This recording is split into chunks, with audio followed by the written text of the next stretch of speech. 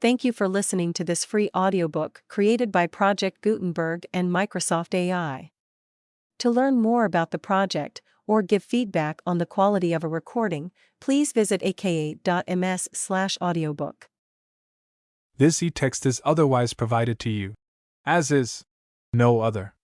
Warranties of any kind, express or implied, are made to you as to the e-text or any medium it may be on, including but not limited to warranties of merchantability or fitness for a particular purpose. Some states do not allow disclaimers of implied warranties or the exclusion or limitation of consequential damages, so the above disclaimers and exclusions may not apply to you, and you may have other legal rights.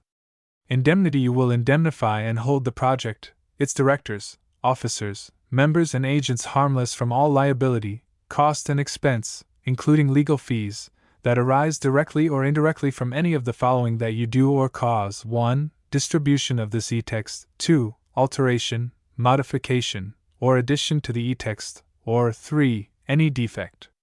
Distribution under Project Gutenberg TM. You may distribute copies of this e-text electronically, or by disc, book, or any other medium if you either delete this small print and all other references to Project Gutenberg, or 1. Only give exact copies of it. Among other things, this requires that you do not remove, alter, or modify the e-text or this small print statement. You may, however, if you wish, distribute this e-text in machine-readable binary, compressed, markup, or proprietary form, including any form resulting from conversion by word processing or hypertext software, but only so long as either *, the e-text, when displayed, is clearly readable, and does not contain characters other than those intended by the author of the work, although tilde, asterisk, and underline, underscore, characters may be used to convey punctuation intended by the author, and additional characters may be used to indicate hypertext links, or *. The e-text may be readily converted by the reader at no expense into plain ASCII, EBCDIC, or equivalent form by the program that displays the e-text, as is the case, for instance, with most word processors, or *. You provide, or agree to also provide on request at no additional cost, fee, or expense, a copy of the e-text in its original plain ASCII form, or in EBCDIC or other equivalent proprietary form. 2. Honor the e-text refund and replacement provisions of this small print statement. 3. Pay a trademark license fee to the project of 20% of the net profits you derive, calculated using the method you already used to calculate your applicable taxes. If you don't derive profits, no royalty is due. Royalties are payable to Project Gutenberg Association/Carnegie Mellon University within the 60 days following each date you prepare, or were legally required to prepare, your annual, or equivalent periodic, tax return. What if you want to send money even if you don't have to? The project gratefully accepts contributions in money, time, scanning machines, OCR software, public domain e-texts, royalty-free copyright licenses, and every other sort of contribution you can think of. Money should be paid to Project Gutenberg Association/Carnegie Mellon University. We are planning on making some changes in our donation structure in 2000, so you might want to email me, hart@pobox.com, beforehand. *N the small print. For public domain e-texts *ver. 0.04.29.93 *and *. This e-text was prepared by David Widger. The Complete Writings of Charles Dudley Warner, Volume 2. Sauntering's Misapprehensions Corrected. I should not like to ask an indulgent, an idle public to saunter about with me under a misapprehension. It would be more agreeable to invite it to go nowhere than somewhere, for almost every one has been somewhere, and has written about it. The only compromise I can suggest is that we shall go somewhere, and not learn anything about it. The instinct of the public against anything like information in a volume of this kind is perfectly justifiable, and the reader will perhaps discover that this is illy adapted for a textbook in schools, or for the use of competitive candidates in the civil service examinations. Years ago, people used to saunter over the Atlantic, and spend weeks in filling journals with their monotonous emotions. That is all changed now, and there is a misapprehension that the Atlantic has been practically subdued, but no one ever gets beyond the rolling 40s without having this impression corrected. I confess to have been deceived about this Atlantic, the roughest and windiest of oceans. If you look at it on the map, it doesn't appear to be much, and indeed, it is spoken of as a ferry. What with the 8 and 9 days' passages over it, and the laying of the cable, which annihilates distance, I had the impression that its tedious 3,000 and odd miles had been, somehow, partly done away with, but they are all there.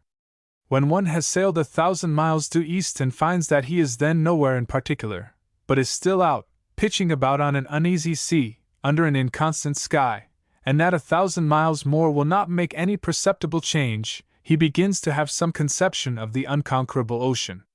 Columbus rises in my estimation. I was feeling uncomfortable that nothing had been done for the memory of Christopher Columbus, when I heard some months ago that 37 guns had been fired off for him in Boston. It is to be hoped that they were some satisfaction to him. They were discharged by countrymen of his, who are justly proud that he should have been able, after a search of only a few weeks, to find a land where the hand organ had never been heard.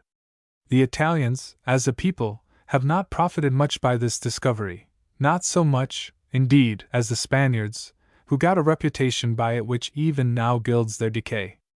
That Columbus was born in Genoa entitles the Italians to celebrate the great achievement of his life, though why they should discharge exactly 37 guns I do not know.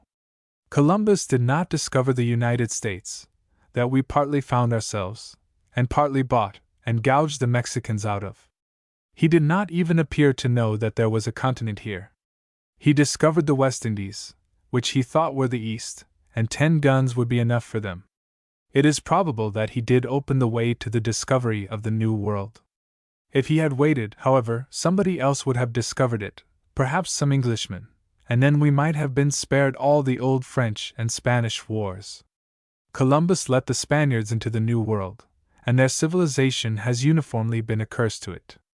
If he had brought Italians, who either at that time showed, nor since have shown, much inclination to come, we should have had the opera, and made it a paying institution by this time. Columbus was evidently a person who liked to sail about, and didn't care much for consequences. Perhaps it is not an open question whether Columbus did a good thing in first coming over here, one that we ought to celebrate with salutes and dinners. The Indians never thanked him, for one party. The Africans had small ground to be gratified for the market he opened for them. Here are 2 continents that had no use for him. He led Spain into a dance of great expectations, which ended in her gorgeous ruin. He introduced tobacco into Europe, and laid the foundation for more tracts and nervous diseases than the Romans had in 1,000 years. He introduced the potato into Ireland indirectly, and that caused such a rapid increase of population, that the Great Famine was the result, and an enormous emigration to New York, hence Tweed and the constituency of the Ring. Columbus is really responsible for New York. He is responsible for our whole tremendous experiment of democracy, open to all comers, the best 3 in 5 to win. We cannot yet tell how it is coming out, what with the foreigners and the communists, and the women. On our great stage we are playing a piece of mingled tragedy and comedy, with what denouement we cannot yet say. If it comes out well, we ought to erect a monument to Christopher as high as the one at Washington expects to be, and we presume it is well to fire a salute occasionally to keep the ancient mariner in mind while we are trying our great experiment. And this reminds me that he ought to have had a naval salute. There is something almost heroic in the idea of firing off guns for a man who has been stone dead for about 4 centuries. It must have had a lively and festive sound in Boston, when the meaning of the salute was explained. No one could hear those great guns without a quicker beating of the heart in gratitude to the great discoverer who had made Boston possible. We are trying to realize to ourselves the importance of the 12th of October as an anniversary of our potential existence. If any one wants to see how vivid is the gratitude to Columbus, let him start out among our business houses with a subscription paper to raise money for powder to be exploded in his honor. And yet Columbus was a well-meaning man, and if he did not discover a perfect continent, he found the only one that was left. Columbus made voyaging on the Atlantic popular, and is responsible for much of the delusion concerning it. Its great practical use in this fast age is to give one an idea of distance and of monotony. I have listened in my time with more or less pleasure to very rollicking songs about the sea, the flashing brine, the spray and the tempest's roar, the wet sheet and the flowing sea, a life on the ocean wave, and all the rest of it. To paraphrase a land proverb, let me write the songs of the sea, and I care not who goes to sea and sings them. A square yard of solid ground is worth miles of the pitching, turbulent stuff. Its inability to stand still for 1 second is the plague of it. To lie on deck when the sun shines, and swing up and down, while the waves run hither and thither and toss their white caps, is all well enough to lie in your narrow berth and roll from side to side all night long, to walk uphill to your stateroom door, and when you get there, find you have got to the bottom of the hill, and opening the door is like lifting up a trapdoor in the floor, to deliberately start for some object, and before you know it, to be flung against it like a bag of sand. To attempt to sit down on your sofa, and find you are sitting up, to slip and slide and grasp at everything within reach, and to meet everybody leaning and walking on a slant, as if a heavy wind were blowing, and the laws of gravitation were reversed, to lie in your berth, and hear all the dishes on the cabin table go sousing off against the wall in a general smash, to sit at table holding your soup plate with one hand, and watching for a chance to put your spoon in when it comes high tide on your side of the dish, to vigilantly watch the lurch of the heavy dishes while holding your glass and your plate and your knife and fork, and not to notice it when Brown, who sits next you, gets the whole swash of the gravy from the roast beef dish on his light-colored pantaloons, and see the look of dismay that only Brown can assume on such an occasion, to see Mrs. Brown advance to the table, suddenly stop and hesitate. 2 waiters rush at her, with whom she struggles wildly, only to go down in a heap with them in the opposite corner, to see her partially recover, but only to shoot back again through her stateroom door, and be seen no more. All this is quite pleasant and refreshing if you are tired of land, but you get quite enough of it in a couple of weeks. You become, in time, even a little tired of the Jew who goes about wishing he was a week older, and the eccentric man, who looks at no one, and streaks about the cabin and on deck, without any purpose, and plays shuffleboard alone, always beating himself, and goes on the deck occasionally through the skylight instead of by the cabin door, washes himself at the salt water pump, and won't sleep in his stateroom, saying he is used to sleeping in a bed, as if the hard, narrow, uneasy shelf of a berth was anything like a bed, and you have heard at last pretty nearly all about the officers, and their 20 and 30 years of sea life, and every ocean and port on the habitable globe where they have been. There comes a day when you are quite ready for land, and the scream of the gull is a welcome sound. Even the sailors lose the vivacity of the first of the voyage. The first 2 or 3 days we had their quaint and half doleful singing in chorus as they pulled at the ropes. Now they are satisfied with short ha-hos and uncadenced grunts. It used to be that the leader sang, in ever-varying lines of nonsense, and the chorus struck in with fine effect like this: I wish I was in Liverpool town. Handy pan, handy-o! Oh, Captain! Where do you ship your crew, handy pan, handy-o? Oh! Pull away, my bully crew, handy pan, handy-o! There are verses enough of this sort to reach across the Atlantic, and they are not the worst thing about it either, or the most tedious. One learns to respect this ocean, but not to love it, and he leaves it with mingled feelings about Columbus. And now, having crossed it, a fact that cannot be concealed, let us not be under the misapprehension that we are set to any task other than that of sauntering where it pleases us. Paris and London surface contrasts of Paris and London. I wonder if it is the Channel? Almost everything is laid to the Channel. It has no friends. The sailors call it the nastiest bit of water in the world. All travelers anathematize it. I have now crossed it 3 times in different places, by long routes and short ones, and have always found it as comfortable as any sailing anywhere, sailing being one of the most tedious and disagreeable inventions of a fallen race. But such is not the usual experience. Most people would make great sacrifices to avoid the hour and 3/4 in one of those loathsome little channel boats. They always call them loathsome, though I didn't see but they are as good as any boats. I have never found any boat that hasn't the detestable habit of bobbing round. The Channel is hated, and no one who has much to do with it is surprised at the projects for bridging it and for boring a hole under it. Though I have scarcely ever met an Englishman who wants either done, he does not desire any more facile communication with the French than now exists. The traditional hatred may not be so strong as it was, but it is hard to say on which side is the most ignorance and contempt of the other. It must be the Channel. That is enough to produce a physical disagreement even between the two coasts, and there cannot be a greater contrast in the cultivated world than between the two lands lying so close to each other, and the contrast of their capitals is even more decided. I was about to say rival capitals, but they have not enough in common to make them rivals. I have lately been over to London for a week, going by the Dieppe and New Haven route at night, and returning by another, and the contrasts I speak of were impressed upon me anew. Everything here in and about Paris was in the green and bloom of spring, and seemed to me very lovely, but my first glance at an English landscape made it all seem pale and flat. We went up from New Haven to London in the morning, and feasted our eyes all the way. The French foliage is thin, spindling, sparse. The grass is thin and light in color, in contrast.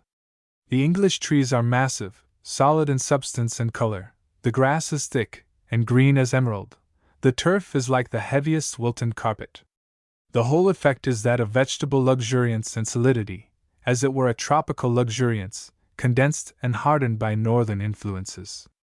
If my eyes remember well, the French landscapes are more like our own, in spring tone, at least. But the English are a revelation to us strangers of what green really is, and what grass and trees can be. I had been told that we did well to see England before going to the continent, for it would seem small and only pretty afterwards. Well, leaving out Switzerland, I have seen nothing in that beauty which satisfies the eye and wins the heart to compare with England in spring. When we annex it to our sprawling country which lies outdoors in so many climates, it will make a charming little retreat for us in May and June, a sort of garden of delight, whence we shall draw our May butter and our June roses. It will only be necessary to put it under glass to make it pleasant the year round. When we passed within the hanging smoke of London town, threading our way amid numberless railway tracks, sometimes over a road and sometimes under one, now burrowing into the ground, and now running along among the chimney-pots, when we came into the pale light and the thickening industry of a London day, we could but at once contrast Paris. Unpleasant weather usually reduces places to an equality of disagreeableness. But Paris, with its wide streets, light, handsome houses, gay windows and smiling little parks and fountains, keeps up a tolerably pleasant aspect, let the weather do its worst. But London, with its low, dark, smutty brick houses and insignificant streets, settles down hopelessly into the dumps when the weather is bad. Even with the sun doing its best on the eternal cloud of smoke, it is dingy and gloomy enough, and so dirty, after spick-span, shining Paris. And there is a contrast in the matter of order and system. The lack of both in London is apparent. You detect it in public places, in crowds, in the streets. The social evil is bad enough in its demonstrations in Paris. It is twice as offensive in London. I have never seen a drunken woman in Paris. I saw many of them in the daytime in London. I saw men and women fight in the streets, a man kick and pound a woman, and nobody interfered. There is a brutal streak in the Anglo-Saxon, I fear, a downright animal coarseness, that does not exhibit itself the other side of the Channel. It is a proverb that the London policemen are never at hand. The stout fellows with their clubs look as if they might do service, but what a contrast they are to the Paris sergeants de ville! The latter, with his dress coat, cocked hat, long rapier, white gloves, neat, polite, attentive, alert, always with the manner of a Jesuit-turned-soldier, you learn to trust very much, if not respect, and you feel perfectly secure that he will protect you, and give you your rights in any corner of Paris. It does look as if he might slip that slender rapier through your body in a second, and pull it out and wipe it, and not move a muscle, but I don't think he would do it unless he were directly ordered to. He would not be likely to knock you down and drag you out, in mistake for the rowdy who was assaulting you. A great contrast between the habits of the people of London and Paris is shown by their eating and drinking. Paris is brilliant with cafes. All the world frequents them to sip coffee, and too often absinthe, read the papers, and gossip over the news. Take them away, as all travelers know, and Paris would not know itself. There is not a cafe in London. Instead of cafes, there are gin mills. Instead of light wine, there is heavy beer. The restaurants and restaurant life are as different as can be. You can get anything you wish in Paris. You can live very cheaply or very dearly, as you like. The range is more limited in London. I do not fancy the usual run of Paris restaurants. You get a great deal for your money, in variety and quantity, but you don't exactly know what it is, and in time you tire of odds and ends, which destroy your hunger without exactly satisfying you. For myself, after a pretty good run of French cookery, and it beats the world for making the most out of little, when I sat down again to what the eminently respectable waiter in white and black calls a dinner off the joint, sir, with what belongs to it, and ended up with an attack on a section of a cheese as big as a bass drum, not to forget a pewter mug of amber liquid, I felt as if I had touched bottom again, got something substantial, had what you call a square meal. The English give you the substantials, and better, I believe, than any other people. Thackeray used to come over to Paris to get a good dinner now and then. I have tried his favorite restaurant here, the cuisine of which is famous far beyond the banks of the Seine, but I think if he, hardy trencherman that he was, had lived in Paris, he would have gone to London for a dinner oftener than he came here.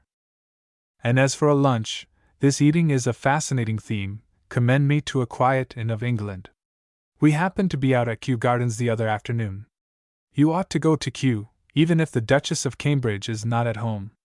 There is not such a park out of England, considering how beautiful the Thames is there. What splendid trees it has! The horse-chestnut, now a mass of pink and white blossoms, from its broad base, which rests on the ground, to its high rounded dome, the hawthorns, white and red, in full flower, the sweeps and glades of living green, turf on which you walk with a grateful sense of drawing life directly from the yielding, bountiful earth, a green set out and heightened by flowers and masses of color, a great variety of rhododendrons, for one thing, to say nothing of magnificent greenhouses and outlying flower gardens. Just beyond are Richmond Hill and Hampton Court, and 5 or 6 centuries of tradition and history and romance. Before you enter the garden, you pass the green. On one side of it are cottages, and on the other the old village church and its quiet churchyard. Some boys were playing cricket on the sward, and children were getting as intimate with the turf and the sweet earth as their nurses would let them. We turned into a little cottage, which gave notice of hospitality for a consideration, and was shown, by a pretty maid in calico, into an upper room, a neat, cheerful, common room, with bright flowers in the open windows, and white muslin curtains for contrast. We looked out on the green and over to the beautiful churchyard, where one of England's greatest painters, Gainsborough, lies in rural repose. It is nothing to you, who always dine off the best at home, and never encounter dirty restaurants and snuffy inns, or run the gauntlet of continental hotels, every meal being an experiment of great interest, if not of danger, to say that this brisk little waitress spread a snowy cloth, and set thereon meat and bread and butter and a salad, that conveys no idea to your mind, because you cannot see that the loaf of wheaten bread was white and delicate, and full of the goodness of the grain, or that the butter, yellow as a guinea, tasted of grass and cows, and all the rich juices of the verdant ear, and was not mere flavorless grease, or that the cuts of roast beef, fat and lean, had qualities that indicate to me some moral elevation in the cattle, high-toned, rich meat, or that the salad was crisp and delicious, and rather seemed to enjoy being eaten, at least did, and disconsolately wilt down at the prospect, as most salad does. I do not wonder that Walter Scott dwells so much on eating, or lets his heroes pull at the pewter mugs so often. Perhaps one might find a better lunch in Paris, but he surely couldn't find this one. Paris in May, French girls, the Emperor at Longchamps. It was the 1st of May when we came up from Italy. The spring grew on us as we advanced north. Vegetation seemed further along than it was south of the Alps. Paris was bathed in sunshine, wrapped in delicious weather, adorned with all the delicate colors of blushing spring. Now the horse-chestnuts are all in bloom, and so is the hawthorn, and in parks and gardens there are rows and alleys of trees, with blossoms of pink and of white, patches of flowers set in the light green grass, solid masses of gorgeous color, which fill all the air with perfume, fountains that dance in the sunlight as if just released from prison, and everywhere the soft suffusion of May. Young maidens who make their first communion go into the churches in processions of hundreds, all in white, from the flowing veil to the satin slipper, and I see them everywhere for a week after the ceremony, in their robes of innocence, often with bouquets of flowers, and attended by their friends, all concerned making it a joyful holiday, as it ought to be. I hear, of course, with what false ideas of life these girls are educated, how they are watched before marriage, how the marriage is only one of arrangement, and what liberty they eagerly seek afterwards. I met a charming Paris lady last winter in Italy, recently married, who said she had never been in the Louvre in her life, never had seen any of the magnificent pictures or world-famous statuary there, because girls were not allowed to go there, lest they should see something that they ought not to see. I suppose they look with wonder at the young American girls who march up to anything that ever was created, with undismayed front. Another Frenchwoman, a lady of talent and the best breeding, recently said to a friend, in entire unconsciousness that she was saying anything remarkable, that, when she was 17, her great desire was to marry one of her uncles, a thing not very unusual with the papal dispensation, in order to keep all the money in the family. That was the ambition of a girl of 17. I like, on these sunny days, to look into the Luxembourg garden. Nowhere else is the eye more delighted with life and color. In the afternoon, especially, it is a baby show worth going far to see.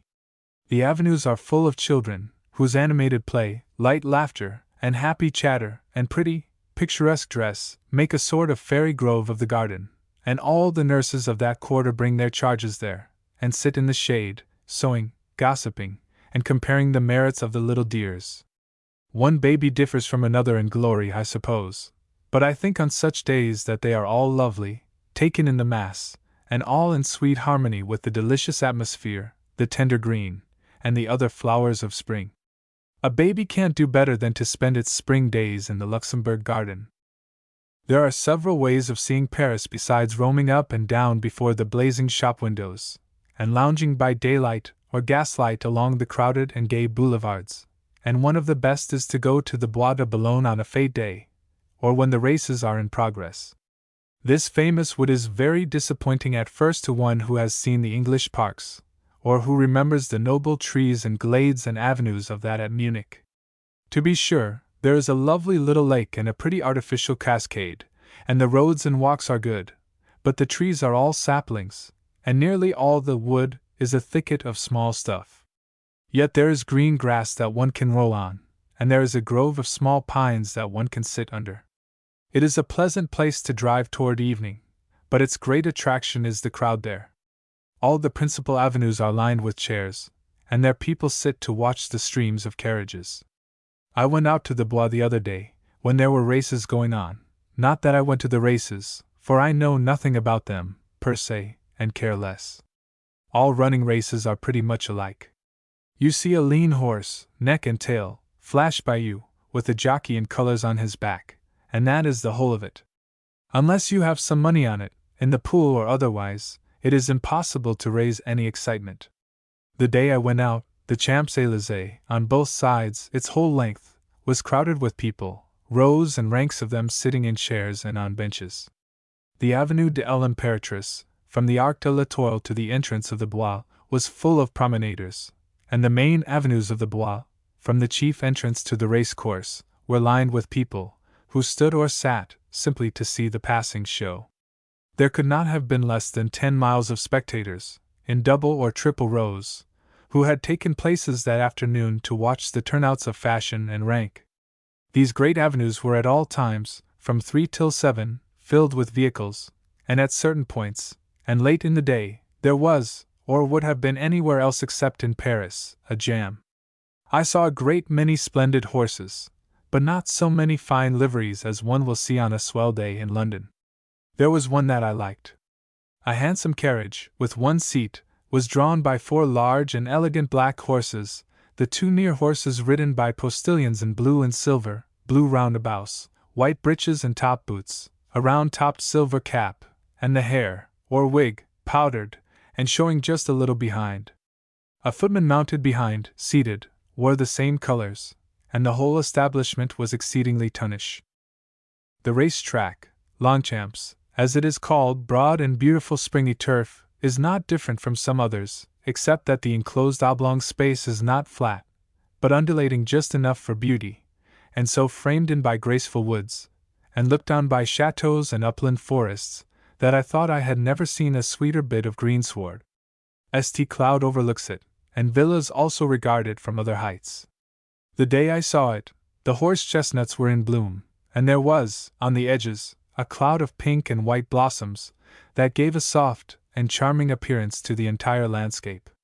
The crowd in the grounds, in front of the stands for judges, royalty, and people who are privileged or will pay for places, was, I suppose, much as usual, an excited throng of young and jockey-looking men, with a few women gamblers in their midst making up the pool, a pack of carriages along the circuit of the track, with all sorts of people, except the very good, and conspicuous the elegantly habited daughters of sin and satin, with servants in livery, as if they had been born to it.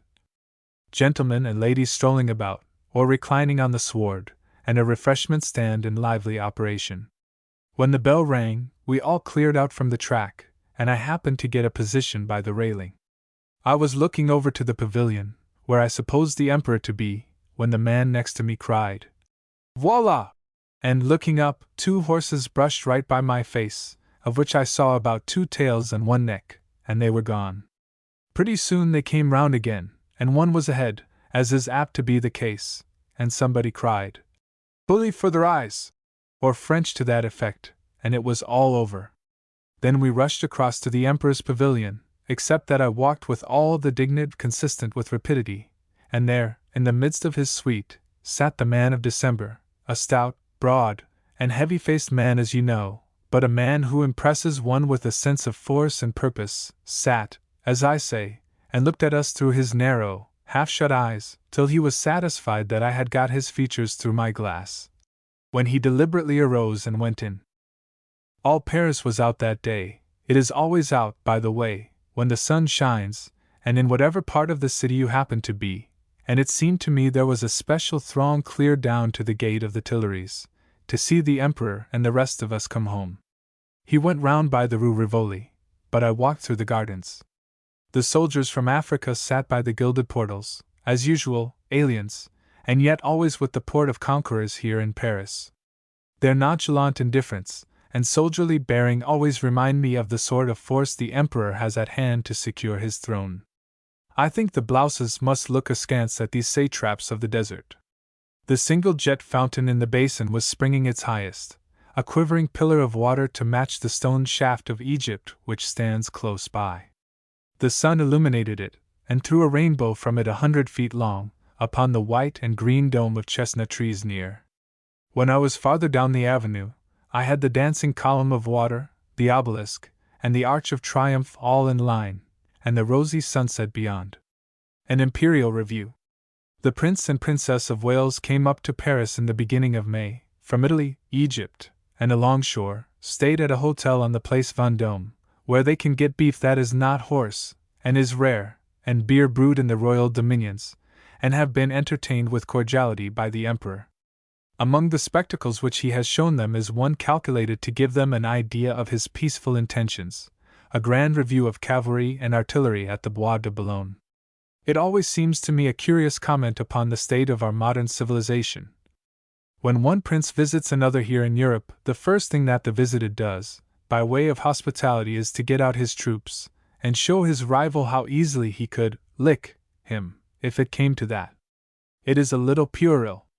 At any rate, it is an advance upon the old fashion of getting up a joust at arms, and inviting the guest to come out and have his head cracked in a friendly way.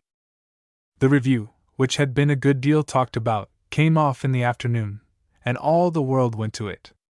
The avenues of the Bois were crowded with carriages, and the walks with footpads. Such a constellation of royal personages met on one field must be seen, for, besides the imperial family and Albert Edward and his Danish beauty, there was to be the Archduke of Austria, and no end of titled personages besides. At 3 o'clock the royal company, in the emperor's carriages, drove upon the training ground of the Bois, where the troops awaited them. All the party, except the Princess of Wales, then mounted horses, and rode along the lines, and afterwards retired to a wood-covered knoll at one end to witness the evolutions. The training ground is a noble, slightly undulating piece of greensward, perhaps 3/4 of a mile long and half that in breadth, hedged about with graceful trees, and bounded on one side by the Seine. Its borders were rimmed that day with thousands of people on foot and in carriages, a gay sight, in itself, of color and fashion. A more brilliant spectacle than the field presented cannot well be imagined. Attention was divided between the gentle eminence where the imperial party stood, a throng of noble persons backed by the gay and glittering guard of the emperor, as brave a show as chivalry ever made, and the field of green, with its long lines in martial array, every variety of splendid uniforms, the colors and combinations that most dazzle and attract, with shining brass and gleaming steel, and magnificent horses of war. Regiments of black, gray, and bay. The evolutions were such as to stir the blood of the most sluggish. A regiment, full front, would charge down upon a dead run from the far field, men shouting, sabers flashing, horses thundering along, so that the ground shook, towards the imperial party, and when near, stop suddenly, wheel to right and left, and gallop back. Others would succeed them rapidly, coming up the center while their predecessors filed down the sides, so that the whole field was a moving mass of splendid color and glancing steel. Now and then a rider was unhorsed in the furious rush, and went scrambling out of harm, while the steed galloped off with free rein. This display was followed by that of the flying artillery, battalion after battalion, which came clattering and roaring along, in double lines stretching half across the field, stopped and rapidly discharged its pieces, waking up all the region with echoes, filling the plain with the smoke of gunpowder, and starting into rearing activity all the carriage horses in the Bois. How long this continued I do not know, nor how many men participated in the review, but they seemed to pour up from the far end in unending columns. I think the regiments must have charged over and over again. It gave some people the impression that there were 100,000 troops on the ground. I set it at 15 to 20,000. Galignani next morning said there were only 6,000. After the charging was over, the reviewing party rode to the center of the field, and the troops galloped round them, and the emperor distributed decorations. We could recognize the emperor and empress, Prince Albert in hussar uniform, with a green plume in his cap, and the Prince Imperial, in cap and the uniform of a lieutenant, on horseback in front, while the princess occupied a carriage behind them. There was a crush of people at the entrance to see the royals make their exit. Gendarmes were busy, and mounted guards went smashing through the crowd to clear a space. Everybody was on the tiptoe of expectation. There is a portion of the emperor's guard, there is an officer of the household, there is an emblazoned carriage, and quick, there! With a rush they come, driving as if there was no crowd, with imperial haste, postilions and outriders and the imperial carriage. There is a sensation, a cordial and not loud greeting, but no Yankee-like cheers. That heavy gentleman in citizen's dress, who looks neither to right nor left, is Napoleon III. That handsome woman, grown full in the face of late, but yet with the bloom of beauty and the sweet grace of command, in hat and dark riding habit, bowing constantly to right and left, and smiling, is the Empress Eugenie. And they are gone. As we look for something more, there is a rout in the side avenue. Something is coming, unexpected, from another quarter. Dragoons dash through the dense mass, shouting and gesticulating, and a dozen horses go by, turning the corner like a small whirlwind, urged on by whip and spur. A handsome boy riding in the midst, a boy in cap and simple uniform, riding gracefully and easily and jauntily, and out of sight in a minute. It is the boy Prince Imperial and his guard. It was like him to dash in unexpectedly, as he has broken into the line of European princes. He rides gallantly, and fortune smiles on him today, but he rides into a troubled future. There was one more show, a carriage of the emperor, with officers, in English colors and side whiskers, riding in advance and behind, in it the future King of England, the heavy, selfish-faced young man, and beside him his princess, popular wherever she shows her winning face, a fair, sweet woman, in light and flowing silken stuffs of spring, a vision of lovely youth and rank, also gone in a minute. These English visitors are enjoying the pleasures of the French capital. On Sunday, as I passed the Hotel Bristol, a crowd, principally English, was waiting in front of it to see the prince and princess come out and enter one of the emperor's carriages in waiting. I heard an Englishwoman, who was looking on with admiration, sticking out, all over, remark to a friend in a very loud whisper, "I tell you, the prince lives every day of his life." The princely pair came out at length, and drove away, going to visit Versailles.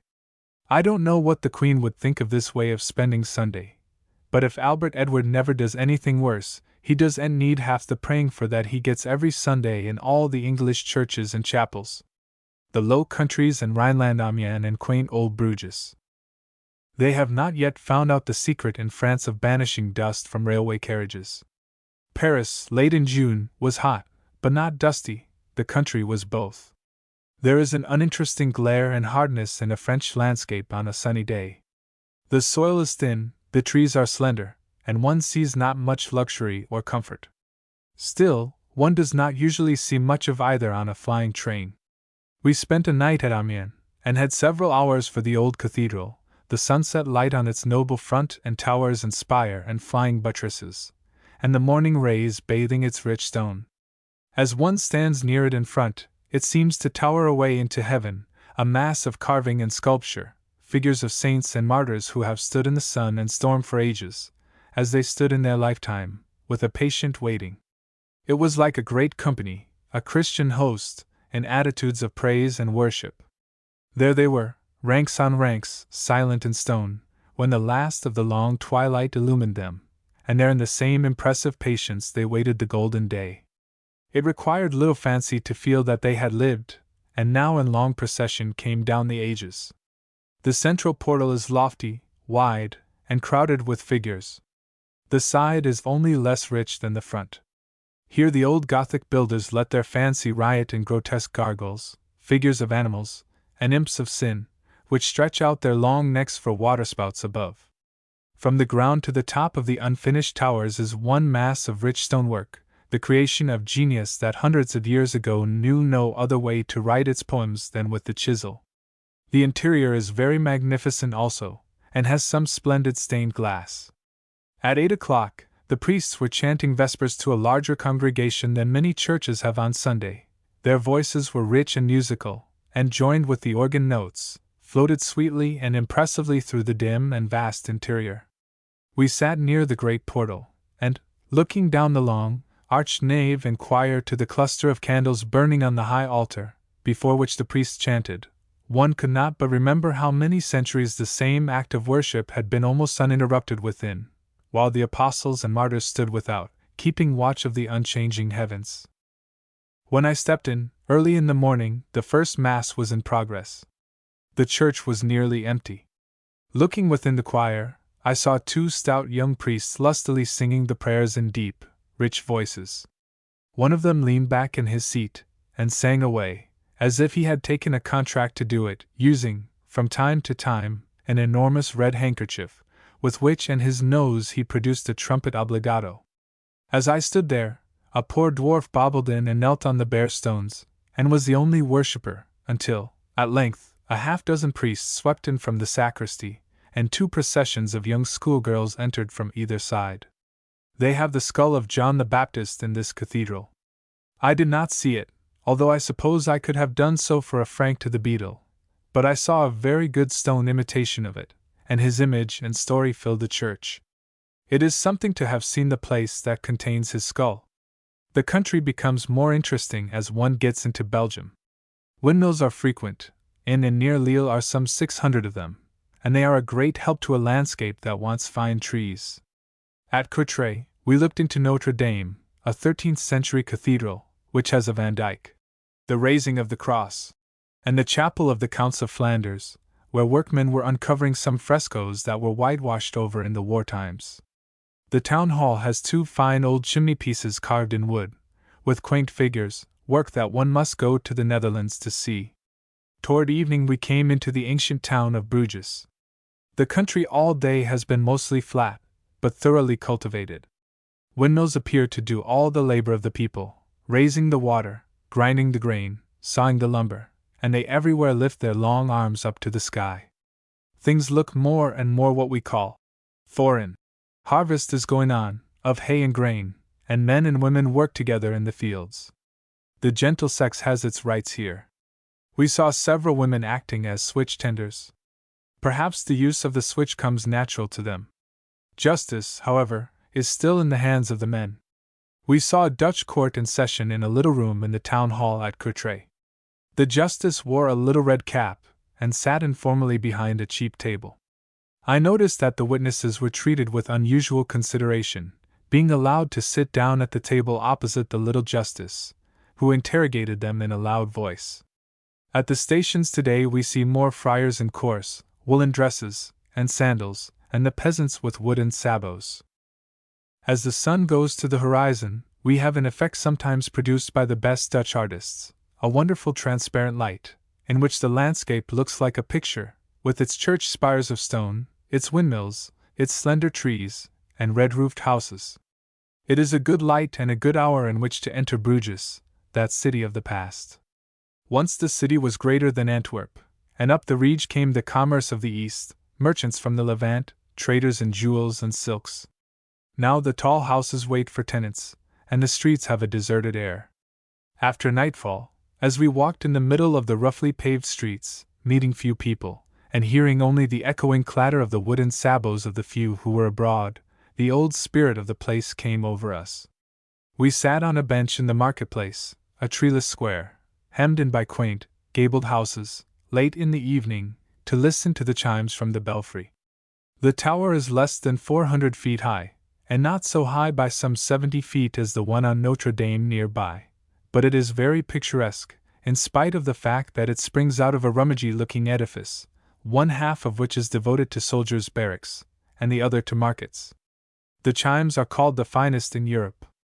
It is well to hear the finest at once, and so have done with the tedious things. The Belgians are as fond of chimes as the Dutch are of stagnant water. We heard them everywhere in Belgium, and in some towns they are incessant, jangling every 7.5 minutes. The chimes at Bruges ring every quarter hour for a minute, and at the full hour attempt a tune. The revolving machinery grinds out the tune, which is changed at least once a year, and on Sundays a musician, chosen by the town, plays the chimes.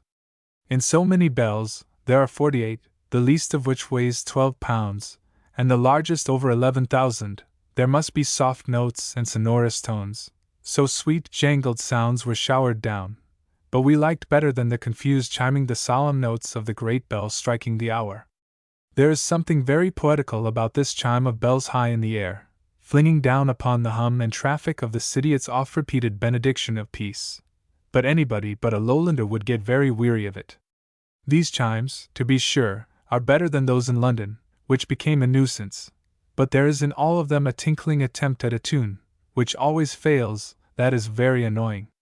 Bruges has altogether an odd flavor. Piles of wooden sabots are for sale in front of the shops, and this ugly shoe, which is mysteriously kept on the foot, is worn by all the common sort. We see long, slender carts in the street, with one horse hitched far ahead with rope traces, and no thills or pole. The women nearly every one we saw wear long cloaks of black cloth with a silk hood thrown back. Bruges is famous of old for its beautiful women, who are enticingly described as always walking the streets with covered faces, and peeping out from their mantles.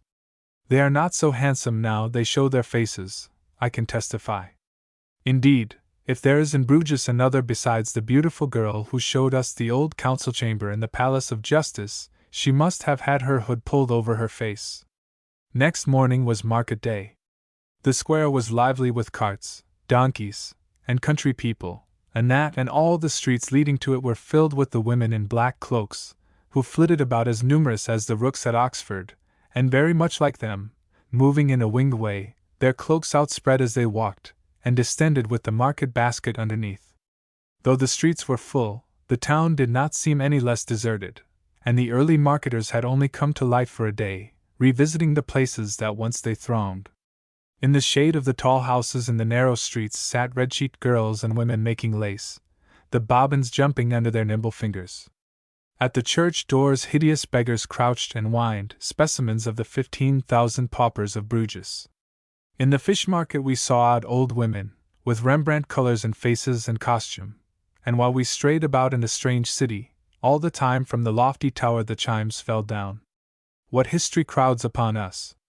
Here in the old cathedral, with its monstrous tower of brick, a portion of it as old as the 10th century, Philip the Good established, in 1429, the Order of the Golden Fleece, the last chapter of which was held by Philip the Bad in 1559, in the rich old cathedral of St. Bavon, at Ghent. Here, on the square, is the site of the house where the Emperor Maximilian was imprisoned by his rebellious Flemings, and next it, with a carved lion, that in which Charles II. of England lived after the martyrdom of that patient and virtuous ruler, whom the English prayer book calls that blessed martyr, Charles I. In Notre Dame are the tombs of Charles the Bold and Mary his daughter. We begin here to enter the portals of Dutch painting. Here died Jan van Eyck, the father of oil painting, and here, in the hospital of St. John, are the most celebrated pictures of Hans Memling. The most exquisite in color and finish is the series painted on the casket made to contain the arm of St. Ursula, and representing the story of her martyrdom. You know she went on a pilgrimage to Rome, with her lover, Conan, and 11,000 virgins, and on their return to Cologne, they were all massacred by the Huns. One would scarcely believe the story, if he did not see all their bones at Cologne, Ghent and Antwerp. What can one do in this Belgium but write down names, and let memory recall the past? We came to Ghent, still a handsome city, though one thinks of the days when it was the capital of Flanders, and its merchants were princes. On the shabby old belfry tower is the gilt dragon which Philip van Artevelde captured, and brought in triumph from Bruges. It was originally fetched from a Greek church in Constantinople by some Bruges crusader, and it is a link to recall to us how, at that time, the merchants of Venice and the Far East traded up the Scheldt, and brought to its wharves the rich stuffs of India and Persia. The old bell Roland, that was used to call the burghers together on the approach of an enemy, hung in this tower. What fierce broils and bloody fights did these streets witness centuries ago! There in the Marché Vendredi, a large square of old-fashioned houses, with a statue of Jacques van Artevelde, 1,500 corpses were strewn in a quarrel between the hostile guilds of fullers and brewers, and here, later, Alva set blazing the fires of the Inquisition. Near the square is the old cannon, Mad Margerie, used in 1382 at the siege of Oudenarde, a hammered iron hooped affair, 18 feet long. But why mention this, or the magnificent town hall, or St. Bavon, rich in pictures and statuary, or try to put you back 300 years to the wild days when the iconoclasts sacked this and every other church in the Low Countries? Up to Antwerp toward evening.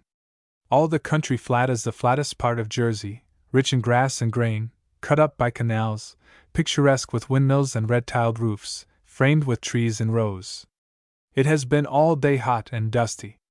The country everywhere seems to need rain, and dark clouds are gathering in the south for a storm, as we drive up the broad Place de Mayor to our hotel, and take rooms that look out to the lace-like spire of the cathedral, which is sharply defined against the red western sky.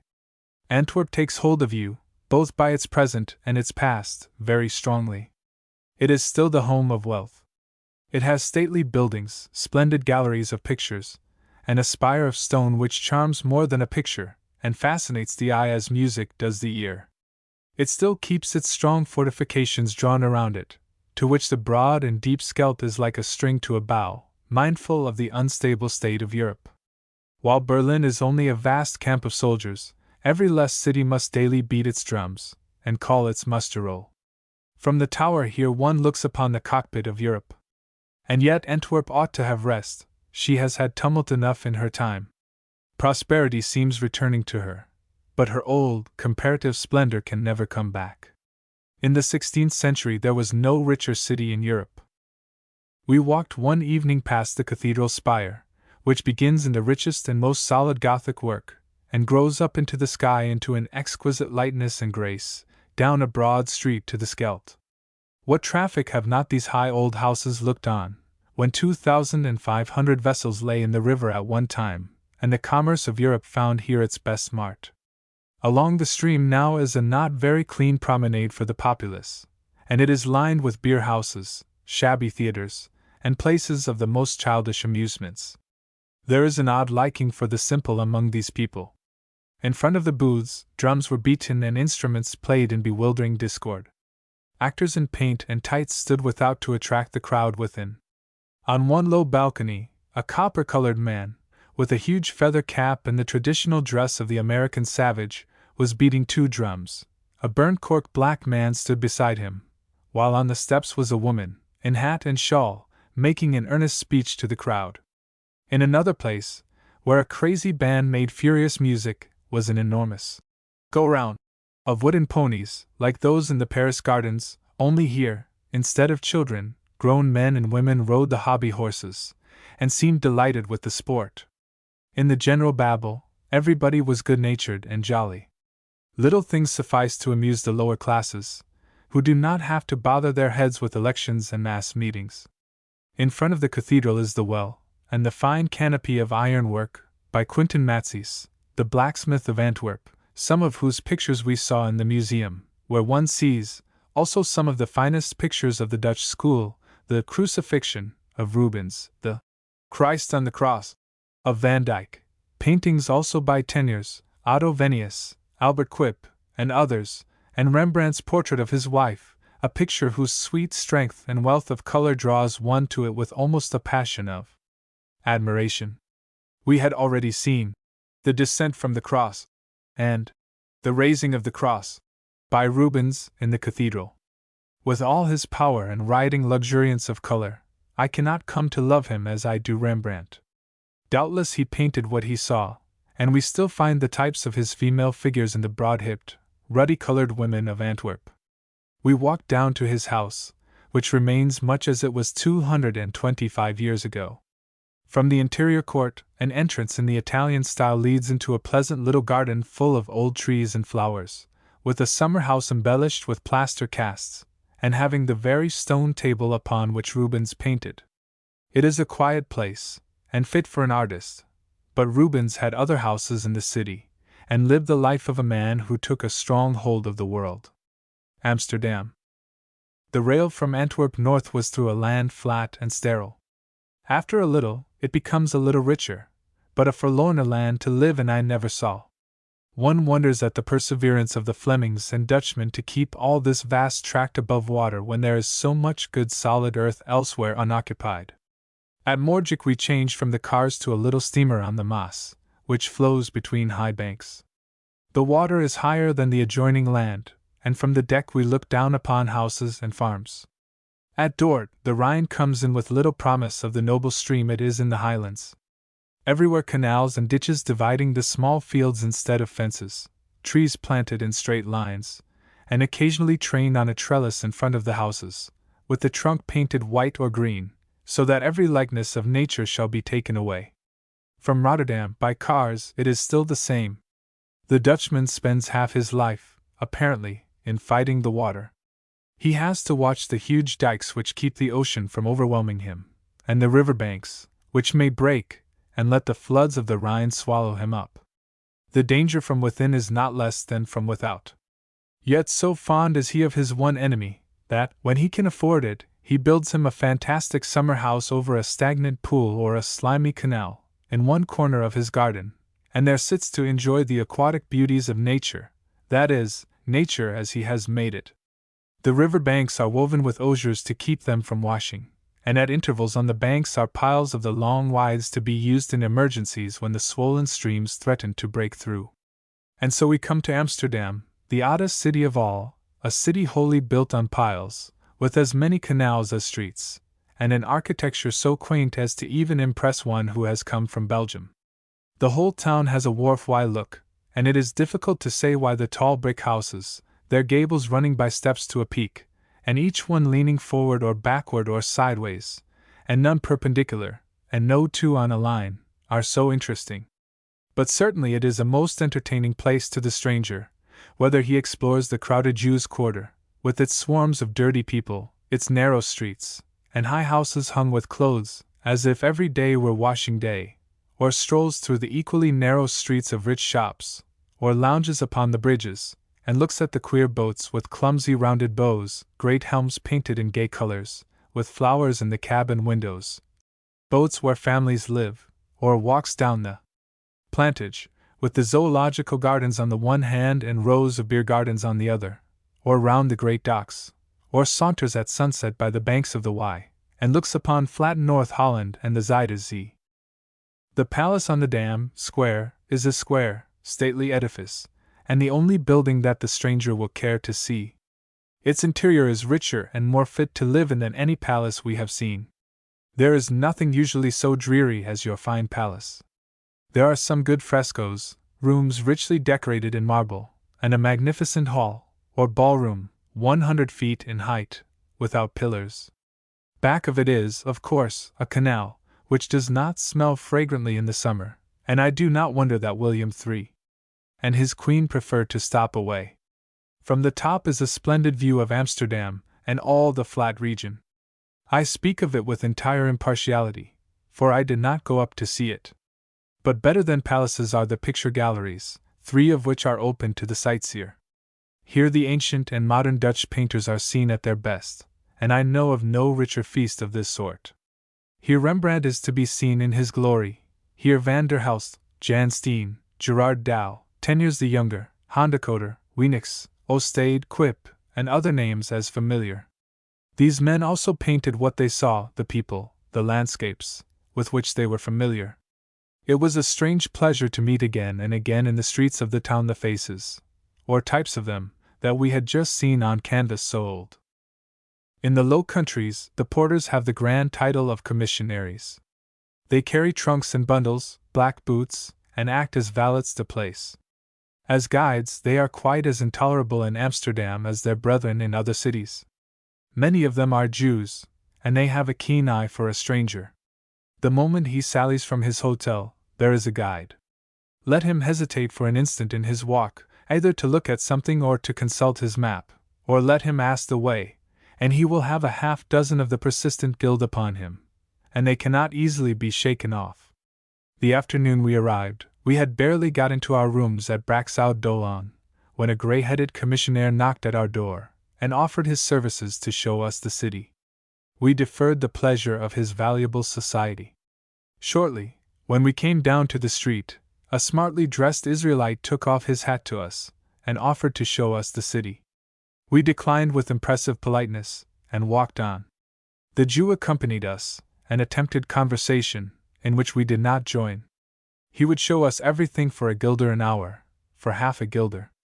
Having plainly told the Jew that we did not desire his attendance, he crossed to the other side of the street, and kept us in sight, biding his opportunity.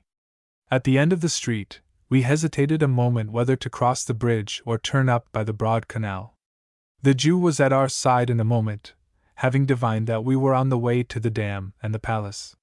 He obligingly pointed the way, and began to walk with us, entering into conversation.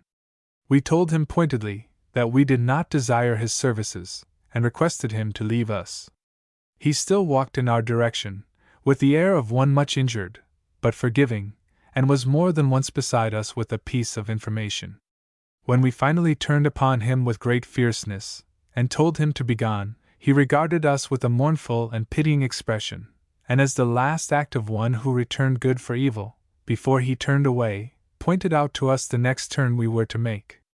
I saw him several times afterward, and I once had occasion to say to him that I had already told him I would not employ him, and he always lifted his hat and looked at me with a forgiving smile. I felt that I had deeply wronged him. As we stood by the statue, looking up at the eastern pediment of the palace, another of the tribe, they all speak a little English, asked me if I wished to see the palace. I told him I was looking at it, and could see it quite distinctly. Half a dozen more crowded round, and proffered their aid. Would I like to go into the palace?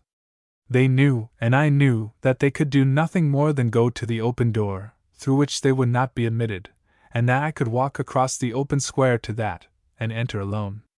I asked the first speaker if he wished to go into the palace. Oh, yes! he would like to go. I told him he had better go at once, they had all better go in together and see the palace, it was an excellent opportunity. They seemed to see the point, and slunk away to the other side to wait for another stranger. I find that this plan works very well with guides. When I see one approaching, I at once offer to guide him. It is an idea from which he does not rally in time to annoy us. The other day I offered to show a persistent fellow through an old ruin for 50 kreuzers. As his price for showing me was 48, we did not come to terms. One of the most remarkable guides, by the way, we encountered at Stratford-on-Avon.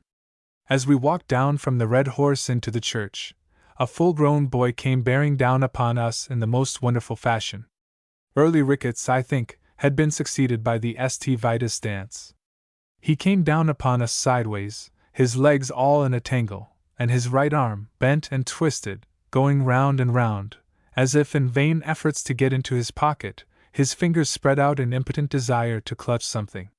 There was great danger that he would run into us, as he was like a steamer with only one side wheel and no rudder. He came up puffing and blowing, and offered to show us Shakespeare's tomb.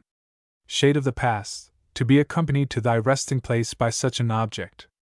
But he fastened himself on us, and jerked and hitched along in his side wheel fashion. We declined his help. He paddled on, twisting himself into knots, and grinning in the most friendly manner. We told him to be gone. I am, said he, wrenching himself into a new contortion, I am what showed Artemis Ward round Stratford. This information he repeated again and again, as if we could not resist him after we had comprehended that.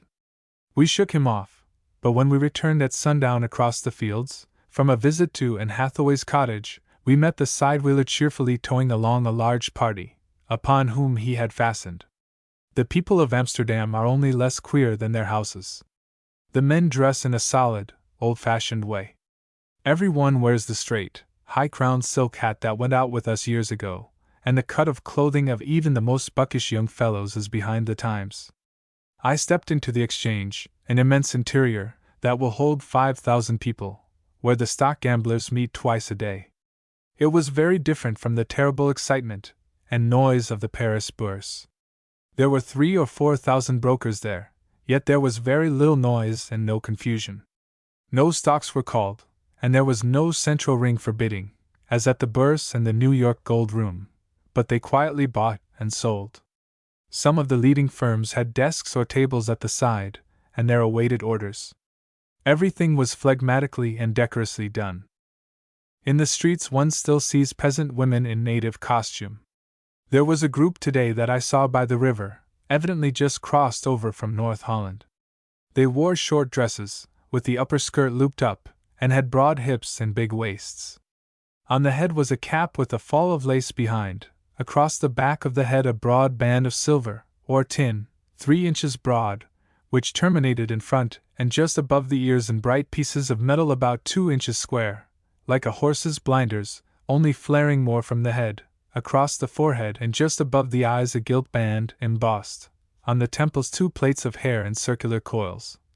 And on top of all a straw hat, like an old-fashioned bonnet, stuck on hindside before. Spiral coils of brass wire, coming to a point in front, are also worn on each side of the head by many. Whether they are for ornament or defense, I could not determine. Water is brought into the city now from Haarlem, and introduced into the best houses, but it is still sold in the streets by old men and women, who sit at the faucets. I saw one dried-up old grandmother, who sat in her little caboose, fighting away the crowd of dirty children who tried to steal a drink when her back was turned, keeping count of the pails of water carried away with a piece of chalk on the iron pipe, and trying to darn her stocking at the same time. Odd things strike you at every turn. There is a sledge drawn by one poor horse, and on the front of it is a cask of water pierced with holes, so that the water squirts out and wets the stones, making it easier sliding for the runners. It is an ingenious people. After all, we drove out 5 miles to Broek, the clean village, across the Y, up the canal, over flatness flattened. Broek is a humbug, as almost all show places are. A wooden little village on a stagnant canal, into which carriages do not drive, and where the front doors of the houses are never open, a dead, Uninteresting place, neat but not specially pretty, where you are shown into one house got up for the purpose, which looks inside like a crockery shop, and has a stiff little garden with box trained in shapes of animals and furniture. A roomy-breeched young Dutchman, whose trousers went up to his neck, and his hat to a peak, walked before us in slow and cow-like fashion, and showed us the place, especially some horrid pleasure grounds, with an image of an old man reading in a summer house, and an old couple in a cottage who sat at a table and worked, or ate, I forget which, by clockwork, while a dog barked by the same means. In a pond was a wooden swan sitting on a stick, the water having receded, and left it high and dry. Yet the trip is worth while for the view of the country and the people on the way, men and women towing boats on the canals, the red-tiled houses painted green, and in the distance the villages, with their spires and pleasing mixture of brown, green, and red tints, are very picturesque. The best thing that I saw, however, was a traditional Dutchman walking on the high bank of a canal, with soft hat, short pipe, and breeches that came to the armpits above, and a little below the knees, and were broad enough about the seat and thighs to carry his no doubt numerous family. He made a fine figure against the sky. Cologne and St. Ursula. It is a relief to get out of Holland and into a country nearer to hills. The people also seem more obliging. In Cologne, a brown-cheeked girl pointed us out the way without waiting for a kreutzer. Perhaps the women have more to busy themselves about in the cities, and are not so curious about passers-by. We rarely see a reflector to exhibit us to the occupants of the second-story windows. In all the cities of Belgium and Holland the ladies have small mirrors, with reflectors, fastened to their windows, so that they can see everybody who passes, without putting their heads out. I trust we are not inverted or thrown out of shape when we are thus caught up and cast into my lady's chamber. Cologne has a cheerful look, for the Rhine here is wide and promising, and as for the smells, they are certainly not so many nor so vile as those at Mainz. Our windows at the hotel looked out on the finest front of the cathedral. If the devil really built it, he is to be credited with one good thing, and it is now likely to be finished, in spite of him. Large as it is on the exterior not so impressive as that at Amiens, but within it has a magnificence born of a vast design and the most harmonious proportions, and the grand effect is not broken by any subdivision but that of the choir.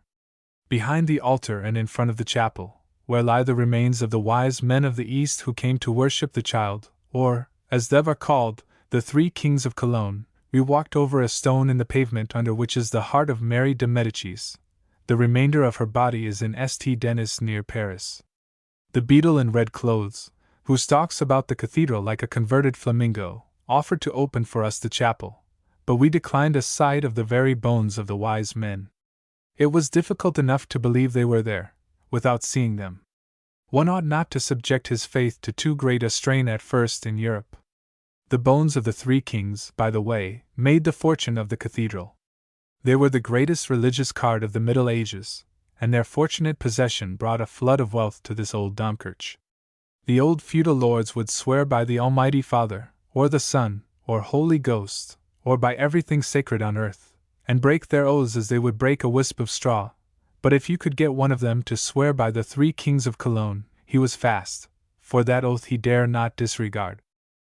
The prosperity of the cathedral on these valuable bones set all the other churches in the neighborhood on the same track, and one can study right here in this city the growth of relic worship.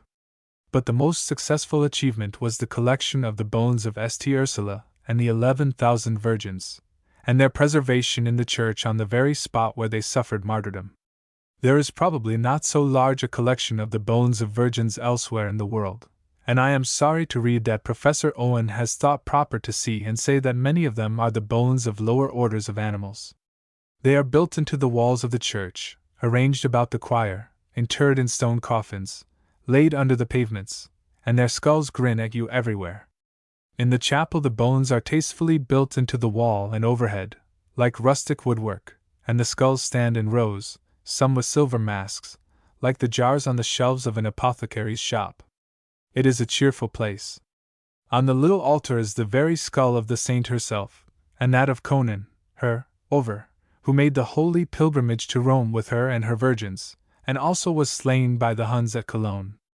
There is a picture of the 11,000 disembarking from one boat on the Rhine, which is as wonderful as the trooping of hundreds of spirits out of a conjurer's bottle. The right arm of St. Ursula is preserved here, the left is at Bruges. I am gradually getting the hang of this excellent but somewhat scattered woman, and bringing her together in my mind. Her body, I believe, lies behind the altar in the same church. She must have been a lovely character, if Hans Memling's portrait of her is a faithful one. I was glad to see here one of the jars from the marriage supper in Cana.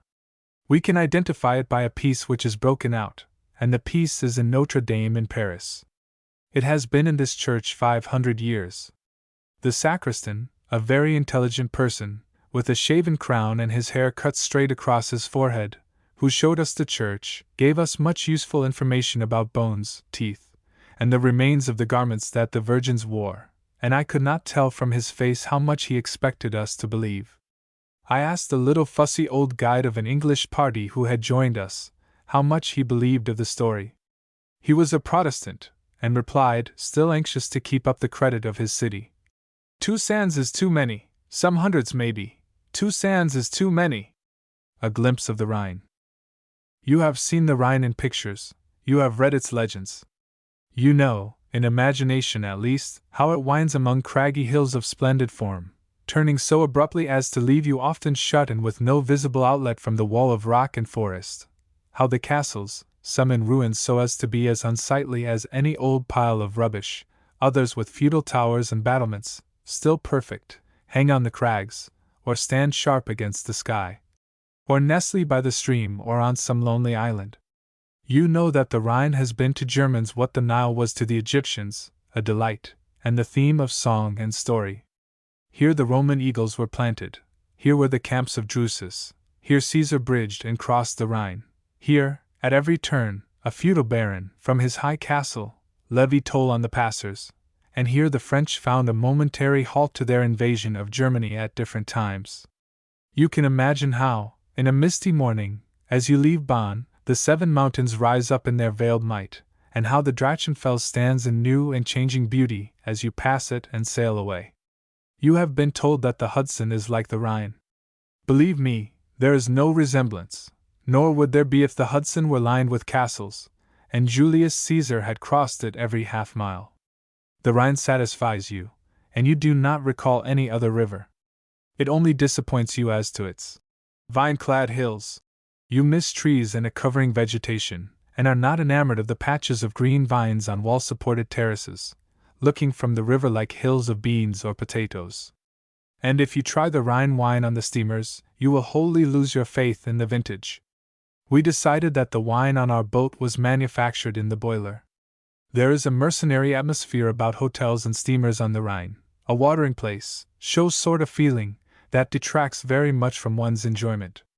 The old habit of the robber barons of levying toll on all who sail up and down has not been lost. It is not that one actually pays so much for sightseeing, but the charm of anything vanishes when it is made merchandise. One is almost as reluctant to buy his views as he is to sell his opinions. But one ought to be weeks on the Rhine before attempting to say anything about it. One morning, at Bingen, I assure you it was not 6 o'clock, we took a big little rowboat, and dropped down the stream, past the Mouse Tower, where the cruel Bishop Hatto was eaten up by rats, under the shattered castle of Ehrenfels, round the bend to the little village of Assmanshausen, on the hills back of which is grown the famous red wine of that name.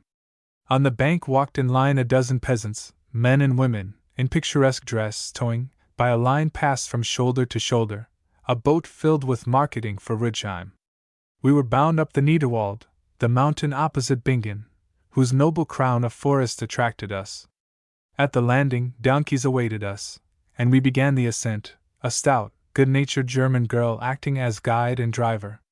Behind us, on the opposite shore, set round about with a wealth of foliage, was the castle of Rheinstein, a fortress more pleasing in its proportions and situation than any other. Our way was through the little town which is jammed into the gorge, and as we clattered up the pavement, past the church, its heavy bell began to ring loudly for matins, the sound reverberating in the narrow way, and following us with its benediction when we were far up the hill, breathing the fresh, inspiring morning air. The top of the Niederwald is a splendid forest of trees, which no impious Frenchman has been allowed to trim, and cut into all leaves of arches, taking one in thought across the water to the free Adirondacks. We walked for a long time under the welcome shade, approaching the brow of the hill now and then, where some tower or hermitage is erected, for a view of the Rhine and the Nahe, the villages below, and the hills around, and then crossed the mountain, down through cherry orchards, and vineyards walled up, with images of Christ on the cross on the angles of the walls, down through a hot road where wild flowers grew in great variety, to the quaint village of Ridsheim, with its queer streets and ancient ruins. Is it possible that we can have too many ruins? Oh dear! Exclaimed the Jungfrau as we sailed along the last day. If there isn't another castle! Heidelberg. If you come to Heidelberg, you will never want to go away. To arrive here is to come into a peaceful state of rest and content. The great hills out of which the Neckar flows enfold the town in a sweet security, and yet there is no sense of imprisonment, for the view is always wide open to the great plains where the Neckar goes to join the Rhine, and where the Rhine runs for many a league through a rich and smiling land. One could settle down here to study, without a desire to go farther, nor any wish to change the dingy, shabby old buildings of the university for anything newer and smarter. What the students can find to fight their little duels about I cannot see, but fight they do, as many a scarred cheek attests. The students give life to the town.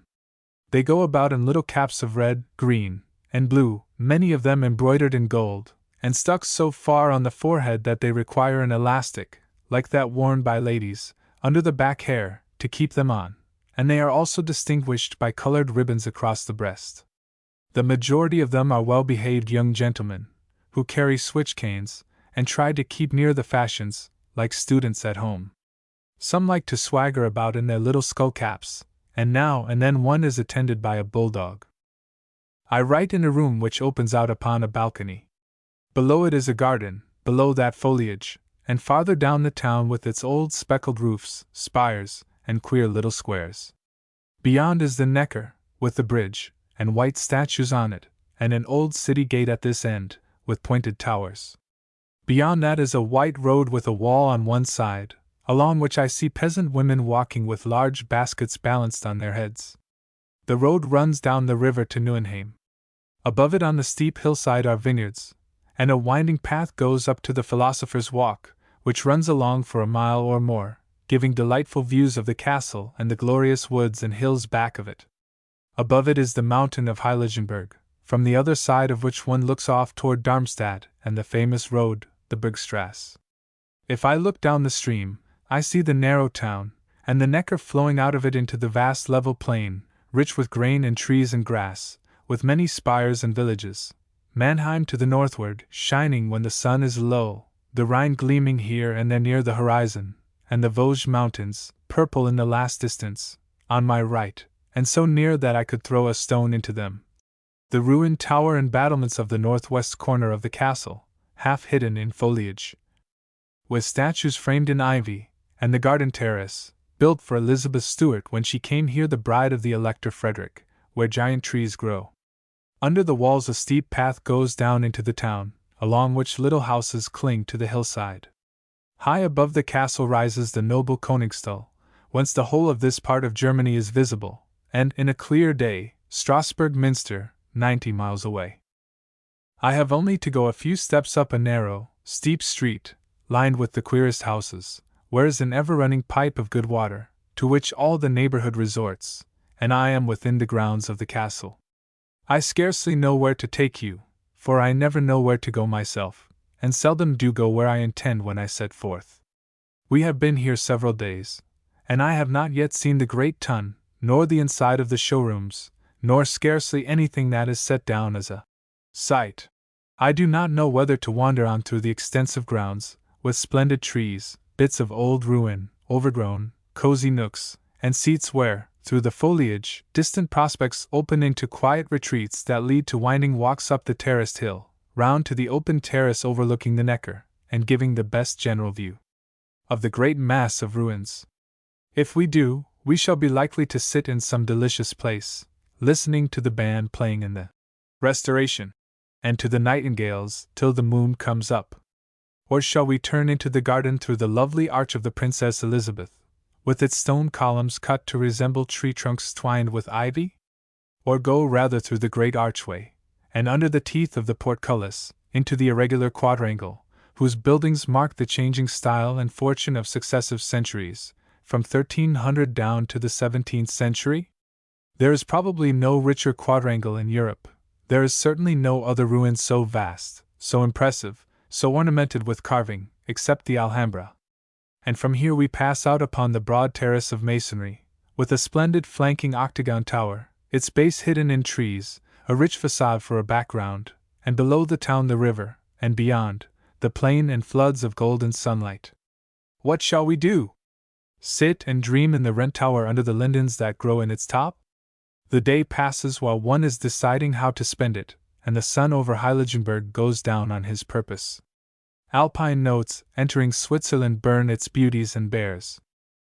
If you come to Bâle, you should take rooms on the river, or stand on the bridge at evening, and have a sunset of gold and crimson streaming down upon the wide and strong Rhine, where it rushes between the houses built plumb up to it, or you will not care much for the city. And yet it is pleasant on the high ground, where are some stately buildings, and where new gardens are laid out, and where the American consul on the 4th of July flies our flag over the balcony of a little cottage smothered in vines and gay with flowers. I had the honor of saluting it that day, though I did not know at the time that gold had risen 2 or 3% under its blessed folds at home. Not being a shipwreck sailor, or a versatile and accomplished but impoverished naturalized citizen, desirous of quick transit to the land of the free, I did not call upon the consul, but left him under the no doubt correct impression that he was doing a good thing by unfolding the flag on the 4th. You have not journeyed far from Bâle before you are aware that you are in Switzerland. It was showery the day we went down, but the ride filled us with the most exciting expectations. The country recalled New England, or what New England might be, if it were cultivated and adorned, and had good roads and no fences. Here at last, after the dusty German valleys, we entered among real hills, round which and through which, by enormous tunnels, our trains slowly went, rocks looking out of foliage, sweet little valleys, green as in early spring, the dark evergreens in contrast, snug cottages nestled in the hillsides, showing little else than enormous brown roofs that come nearly to the ground, giving the cottages the appearance of huge toadstools. Fine harvests of grain, thrifty apple trees, and cherry trees, purple with luscious fruit. And this shifting panorama continues until, towards evening, behold, on a hill, burn, shining through showers, the old feudal round tower and buildings overhanging the Aar, and the tower of the cathedral over all. From the balcony of our rooms at the Bellevue, the long range of the Bernese Oberland shows its white summits for a moment in the slant sunshine, and then the clouds shut down, not to lift again for 2 days. Yet it looks warmer on the snow peaks than in Bern, for summer sets in Switzerland with a New England chill and rigor.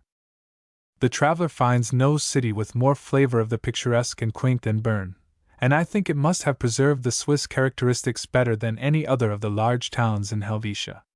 It stands upon a peninsula, round which the Aar, 100 feet below, rapidly flows, and one has on nearly every side very pretty views of the green basin of hills which rise beyond the river.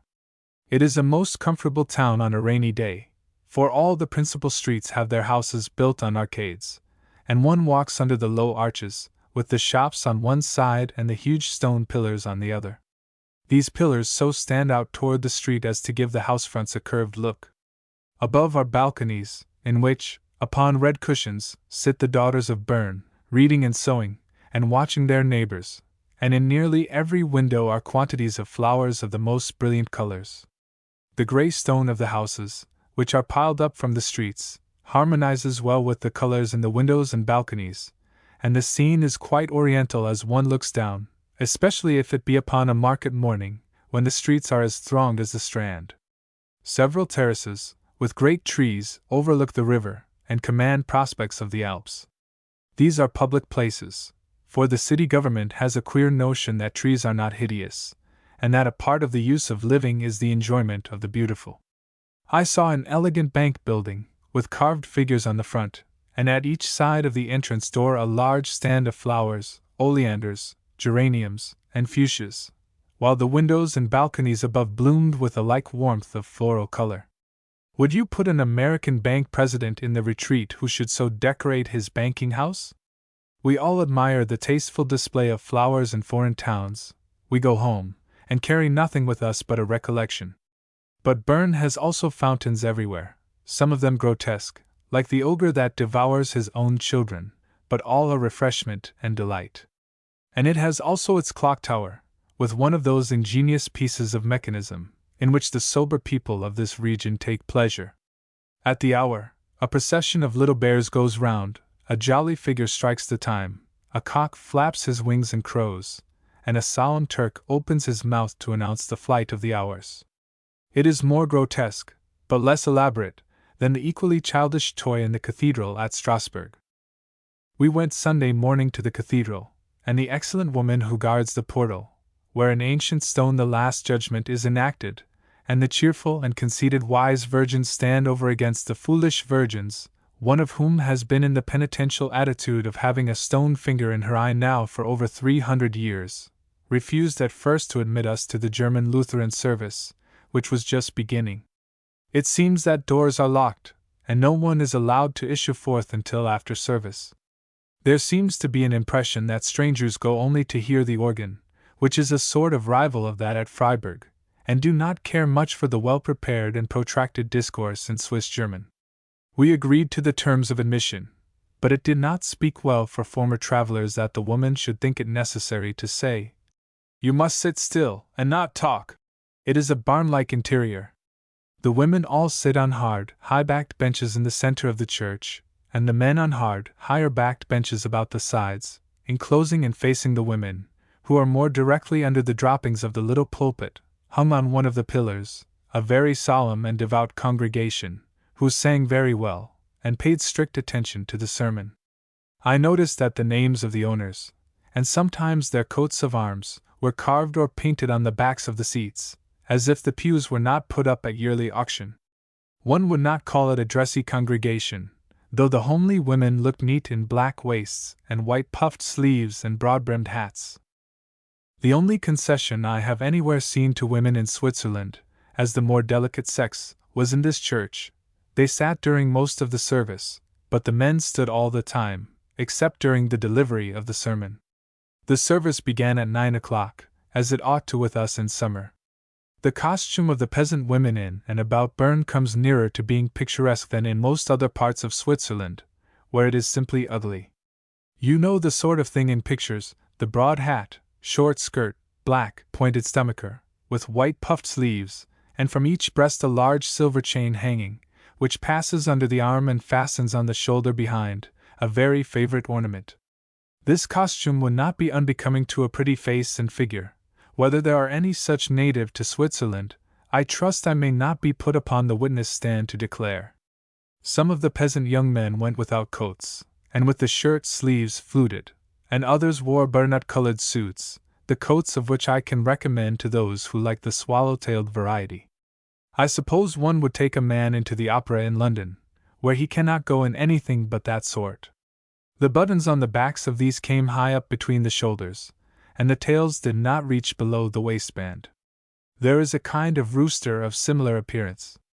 I saw some of these young men from the country, with their sweethearts, leaning over the stone parapet, and looking into the pit of the bear garden, where the city bears walk round, or sit on their hind legs for bits of bread thrown to them, or douse themselves in the tanks, or climb the dead trees set up for their gambols.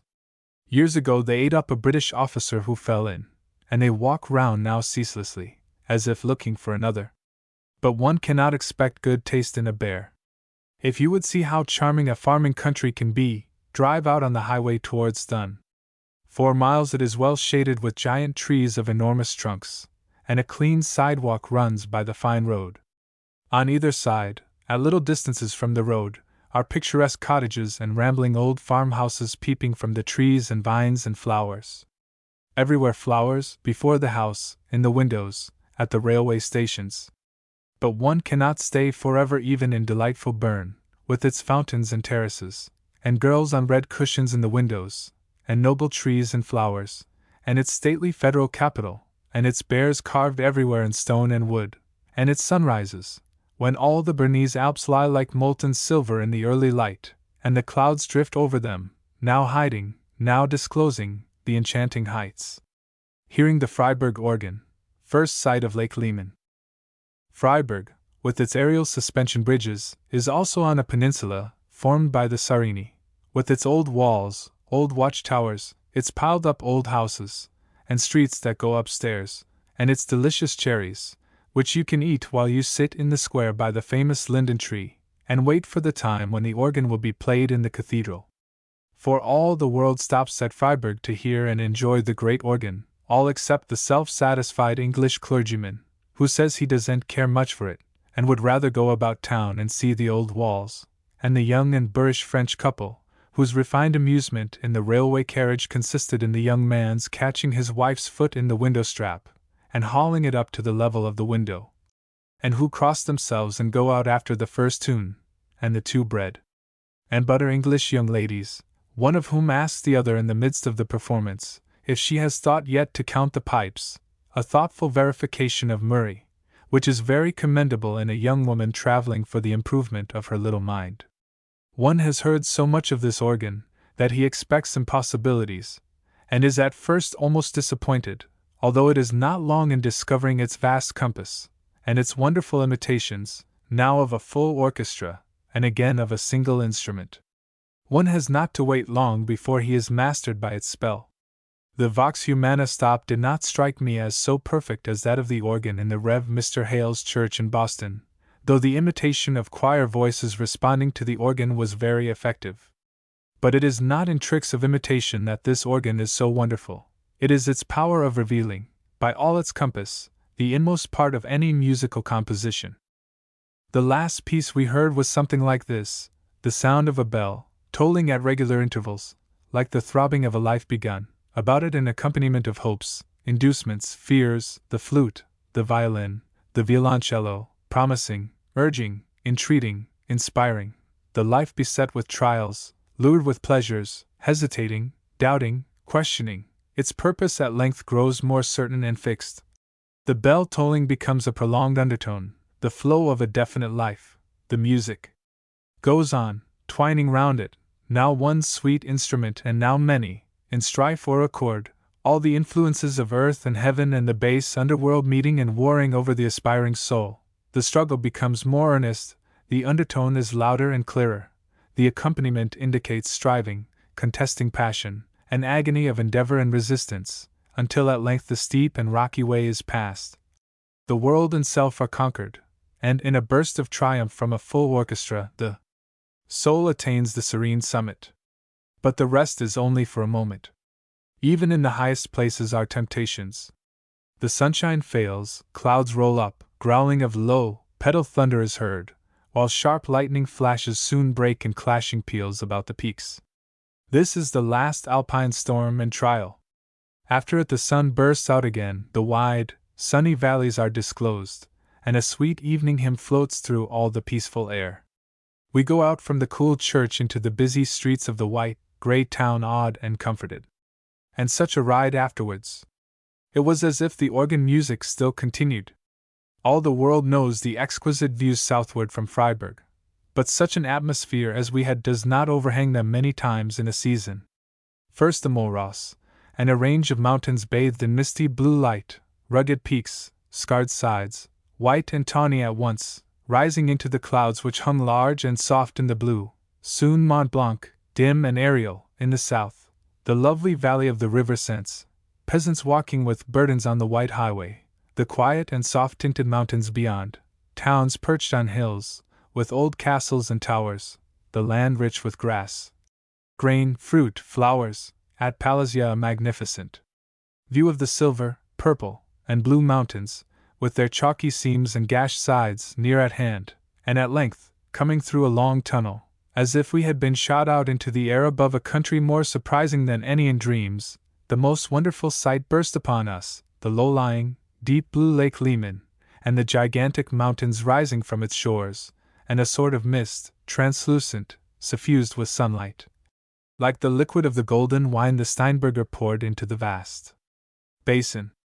We came upon it out of total darkness, without warning, and we seemed, from our great height, to be about to leap into the splendid gulf of tremulous light and color. This Lake of Geneva is said to combine the robust mountain grandeur of Luzerne with all the softness of atmosphere of Lake Maggiore. Surely, nothing could exceed the loveliness as we wound down the hillside through the vineyards, to Lausanne, and farther on, near the foot of the lake, to Montreux, backed by precipitous but tree-clad hills, fronted by the lovely water, and the great mountains which run away south into Savoy, where Velan lifts up its snows. Below us, round the curving bay, lies white Chillon, and at sunset we row down to it over the bewitched water, and wait under its grim walls till the failing light brings back the romance of castle and prisoner. Our garçon had never heard of the prisoner, but he knew about the gendarmes who now occupy the castle. Our English friends. Not the least of the traveler's pleasure in Switzerland is derived from the English people who overrun it.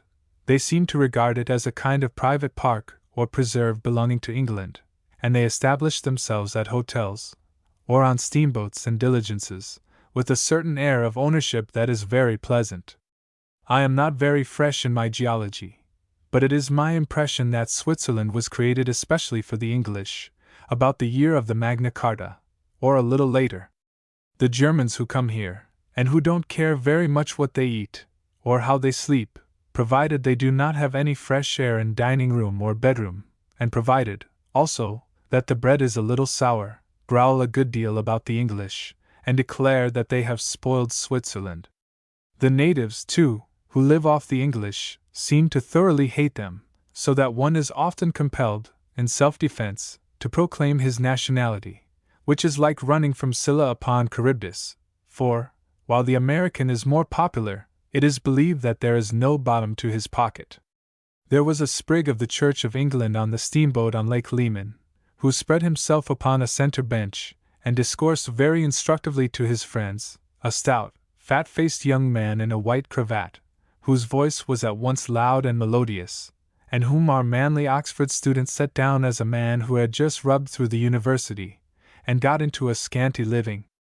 "I met an American on the boat yesterday," the oracle was saying to his friends, "who was really quite a pleasant fellow. He really was, you know, quite a sensible man. I asked him if they had anything like this in America, and he was obliged to say that they hadn't anything like it in his country. They really hadn't. He was really quite a sensible fellow, said he was over here to do the European tour, as he called it." Small, sympathetic laugh from the attentive, wiry, red-faced woman on the oracle's left, and also a chuckle, at the expense of the American, from the thin Englishman on his right, who wore a large white waistcoat, a blue veil on his hat, and a face as red as a live coal. "Quite an admission, wasn't it, from an American?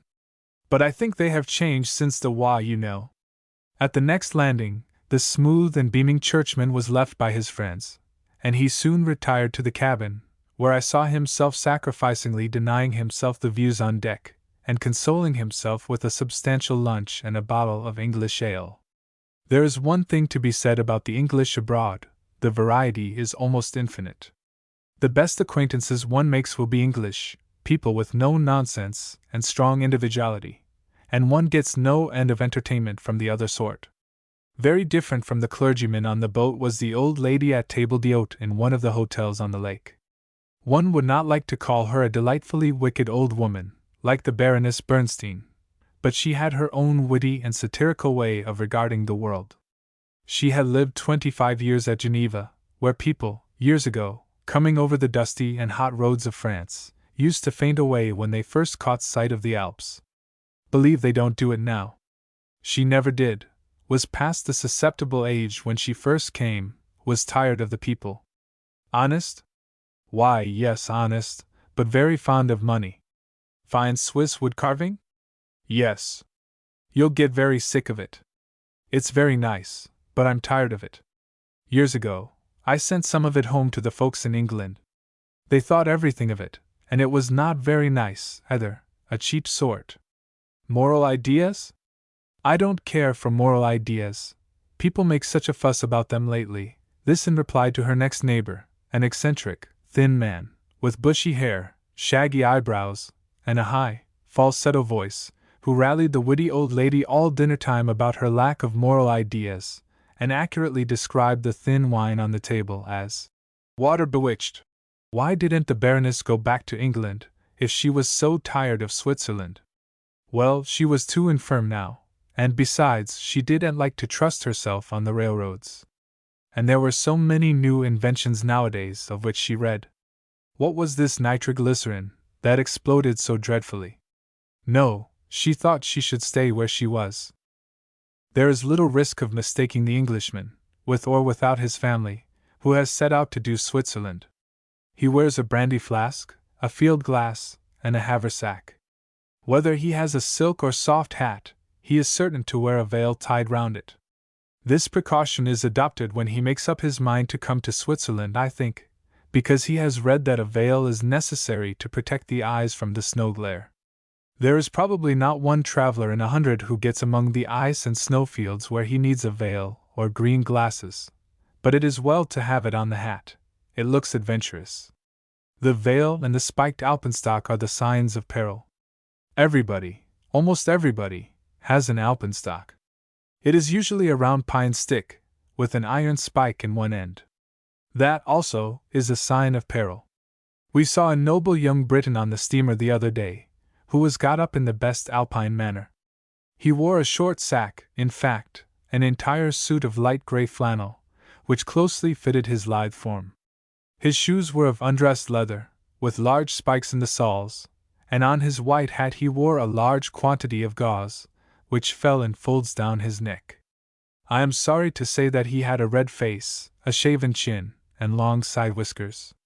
He carried a formidable alpenstock, and at the little landing where we first saw him, and afterward on the boat, he leaned on it in a series of the most graceful and daring attitudes that I ever saw the human form assume. Our Oxford student knew the variety, and guessed rightly that he was an army man. He had his face burned at Malta. Had he been over the Gemmi? Or up this or that mountain?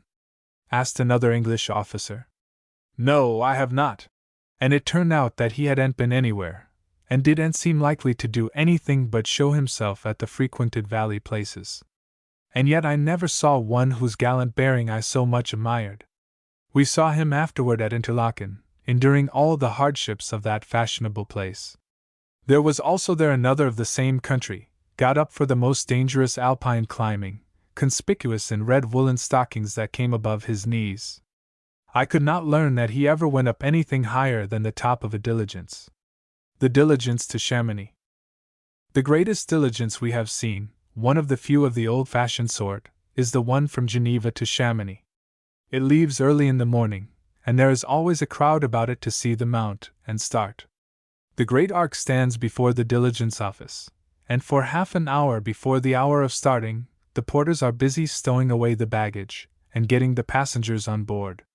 On top, in the banquette, are seats for 8, besides the postilion and guard.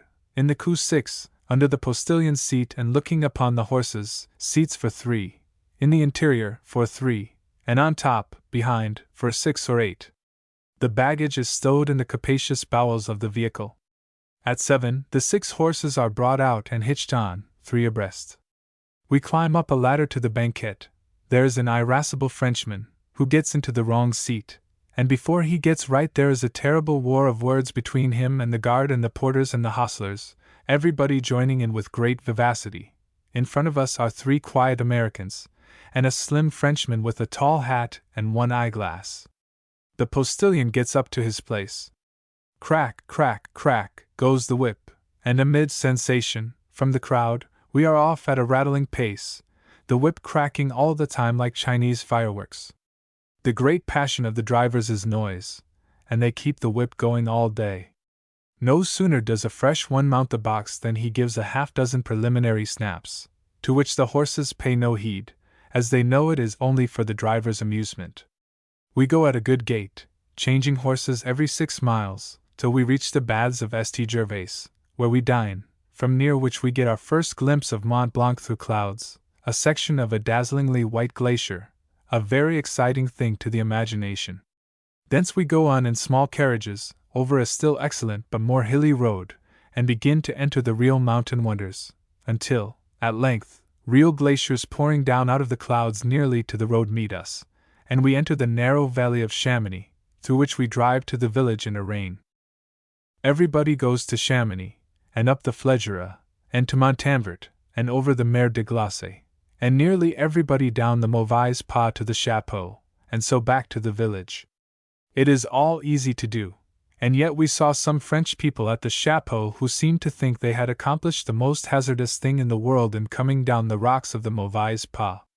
There is, as might be expected, a great deal of humbug about the difficulty of getting about in the Alps, and the necessity of guides. Most of the dangers vanish on near approach. The Mer de Glace is inferior to many other glaciers, and is not nearly so fine as the Glacier de Bassins, but it has a reputation, and is easy of access, so people are content to walk over the dirty ice. One sees it to better effect from below, or he must ascend it to the Jardin to know that it has deep crevasses, and is as treacherous as it is grand. And yet no one will be disappointed at the view from Montanvert, of the upper glacier, and the needles of rock and snow which rise beyond. We met at the chapeau 2 jolly young fellows from Charleston, S.C., who had been in the war, on the wrong side. They knew no language but American, and were unable to order a cutlet and an omelette for breakfast. They said they believed they were going over the Tête Noire. They supposed they had 4 mules waiting for them somewhere, and a guide. But they couldn't understand a word he said, and he couldn't understand them. The day before, they had nearly perished of thirst, because they couldn't make their guide comprehend that they wanted water. One of them had slung over his shoulder an alpine horn, which he blew occasionally, and seemed much to enjoy. All this while we sit on a rock at the foot of the Mauvaise Pas, looking out upon the green glacier, which here piles itself up finely, and above to the Aiguilles de Charmas and the innumerable ice pinnacles that run up to the clouds, while our muleteer is getting his breakfast. This is his 3rd breakfast this morning. The day after we reached Chamonix, Monsignor the Bishop arrived there on one of his rare pilgrimages into these wild valleys. Nearly all the way down from Geneva, we had seen signs of his coming, in preparations as for the celebration of a great victory. I did not know at first but the Atlantic cable had been laid, or rather that the decorations were on account of the news of it reaching this region. It was a holiday for all classes, and everybody lent a hand to the preparations. First, the little church where the confirmations were to take place was trimmed within and without, and an arch of green spanned the gateway. At Les Prez, the women were sweeping the road, and the men were setting small evergreen trees on each side. The peasants were in their best clothes, and in front of their wretched hovels were tables set out with flowers. So cheerful and eager were they about the bishop, that they forgot to beg as we passed. The whole valley was in a fever of expectation. At one hamlet on the mule path over the Tête Noire, where the bishop was that day expected, and the women were sweeping away all dust and litter from the road, I removed my hat, and gravely thanked them for their thoughtful preparation for our coming. But they only stared a little, as if we were not worthy to be even forerunners of Monsignor. I do not care to write here how serious a drawback to the pleasures of this region are its inhabitants. You get the impression that half of them are beggars. The other half are watching for a chance to prey upon you in other ways. I heard of a woman in the Zermatt Valley who refused pay for a glass of milk, but I did not have time to verify the report. Besides the beggars, who may or may not be horrid-looking creatures, there are the grinning cretins, the old women with skins of parchment and the goiter, and even young children with the loathsome appendage, the most wretched and filthy hovels, and the dirtiest, ugliest people in them. The poor women are the beasts of burden. They often lead, mowing in the hayfield. They carry heavy baskets on their backs. They balance on their heads and carry large washtubs full of water. The more appropriate load of one was a cradle with a baby in it, which seemed not at all to fear falling. When one sees how the women are treated, he does not wonder that there are so many deformed, hideous children. I think the pretty girl has yet to be born in Switzerland. This is not much about the Alps? Ah, well, the Alps are there. Go read your guidebook, and find out what your emotions are. As I said, everybody goes to Chamonix. Is it not enough to sit at your window, and watch the clouds when they lift from the Mont Blanc range, disclosing splendor after splendor, from the aiguille de gout to the aiguille verte, white needles which pierce the air for 12,000 feet, until, jubilati, the round summit of the monarch himself is visible, and the vast expanse of white snowfields, the whiteness of which is rather of heaven than of earth, dazzles the eyes, even at so great a distance? Everybody who is patient and waits in the cold and inhospitable-looking valley of the Chamonix long enough sees Mont Blanc, but every one does not see a sunset of the royal order. The clouds breaking up and clearing, after days of bad weather, showed us height after height, and peak after peak, now wreathing the summits, now settling below or hanging in patches on the sides, and again soaring above, until we had the whole range lying, far and brilliant, in the evening light. The clouds took on gorgeous colors, at length, and soon the snow caught the hue, and whole fields were rosy pink, while uplifted peaks glowed red, as with internal fire. Only Mont Blanc, afar off, remained purely white, in a kind of regal inaccessibility. And afterward, one star came out over it, and a bright light shone from the hut on the Grand Mulets, a rock in the waste of snow, where a Frenchman was passing the night on his way to the summit. Shall I describe the passage of the Tête Noire? My friend, it is 24 miles, a road somewhat hilly, with splendid views of Mont Blanc in the morning, and of the Bernese Oberland range in the afternoon, when you descend into Martigny, a hot place in the dusty Rhône valley, which has a comfortable hotel, with a pleasant garden, in which you sit after dinner and let the mosquitoes eat you. The man who speaks English. It was 11 o'clock at night when we reached Chaon, a dirty little town at the end of the Rhône Valley Railway, and got into the omnibus for the hotel, and it was also dark and rainy. They speak German in this part of Switzerland, or what is called German. There were two very pleasant Americans, who spoke American, going on in the diligence at 5:30 in the morning, on their way over the Simplex. One of them was accustomed to speak good, broad English very distinctly to all races, and he seemed to expect that he must be understood if he repeated his observations in a louder tone, as he always did. I think he would force all this country to speak English in 2 months. We all desired to secure places in the diligence, which was likely to be full, as is usually the case when a railway discharges itself into a post road. We were scarcely in the omnibus, when the gentleman said to the conductor, "I want 2 places in the coupe of the diligence in the morning. Can I have them?" "Ja," replied the good-natured German, who didn't understand a word. 2 places, diligence, coupe, morning. Is it full?"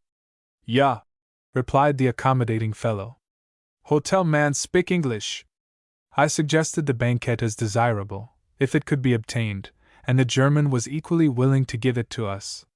Descending from the omnibus at the hotel, in a drizzling rain, and amidst a crowd of porters and postilions and runners, the man who spoke English immediately presented himself, and upon him the American pounced with a torrent of questions. He was a willing, lively little waiter, with his moony face on the top of his head, and he jumped round in the rain like a parching pea, rolling his head about in the funniest manner. The American steadied the little man by the collar, and began, "I want to secure 2 seats in the coupe of the diligence in the morning." "Yes," jumping round, and looking from one to another. "Diligence, coupe, morning." "I want 2 seats in coupe." "If I can't get them, 2 in banquette." "Yes, banquette, coupe, yes, diligence." "Do you understand? 2 seats, diligence, Simplon, morning." "Will you get them?" "Oh, yes." "Morning, diligence." "Yes, sir." "Hang the fellow! Where is the office?" And the gentleman left the spry little waiter bobbing about in the middle of the street, speaking English, but probably comprehending nothing that was said to him. I inquired the way to the office of the conductor. It was closed, but would soon be open, and I waited, and at length the official, a stout Frenchman, appeared, and I secured places in the interior, the only ones to be had to Visp. I had seen a diligence at the door with 3 places in the coupe, and 1 perched behind, no banquette. The office is brightly lighted, people are waiting to secure places, there is the usual crowd of loafers, men and women, and the Frenchman sits at his desk. Enter the American. "I want 2 places in coupe in the morning." "Or banquette." "2 places, diligence." The official waves him off, and says something. What does he say? He tells you to sit down on that bench till he is ready. Soon the Frenchman has run over his big waybills, and turns to us. I want 2 places in the diligence coupe, etc., etc., says the American. This remark being lost on the official, I explain to him as well as I can what is wanted. At first, 2 places in the coupe. 1 is taken, is his reply. The gentleman will take 2, I said, having in mind the diligence in the yard, with 3 places in the coupe. 1 is taken, he repeats. Then the gentleman will take the other 2. 1 is taken, he cries, jumping up and smiting the table. 1 is taken, I tell you! How many are there in the coupe? 2. Oh! Then the gentleman will take the 1 remaining in the coupe and the 1 on top. So it is arranged. When I come back to the hotel, the Americans are explaining to the lively waiter, who speaks English, that they are to go in the diligence at 5:30, and that they are to be called at 4:30 and have breakfast. He knows all about it. Diligence, 4:30 breakfast, oh yes! While I have been at the diligence office, my companions have secured room and gone to them, and I ask the waiter to show them to my room. First, however, I tell him that we 2 ladies and myself, who came together, are going in the diligence at 5:30, and want to be called and have breakfast. Did he comprehend? Yes, rolling his face about on the top of his head violently. You 3 gentlemen want breakfast. What you have? I had told him before what we would I have, and now I gave up all hope of keeping our party separate in his mind, so I said, 5 persons want breakfast at 5 o'clock. 5 persons, 5 hours. Call all of them at 4:30. And I repeated it, and made him repeat it in English and French. He then insisted on putting me into the room of one of the American gentlemen, and then he knocked at the door of a lady, who cried out in indignation at being disturbed, and finally I found my room. At the door I reiterated the instructions for the morning, and he cheerfully bade me good night. But he almost immediately came back, and poked in his head with, Is you go by de diligence? Yes, you stupid. In the morning one of our party was called at 3:30, and saved the rest of us from a like fate, and we were not aroused at all, but woke early enough to get down and find the diligence nearly ready, and no breakfast, but the man who spoke English, as lively as ever. And we had a breakfast brought out, so filthy in all respects that nobody could eat it. Fortunately, there was not time to seriously try, but we paid for it, and departed. The 2 American gentlemen sat in front of the house, waiting.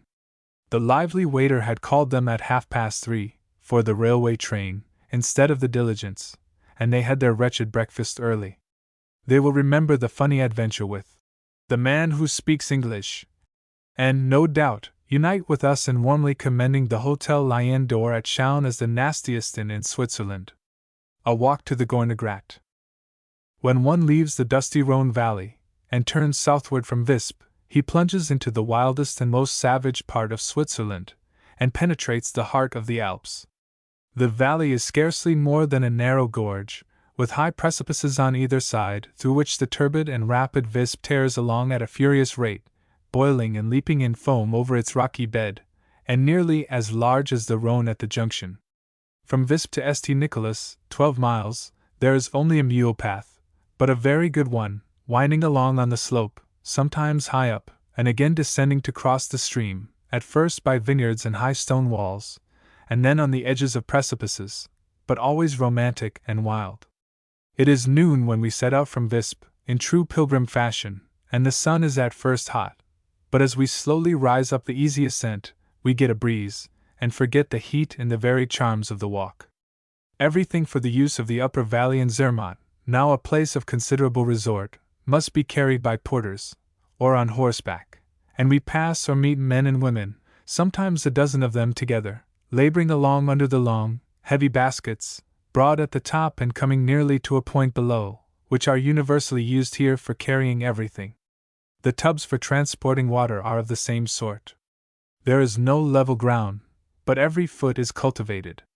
High up on the sides of the precipices, where it seems impossible for a goat to climb, are vineyards and houses, and even villages, hung on slopes, nearly up to the clouds, and with no visible way of communication with the rest of the world. In 2 hours' time we are at Stalden, a village perched upon a rocky promontory, at the junction of the valleys of the Saas and the Visp, with a church and white tower conspicuous from afar. We climb up to the terrace in front of it, on our way into the town. A seedy-looking priest is pacing up and down, taking the fresh breeze, his broad-brimmed, shabby hat held down upon the wall by a big stone. His clothes are worn threadbare, and he looks as thin and poor as a Methodist minister in a stony town at home, on 300 a year. He politely returns our salutation, and we walk on. Nearly all the priests in this region look wretchedly poor as the people.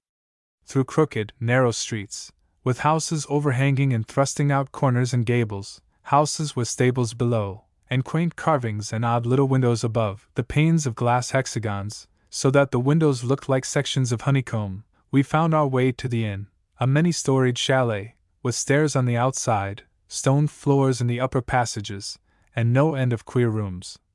Built right in the midst of other houses as odd, decorated with German text carving from the windows of which the occupants could look in upon us, if they had cared to do so, but they did not. They seemed little interested in anything, and no wonder, with their hard fight with nature. Below is a wine shop, with a little side booth, in which some German travelers sit drinking their wine, and sputtering away in harsh gutturals. The inn is very neat inside, and we are well served. Stalden is high, but away above it on the opposite side is a village on the steep slope, with a slender white spire that rivals some of the snowy Needles. Stalden is high, but the hill on which it stands is rich in grass. The secret of the fertile meadows is the most thorough irrigation. Water is carried along the banks from the river, and distributed by numerous sluiceways below, and above, the little mountain streams are brought where they are needed by artificial channels. Old men and women in the fields were constantly changing the direction of the currents. All the inhabitants appeared to be porters. Women were transporting on their backs baskets full of soil. Hay was being backed to the stables. Burden-bearers were coming and going upon the road. We were told that there are only 3 horses in the place. There is a pleasant girl who brings us luncheon at the inn. But the inhabitants for the most part are as hideous as those we see all day. Some have hardly the shape of human beings, and they all live in the most filthy manner in the dirtiest habitations. A chalet is a sweet thing when you buy a little model of it at home. After we leave Stalden, the walk becomes more picturesque, the precipices are higher, the gorges deeper. It required some engineering to carry the footpath round the mountain buttresses and over the ravines. Soon the village of EMD appears on the right, a very considerable collection of brown houses, and a shining white church spire, above woods and precipices and apparently unscalable heights, on a green spot which seems painted on the precipices, with nothing visible to keep the whole from sliding down, into the gorge of the Visp. Switzerland may not have so much population to the square mile as some countries, but she has a population to some of her square miles that would astonish some parts of the earth's surface elsewhere. Farther on we saw a faint, zigzag footpath, that we conjectured led to EMD, but it might lead up to heaven. All day we had been solicited for charity by squalid little children, who kissed their nasty little paws at us, and asked for centimes. The children of EMD, however, did not trouble us. It must be a serious affair if they ever roll out of bed. Late in the afternoon thunder began to tumble about the hills, and clouds snatched away from our sight the snow peaks at the end of the valley, and at length the rain fell on those who had just arrived and on the unjust. We took refuge from the hardest of it in a lonely chalet high up on the hillside, where a roughly dressed, frowsy Swiss, who spoke bad German, and said he was a schoolmaster, gave us a bench in the shed of his schoolroom. He had only 2 pupils in attendance, and I did not get a very favorable impression of this high school. Its master quite overcame us with thanks when we gave him a few centimes on leaving. It still rained, and we arrived in St. Nicholas quite damp. There is a decent road from St. Nicholas to Zermatt, over which go wagons without springs. The scenery is constantly grander as we ascend. The day is not wholly clear, but high on our right are the vast snowfields of the Weisshorn, and out of the very clouds near it seems to pour the Bies Glacier. In front are the splendid Breithorn, with its white, round summit, the black Riffelhorn, the sharp peak of the little Matterhorn, and at last the giant Matterhorn itself rising before us, the most finished and impressive single mountain in Switzerland. Not so high as Mont Blanc by 1,000 feet, it appears immense in its isolated position and its slender aspiration. It is a huge pillar of rock, with sharply cut edges, rising to a defined point, dusted with snow, so that the rock is only here and there revealed. To ascend it seems as impossible as to go up the column of Luxor, and one can believe that the gentlemen who first attempted it in 1864, and lost their lives, did fall 4,000 feet before their bodies rested on the glacier below. We did not stay at Zermatt, but pushed on for the hotel on the top of the Riffelberg, a very stiff and tiresome climb of about 3 hours, an unending pull up a stony footpath. Within an hour of the top, and when the white hotel is in sight above the zigzag on the breast of the precipice, we reach a green and widespread alp where hundreds of cows are feeding, watched by 2 forlorn women, the milkmaids all forlorn of poetry. At the rude chalets we stop, and get draughts of rich, sweet cream. As we wind up the slope, the tinkling of multitudinous bells from the herd comes to us, which is also in the domain of poetry. All the way up, we have found wild flowers in the greatest profusion, and the higher we ascend, the more exquisite is their color and the more perfect their form.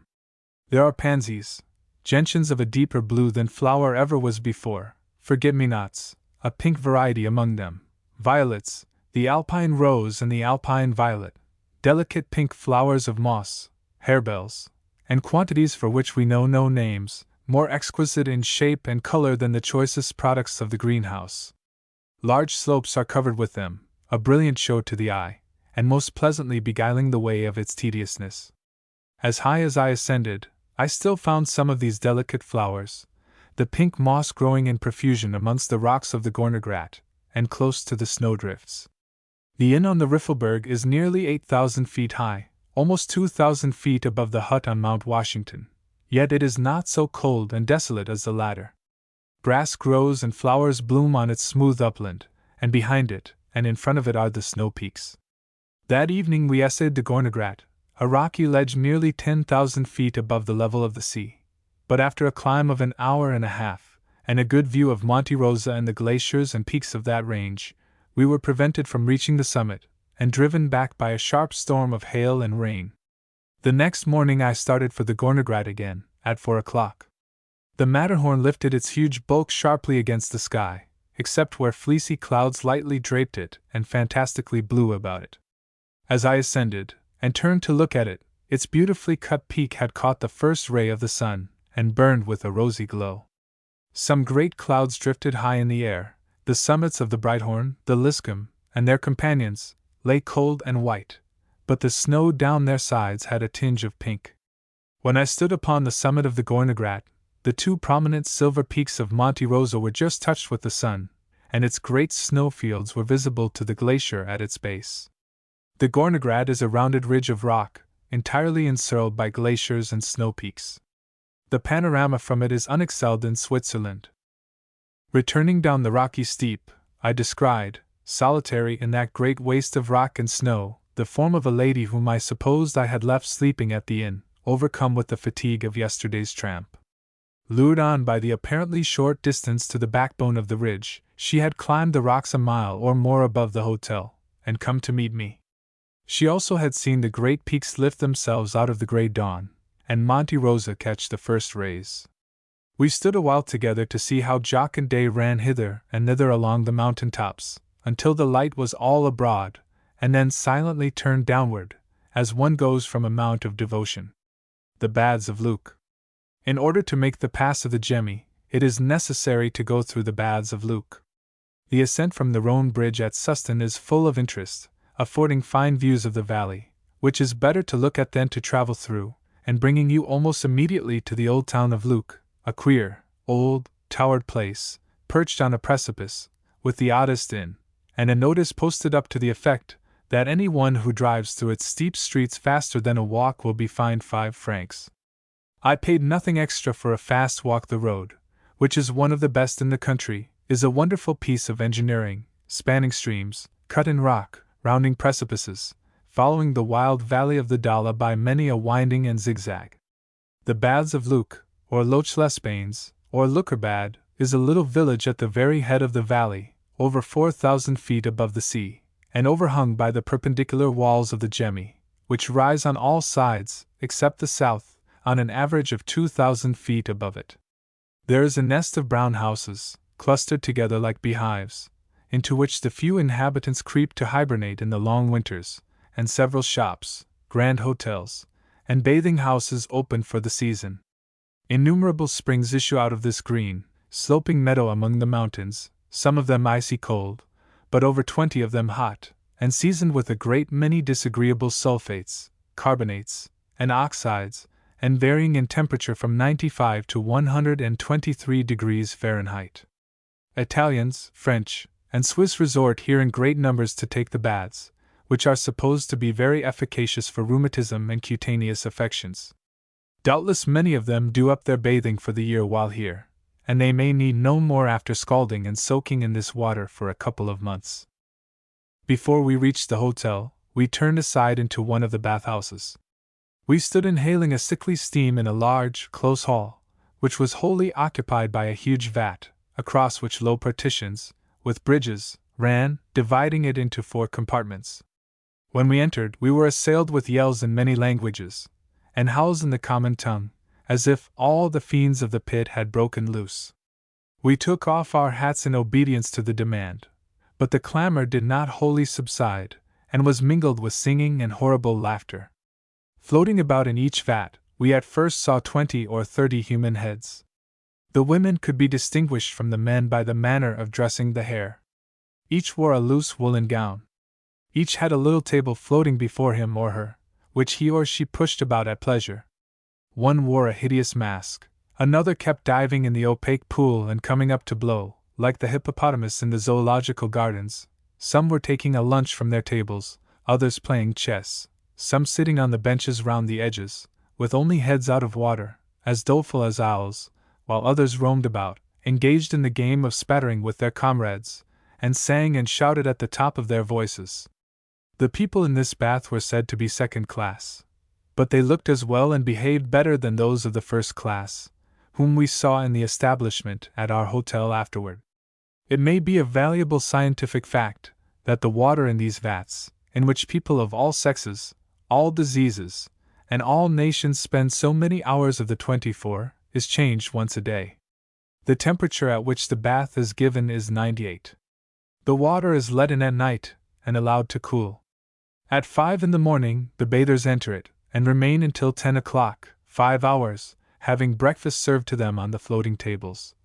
As they sail, they then have a respite till 2, and go until 5. 8 hours in hot water. Nothing can be more disgusting than the sight of these baths. Gustave Doré must have learned here how to make those ghostly pictures of the lost floating about in the Stygian pools, in his illustrations of the Inferno, and the rocks and cavernous precipices may have enabled him to complete the picture. On what principle cures are effected in these filthy vats, I could not learn. I have a theory that, where so many diseases meet and mingle in one swashing fluid, they neutralize each other. It may be that the action is that happily explained by one of the Hibernian bath men in an American water cure establishment. You see, sir, said he, that the shock of the water unites with the electricity of the system, and explodes the disease. I should think that the shock to one's feeling of decency and cleanliness, at these baths, would explode any disease in Europe. But whatever the result may be, I am not sorry to see so many French and Italians soak themselves once a year. Out of the bath these people seem to enjoy life. There is a long promenade, shaded and picturesque, which they take at evening, sometimes as far as the ladders, 8 of which are fastened, in a shackling manner, to the perpendicular rocks, a high and somewhat dangerous ascent to the village of Albanin, but undertaken constantly by peasants with baskets on their backs.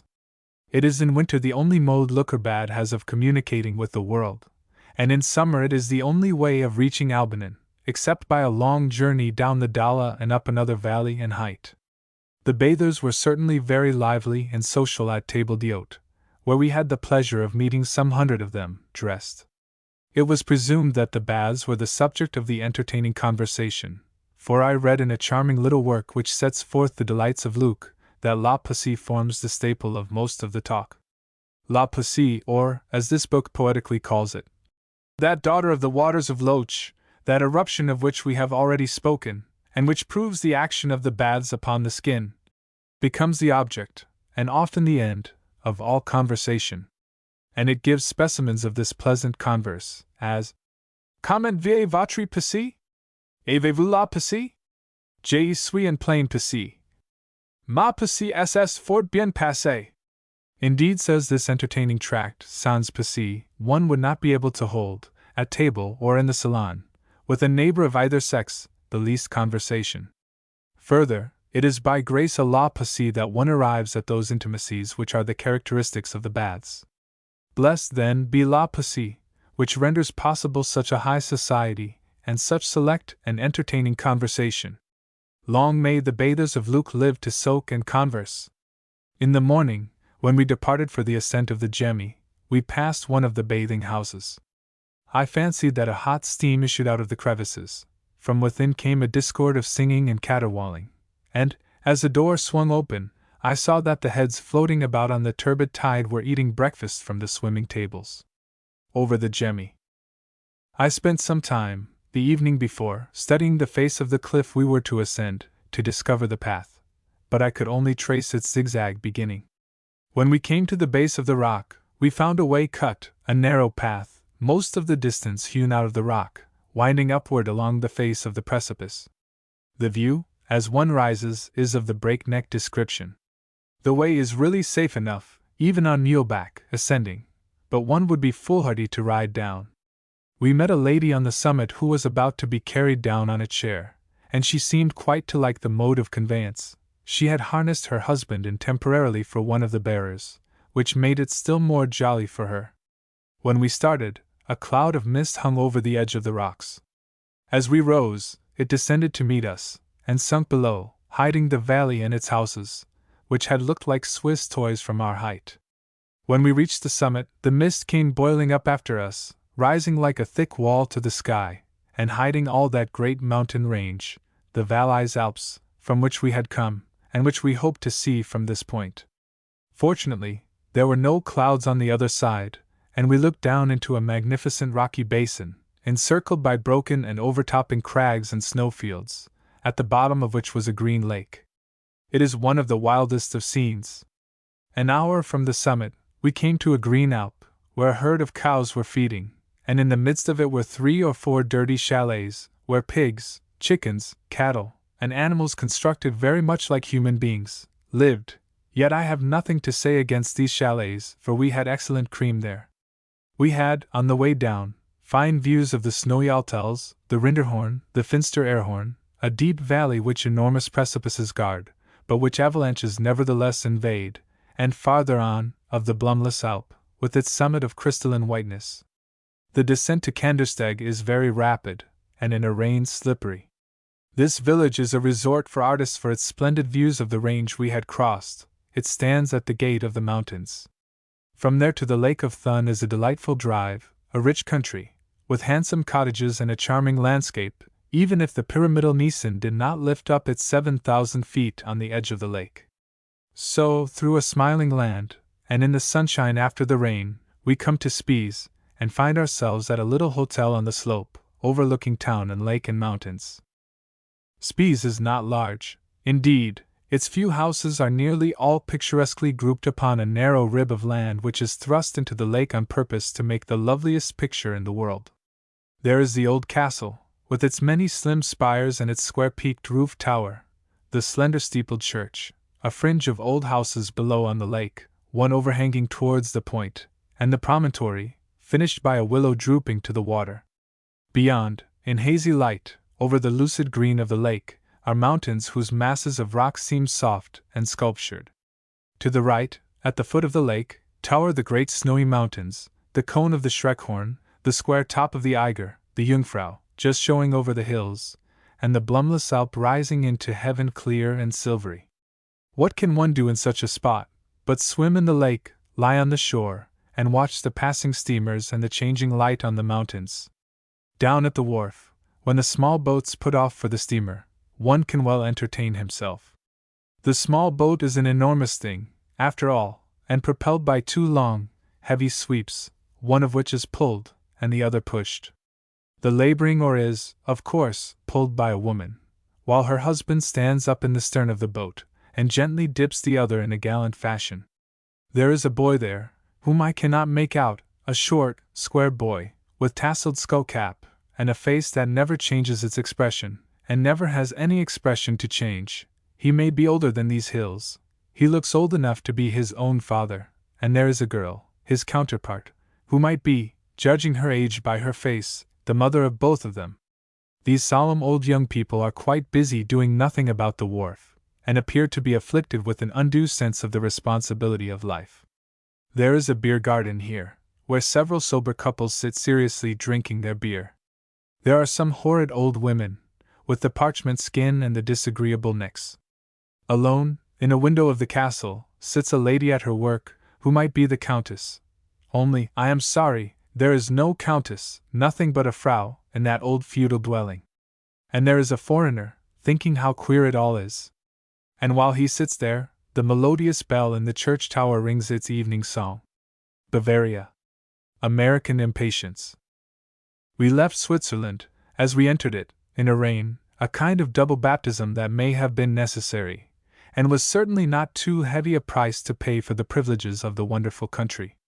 The wind blew freshly, and swept a shower over the deck of the little steamboat, on board of which we stepped from the shabby little pier and town of Romanshorn. After the other Swiss lakes, Constance is tame, except at the southern end, beyond which rise the Appenzell Range and the wooded peaks of the Bavarian hills. Through the dash of rain, and under the promise of a magnificent rainbow, rainbows don't mean anything in Switzerland, and have no office as weather prophets, except to assure you that, as it rains today, so it will rain tomorrow. We skirted the lower bend of the lake, and at twilight sailed into the little harbor of Lindau, through the narrow entrance between the piers, on one of which is a small lighthouse. And on the other sits upright a gigantic stone lion, a fine enough figure of a Bavarian lion, but with a comical, wide-awake, and expectant expression of countenance, as if he might bark right out at any minute, and become a dog. Yet in the moonlight, shortly afterward, the lion looked very grand and stately, as he sat regarding the softly plashing waves, and the high, drifting clouds, and the old Roman tower by the bridge which connects the island of Lindau with the mainland, and thinking perhaps, if stone lions ever do think, of the time when Roman galleys sailed on Lake Constance, and when Lindau was an imperial town with a thriving trade. On board the little steamer was an American, accompanied by two ladies, and traveling, I thought, for their gratification, who was very anxious to get on faster than he was able to do, though why any one should desire to go fast in Europe I do not know. One easily falls into the habit of the country, to take things easily, to go when the slow German fates will, and not to worry oneself beforehand about times and connections. But the American was in a fever of impatience, desirous, if possible, to get on that night. I knew he was from the land of the free by a phrase I heard him use in the cars. He said, "I'll bet $1." Yet I must flatter myself that Americans do not always thus betray themselves. I happened, on the Isle of Wight, to hear a bland landlord blow up his glib-tongued son because the latter had not driven a stiffer bargain with us for the hire of a carriage round the island. "Didn't you know they were Americans?" asks the irate father. "I knew it at once." "No," replies young hopeful. "They didn't say guess once." And straightway the fawning innkeeper returns to us, professing, with his butter lips, the greatest admiration of all Americans, and the intensest anxiety to serve them, and all for pure goodwill. The English are even more bloodthirsty at sight of a traveler than the Swiss, and twice as obsequious. But to return to our American. He had all the railway timetables that he could procure, and he was busily studying them, with the design of getting on. I heard him say to his companions, as he ransacked his pockets, that he was a mass of hotel bills and timetables. He confided to me afterward that his wife and her friend had got it into their heads that they must go both to Vienna and Berlin. Was Berlin much out of the way in going from Vienna to Paris? He said they told him it wasn't. At any rate, he must get round at such a date. He had no time to spare. Then, besides the slowness of getting on, there were the trunks. He lost a trunk in Switzerland, and consumed a whole day in looking it up. While the steamboat lay at the wharf at Rorschach, 2 stout porters came on board, and shouldered his baggage to take it ashore. To his remonstrances in English they paid no heed, and it was some time before they could be made to understand that the trunks were to go on to Lindau. "There," said he, "I should have lost my trunks. Nobody understands what I tell them. I can't get any information." Especially was he unable to get any information as to how to get on. I confess that the restless American almost put me into a fidget, and revived the American desire to get on, to take the fast trains, make all the connections, in short, in the handsome language of the Great West, to put her through. When I last saw our traveler, he was getting his luggage through the custom house, still undecided whether to push on that night at 11 o'clock. But I forgot all about him and his hurry when, shortly after, we sat at the table d'hôte at the hotel, and the sedate Germans lit their cigars, some of them before they had finished eating, and sat smoking as if there were plenty of leisure for everything in this world. A city of color. After a slow ride, of nearly 8 hours, in what, in Germany, is called an express train, through a rain and clouds that hid from our view the Tyrol and the Swabian mountains, over a rolling, pleasant country, past pretty little railway station houses, covered with vines, gay with flowers in the windows, and surrounded with beds of flowers, past switchmen in flaming scarlet jackets, who stand at the switches and raise the hand to the temple, and keep it there, in a military salute, as we go by. We come into old Augsburg, whose confession is not so fresh in our minds as it ought to be. Portions of the ancient wall remain, and many of the towers, and there are archways, picturesquely opening from street to street, under several of which we drive on our way to the Three Moors, a stately hostelry and one of the oldest in Germany. It stood here in the year 1500, and the room is still shown, unchanged since then, in which the rich Count Fugger entertained Charles V. The chambers are nearly all immense. That in which we are lodged is large enough for Queen Victoria. Indeed, I am glad to say that her sleeping room at St. Cloud was not half so spacious. One feels either like a count, or very lonesome, to sit down in a lofty chamber, say 35 feet square, with little furniture, and historical and tragical life-size figures staring at one from the wallpaper. One fears that they may come down in the deep night, and stand at the bedside, those narrow, canopied beds there in the distance, like the marble couches in the cathedral. It must be a fearful thing to be a royal person, and dwell in a palace, with resounding rooms and naked, waxed, inlaid floors. At the Three Moors one sees a visitor's book, begun in 1800, which contains the names of many noble and great people, as well as poets and doctors and titled ladies, and much sentimental writing in French. It is my impression, from an inspection of the book, that we are the first untitled visitors. The traveler cannot but like Augsburg at once, for its quaint houses, colored so diversely and yet harmoniously. Remains of its former brilliancy yet exist in the frescoes on the outside of the buildings, some of which are still bright in color, though partially defaced. Those on the house of Fugger have been restored, and are very brave pictures. These frescoes give great animation and life to the appearance of a street, and I am glad to see a taste for them reviving. Augsburg must have been very gay with them 200 and 300 years ago, when, also, it was the home of beautiful women of the middle class, who married princes. We went to see the house in which lived the beautiful Agnes Bernauer, daughter of a barber, who married Duke Albert III. of Bavaria. The house was not, as old Samuel Pepys would say, only a high stone building, in a block of such, but it is enough to make a house attractive for centuries if a pretty woman once looks out of its lattice windows, as I have no doubt Agnes often did when the Duke and his retinue rode by in clanking armor. But there is no lack of reminders of old times. The cathedral, which was begun before the Christian era could express its age with 4 figures, has 2 fine portals, with quaint carving, and bronze doors of very old work, whereon the story of Eve and the serpent is literally given, a representation of great theological if of small artistic value. And there is the old clock and watch tower, which for 800 years has enabled the Augsburgers to keep the time of day and to look out over the plain for the approach of an enemy. The city is full of fine bronze fountains, some of them of very elaborate design, and adding a convenience and a beauty to the town which American cities wholly want. In one quarter of the town is the Fuggerei, a little city by itself, surrounded by its own wall, the gates of which are shut at night, with narrow streets and neat little houses. It was built by Hans Jacob Fugger the Rich, as long ago as 1519, and is still inhabited by indigent Roman Catholic families, according to the intention of its founder. In the windows were lovely flowers. I saw in the street several of those mysterious, short, old women, so old and yet so little, all body and hardly any legs, who appear to have grown down into the ground with advancing years. It happened to be a rainy day, and cold, on the 30th of July, when we left Augsburg, and the flat fields through which we passed were uninviting under the grey light. Large flocks of geese were feeding on the windy plains, tended by boys and women, who are the living fences of this country. I no longer wonder at the number of featherbeds at the inns, under which we are apparently expected to sleep even in the warmest nights. Shepherds with the regulation crooks also were watching herds of sheep.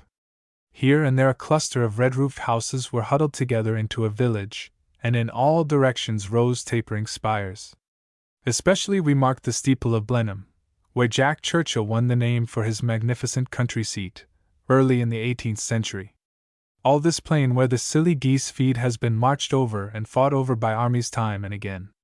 We effect the passage of the Danube without difficulty, and on to Harburg, a little town of little red houses, inhabited principally by Jews, huddled under a rocky ridge, upon the summit of which is a picturesque medieval castle, with many towers and turrets, in as perfect preservation as when feudal flags floated over it. And so on, slowly, with long stops at many stations, to give opportunity, I suppose, for the honest passengers to take in supplies of beer and sausages, to Nuremberg. A city living on the past. Nuremberg, or Nurnberg, was built, I believe, about the beginning of time. At least, in an old black-letter history of the city which I have seen, illustrated with powerful woodcuts, the first representation is that of the creation of the world, which is immediately followed by another of Nuremberg. No one who visits it is likely to dispute its antiquity. "Nobody ever goes to Nuremberg but Americans," said a cynical British officer at Chamonix. "But they always go there. I never saw an American who hadn't been or was not going to Nuremberg." Well, I suppose they wished to see the oldest looking, and next to a true Briton on his travels, the oddest thing on the continent. The city lives in the past still, and on its memories, keeping its old walls and moat entire, and nearly 80 wall towers, in stern array. But grass grows in the moat, fruit trees thrive there, and vines clamber on the walls. One wanders about in the queer streets with the feeling of being transported back to the Middle Ages, but it is difficult to reproduce the impression on paper. Who can describe the narrow and intricate ways, the odd houses with many little gables, great roofs breaking out from eaves to ridgepole, with dozens of dormer windows, hanging balconies of stone, carved and figure beset, ornamented and frescoed fronts, the archways, leading into queer courts and alleys, and out again into broad streets, the towers and fantastic steeples, and the many old bridges, with obelisks and memorials of triumphal entries of conquerors and princes? The city, as I said, lives upon the memory of what it has been, and trades upon relics of its former fame. What it would have been without Albrecht Dürer, and Adam Kraft the stonemason, and Peter Vischer the bronze worker, and Viet Stoss who carved in wood, and Hans Sachs the shoemaker and poet minstrel, it is difficult to say. Their statues are set up in the streets, their works still live in the churches and city buildings, pictures, and groups in stone and wood, and their statues, in all sorts of carving, are reproduced, big and little, in all the shop windows for sale. So, literally, the city is full of the memory of them, and the business of the city, aside from its manufactory of endless, curious toys, seems to consist in reproducing them and their immortal works to sell to strangers. Other cities project new things, and grow with a modern impetus. Nuremberg lives in the past, and traffics on its ancient reputation. Of course, We went to see the houses where these old worthies lived, and the works of art they have left behind them, things seen and described by everybody. The stone carving about the church portals and on side buttresses is inexpressibly quaint and naive. The subjects are sacred, and with the sacred is mingled the comic, here as at Augsburg, where over one portal of the cathedral, with saints and angels, monkeys climb and gibber.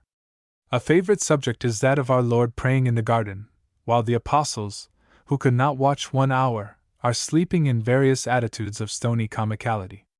All the stonecutters seem to have tried their chisels on this group, and there are dozens of them.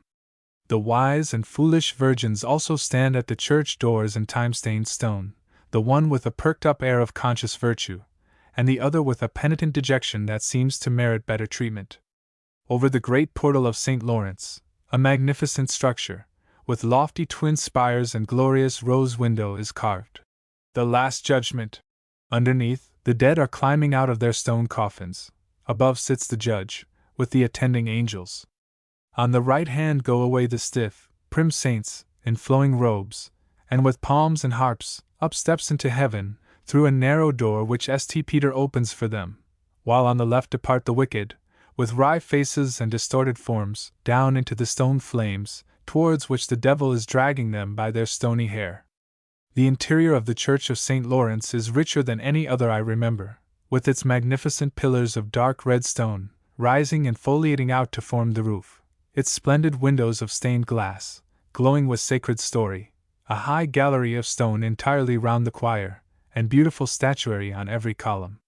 Here, too, is the famous sacrament house of honest old Adam Craft, the most exquisite thing I ever saw in stone. The color is light gray, and it rises beside one of the dark, massive pillars, 64 feet, growing to a point, which then strikes the arch of the roof, and there curls up like a vine to avoid it. The base is supported by the kneeling figures of Adam Craft and 2 fellow workmen, who labored on it for 4 years. Above is the Last Supper, Christ blessing little children, and other beautiful tableaus in stone. The Gothic spire grows up and around these, now and then throwing out graceful tendrils, like a vine, and seeming to be rather a living plant than an animate stone. The faithful artist evidently had this feeling for it, for, as it grew under his hands, he found that it would strike the roof, or he must sacrifice something of its graceful proportion. So his loving and daring genius suggested the happy design of letting it grow to its curving, graceful completeness. He who travels by a German railway needs patience and a full haversack. Time is of no value. The rate of speed of the trains is so slow that one sometimes has a desire to get out and walk, and the stoppages at the station seem eternal. But then we must remember that it is a long distance to the bottom of a great mug of beer. We left Lindau on one of the usual trains at 5:30 in the morning, and reached Augsburg at 1 o'clock in the afternoon. The distance cannot be more than 100 miles. That is quicker than by diligence, and one has leisure to see the country as he jogs along. There is nothing more sedate than a German train in motion. Nothing can stand so dead still as a German train at a station.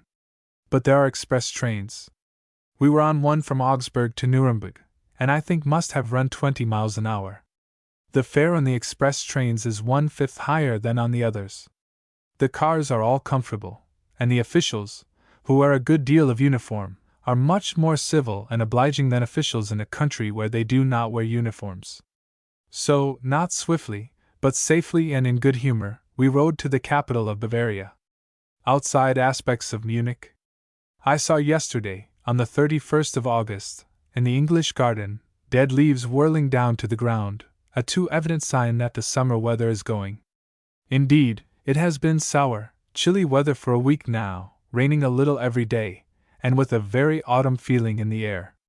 The nightly concerts in the beer gardens must have shivering listeners, if the bands do not, as many of them do, play within doors. The line of drosh drivers, in front of the post office colonnade, hide the red facings of their coats under long overcoats, and stand in cold expectancy beside their blanketed horses, which must need twice the quantity of black bread in this chilly air, for the horses here eat bread, like people. I see the drivers every day slicing up the black loaves, and feeding them, taking now and then a mouthful themselves, wetting it down with a pull from the mug of beer that stands within reach. And lastly, I am still speaking of the weather. The gay military officers come abroad in long cloaks, to some extent concealing their manly forms in smart uniforms, which I am sure they would not do, except under the pressure of necessity. Yet I think this raw weather is not to continue. It is only a rough visit from the Tyrol, which will give place to kinder influences. We came up here from hot Switzerland at the end of July, expecting to find Munich a furnace. It will be dreadful in Munich, everybody said. So we left Luzerne, where it was warm, not daring to stay till the expected rival sun, Victoria of England, should make the heat overpowering. But the first week of August in Munich it was delicious weather, clear, sparkling, bracing air, with no chill in it and no languor in it, just as you would say it ought to be on a high, gravelly plain, 1,700 feet above the sea. Then came a week of what the Muncheners call hot weather, with the thermometer up to 80 degrees Fahrenheit, and the white wide streets and grey buildings in a glare of light. Since then, weather of the most uncertain sort. Munich needs the sunlight. Not that it cannot better spare it than grimy London, for its prevailing color is light grey, and its many-tinted and frescoed fronts go far to relieve the most cheerless day. Yet Munich attempts to be an architectural reproduction of classic times, and in order to achieve any success in this direction, it is necessary to have the blue heavens and golden sunshine of Greece. The old portion of the city has some remains of the Gothic, and abounds in archways and rambling alleys, that suddenly become broad streets and then again contract to the width of an alderman, and portions of the old wall and city gates. Old feudal towers stand in the marketplace, and faded frescoes on old clock faces and over archways speak of other days of splendor. But the Munich of today is as if built to order, raised in a day by the command of one man. It was the old King Ludwig I, whose flower-wreathed bust stands in these days in the vestibule of the Glyptothek, in token of his recent death, who gave the impulse for all this, though some of the best buildings and streets in the city have been completed by his successors. The new city is laid out on a magnificent scale of distances, with wide streets, fine, open squares, plenty of room for gardens, both public and private, and the art buildings and art monuments are well distributed. In fact, many a stately building stands in such isolation that it seems to ask every passer what it was put there for. Then, again, some of the new adornments lack fitness of location or purpose. At the end of the broad, monotonous Ludwigstrasse, and yet not at the end, for the road runs straight on into the flat country between rows of slender trees, stands the Seegester, or Gate of Victory, an imitation of the Constantine Arch at Rome. It is surmounted by a splendid group in bronze, by Schwanthaler, Bavaria in her war chariot, drawn by 4 lions, and it is in itself, both in its proportions and its numerous sculptural figures and bas-reliefs, a fine recognition of the valor of the Bavarian army, to whom it is erected. Yet it is so dwarfed by its situation, that it seems to have been placed in the middle of the street as an obstruction. A walk runs on each side of it. The Propylaeum, another magnificent gateway, thrown across the handsome Briennerstrasse, beyond the Glyptothek, is an imitation of that on the Acropolis at Athens. It has fine Doric columns on the outside, and Ionic within, and the pediment groups are bas-reliefs, by Schwanthaler, representing scenes in modern Greek history. The passageways for carriages are through the side arches, and thus the sidewalk runs into the center of the street, and foot-passers must twice cross the carriage drive in going through the gate. Such things as these give one the feeling that art has been forced beyond use in Munich, and it is increased when one wanders through the new churches, palaces, galleries, and finds frescoes so prodigally crowded out of the way, and only occasionally open rooms so overloaded with them, and not always of the best, as to sacrifice all effect, and leave one with the sense that some demon of unrest has driven painters and sculptors and plasterers, night and day, to adorn the city at a stroke, at least, to cover it with paint and bedeck it with marbles, and to do it at once, leaving nothing for the sweet growth and blossoming of time. You see, it is easy to grumble, and especially in a cheerful, open, light, and smiling city, crammed with works of art, ancient and modern, its architecture a study of all styles, and its foaming beer, said by antiquarians to be a good deal better than the mead drunk in Odin's halls, only 7.5 kreuzers the quart. Munich has so much that it, of course, contains much that can be criticized. The long, wide Ludwigstrasse is a street of palaces, a street built up by the old king, and regarded by him with great pride. But all the buildings are in the Romanesque style, a repetition of one another to a monotonous degree. Only at the lower end are there any shops or shop windows, and a more dreary promenade need not be imagined. It has neither shade nor fountains, and on a hot day you can see how the sun would pour into it, and blind the passers. But few ever walk there at any time. A street that leads nowhere, and has no gay windows, does not attract. Toward the lower end, in the Odeonplatz, is the equestrian statue of Ludwig, a royally commanding figure, with a page on either side. The street is closed, so that it flows off on either side into streets of handsome shops, by the Feldherrnhall, Hall of the Generals, an imitation of the beautiful Loggia dei Lanzi, at Florence, that as yet contains only 2 statues, which seem lost in it. Here at noon, with parade of infantry, comes a military band to play for half an hour, and there are always plenty of idlers to listen to them. In the high arcade a colony of doves is domesticated, and I like to watch them circling about and wheeling round the spires of the over-decorated Theatine church opposite, and perching on the heads of the statues on the façade. The royal palace, near by, is a huddle of buildings and courts, that I think nobody can describe or understand, built at different times and in imitation of many styles. The front, toward the Hofgarten, a grassless square of small trees, with open arcades on 2 sides for shops, and partially decorated with frescoes of landscapes and historical subjects, is a building of festive halls, a façade 800 feet long, in the revived Italian style, and with a fine Ionic porch. The color is the royal, dirty yellow. On the Max Joseph Platz, which has a bronze statue of King Max, a seated figure, and some elaborate bas-reliefs, is another front of the palace, the Königsball, an imitation, not fully carried out, of the Pitti Palace, at Florence. Between these is the old residence, adorned with fountain groups and statues in bronze. On another side are the church and theatre of the residence. The interior of this court chapel is dazzling in appearance. The pillars are, I think, imitation of variegated marble. The sides are imitation of the same. The vaulting is covered with rich frescoes on gold ground. The whole effect is rich, but it is not at all sacred. Indeed, there is no church in Munich, except the old cathedral, the Frauenkirche, with its high Gothic arches, stained windows, and dusty old carvings, that gives one at all the sort of feeling that it is supposed a church should give. The court chapel interior is boastingly said to resemble St. Mark's, in Venice. You see how far imitation of the classic and Italian is carried here in Munich. So, as I said, the buildings need the southern sunlight. Fortunately, they get the right quality much of the time. The Glyptothek, a Grecian structure of 1 story, erected to hold the treasures of classic sculpture that King Ludwig collected, has a beautiful Ionic porch and pediment. On the outside are niches filled with statues. In the pure sunshine and under a deep blue sky, its white marble glows with an almost ethereal beauty. Opposite stands another successful imitation of the Grecian style of architecture, a building with a Corinthian porch, also of white marble. These, with the propylaeum, before mentioned, come out wonderfully against a blue sky. A few squares distant is the Pinakothek, with its treasures of old pictures, and beyond it the new Pinakothek, containing works of modern artists.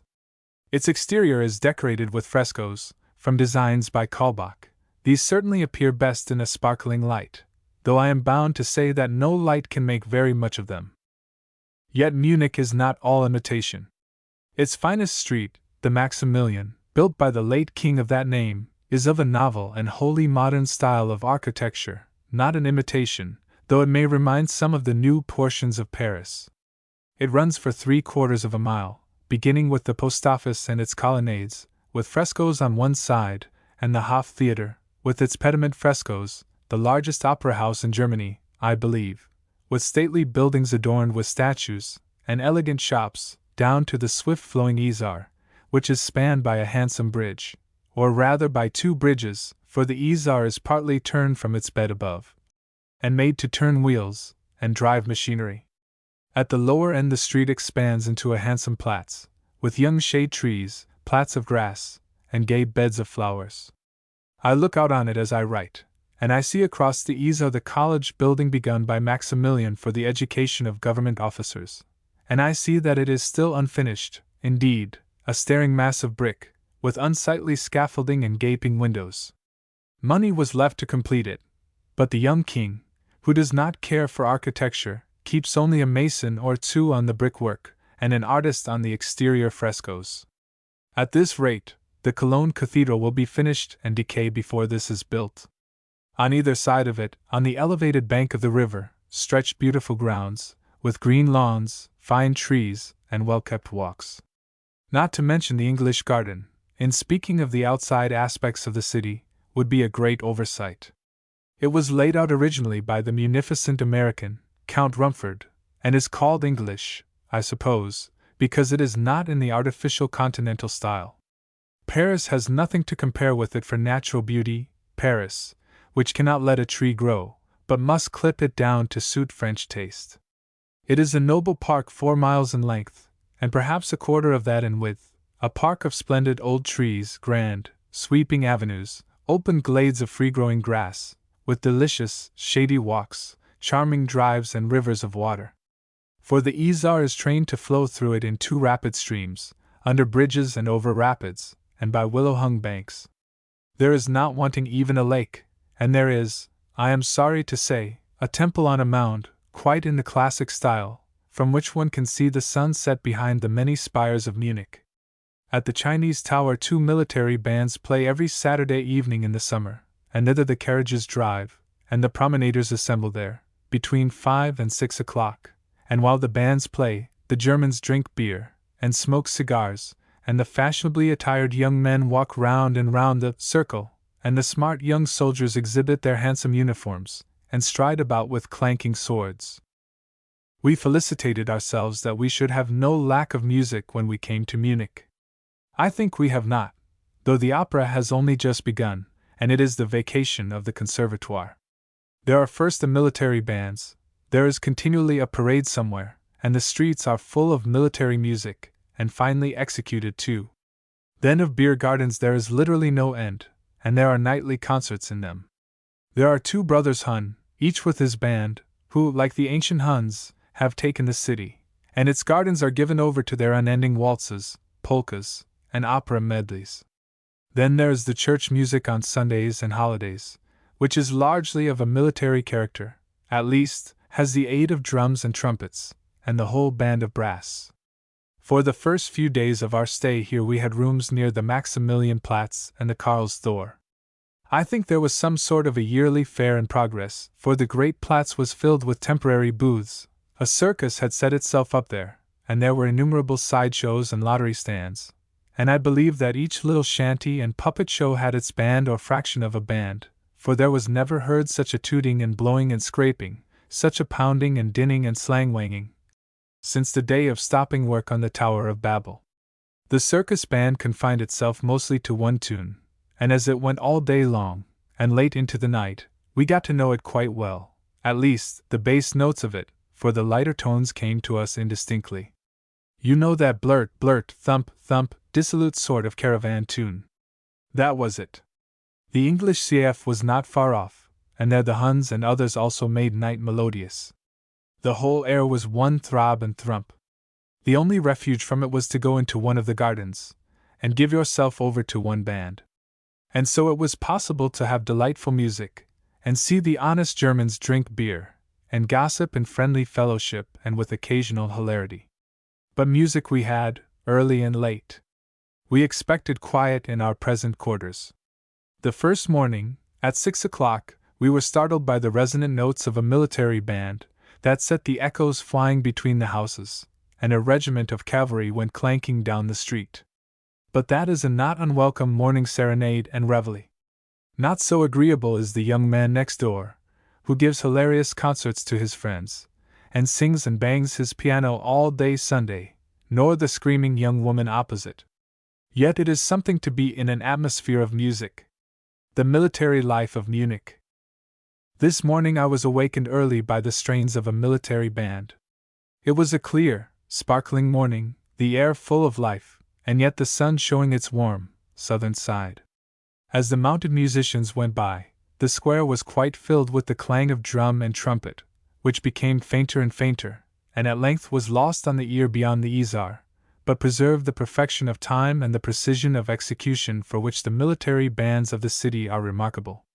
After the band came a brave array of officers in bright uniform, upon horses that pranced and curved head in the sunshine, and the regiment of cavalry followed, rank on rank of splendidly mounted men, who ride as if born to the saddle. The clatter of hoofs on the pavement, the jangle of bit and saber, the occasional word of command, the onward sweep of the well-trained cavalcade, continued for a long time, as if the lovely morning had brought all the cavalry in the city out of barracks. But this is an almost daily sight in Munich. One regiment after another goes over the river to the drill ground. In the hot mornings I used quite to pity the troopers who rode away in the glare in scorching brazen helmets and breastplates. But only a portion of the regiments dress in that absurd manner. The most wear a simple uniform, and look very soldierly. The horses are almost invariably fine animals, and I have not seen such riders in Europe. Indeed, everybody in Munich who rides at all rides well. Either most of the horsemen have served in the cavalry, or horsemanship, that noble art, to which the world is in high repute here. Speaking of soldiers, Munich is full of them. There are huge casernes in every part of the city, crowded with troops. This little kingdom of Bavaria has 120,000 troops of the line. Every man is obliged to serve in the army continuously 3 years, and every man between the ages of 21 and 45 must go with his regiment into camp or barrack several weeks in each year, no matter if the harvest rots in the field, or the customers desert the uncared for shop. The service takes 3 of the best years of a young man's life. Most of the soldiers in Munich are young. One meets hundreds of mere boys in the uniform of officers. I think every 7th man you meet is a soldier. There must be between 15 and 20,000 troops quartered in the city now. The young officers are everywhere, lounging in the cafes, smoking and sipping coffee, on all the public promenades, in the gardens, the theaters, the churches. And most of them are fine-looking fellows, good figures in elegantly fitting and tasteful uniforms. But they do like to show their handsome forms and hear their sword scabbards rattle on the pavement as they stride by. The beer gardens are full of the common soldiers, who empty no end of quart mugs and alternate pulls from the same earthen jug, with the utmost jollity and good fellowship. On the street, salutes between officers and men are perpetual, punctiliously given and returned, the hand raised to the temple, and held there for a second.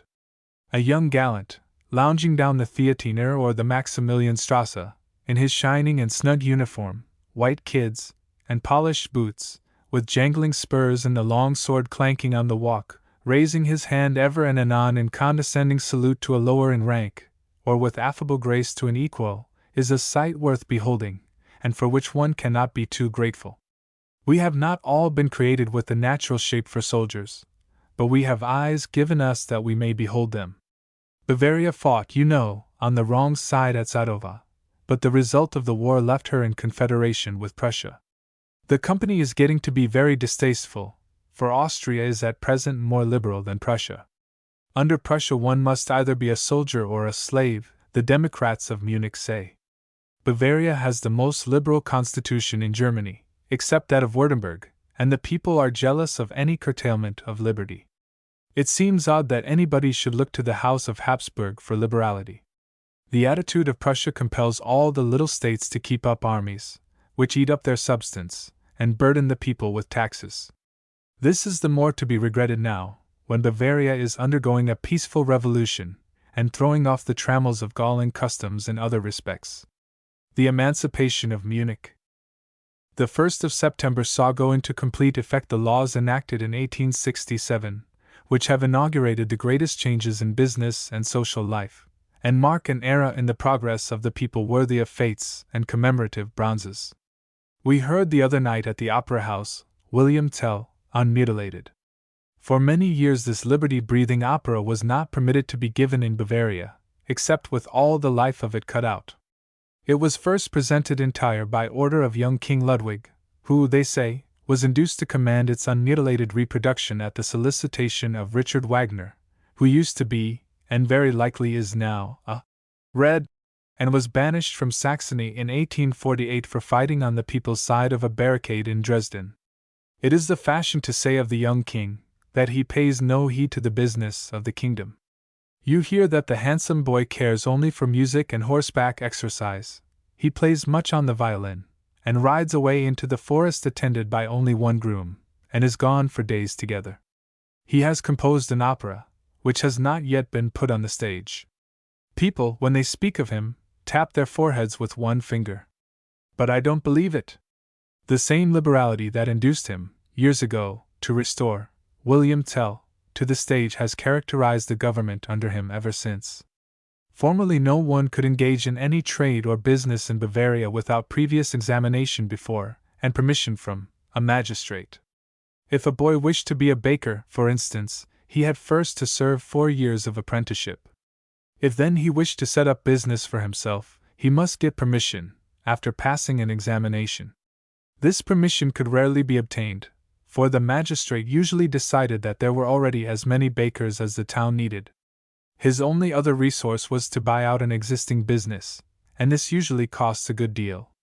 When he petitioned for the privilege of starting a bakery, all the bakers protested. And he could not even buy out a stand, and carry it on, without strict examination as to qualifications. This was the case in every trade.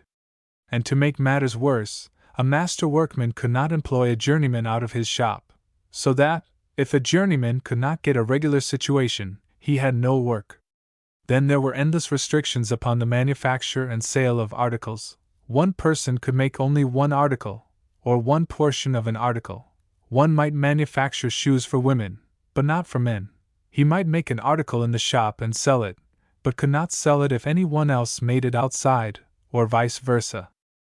Nearly all this mass of useless restriction on trades and business, which palsied all effort in Bavaria, is removed. Persons are free to enter into any business they like.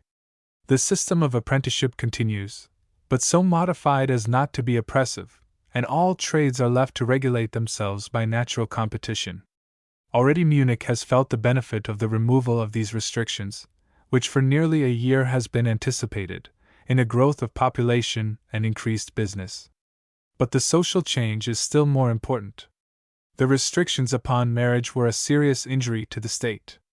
If Hans wished to marry, and felt himself adequate to the burdens and responsibilities of the double state, and the honest Fräulein was quite willing to undertake its trials and risks with him, it was not at all enough that in the moonlighted beer garden, while the band played, and they peeled the stinging radish, and ate the Switzer cheese, and drank from one mug, she allowed his arm to steal around her stout waist. All this love and fitness went for nothing in the eyes of the magistrate, who referred the application for permission to marry to his associate advisers, and they inquired into the applicant's circumstances, and if, in their opinion, he was not worth enough money to support a wife properly, permission was refused for him to try. The consequence was late marriages, and fewer than there ought to be, and other ill results. Now the matrimonial gates are lifted high, and the young man has not to ask permission of any snuffy old magistrate to marry. I do not hear that the consent of the maidens is more difficult to obtain than formerly. No city of its size is more prolific of pictures than Munich. I do not know how all its artists manage to live, but many of them count upon the American public. I hear everywhere that the Americans like this, and do not like that, and I am sorry to say that some artists, who have done better things, paint professedly to suit Americans, and not to express their own conceptions of beauty.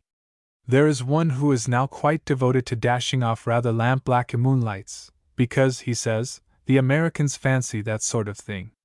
I see one of his smirchy pictures hanging in a shop window, awaiting the advent of the citizen of the United States. I trust that no word of mine will injure the sale of the moonlights.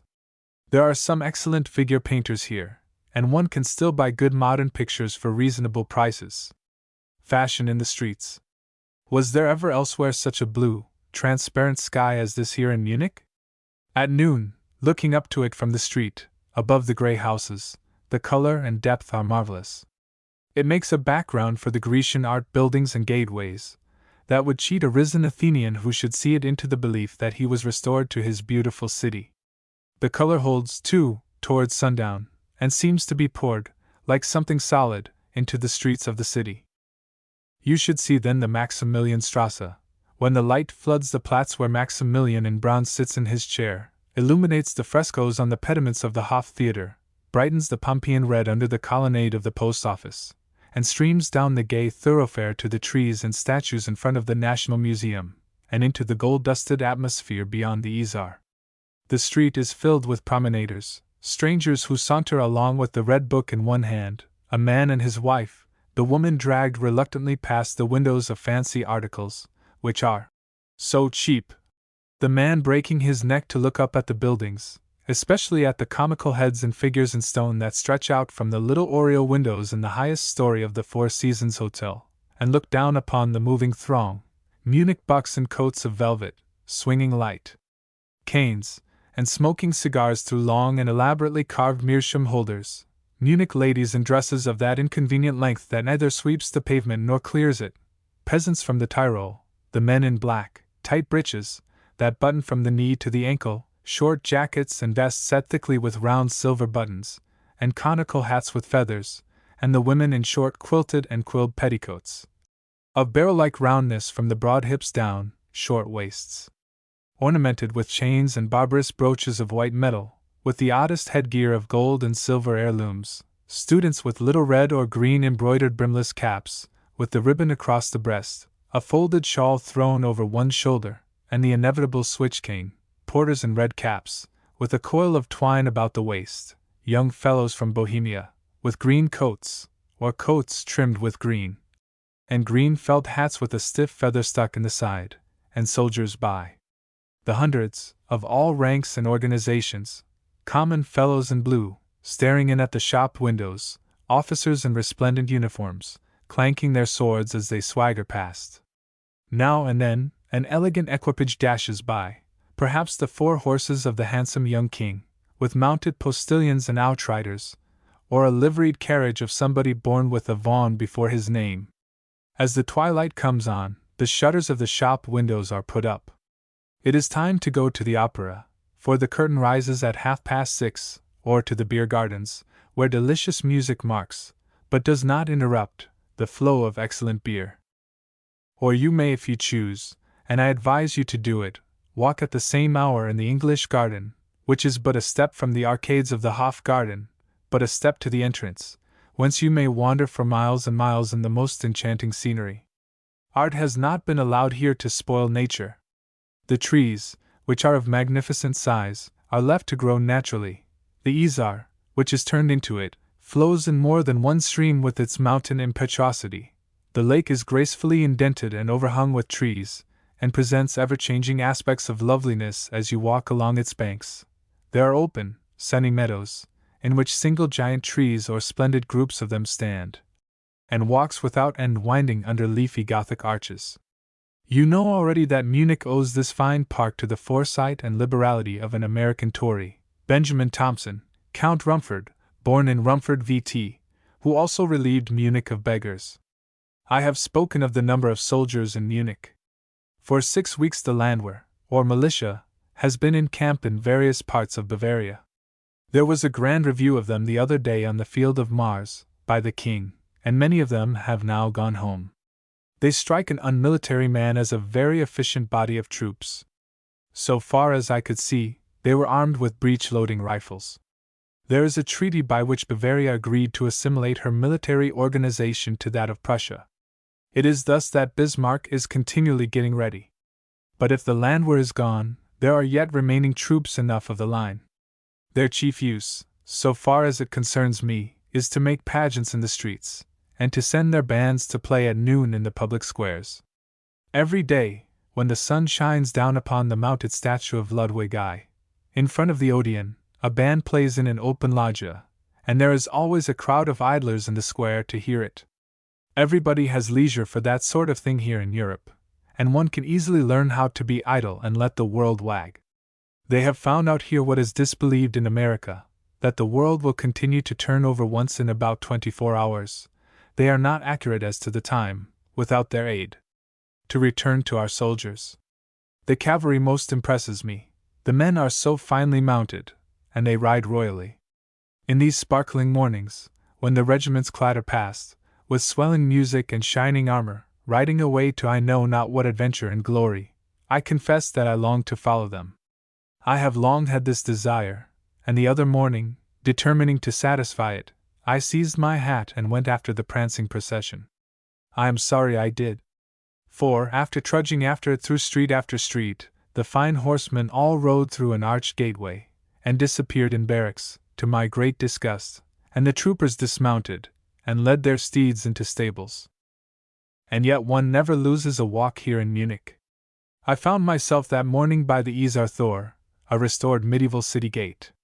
The gate is double, with flanking octagonal towers, enclosing a quadrangle. Upon the inner wall is a fresco of the Crucifixion. Over the outer front is a representation, in fresco painting, of the triumphal entry into the city of the Emperor Louis of Bavaria after the Battle of Ampfing. On one side of the gate is a portrait of the Virgin, on gold ground, and on the other a very passable one of the late Dr. Hawes of Hartford, with a pope's hat on. Walking on, I came to another arched gateway and clock tower, near it an old church, with a high wall adjoining, whereon is a fresco of cattle led to slaughter, showing that I am in the vicinity of the Victual Market, and I enter it through a narrow, crooked alley.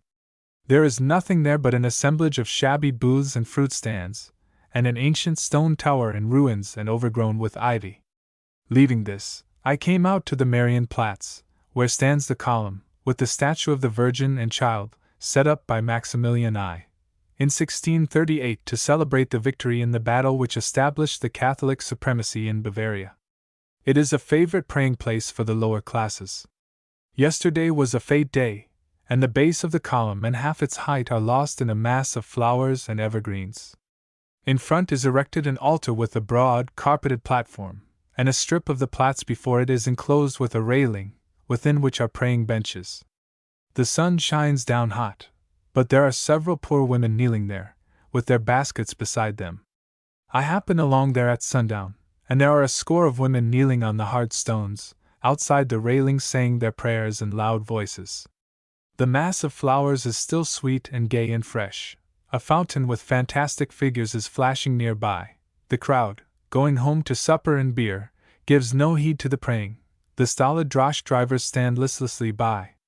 At the head of the square is an artillery station, and a row of cannon frowns on it. On one side is a house with a tablet in the wall, recording the fact that Gustavus Adolphus of Sweden once lived in it. When we came to Munich, the great annual fair was in progress, and the large Maximilianplatz, not to be confounded with the street of that name, was filled with booths of cheap merchandise, puppet shows, lottery shanties, and all sorts of popular amusements. It was a fine time to study peasant costumes. The city was crowded with them on Sunday, and let us not forget that the first visit of the peasants was to the churches. They invariably attended early Mass before they set out upon the day's pleasure. Most of the churches have services at all hours till noon, some of them with fine classical and military music. One could not but be struck with the devotional manner of the simple women, in their queer costumes, who walked into the gaudy edifices, were absorbed in their prayers for an hour, and then went away. I suppose they did not know how odd they looked in their high, round fur hats, or their fantastic old ornaments, nor that there was anything amiss in bringing their big baskets into church with them. At least, their simple, unconscious manner was better than that of many of the city people, some of whom stare about a good deal, while going through the service, and stop in the midst of crossings and genuflections to take snuff and pass it to their neighbors. But there are always present simple and homelike sort of people, who either follow the fashions nor look round on them, respectable, neat old ladies, in the faded and carefully preserved silk gowns, such as the New England women wear to meeting. No one can help admiring the simplicity, kindliness, and honesty of the Germans. The universal courtesy and friendliness of manner have a very different seeming from the politeness of the French. At the hotels in the country, the landlord and his wife and the servant join in hoping you will sleep well when you go to bed. The little maid at Heidelberg who served our meals always went to the extent of wishing us a good appetite when she had brought in the dinner. Here in Munich, the people we have occasion to address in the street are uniformly courteous. The shopkeepers are obliging, and rarely servile, like the English. You are thanked, and punctiliously wished the good day, whether you purchase anything or not. In shops tended by women, gentlemen invariably remove their hats. If you buy only a kreuzer's worth of fruit of an old woman, she says words that would be, literally translated, "I thank you beautifully." With all this, one looks kindly on the childish love the Germans have for titles. It is, I believe, difficult for the German mind to comprehend that we can be in good standing at home, unless we have some title prefixed to our names, or some descriptive phrase added. Our good landlord, who waits at the table and answers our bell, one of whose tenants is a living baron, having no title to put on his doorplate under that of the baron, must needs dub himself privateer, and he insists upon prefixing the name of this unambitious writer with the ennobling von, and at the least he insists, in common with the tradespeople, that I am her doctor. The bills of purchases by Madame come made out to Frau Wellborn at a hotel in Heidelberg, where I had registered my name with that distinctness of penmanship for which newspaper men are justly conspicuous, and had added to my own name and wife. I was not a little flattered to appear in the reckoning as her Dr. Mameswise. The Gottsacker and Bavarian funerals. To change the subject from gay to grave. The Gottsacker of Munich is called the finest cemetery in Germany. At least, it surpasses them in the artistic taste of its monuments. Natural beauty it has none, it is simply a long, narrow strip of ground enclosed in walls, with straight, parallel walks running the whole length, and narrow cross walks, and yet it is a lovely burial ground. There are but few trees, but the whole enclosure is a conservatory of beautiful flowers. Every grave is covered with them, every monument is surrounded with them. The monuments are unpretending in size, but there are many fine designs, and many finely executed busts and statues and allegorical figures, in both marble and bronze. The place is full of sunlight and color. I noticed that it was much frequented. In front of every place of sepulchre stands a small urn for water, with a brush hanging by, with which to sprinkle the flowers. I saw, also, many women and children coming and going with watering pots, so that the flowers never droop for want of care. At the lower end of the old ground is an open arcade, wherein are some effigies and busts, and many ancient tablets set into the wall. Beyond this is the new cemetery, an enclosure surrounded by a high wall of brick, and on the inside by an arcade. The space within is planted with flowers, and laid out for the burial of the people. The arcades are devoted to the occupation of those who can afford costly tombs. Only a small number of them are yet occupied. There are some good busts and monuments, and some frescoes on the panels rather more striking for size and color than for beauty. Between the two cemeteries is the house for the dead. When I walked down the long central all end of the old ground, I saw at the farther end, beyond a fountain, twinkling lights. Coming nearer, I found that they proceeded from the large windows of a building, which was a part of the arcade. People were looking in at the windows, going and coming to and from them continually, and I was prompted by curiosity to look within. A most unexpected sight met my eye. In a long room, upon elevated biers, lay people dead.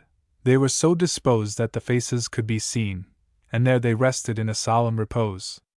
Officers in uniform, citizens in plain dress, matrons and maids in the habits that they wore when living, or in the white robes of the grave. About most of them were lighted candles. About all of them were flowers. Some were almost covered with bouquets. There were rows of children, little ones scarce a span long, in the white caps and garments of innocence, as if asleep in beds of flowers. How naturally they all were lying, as if only waiting to be called. Upon the thumb of every adult was a ring in which a string was tied that went through a pulley above and communicated with a bell in the attendant's room. How frightened he would be if the bell should ever sound, and he should go into that hall of the dead to see who rang. And yet it is a most wise and humane provision, and many years ago, there is a tradition, an entombment alive was prevented by it.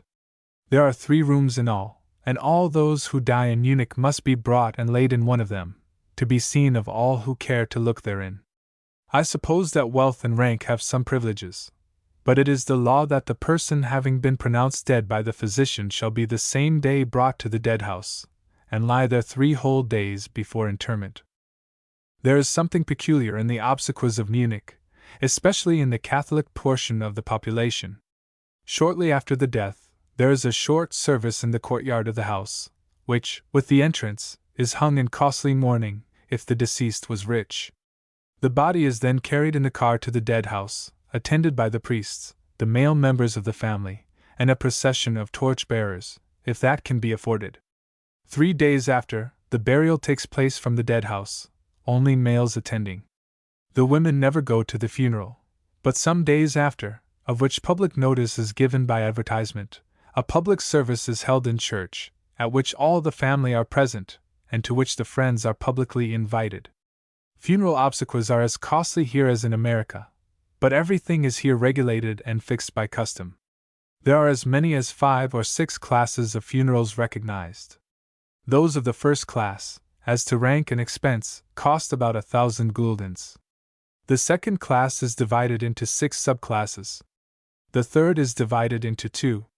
The cost of the first of the third class is about 400 guldens. The lowest class of those able to have a funeral costs 25 guldens. A gulden is about 2 francs. There are no carriages used at the funerals of Catholics, only at those of Protestants and Jews. I spoke of the custom of advertising the deaths. A considerable portion of the daily newspapers is devoted to these announcements, which are printed in display type, like the advertisements of dry goods sellers with you. I will roughly translate one which I happened to see just now. It reads, Death Advertisement. It has pleased God the Almighty, in His inscrutable providence, to take away our innermost loved, best husband, father, grandfather, uncle, brother-in-law, and cousin, her dyer of cloth and silk, yesterday night, at 11 o'clock, after 3 weeks of severe suffering, having partaken of the Holy Sacrament, in his 66th year, out of this earthly abode of calamity into the better beyond. Those who knew his good heart, his great honesty, as well as his patience in suffering, will know how justly to estimate our grief. This is signed by the deep grieving survivors, the widow, son, daughter, and daughter-in-law, in the name of the absent relatives. After the name of the son is written, Dyer in cloth and silk.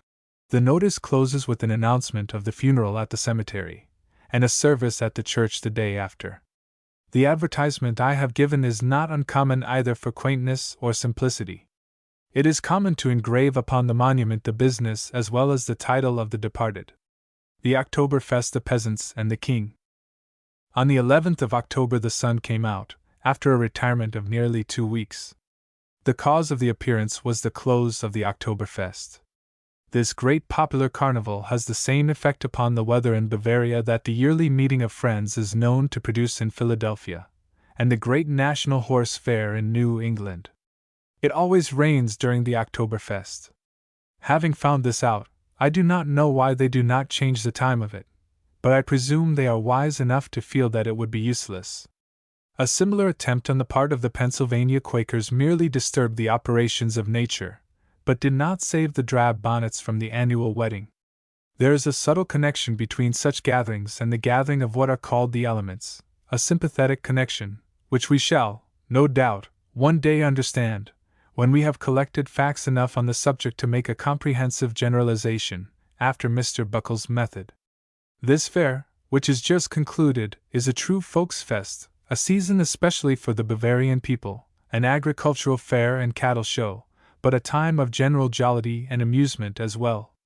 Indeed, the main object of a German fair seems to be to have a good time, and in this it is in marked contrast with American fairs. The Oktoberfest was instituted for the people by the old Ludwig I, on the occasion of his marriage, and it has ever since retained its position as the great festival of the Bavarian people, and particularly of the peasants. It offers a rare opportunity to the stranger to study the costumes of the peasants, and to see how they amuse themselves. One can judge a good deal of the progress of a people by the sort of amusements that satisfy them. I am not about to draw any philosophical inferences. I am a mere looker-on in Munich, but I have never anywhere else seen puppet shows afford so much delight, nor have I ever seen anybody get more satisfaction out of a sausage and a mug of beer, with the tum-tum of a band near by, than a Bavarian peasant. The fest was held under their Wies, a vast meadow on the outskirts of the city.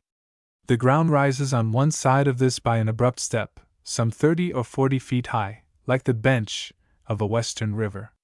This bank is terraced for seats the whole length, or as far down as the statue of Bavaria, so that there are turf seats, I should judge, for 3/4 of a mile, for a great many thousands of people, who can look down upon the race course, the tents, houses, and booths of the fair ground, and upon the roof and spires of the city beyond. The statue is, as you know, the famous bronze Bavaria of Schwanthaler, a colossal female figure 50 feet high, and with its pedestal 100 feet high, which stands in front of the Hall of Fame, a Doric edifice, in the open colonnades of which are displayed the busts of the most celebrated Bavarians, together with those of a few poets and scholars who were so unfortunate as not to be born here. The Bavaria stands with the right hand upon the sheathed sword, and the left raised in the act of bestowing a wreath of victory, and the lion of the kingdom is beside her. This representative being is, of course, hollow. There is room for 8 people in her head, which I can testify is a warm place on a sunny day, and one can peep out through loopholes and get a good view of the Alps of the Tyrol. To say that this statue is graceful or altogether successful would be an error, but it is rather impressive, from its size, if for no other reason. In the cast of the hand exhibited at the bronze foundry, the forefinger measures over 3 feet long. Although the fest did not officially begin until Friday, October 12th, yet the essential part of it, the amusements, was well under way on the Sunday before. The town began to be filled with country people, and the holiday might be said to have commenced, for the city gives itself up to the occasion. The new art galleries are closed for some days, but the collections and museums of various sorts are daily open, gratis. The theaters redouble their efforts. The concert halls are in full blast. There are dances nightly, and masked balls in the Folks Theatre. Country relatives are entertained. The peasants go about the streets in droves, in a simple and happy frame of mind, wholly unconscious that they are the oddest-looking guys that have come down from the Middle Ages. There is music in all the gardens, singing in the cafes, beer flowing in rivers, and a mighty smell of cheese that goes up to heaven. If the eating of cheese were a religious act, and its odor an incense, I could not say enough of the devoutness of the Bavarians. Of the picturesqueness and oddity of the Bavarian peasants' costumes, nothing but a picture can give you any idea. You can imagine the men in tight breeches, buttoned below the knee, jackets of the jockey cut, and both jacket and waistcoat covered with big metal buttons, sometimes coins, as thickly as can be sewed on. But the women defy the pen. A Bavarian peasant woman, in holiday dress, is the most fearfully and wonderfully made object in the universe. She displays a good length of striped stockings, and wears thin slippers, or sandals. Her skirts are like a hogshead in size and shape, and reach so near her shoulders as to make her appear humpbacked. The sleeves are hugely swelled out at the shoulder, and taper to the wrist. The bodice is a stiff and most elaborately ornamented piece of armor, and there is a kind of breastplate, or centerpiece, of gold, silver, and precious stones, or what passes for them, and the head is adorned with some monstrous heirloom, of finely worked gold or silver, or a tower, gilded and shining with long streamers, or bound in a simple black turban, with flowing ends. Little old girls, dressed like their mothers, have the air of creations of the fancy, who have walked out of a fairy book. There is an endless variety in these old costumes, and one sees every moment one more preposterous than the preceding. The girls from the Tyrol, with their bright neckerchiefs and pointed black felt hats, with gold cord and tassels, are some of them very pretty, but one looks a long time for a bright face among the other class, and when it is discovered, the owner appears like a maiden who was enchanted 100 years ago, and has not been released from the spell, but is still doomed to wear the garments and the ornaments that should long ago have mouldered away with her ancestors. The Wies was a city of Vanity Fair for 2 weeks, every day crowded with a motley throng. Booths, and even structures of some solidity, rose on it as if by magic. The lottery houses were set up early, and, to the last, attracted crowds, who could not resist the tempting display of goods and trinkets, which might be won by investing 6 kreuzers in a bit of paper, which might, when unrolled, contain a number. These lotteries are all authorized. Some of them were for the benefit of the agricultural society, some were for the poor, and others on individual account, and they always thrive, for the German, above all others, loves to try his luck. There were streets of shanties, where various things were offered for sale besides cheese and sausages. There was a long line of booths, where images could be shot at with bird guns, and when the shots were successful, the images went through astonishing revolutions.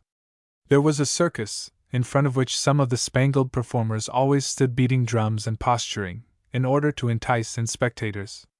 There were the puppet booths, before which all day stood gaping, delighted crowds, who roared with laughter whenever the little Frau beat her loutish husband about the head, and set him to tend the baby, who continued to wail, notwithstanding the man knocked its head against the doorpost.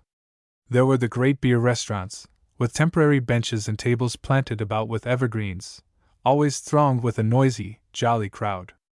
There were the fires, over which fresh fish were broiling on sticks, and if you lingered, you saw the fish taken alive from tubs of water standing by, dressed and spitted and broiling before the wiggle was out of their tails. There were the old women, who mixed the flour and fried the brown cakes before your eyes, or cooked the fragrant sausage, and offered it piping hot. And every restaurant and show had its band, brass or string, a full array of red-faced fellows tooting through horns, or a sorry quartet, the fat woman with the harp, the lean man blowing himself out through the clarinet, the long-haired fellow with the flute, and the robust and thick-necked fiddler. Everywhere there was music. The air was full of the odor of cheese and cooking sausage, so that there was nothing wanting to the most complete enjoyment. The crowd surged round, jammed together, in the best possible humor. Those who could not sit at tables sat on the ground, with a link of an eatable I have already named in one hand, and a mug of beer beside them. Toward evening, the ground was strewn with these grey quart mugs, which gave as perfect evidence of the battle of the day as the cannonballs on the sand before Fort Fisher did of the contest there. Besides this, for the amusement of the crowd, there is, every day, a wheelbarrow race, a sack race, a blindfold contest, or something of the sort, which turns out to be a very flat performance.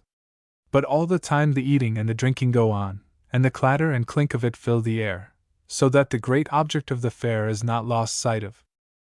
Meantime, where is the agricultural fair and cattle show? You must know that we do these things differently in Bavaria. On the fair ground, there is very little to be seen of the fair.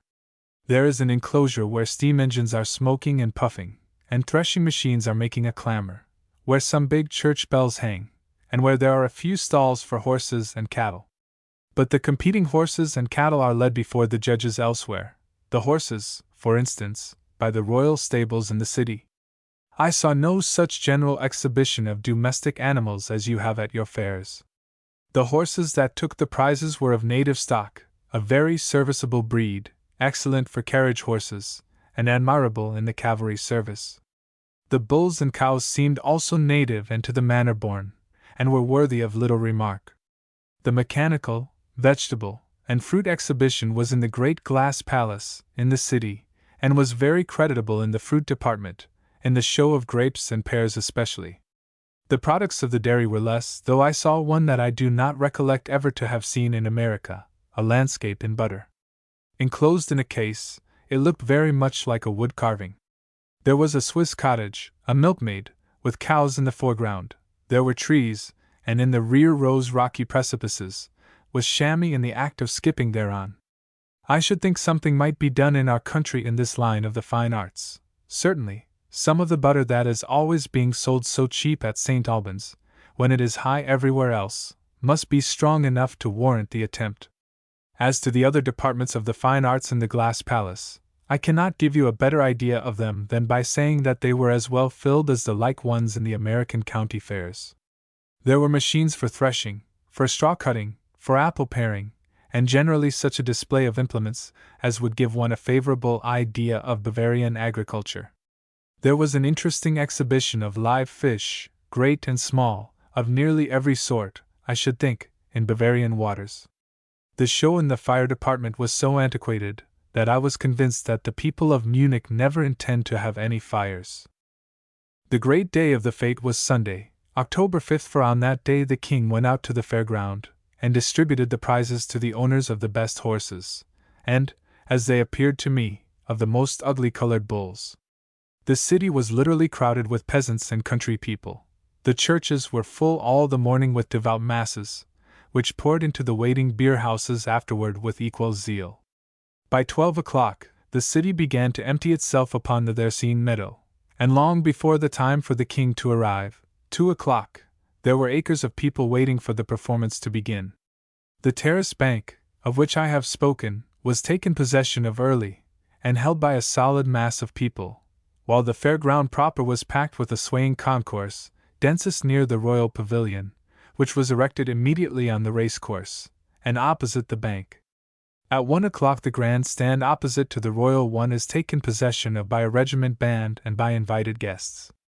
All the space, except the racecourse, is, by this time, packed with people, who watch the red and white gate at the head of the course with growing impatience. It opens to let in a regiment of infantry, which marches in and takes position. It swings, every now and then, for a solitary horseman, who gallops down the line in all the pride of mounted civic dignity, to the disgust of the crowd, or to let in a carriage, with some overdressed officer or splendid minister, who is entitled to a place in the royal pavilion. It is a people fete, and the civic officers enjoy one day of conspicuous glory. Now a majestic person in gold lace is set down, and now one in a scarlet coat, as beautiful as a flamingo. These driblets of splendor only feed the popular impatience. Music is heard in the distance, and a procession with colored banners is seen approaching from the city. That, like everything else that is to come, stops beyond the closed gate, and there it halts, ready to stream down before our eyes in a variegated pageant. The time goes on, the crowd gets denser, for there have been steady rivers of people pouring into the grounds for more than an hour. The military bands play in the long interval, the peasants jabber in unintelligible dialects, the high functionaries on the royal stand are good enough to move around, and let us see how brave and majestic they are. At last the firing of cannon announces the coming of royalty. There is a commotion in the vast crowd yonder, the eagerly watched gates swing wide, and a well-mounted company of cavalry dashes down the turf, in uniforms of light blue and gold. It is a citizens' company of butchers and bakers and candlestick makers, which would do no discredit to the regular army. Driving close after is a 4-horse carriage with 2 of the king's ministers, and then, at a rapid pace, 6 coal-black horses in silver harness, with mounted postilions, drawing a long, slender, open carriage with 1 seat, in which ride the king and his brother, Prince Otto, come down the way, and are pulled up in front of the pavilion, while the cannon roars, the big bells ring, all the flags of Bavaria, Prussia, and Austria, on innumerable poles, are blowing straight out. The band plays God Save the King. The people break into enthusiastic shouting, and the young king, throwing off his cloak, rises and stands in his carriage for a moment, bowing right and left before he descends. He wears today the simple uniform of the citizens' company which has escorted him, and is consequently more plainly and neatly dressed than any one else on the platform, a tall, say 6 feet, slender, gallant-looking young fellow of 23, with an open face and a graceful manner. But when he has arrived, things again come to a stand, and we wait for an hour, and watch the thickening of the clouds, while the king goes from this to that delighted dignitary on the stand and converses. At the end of this time, there is a movement. A white dog has got into the course, and runs up and down between the walls of people in terror, headed off by soldiers at either side of the grand stand, and finally, becoming desperate, he makes a dive for the royal pavilion. The consternation is extreme. The people cheer the dog and laugh. A white-handed official, in gold lace, and without his hat, rushes out to shoo the dog away, but is unsuccessful, for the animal dashes between his legs, and approaches the royal and carpeted steps. More men of rank run at him, and he is finally captured and borne away, and we all breathe freer that the danger to royalty is averted. At 1 o'clock 6 youths in white jackets, with clubs and coils of rope, had stationed themselves by the pavilion, but they did not go into action at this juncture, and I thought they rather enjoyed the activity of the great men who kept off the dog. At length there was another stir, and the king descended from the rear of his pavilion, attended by his ministers, and moved about among the people, who made way for him, and uncovered at his approach. He spoke with one and another, and strolled about as his fancy took him. I suppose this is called mingling with the common people. After he had mingled about 15 minutes, he returned, and took his place on the steps in front of the pavilion, and the distribution of prizes began. First the horses were led out, and their owners, approaching the king, received from his hands the diplomas, and a flag from an attendant. Most of them were peasants, and they exhibited no servility in receiving their marks of distinction, but bowed to the king as they would to any other man, and his majesty touched his cocked hat in return. Then came the prize cattle, many of them led by women, who are as interested as their husbands in all farm matters. Everything goes off smoothly, except there is a momentary panic over a fractious bull, who plunges into the crowd, but the 6 white jackets are about him in an instant, and entangle him with their ropes. This over, the gates again open, and the gay cavalcade that has been so long in sight approaches. First a band of musicians in costumes of the Middle Ages, and then a band of pages in the gayest apparel, bearing pictured banners and flags of all colors, whose silken luster would have been gorgeous in sunshine. These were followed by mounted heralds with trumpets, and after them were led the running horses entered for the race. The banners go up on the royal stand, and group themselves picturesquely. The heralds disappear at the other end of the list, and almost immediately the horses, ridden by young jockeys in stunning colors, come flying past in a general scramble. There are a dozen or more horses, but after the first round, the race lies between 2. The course is considerably over an English mile, and they make 4 circuits, so that the race is fully 6 miles, a very hard one. It was a run in a rain, however, which began when it did, and soon forced up the umbrellas. The vast crowd disappeared under a shed of umbrellas, of all colors, black, green, red, blue, and the effect was very singular, especially when it moved from the field. There was then a Niagara of umbrellas. The race was soon over. It is only a peasant's race, after all. The aristocratic races of the best horses take place in May. It was over. The king's carriage was brought round, the people again shouted, the cannon roared, the 6 black horses reared and plunged, and away he went. After all, says the artist, the King of Bavaria has not much power. You can see, returns a gentleman who speaks English, just how much he has. It is a 6-horse power.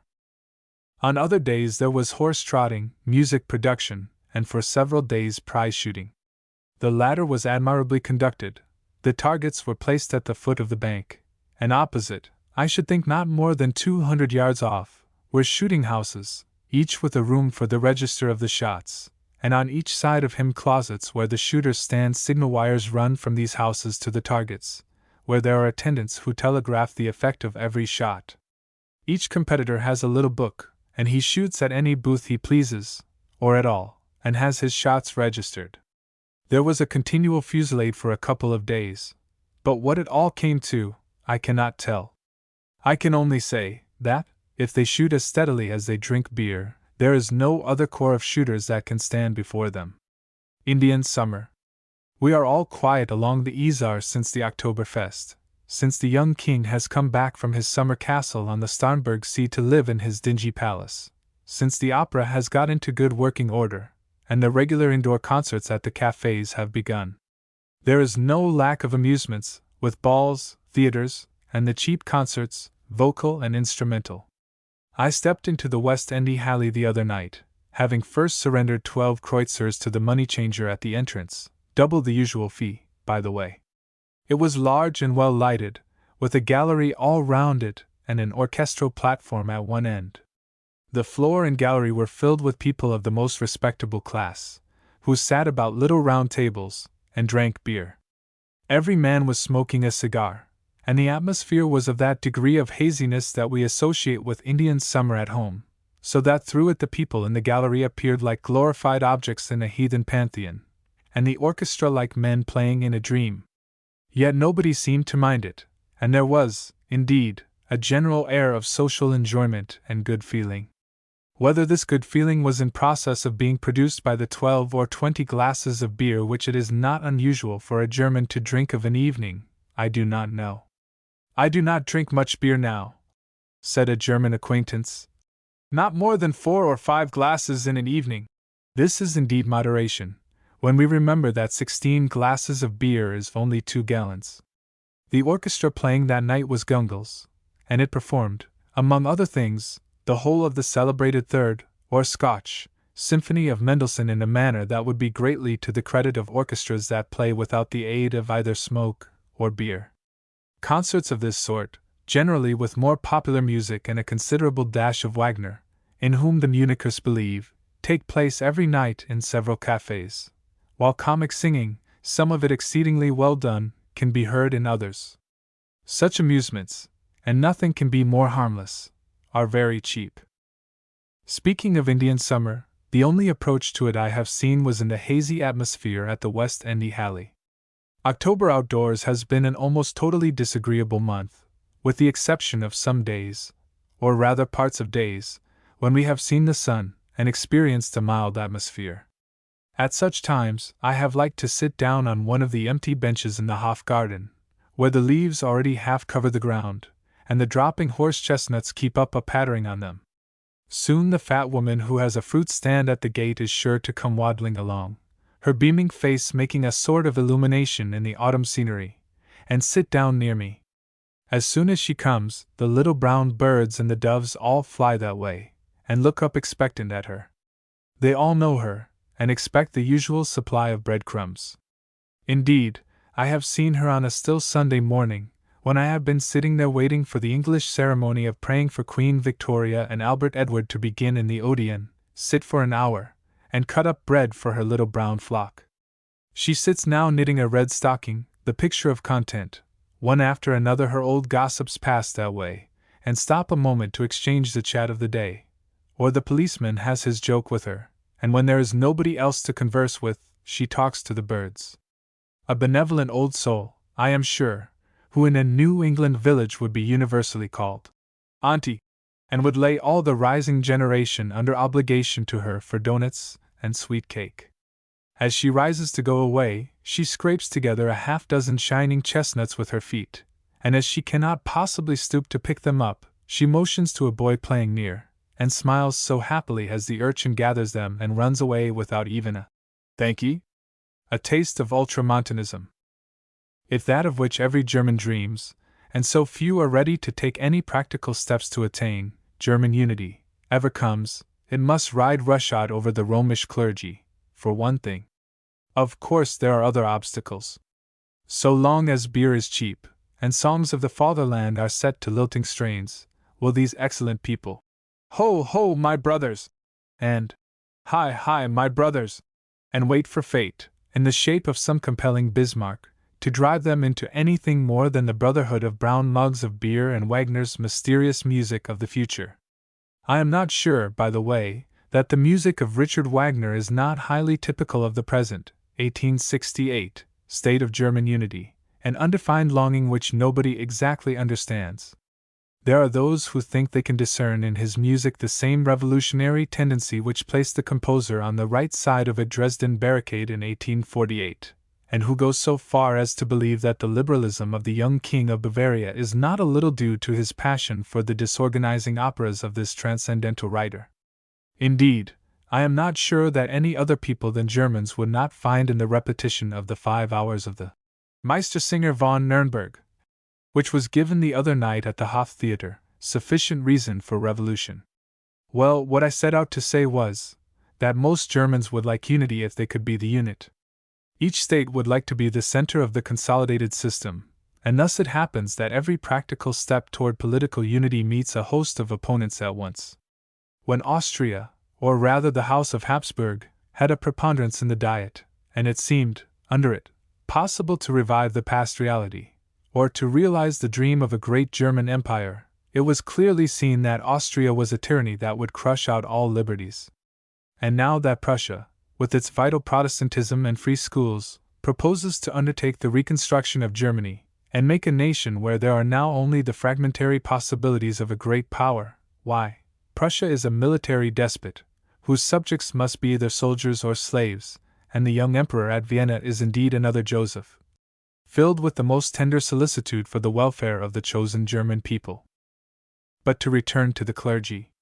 While the monasteries and nunneries are going to the ground in superstition-saturated Spain, while eager workmen are demolishing the last hiding places of monkery, and letting the daylight into places that have well kept the frightful secrets of 300 years, and turning the ancient cloistered domain into public parks and pleasure grounds, the Romish priesthood here, in free Bavaria, seem to imagine that they cannot only resist the progress of events, but that they can actually bring back the oldish twilight of the Middle Ages.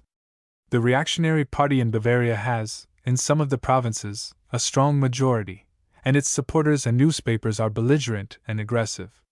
A few words about the politics of Bavaria will give you a clue to the general politics of the country. The reader of the little newspapers here in Munich finds evidence of at least three parties. There is first the Radical.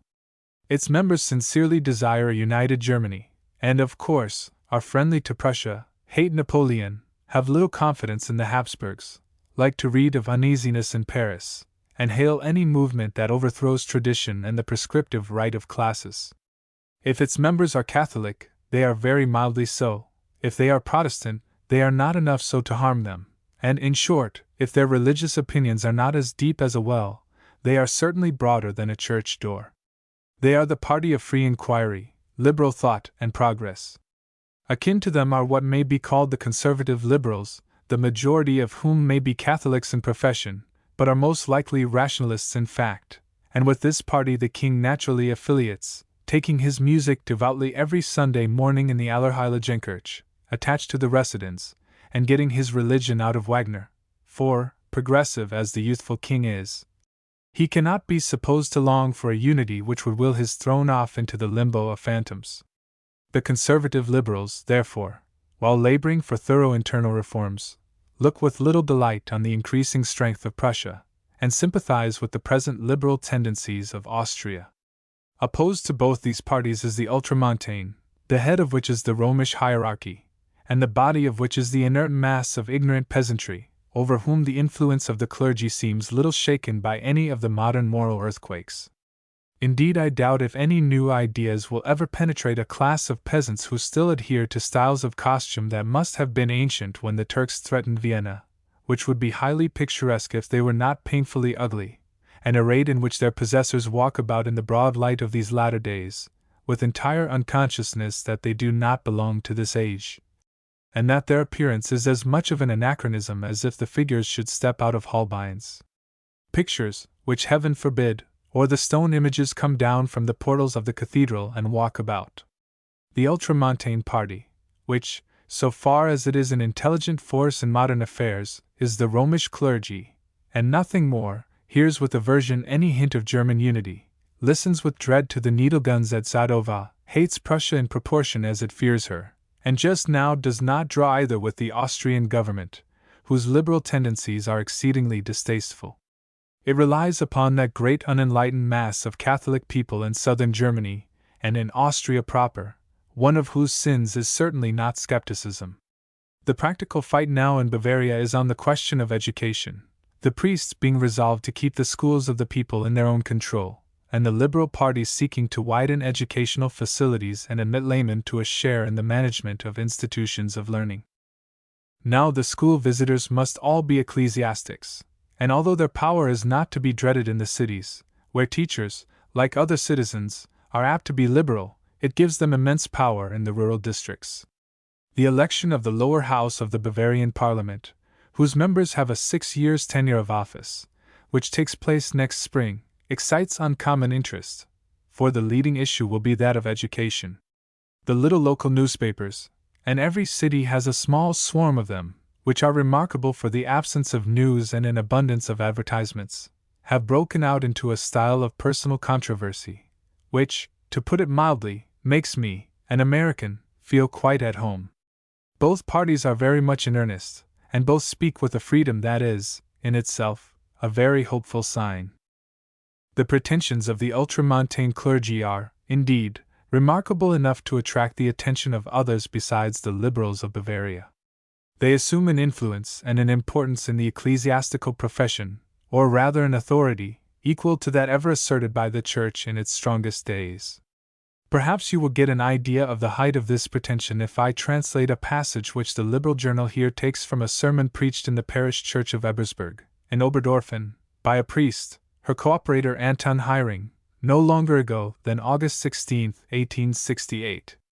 It reads, "With the power of absolution, Christ has endued the priesthood with a might which is terrible to hell, and against which Lucifer himself cannot stand, a might which, indeed, reaches over into eternity, where all other earthly powers find their limit and end, a might, I say, which is able to break the fetters which, for an eternity, were forged through the commission of heavy sin. Yes, further, this power of the forgiveness of sins makes the priest, in a certain measure, a second God, for God alone naturally can forgive sins. And yet this is not the highest reach of the priestly might, his power reaches still higher. He compels God himself to serve him." How so? When the priest approaches the altar, in order to bring there the holy Mass offering, there, at that moment, lifts himself up Jesus Christ, who sits at the right hand of the Father, upon his throne, in order to be ready for the beck of his priests upon earth.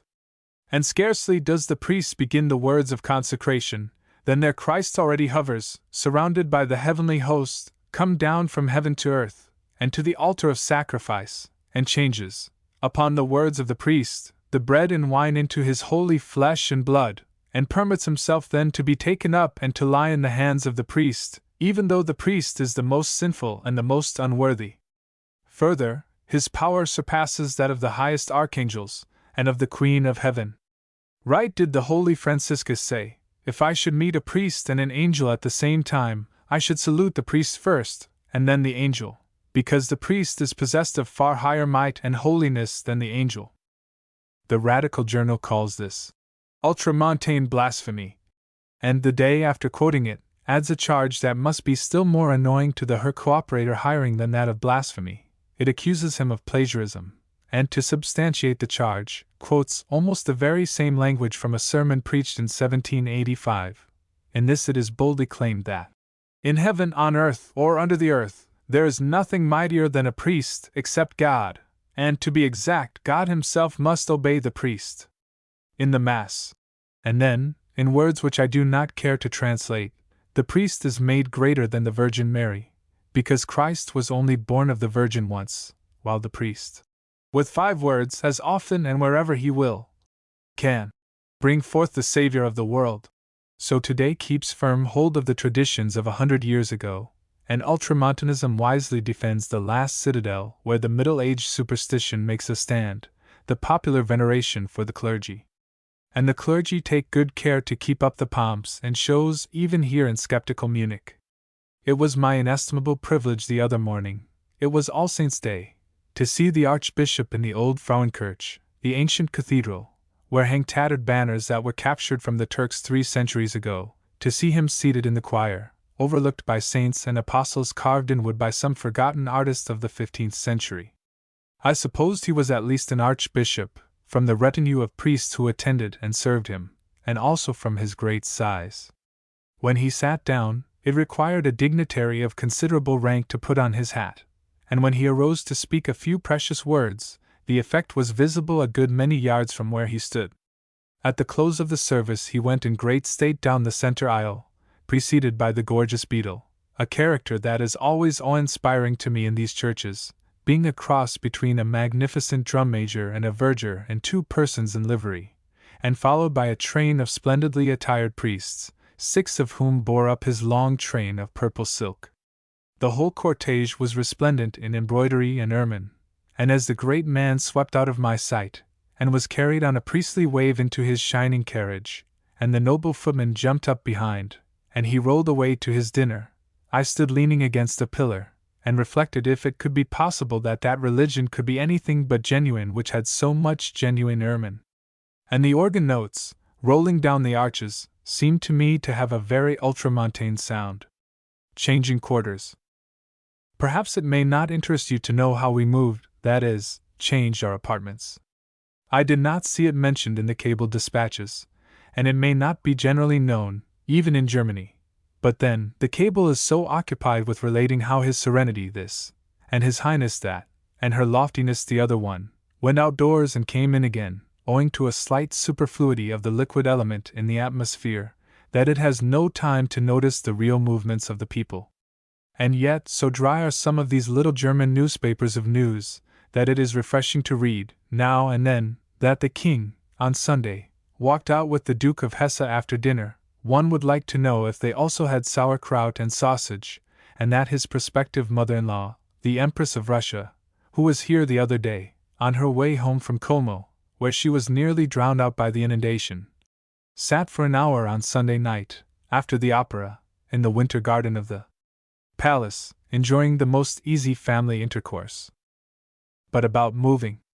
Let me tell you that to change quarters in the face of a Munich winter, which arrives here the 1st of November, is like changing front to the enemy just before a battle, and if we had perished in the attempt, it might have been put upon our monuments, as it is upon the out-of-cannon cast obelisk in the Carolina Platz, erected to the memory of the 30,000 Bavarian soldiers who fell in the disastrous Russian winter campaign of Napoleon, fighting against all the interests of Germany. They, too, died for their fatherland. Bavaria happened also to fight on the wrong side at Zadova, and I suppose that those who fell there also died for fatherland. It is a way the Germans have of doing, and they mean nothing serious by it. But, as I was saying, to change quarters here as late as November is a little difficult, for the wise ones seek to get housed for the winter by October. They select the sunny apartments, get on the double windows, and store up wood. The plants are tied up in the gardens, the fountains are covered over, and the inhabitants go about in furs and the heaviest winter clothing long before we should think of doing so at home. And they are wise. The snow comes early, and, besides, a cruel fog, cold as the grave and penetrating as remorse, comes down out of the near Tyrol. One morning early in November, I looked out of the window to find snow falling, and the ground covered with it. There was dampness and frost enough in the air to make it cling to all the tree twigs, and to take fantastic shapes on all the queer roofs and the slenderest pinnacles and most delicate architectural ornamentations. The city spires had a mysterious appearance in the grey haze, and above all, the round-topped towers of the old Frauenkirche, frosted with a little snow, loomed up more grandly than ever. When I went around to the Hof garden, where I late had sat in the sun, and heard the brown horse-chestnuts drop on the leaves, the benches were now full of snow, and the fat and friendly fruit woman at the gate had retired behind glass windows into a little shop, which she might well warm by her own person, if she radiated heat as readily as she used to absorb it on the warm autumn days, when I have marked her knitting in the sunshine. But we are not moving. The first step we took was to advertise our wants in the Neueste Nachrichten, latest news, newspaper. We desired, if possible, admission into some respectable German family, where we should be forced to speak German, and in which our society, if I may so express it, would be some compensation for our bad grammar. We wished also to live in the central part of the city, in short, in the immediate neighborhood of all the objects of interest, which are here very much scattered, and to have pleasant rooms. In Dresden, where the people are not so rich as in Munich, and where different customs prevail, it is customary for the best people, I mean the families of university professors, for instance, to take in foreigners, and give them tolerable food and a liberal education. Here it is otherwise. Nearly all families occupy one floor of a building, renting just rooms enough for the family, so that their apartments are not elastic enough to take in strangers, even if they desire to do so. And generally they do not. Munich society is perhaps chargeable with being a little stiff and exclusive. Well, we advertised in the Neueste Nachrichten. This is the liberal paper of Munich. It is a poorly printed, black-looking daily sheet, folded in octavo size, and containing anywhere from 16 to 34 pages, more or less, as it happens to have advertisements. It sometimes will not have more than 2 or 3 pages of reading matter. There will be a scrap or two of local news, the brief telegrams taken from the official paper of the day before, a bit or two of other news, and perhaps a short and slashing editorial on the ultramontane party. The advantage of printing and folding it in such small leaves is, that the size can be varied according to the demands of advertisements or news, if the German papers ever find out what that is, so that the publisher is always giving, every day, just what it pays to give that day, and the reader has his regular quantity of reading matter, and does not have to pay for advertising space, which in journals of unchangeable form cannot always be used profitably. This little journal was started something like 20 years ago. It probably spends little for news, has only one or, at most, two editors, is crowded with advertisements, which are inserted cheap, and costs, delivered, a little over 6 francs a year. It circulates in the city some 35,000. There is another little paper here of the same size, but not so many leaves, called The Daily Advertiser, with nothing but advertisements, principally of theaters, concerts, and the daily sights, and one page devoted to some prodigious yarn, generally concerning America, of which country its readers must get the most extraordinary and frightful impression. The Anacreton made the fortune of its first owner, who built himself a fine house out of it, and retired to enjoy his wealth. It was recently sold for 100,000 guldens, and I can see that it is piling up another fortune for its present owner. The Germans, who herein show their good sense and the high state of civilization to which they have reached, are very free advertisers, going to the newspapers with all their wants, and finding in them that aid which all interests and all sorts of people, from Kaiser to Kerl, are compelled, in these days, to seek in the daily journal. Every German town of any size has 3 or 4 of these little journals of flying leaves, which are excellent papers in every respect, except that they look like badly printed handbills, and have very little news and no editorials worth speaking of. An exception to these in Bavaria is the Allgemeine Zeitung of Augsburg, which is old and immensely respectable, and is perhaps, for extent of correspondence and splendidly written editorials on a great variety of topics, excelled by no journal in Europe except the London Times. It gives out 2 editions daily, the evening one about the size of the New York Nation, and it has all the telegraphic news. It is absurdly old granny-ish, and is malevolent in its pretended conservatism and impartiality. Yet it circulates over 40,000 copies, and goes all over Germany. But were we not saying something about moving? The truth is, that the best German families did not respond to our appeal with that alacrity which we had no right to expect, and did not exhibit that anxiety for our society which would have been such a pleasant evidence of their appreciation of the honor done to the royal city of Munich by the selection of it as a residence during the most disagreeable months of the year by the advertising undersigned.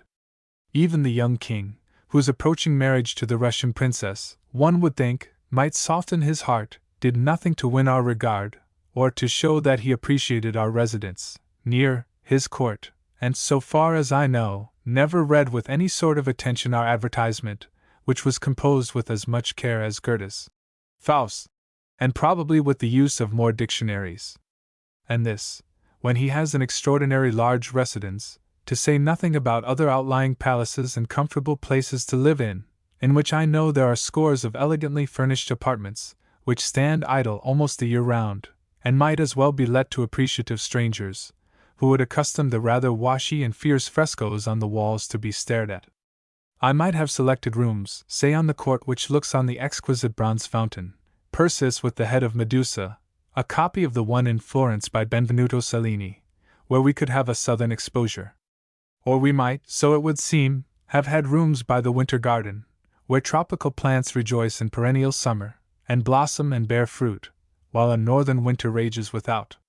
Yet the king did not see it by those lamps, and I looked in vain on the gates of the residence for the notice so frequently seen on other houses, of apartments to let.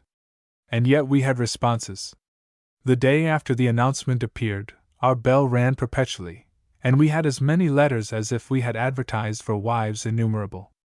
The German notes poured in upon us in a flood, each one of them containing an offer tempting enough to beguile an angel out of paradise, at least, according to our translation. They proffered us chambers that were positively overheated by the flaming sun, which, I can take my oath, only ventures a few feet above the horizon at this season, which were friendly in appearance, splendidly furnished, and near to every desirable thing, and in which, usually, some American family had long resided, and, experienced a content and happiness not to be felt out of Germany. I spent some days in calling upon the worthy Frauen who made these alluring offers. The visits were full of profit to the student of human nature, but profitless otherwise. I was ushered into low, dark chambers, small and dreary, looking towards the sunless north, which I was assured were delightful and even elegant. I was taken up to the top of tall houses, through a smell of cabbage that was appalling, to find empty and dreary rooms, from which I fled in fright. We were visited by so many people who had chambers to rent, that we were impressed with the idea that all Munich was to let, and yet, when we visited the places offered, we found they were only to be let alone. One of the Frauen who did us the honor to call, also wrote a note, and enclosed a letter that she had just received from an American gentleman.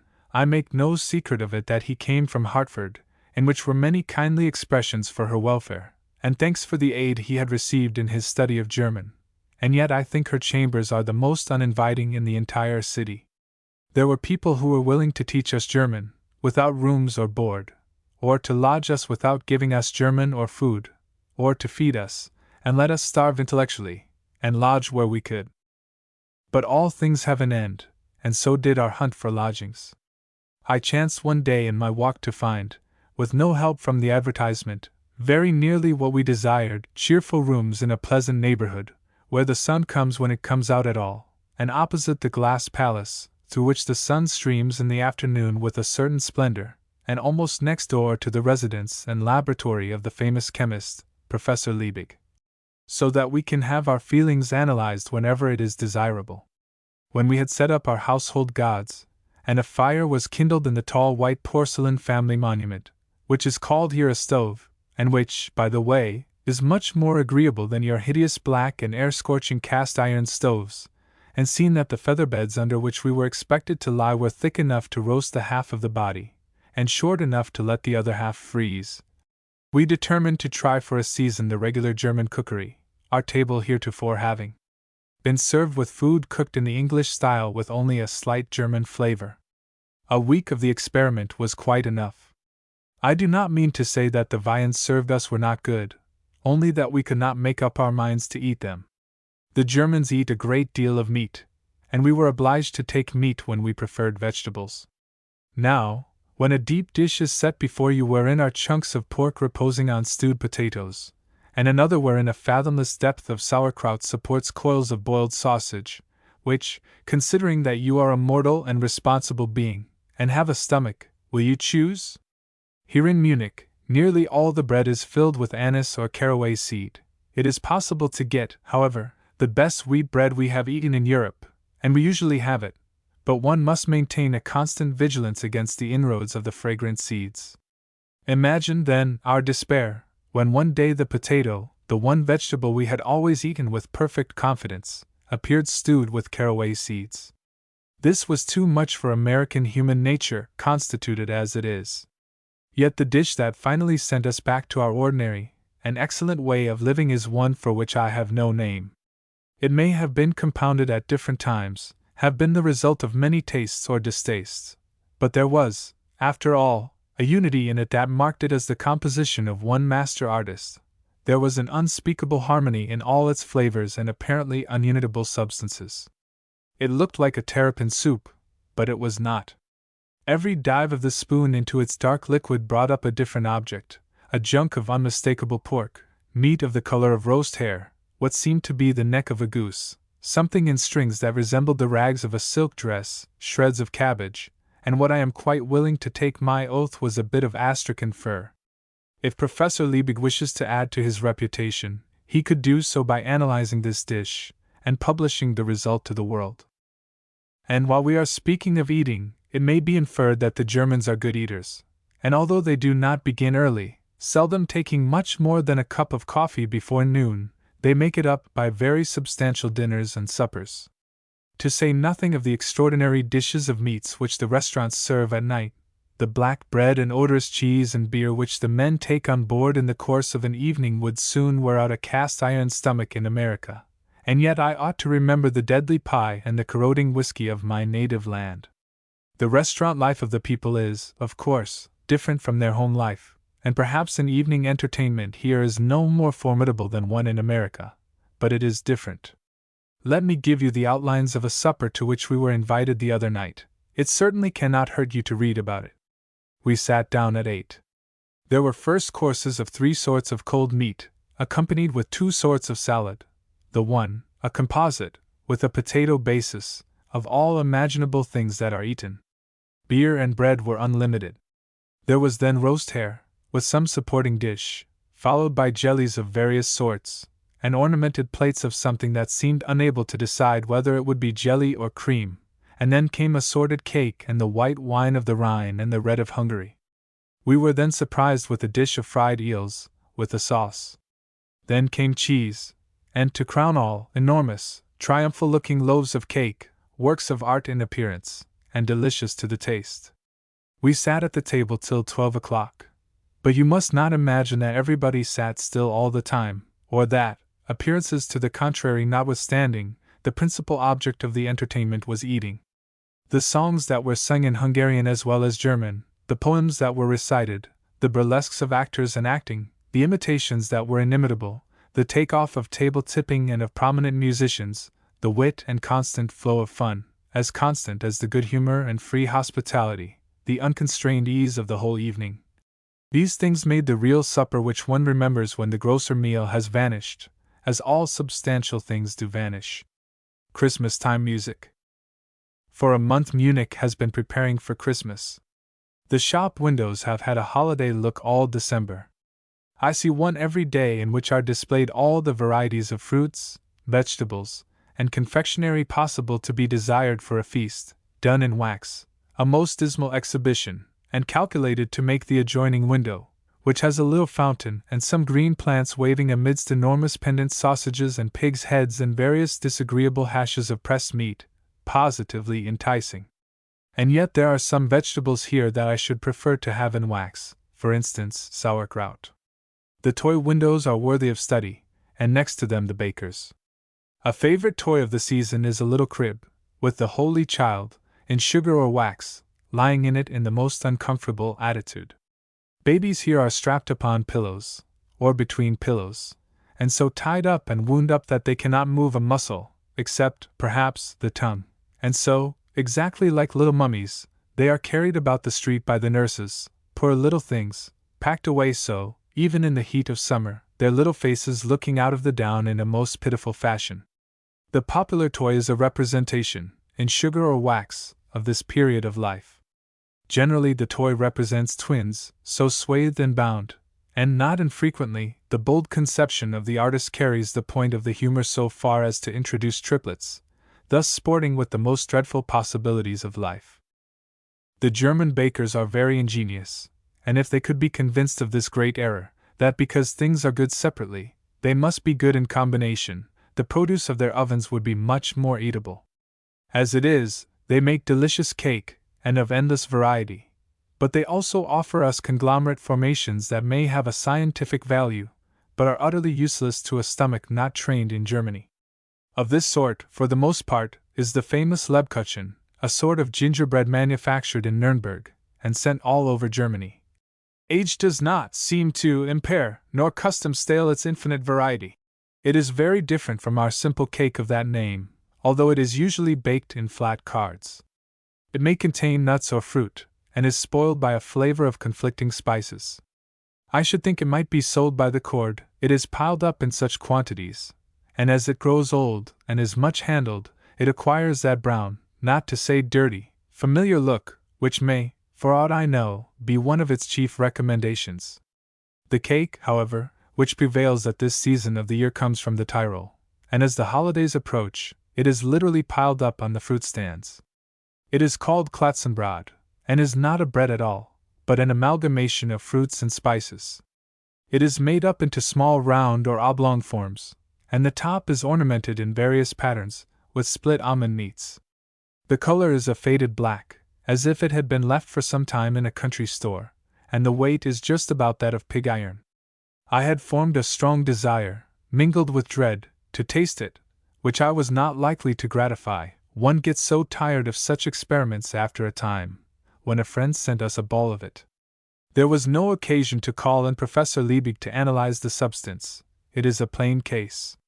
The black mass contains, cut up and pressed together, figs, citron, oranges, raisins, dates, various kinds of nuts, cinnamon, nutmeg, cloves, and I know not what other spices, together with the inevitable anise and caraway seeds. It would make an excellent cannonball, and would be specially fatal if it hit an enemy in the stomach. These seeds invade all dishes. The cooks seem possessed of one of the rules of whist: in case of doubt, play a trump; in case of doubt, they always put in anise seed. It is sprinkled profusely in the blackest rye bread, it gets into all the vegetables, and even into the holiday cakes. The extensive Maximilian Platz has suddenly grown up into booths and shanties, and looks very much like a temporary Western village. There are shops for the sale of Christmas articles, toys, cakes, and gimcracks, and there are, besides, places of amusement, if one of the sorry menageries of sick beasts with their hair half worn off can be so classed. One portion of the Platz is now a lively and picturesque forest of evergreens, an extensive thicket of large and small trees, many of them trimmed with colored and gilt strips of paper. I meet in every street persons lugging home their little trees, for it must be a very poor household that cannot have its Christmas tree, on which are hung the scanty store of candy, nuts, and fruit, and the simple toys that the needy people will pinch themselves otherwise to obtain. At this season, usually, the churches get up some representations for the children, the stable at Bethlehem, with the figures of the Virgin and Child, the wise men, and the oxen standing by. At least, the churches must be put in spick and span order. I confess that I like to stray into these edifices, some of them gaudy enough when they are, so to speak, off duty, when the choir is deserted, and there is only here and there a solitary worshipper at his prayers, unless, indeed, as it sometimes happens, when I fancy myself quite alone, I come by chance upon 100 people, in some remote corner before a side chapel, where Mass is going on, but so quietly that this sense of solitude in the church is not disturbed. Sometimes, when the place is left entirely to myself, and the servants who are putting it to rights and, as it were, shifting the scenes, I get a glimpse of the reality of all the pomp and parade of the services. At first I may be a little shocked with the familiar manner in which the images and statues and the gilded paraphernalia are treated, very different from the stately ceremony of the morning, when the priests are at the altar, the choir is in the organ loft, and the people crowd nave and aisles. Then everything is sanctified and inviolate. Now, as I loiter here, the old woman sweeps and dusts about as if she were in an ordinary crockery store. The sacred things are handled without gloves. And lo! An unclerical servant, in his shirt sleeves, climbs up to the altar, and taking down the silver-gilded cherubs, holds them, head down, by one fat foot, while he wipes them off with a damp cloth. To think of submitting a holy cherub to the indignity of a damp cloth! One could never say too much about the music here. I do not mean that of the regimental bands, or the orchestras in every hall and beer garden, or that in the churches on Sundays, both orchestral and vocal. Nearly every day, at 11:30, there is a parade by the residents, and another on the Marienplatz, and at each the bands play for half an hour. In the lobby by the palace the music stands can always be set out, and they are used in the Platz when it does not storm, and the bands play choice overtures and selections from the operas in fine style. The bands are always preceded and followed by a great crowd as they march through the streets, people who seem to live only for this half hour in the day, and whom no mud or snow can deter from keeping up with the music. It is a little gleam of comfort in the day for the most wearied portion of the community. I mean those who have nothing to do. But the music of which I speak is that of the Conservatoire and Opera. The Hof Theatre, Opera, and Conservatoire are all under one royal direction. The latter has been recently reorganized with a new director, in accordance with the Wagner notion somewhat. The young king is cracked about Wagner, and appears to care little for other music. He brings out his operas at great expense, and it is the fashion here to like Wagner whether he is understood or not. The opera of the Meistersinger von Nürnberg, which was brought out last summer, occupied over 5 hours in the representation, which is unbearable to the Germans, who go to the opera at 6 o'clock or half past, and expect to be at home before 10. His latest opera, which has not yet been produced, is founded on the Nibelungen Lied, and will take 3 evenings in the representation, which is almost as bad as a Chinese play. The present director of the Conservatoire and Opera, a Prussian, Herr von Bülow, is a friend of Wagner. There are formed here in town 2 parties, the Wagner and the Conservative, the new and the old, the modern and classical.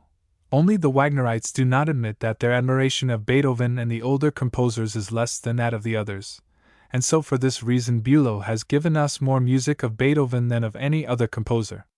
One thing is certain, that the Royal Orchestra is trained to a high state of perfection. Its rendition of the grand operas and its weekly concerts in the Odeon cannot easily be surpassed.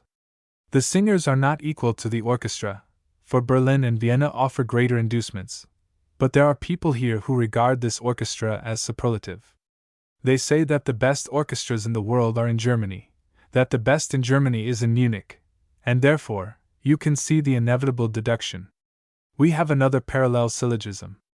The greatest pianist in the world is Liszt, but then Herr Bülow is actually a better performer than Liszt. Therefore you see again to what you must come. At any rate, we are quite satisfied in this provincial capital, and if there is anywhere better music, we don't know it. Bülow's orchestra is not very large, there are less than 80 pieces, but it is so handled and drilled, that when we hear it give one of the symphonies of Beethoven or Mendelssohn, there is little left to be desired. Bülow is a wonderful conductor, a little man, all nerve and fire, and he seems to inspire every instrument. It is worth something to see him lead an orchestra. His baton is magical. Head, arms, and the whole body are in motion. He knows every note of the compositions, and the precision with which he evokes a solitary note out of a distant instrument with the jerk of his rod, or brings a wail from the concurring violins, like the moaning of a pine forest in winter, with a sweep of his arm, is most masterly. About the platform of the Odeon are the marble busts of the great composers, and while the orchestra is giving some of Beethoven's masterpieces, I like to fix my eyes on his serious and genius-full face, which seems cognizant of all that is passing, and believe that he has a posthumous satisfaction in the interpretation of his great thoughts. The managers of the Conservatoire also give vocal concerts, and there are, besides, quartet soirees, so that there are few evenings without some attraction. The opera alternates with the theatre 2 or 3 times a week.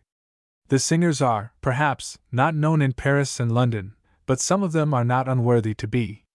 There is the baritone, Herr Kindermann, who now, at the age of 65, has a superb voice and manner, and has had few superiors in his time on the German stage. There is Frau Dietz, at 45, the best of actresses, and with a still fresh and lovely voice. There is Herr Nachbar, a tenor, who has a future, Fräulein Staley, a soprano, young and with an uncommon voice, who enjoys a large salary, and was the favorite until another soprano, the Malinger, came and turned the heads of king and opera habitués. The resources of the Academy are, however, tolerably large, and the practice of pensioning for life the singers enables them to keep always a tolerable company. This habit of pensioning officials, as well as musicians and poets, is very agreeable to the Germans. A gentleman the other day, who expressed great surprise at the smallness of the salary of our president, said that, of course, Andrew Johnson would receive a pension when he retired from office. I could not explain to him how comical the idea was to me, but when I think of the American people pensioning Andrew Johnson, well, like the fictitious Yankee in Mugby Junction, I laugh, I do. There is some fashion, in a fudgy, quaint way, here in Munich, but it is not exhibited in dress for the opera. People go, and it is presumed the music is the attraction in ordinary apparel. They save all their dress parade for the concerts, and the hall of the Odeon is as brilliant as provincial taste can make it in toilet. The ladies also go to operas and concerts unattended by gentlemen, and are brought, and fetched away, by their servants. There is a freedom and simplicity about this which I quite like, and besides, it leaves their husbands and brothers at liberty to spend a congenial evening in the cafes, beer gardens, and clubs. But there is always a heavy fringe of young officers and gallants both at opera and concert, standing in the outside passages. It is cheaper to stand, and one can hear quite as well, and see more. Looking for warm weather from Munich to Naples. At all events, saith the best authority. Pray that your flight be not in winter. And it might have added, don't go south if you desire warm weather. In January 1869, I had a little experience of hunting after genial skies, and I will give you the benefit of it in some free-running notes on my journey from Munich to Naples. It was the middle of January, at 11 o'clock at night, that we left Munich, on a mixed railway train, choosing that time, and the slowest of slow trains, that we might make the famous Brenner Pass by daylight. It was no easy matter, at last, to pull up from the dear old city in which we had become so firmly planted, and to leave the German friends who made the place like home to us. One gets to love Germany and the Germans as he does no other country and people in Europe. There has been something so simple, honest, genuine, in our Munich life, that we look back to it with longing eyes from this land of fancy, of hand-organ music, and squalid splendor. I presume the streets are yet half the day hid in a mountain fog, but I know the superb military bands are still playing at noon in the old Marienplatz and in the Loggie by the residence, that at 6:30 in the evening our friends are quietly stepping in to hear the opera at the Hof Theatre, where everybody goes to hear the music, and nobody for display, and that they will be at home before 9:30, and have dispatched the servant for the mugs of foaming beer. I know that they still hear every week the choice conservatoire orchestral concerts in the Odeon, and alas that experience should force me to think of it. I have no doubt that they sip, every morning, coffee which is as much superior to that of Paris as that of Paris is to that of London, and that they eat the delicious rolls, in comparison with which those of Paris are tasteless. I wonder, in this land of wine, and yet it must be so, if the beer gardens are still filled nightly, and if it could be that I should sit at a little table there, a comely lass would, before I could ask for what everybody is presumed to want, place before me a tall glass full of amber liquid, crowned with creamy foam. Are the handsome officers still sipping their coffee in the CAF Maximilian? And on sunny days is the crowd of fashion still streaming down to the Isar, and the high, sightly walks and gardens beyond? As I said, it was 11 o'clock of a clear and not very severe night, for Munich had had no snow on the ground since November. A deputation of our friends were at the station to see us off, and the farewells between the gentlemen were in the hearty fashion of the country. I know there is a prejudice with us against kissing between men, but it is only a question of taste, and the experience of anybody will tell him that the theory that this sort of salutation must necessarily be desirable between opposite sexes is a delusion. But I suppose it cannot be denied that kissing between men was invented in Germany before they wore full beards. Well, our goodbyes said, we climbed into our bare cars. There is no way of heating the German cars, except by tubes filled with hot water, which are placed under the feet, and are called foot warmers. As we slowly moved out over the plain, we found it was cold. In an hour the foot warmers, not hot to start with, were stone cold. You are going to sunny Italy, our friends had said. As soon as you pass the Brenner you will have sunshine and delightful weather. This thought consoled us, but did not warm our feet. The Germans, when they travel by rail, wrap themselves in furs and carry footsacks. We creaked along, with many stoppings. At 2 o'clock we were at Rosenheim. Rosenheim is a windy place, with clear starlight, with a multitude of cars on a multiplicity of tracks, and a large, lighted refreshment room, which has a glowing, jolly stove. We stay there an hour, toasting by the fire and drinking excellent coffee. Groups of Germans are seated at tables playing cards, smoking, and taking coffee. Other trains arrive, and huge men stalk in, from Vienna or Russia, you would say, enveloped in enormous fur overcoats, reaching to the heels, and with big fur boots coming above the knees, in which they move like elephants. Another start, and a cold ride with cooling foot warmers, droning on to Kufstein. It is 5 o'clock when we reach Kufstein, which is also a restaurant, with a hot stove, and more Germans going on as if it were daytime. But by this time in the morning the coffee had got to be wretched. After an hour's waiting, we dream on again, and before we know it, come out of our cold doze into the cold dawn. Through the thick frost on the windows we see the faint outlines of mountains. Scraping away the incrustation, we find that we are in the Tyrol, high hills on all sides, no snow in the valley, a bright morning, and the snow peaks are soon rosy in the sunrise. It is just as we expected, little villages under the hills, and slender church spires with brick red tops. At 9 o'clock we are in Innsbruck, at the foot of the Brenner. No snow yet. It must be charming here in the summer. During the night we have got out of Bavaria. The waiter at the restaurant wants us to pay him 90 kreuzers for our coffee, which is only 6 kreuzers a cup in Munich. Remembering that it takes 100 kreuzers to make a gulden in Austria, I launch out a Bavarian gulden, and expect 10 kreuzers in change. I have heard that 60 Bavarian kreuzers are equal to 100 Austrian, but this waiter explains to me that my gulden is only good for 90 kreuzers. I, in my turn, explain to the waiter that it is better than the coffee, but we come to no understanding, and I give up, before I begin, trying to understand the Austrian currency. During the day I get my pockets full of coppers, which are very convenient to take in change, but appear to have a very slight purchasing power in Austria even, and none at all elsewhere, and the only use for which I have found is to give to Italian beggars. One of these pieces satisfies a beggar when it drops into his hat, and then it detains him long enough in the examination of it, so that your carriage has time to get so far away that his renewed pursuit is usually unavailing. The Brenner Pass repaid us for the pains we had taken to see it, especially as the sun shone and took the frost from our windows, and we encountered no snow on the track, and indeed, the fall was not deep, except on the high peaks about us.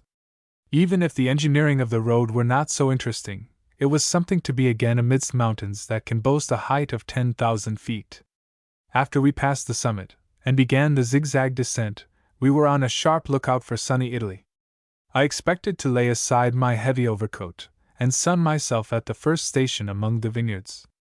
Instead of that, we bade goodbye to bright sky, and plunged into a snowstorm, and, so greeted, drove down into the narrow gorges, whose steep slopes we could see were terraced to the top, and planted with vines.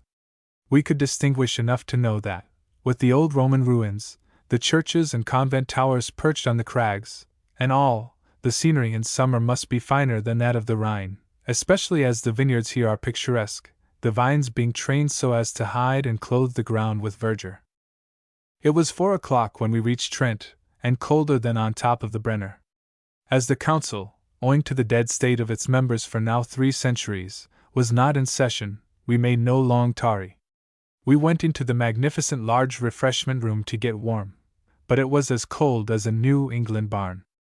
I asked the proprietor if we could not get at a fire, but he insisted that the room was warm, that it was heated with a furnace, and that he burned good stove coal, and pointed to a register high up in the wall. Seeing that I looked incredulous, he insisted that I should test it. Accordingly, I climbed upon a table, and reached up my hand. A faint warmth came out, and I gave it up, and congratulated the landlord on his furnace. But the register had no effect on the great hall. You might as well try to heat the dome of St. Peter's with a lucifer match. At dark, Allah be praised, we reached Allah, where we went through the humbug of an Italian custom house, and had our first glimpse of Italy in the picturesque-looking idlers and red-tasseled caps, and the jabber of a strange tongue. The snow turned into a cold rain, the foot-warmers, we having reached the sunny lands, could no longer be afforded, and we shivered along till 9 o'clock, dark and rainy, brought us to Verona. We emerged from the station to find a crowd of omnibuses, carriages, drivers, runners, and people anxious to help us, all vociferating in the highest key. Amidst the usual Italian clamor about nothing, we gained our hotel omnibus, and sat there for 10 minutes watching the dispute over our luggage, and serenely listening to the angry vituperations of policemen and drivers. It sounded like a revolution, but it was only the ordinary Italian way of doing things, and we were at last rattling away over the broad pavements. Of course, we stopped at a palace-turned hotel, drove into a court with double flights of high stone and marble stairways, and were hurried up to the marble mosaic landing by an active boy, and, almost before we could ask for rooms, were shown into a suite of magnificent apartments.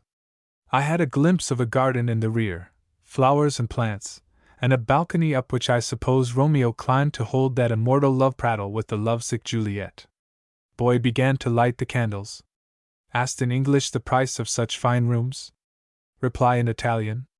Asked in German? Reply in Italian. Asked in French, with the same result. Other servants appeared, each with a piece of baggage. Other candles were lighted. Everybody talked in chorus. The landlady, a woman of elegant manners and great command of her native tongue, appeared with a candle, and joined in the melodious confusion. What is the price of these rooms? More jabber, more servants bearing lights.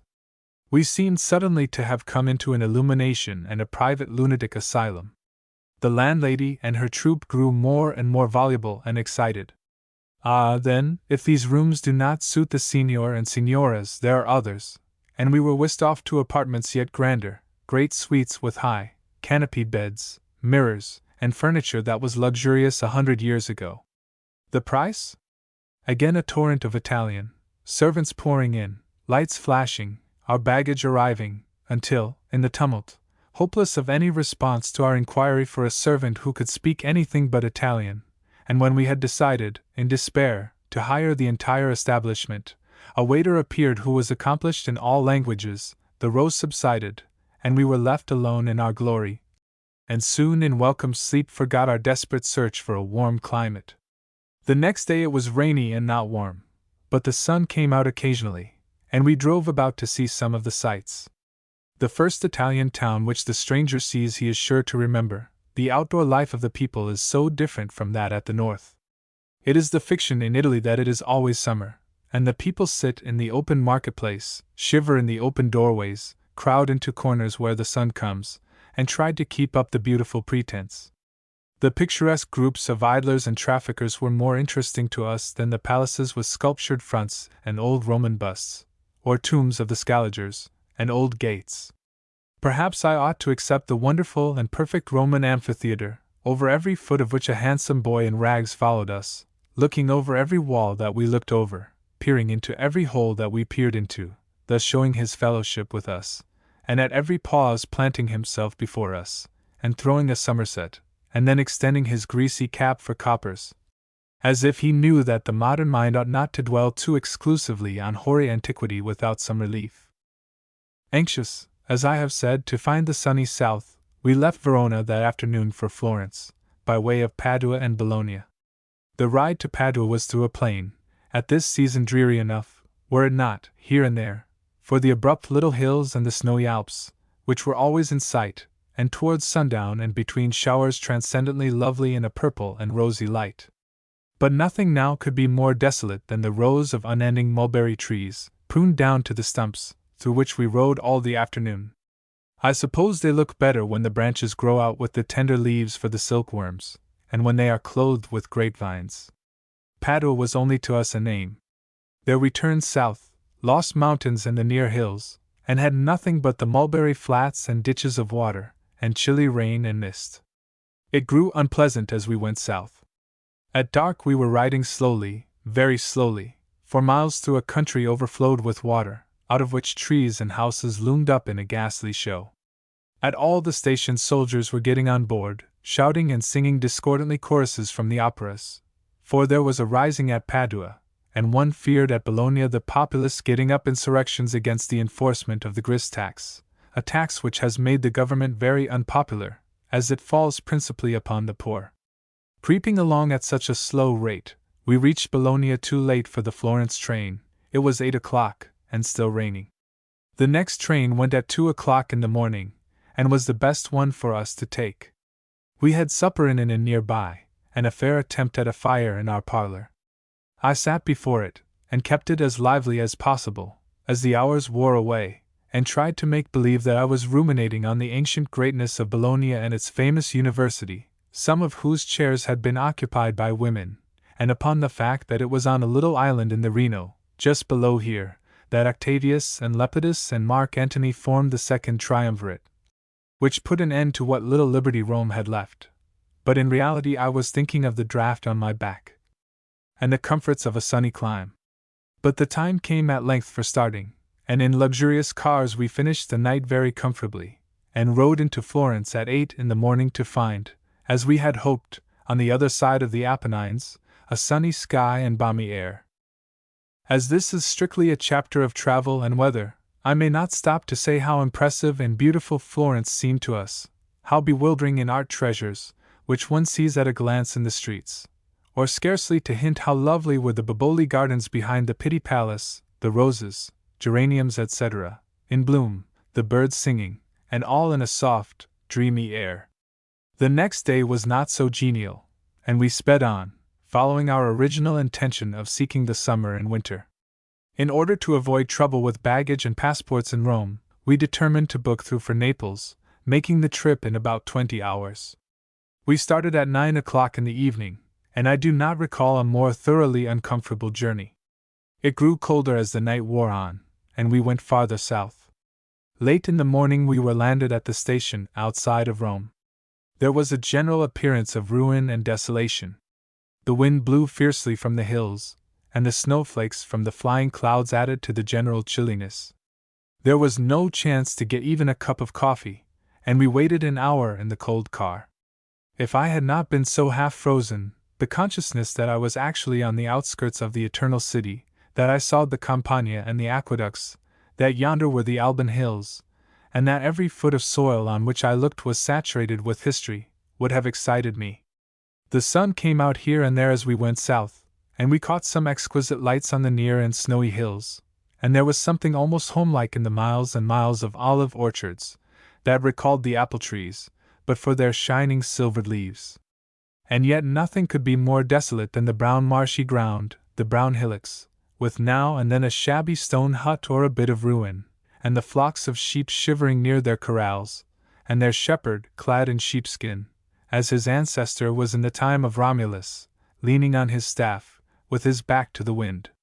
Now and then a white town perched on a hillside, its houses piled above each other, relieved the eye, and I could imagine that it might be all the poets have sung of it, in the spring, though the Latin poets, I am convinced, have wonderfully imposed upon us. To make my long story short, it happened to be colder next morning at Naples than it was in Germany. The sun shone, but the northeast wind, which the natives poetically called the tramontane, was blowing, and the white smoke of Vesuvius rolled towards the sea. It would only last 3 days, it was very unusual, and all that. The next day it was colder, and the next colder yet. Snow fell, and blew about unmelted. I saw it in the streets of Pompeii. The fountains were frozen, icicles hung from the locks of the marble statues in the aka. And yet the oranges glowed like gold among their green leaves, the roses, the heliotrope, the geraniums, bloomed in all the gardens. It is the most contradictory climate. We lunched one day, sitting in our open carriage in a lemon grove, and near at hand the Lucrin lake was half frozen over. We feasted our eyes on the brilliant light and color on the sea, and the lovely outlined mountains round the shore, and waited for a change of wind. The Neapolitans declare that they have not had such weather in 20 years. It is scarcely one's ideal of balmy Italy.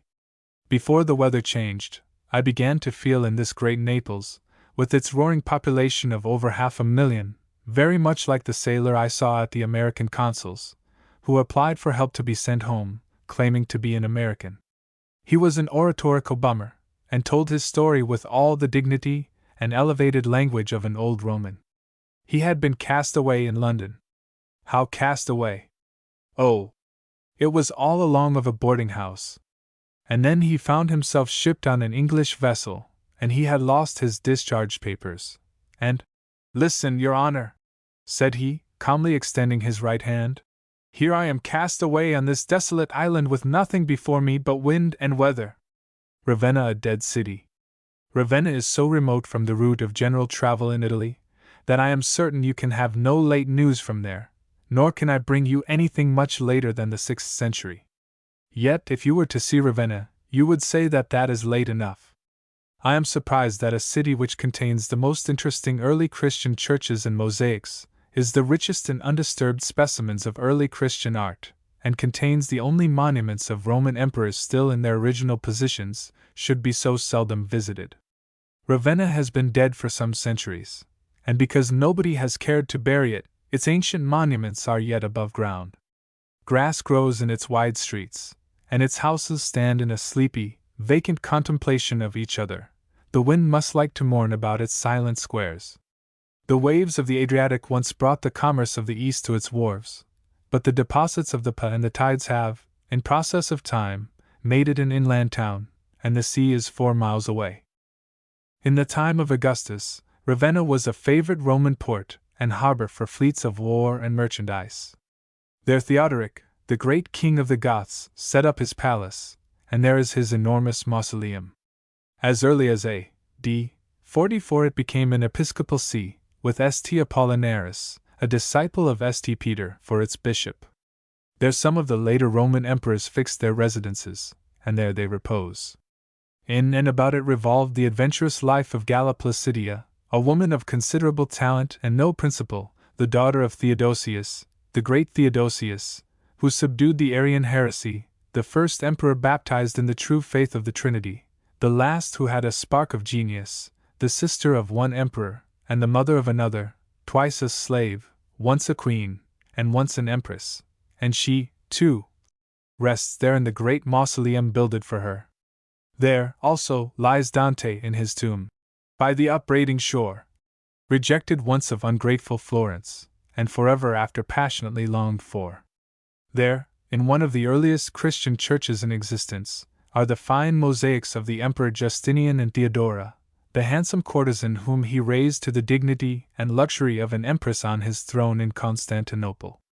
There is the famous forest of pines, stretching, unbroken 20 miles down the coast to Rimini, in whose cool and breezy glades Dante and Boccaccio walked and meditated, which Dryden has commemorated, and Byron has invested with the fascination of his genius, and under the whispering boughs of which moved the glittering cavalcade which fetched the bride to Rimini, the fair Francesca, whose sinful confession Dante heard in hell. We went down to Ravenna from Bologna one afternoon, through a country level and rich, riding along toward hazy evening, the land getting flatter as we proceeded. You know, there is a difference between level and flat, through interminable mulberry trees and vines, and fields with the tender green of spring, with church spires in the rosy horizon, until the meadows became marshes, in which millions of frogs sang the overture of the opening year. Our arrival, I have reason to believe, was an event in the old town. We had a crowd of moldy loafers to witness it at the station, not one of whom had ambition enough to work to earn a sou by lifting our traveling bags. We had our hotel to ourselves, and wished that anybody else had it. The rival house was quite aware of our advent, and watched us with jealous eyes, and we, in turn, looked wistfully at it, for our own food was so scarce that, as an old traveler says, we feared that we shouldn't have enough, until we saw it on the table, when its quality made it appear too much. The next morning, when I sallied out to hire a conveyance, I was an object of interest to the entire population, who seemed to think it very odd that any one should walk about and explore the quiet streets. If I were to describe Ravenna, I should say that it is as flat as Holland and as lively as New London. There are broad streets, with high houses that once were handsome, palaces that were once the abode of luxury, gardens that still bloom, and churches by the score. It is an open gate through which one walks unchallenged into the past, with little to break the association with the early Christian ages, their monuments undimmed by time, untouched by restoration and innovation, the whole struck with ecclesiastical death. With all that we saw that day, churches, basilicas, mosaics, statues, mausoleums, I will not burden these pages, but I will set down as enough to give you the local color, and to recall some of the most interesting passages in Christian history in this out-of-the-way city on the Adriatic. Our first pilgrimage was to the church of St. Apollinaire Nuova, but why it is called new I do not know, as Theodoric built it for an Arian cathedral in about the year 500. It is a noble interior, having 24 marble columns of grey Cipollino, brought from Constantinople, with composite capitals, on each of which is an impost with Latin crosses sculptured on it. These columns support round arches, which divide the nave from the aisles, and on the whole length of the wall of the nave so supported are superb mosaics, full-length figures, in colors as fresh as if done yesterday, though they were executed 1300 years ago. The mosaic on the left side, which is, perhaps, the finest one of the period in existence, is interesting on another account. It represents the city of Classis, with sea and ships, and a long procession of 22 virgins presenting offerings to the Virgin and Child, seated on a throne. The Virgin is surrounded by angels, and has a glory round her head, which shows that homage is being paid to her. It has been supposed, from the early monuments of Christian art, that the worship of the Virgin is of comparatively recent origin. But this mosaic would go to show that Mariolatry was established before the end of the 6th century. Near this church is part of the front of the palace of Theodoric, in which the exarchs and Lombard kings subsequently resided. Its treasures and marbles Charlemagne carried off to Germany. Down to the Pineta. We drove 3 miles beyond the city, to the church of St. Apollinaire in Classe, a lonely edifice in a waste of marsh, a grand old basilica, a purer specimen of Christian art than Rome or any other Italian town can boast. Just outside the city gate stands a Greek cross on a small fluted column, which marks the site of the once magnificent basilica of St. Laurentius, which was demolished in the 16th century, its stone built into a new church in town, and its rich marbles carried to all-absorbing Rome. It was the last relic of the old port of Caesarea, famous since the time of Augustus. A marble column on a green meadow is all that remains of a once prosperous city. Our road lay through the marshy plain, across an elevated bridge over the sluggish united stream of the Ronco and Montoni, from which there is a wide view, including the Pineta, or pine forest, the church of St. Apollinaire in the midst of rice fields and marshes, and on a clear day the Alps and Apennines. I can imagine nothing more desolate than this solitary church, or the approach to it. Laborers were busy spading up the heavy, wet ground, or digging trenches, which instantly filled with water, for the whole country was afloat. The frogs greeted us with clamorous chorus out of their slimy pools, and the mosquitoes attacked us as we rode along. I noticed about on the bogs, wherever they could find standing room, half-naked wretches, with long spears, having several prongs like tridents, which they thrust into the grass and shallow water. Calling one of them to us, we found that his business was fishing, and that he forked out very fat and edible-looking fish with his trident. Shaggy, undersized horses were wading in the water, nipping off the thin spears of grass. Close to the church is a rickety farmhouse. If I lived there, I would as lief be a fish as a horse. The interior of this primitive old basilica is lofty and imposing, with 24 handsome columns of the grey Cipollino marble, and an elevated high altar and tribune, decorated with splendid mosaics of the 6th century, biblical subjects, in all the stiff faithfulness of the holy old times. The marble floor is green and damp and slippery. Under the tribune is the crypt, where the body of St. Apollinaris used to lie. It is now under the high altar above, and as I desired to see where he used to rest, I walked in. I also walked into about 6 inches of water, in the dim, irreligious light, and so made a cold water Baptist devotee of myself. In the side aisles are wonderful old sarcophagi, containing the ashes of archbishops of Ravenna, so old that the owners' names are forgotten of 2 of them, which shows that a man may build a tomb more enduring than has memory.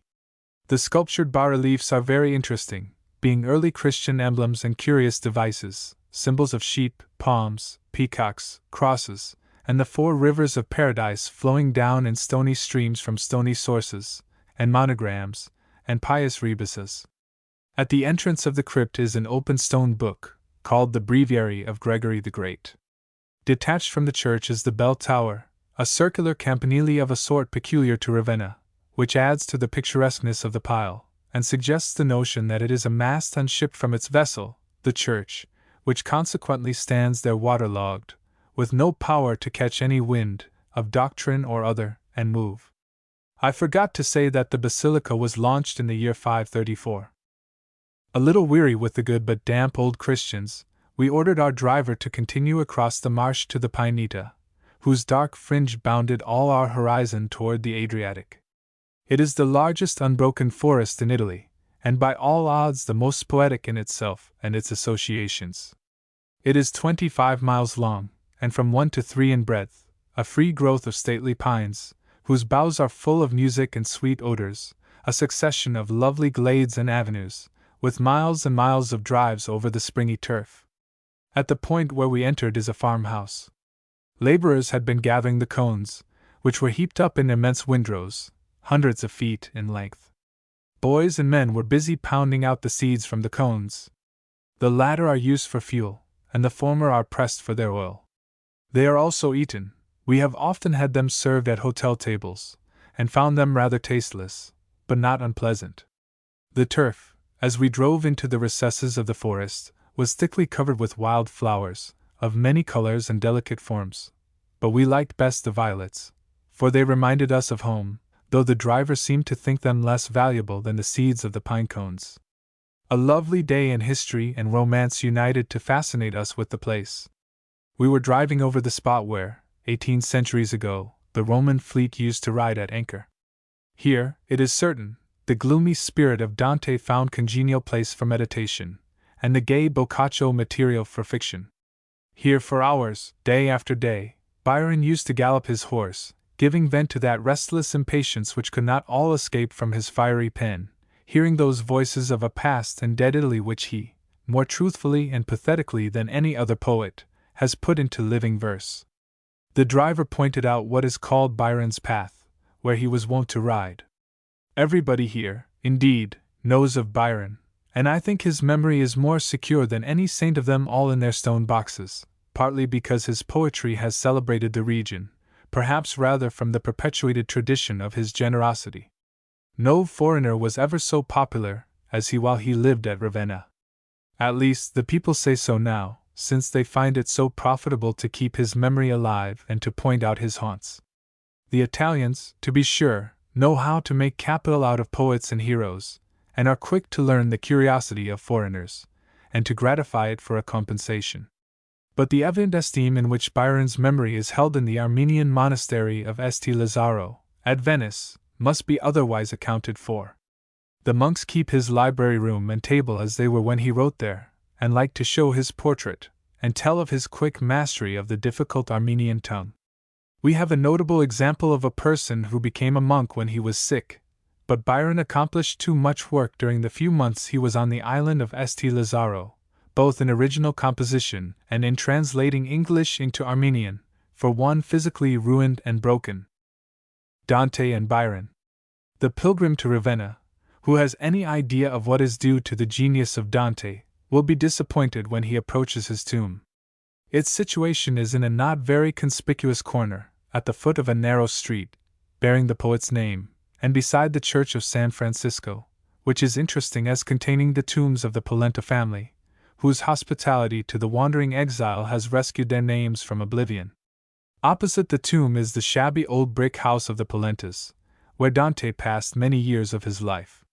It is tenanted now by all sorts of people, and a dirty carriage shop in the courtyard kills the poetry of it. Dante died in 1321, and was at first buried in the neighboring church, but this tomb, since twice renewed, was erected, and his body removed here, in 1482. It is a square stuccoed structure, stained light green, and covered by a dome, a tasteless monument, embellished with stucco medallions, inside, of the poet, of Virgil, of Brunetto Latini, the poet's master, and of his patron, Guido de Polenta. On the sarcophagus is the epitaph, composed in Latin by Dante himself, who seems to have thought, with Shakespeare, that for a poet to make his own epitaph was the safest thing to do. Notwithstanding the mean appearance of this sepulchre, there is none in all the soil of Italy that the traveler from America will visit with deeper interest. Nearby is the house where Byron first resided in Ravenna, as a tablet records. The people here preserve all the memorials of Byron, and I should judge, hold his memory in something like affection. The Palace Guiccioli, in which he subsequently resided, is in another part of the town. He spent over 2 years in Ravenna, and said he preferred it to any place in Italy. Why I cannot see, unless it was remote from the route of travel, and the desolation of it was congenial to him. Doubtless he loved these wide, marshy expanses on the Adriatic, and especially the great forest of pines on its shore, but Byron was apt to be governed in his choice of a residence by the woman with whom he was intimate.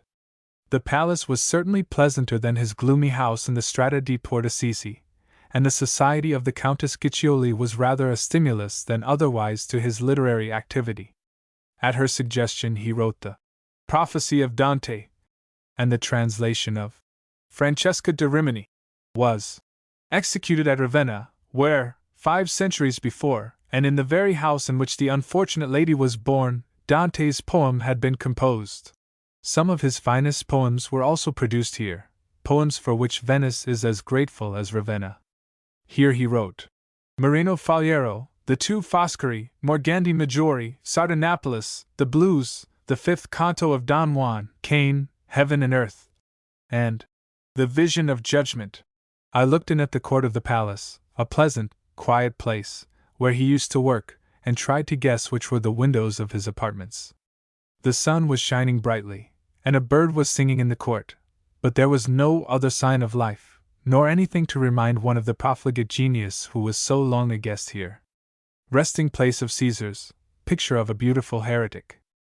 Very different from the tomb of Dante, and different in the associations it awakes, is the rotunda or mausoleum of Theodoric the Goth, outside the Porta Cereta, whose daughter, Amalasuntha, as it is supposed, about the year 530, erected this imposing structure as a certain place, to keep his memory whole and mummy hid forever.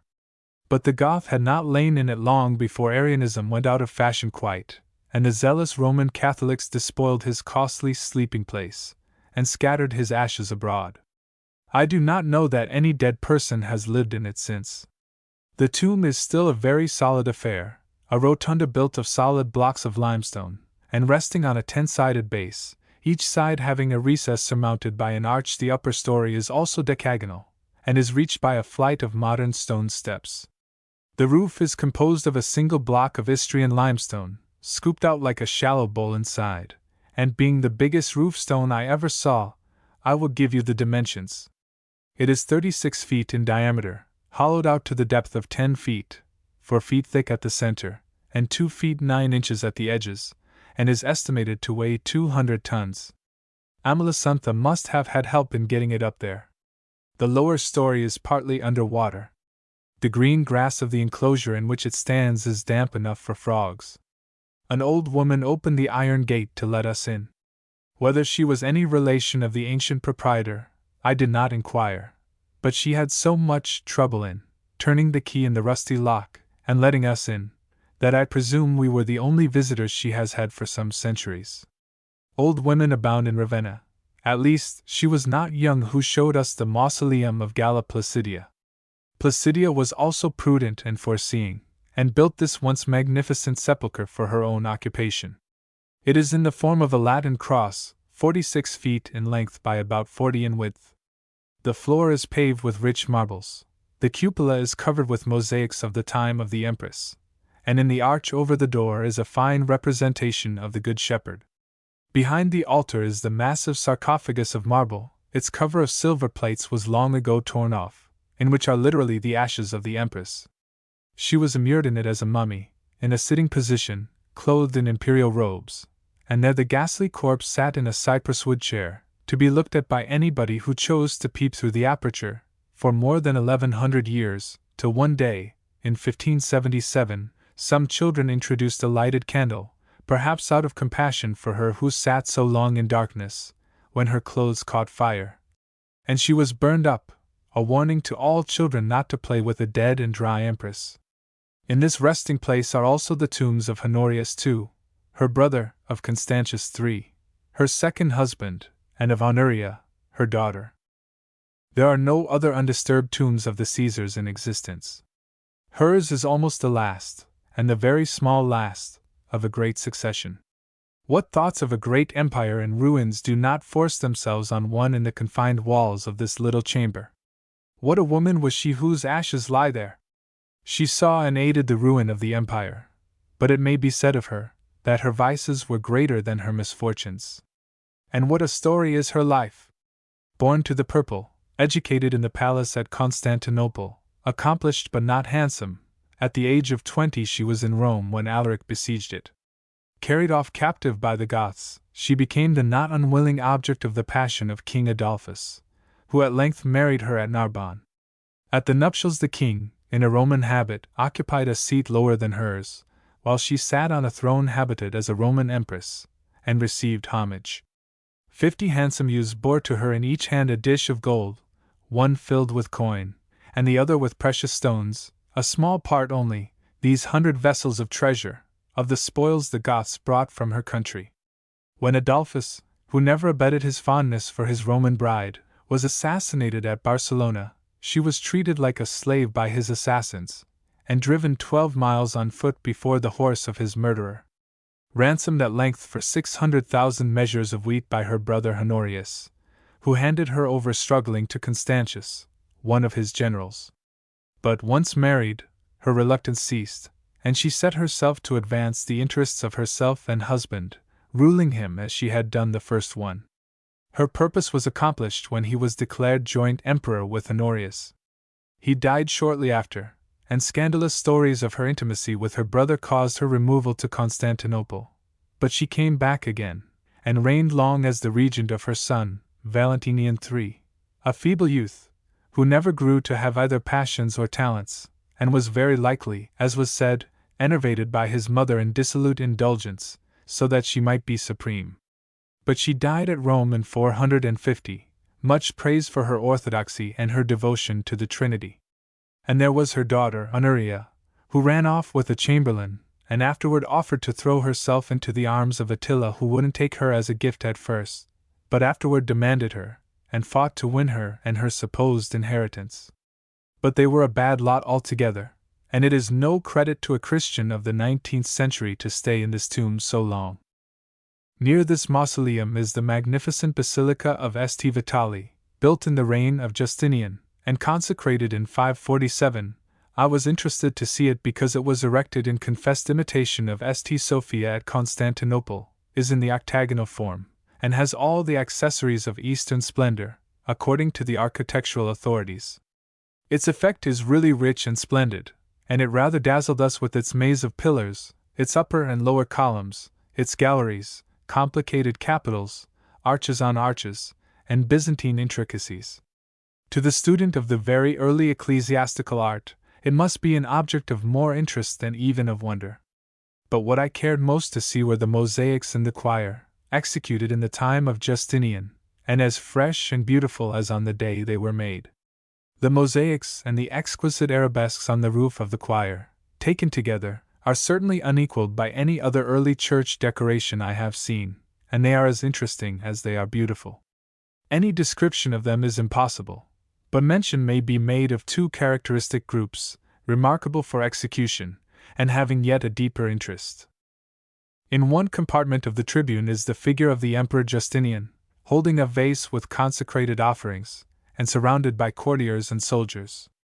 Opposite is the figure of the Empress Theodora, holding a similar vase, and attended by ladies of her court.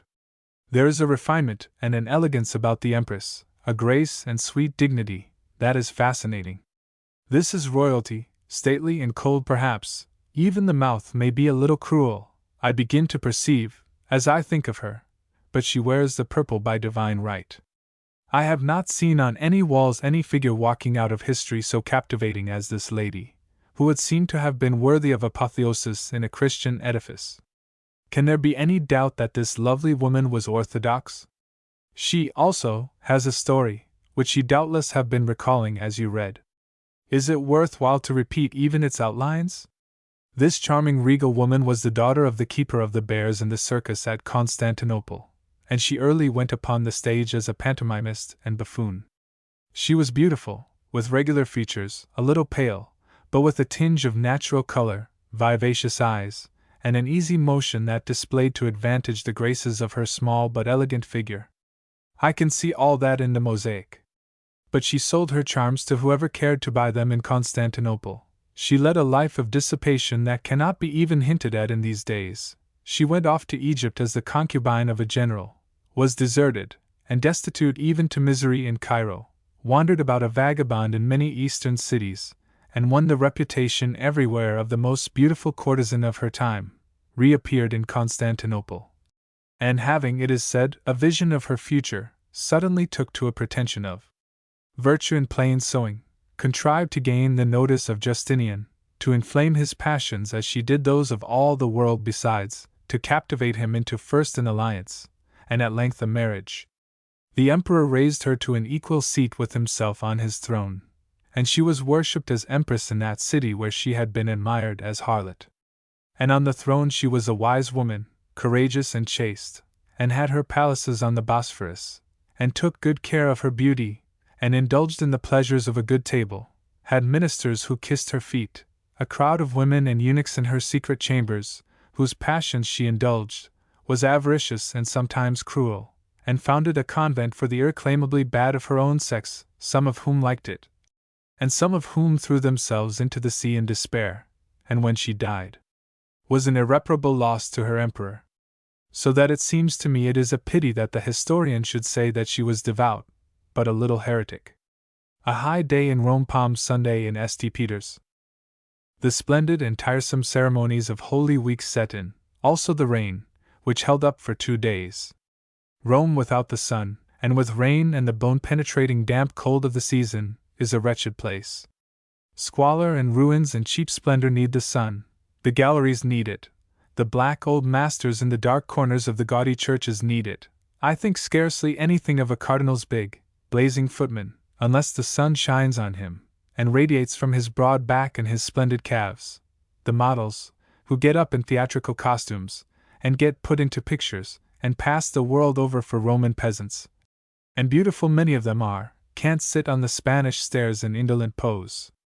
When it rains, the streets are slimy and horrible, the carriages try to run over you, and stand a very good chance of succeeding, where there are no sidewalks, and you are limping along on the slippery round cobblestones. You can't get into the country, which is the best part of Rome, but when the sun shines all this is changed. The dear old dirty town exercises its fascinations on you then, and you speedily forget your recent misery. Holy Week is a vexation to most people.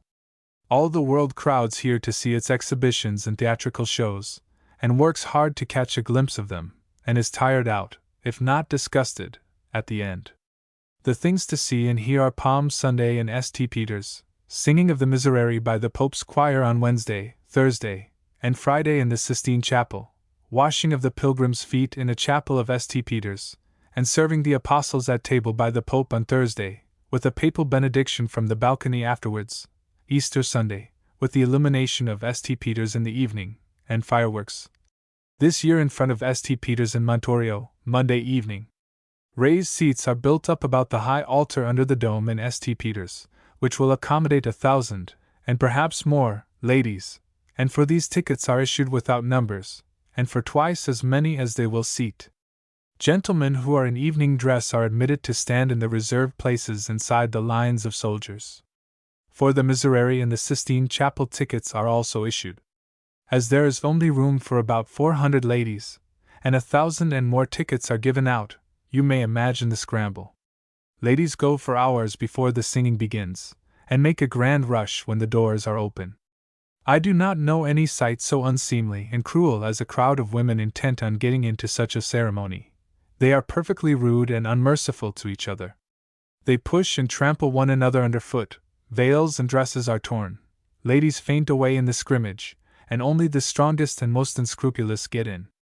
I have heard some say, who have been in the pell-mell, that, not content with elbowing and pushing and pounding, some women even stick pins into those who are in the way. I hope this latter is not true, but it is certain that the conduct of most of the women is brutal. A weak, or modest or timid woman stands no more chance than she would in a herd of infuriated Campania cattle. The same scenes are enacted in the efforts to see the Pope wash feet, and serve at the table. For the possession of the seats under the dome on Palm Sunday and Easter there is a like crush. The ceremonies do not begin until 9:30, but ladies go between 5 and 6 o'clock in the morning, and when the passages are open they make a grand rush. The seats, except those saved for the nobility, are soon all taken, and the ladies who come after 7 are lucky if they can get within the charmed circle, and find a spot to sit down on a campstool. They can then see only a part of the proceedings, and have a weary, exhausting time of it for hours. This year Rome is more crowded than ever before. There are American ladies enough to fill all the reserved places, and I fear they are energetic enough to get their share of them. It rained Sunday, but there was a steady stream of people and carriages all the morning pouring over the bridge of St. Angelo, and discharging into the piazza of St. Peter's. It was after 9 when I arrived on the ground.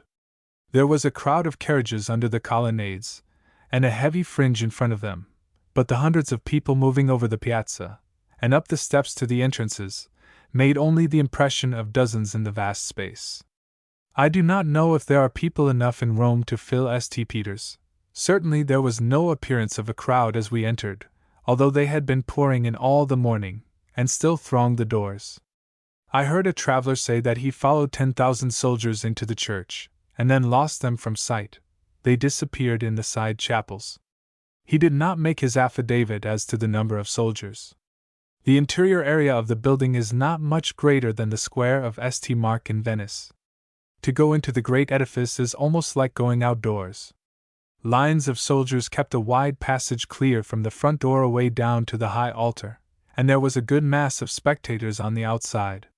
The tribunes for the ladies, built up under the dome, were of course filled with masses of ladies in solemn black, and there was more or less of a press of people surging about in that vicinity.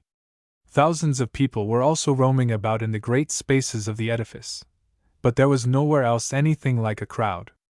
It had very much the appearance of a large fairground, with little crowds about favorite booths. Gentlemen in dress coats were admitted to the circle under the dome. The Pope's choir was stationed in a gallery there opposite the high altar.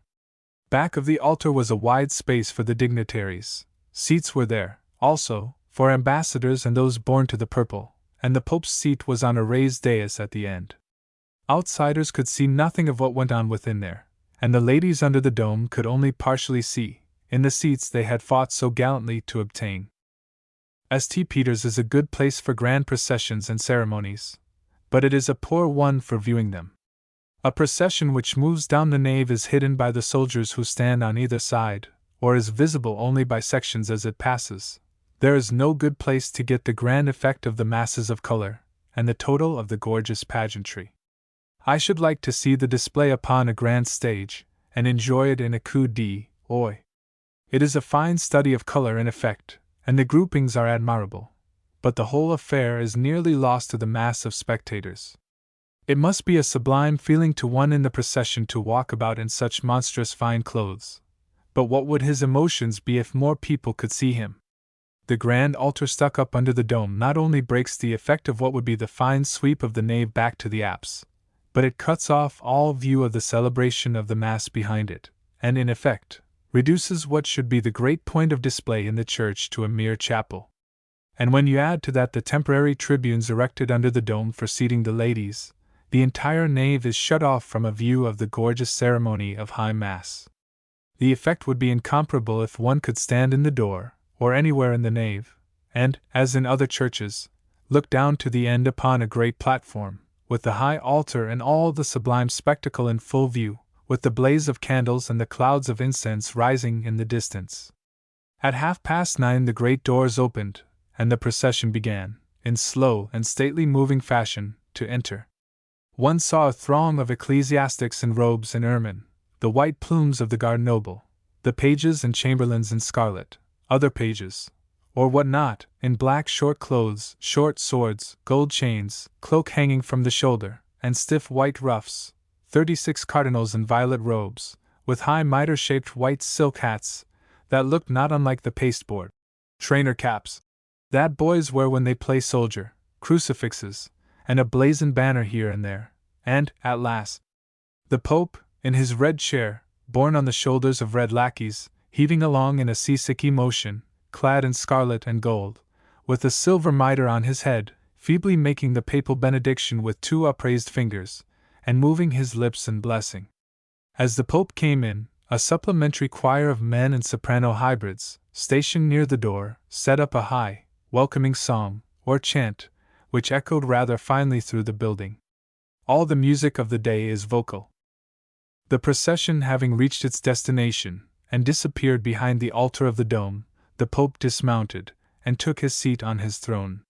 The blessing of the palms began, the cardinals first approaching, and afterwards the members of the diplomatic corps, the archbishops and bishops, the heads of the religious orders, and such private persons as have had permission to do so. I had previously seen the palms carried in by servants in great baskets. It is, perhaps, not necessary to say that they are not the poetical green waving palms, but stiff sort of wands, woven out of dry, yellow, split palm leaves, sometimes 4 or 5 feet in length, braided into the semblance of a crown on top, a kind of rough basket work. The palms having been blessed, a procession was again formed down the nave and out the door, all in it, carrying palms in their hands, the yellow color of which added a new element of picturesqueness to the splendid pageant. The Pope was carried as before, and bore in his hand a short braided palm, with gold woven in, flowers added, and the monogram, IHS, worked in the top. It is the Pope's custom to give this away when the ceremony is over. Last year he presented it to an American lady, whose devotion attracted him. This year I saw it go away in a gilded coach in the hands of an ecclesiastic. The procession disappeared through the great portal into the vestibule, and the door closed. In a moment somebody knocked 3 times on the door, it opened, and the procession returned, and moved again to the rear of the altar, the singers marching with it and chanting. The cardinals then changed their violet for scarlet robes, and High Mass, for an hour, was celebrated by a cardinal priest, and I was told that it was the Pope's voice that we heard, high and clear, singing the Passion. The choir made the responses, and performed at intervals. The singing was not without a certain power. Indeed, it was marvelous how some of the voices really filled the vast spaces of the edifice, and the choruses rolled in solemn waves of sound through the arches. The singing, with the male sopranos, is not to my taste, but it cannot be denied that it had a wild and strange effect. While this was going on behind the altar, the people outside were wandering about, looking at each other, and on the watch not to miss any of the shows of the day. People were talking, chattering, and greeting each other as they might do in the street. Here and there somebody was kneeling on the pavement, unheeding the passing throng. At several of the chapels, services were being conducted, and there was a large congregation, an ordinary church full, about each of them. But the most of those present seemed to regard it as a spectacle only, and as a display of dress, costumes, and nationalities it was almost unsurpassed. There are few more wonderful sights in this world than an Englishwoman in what she considers full dress. An English dandy is also a pleasing object. For my part, as I have hinted, I like almost as well as anything the big footmen, those in scarlet breeches and blue gold embroidered coats. I stood in front of one of the fine creations for some time, and contemplated him as one does the Farnese Hercules. One likes to see to what a splendor his species can come, even if the brains have all run down into the calves of the legs. There were also the pages, the officers of the Pope's household, in costumes of the Middle Ages, the Pope's Swiss Guard in the showy harlequin uniform designed by Michelangelo, the foot soldiers in white short clothes, which threatened to burst, and let them fly into pieces. There were fine ladies and gentlemen, loafers and loungers, from every civilized country, jabbering in all the languages. There were beggars in rags, and boors in coats so patched that there was probably none of the original material left.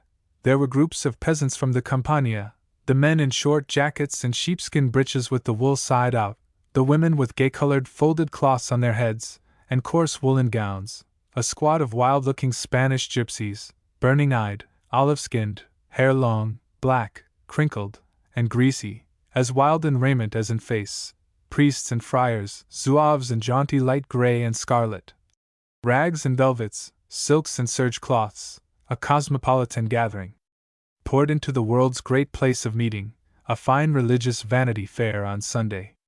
There came an impressive moment in all this confusion, a point of august solemnity.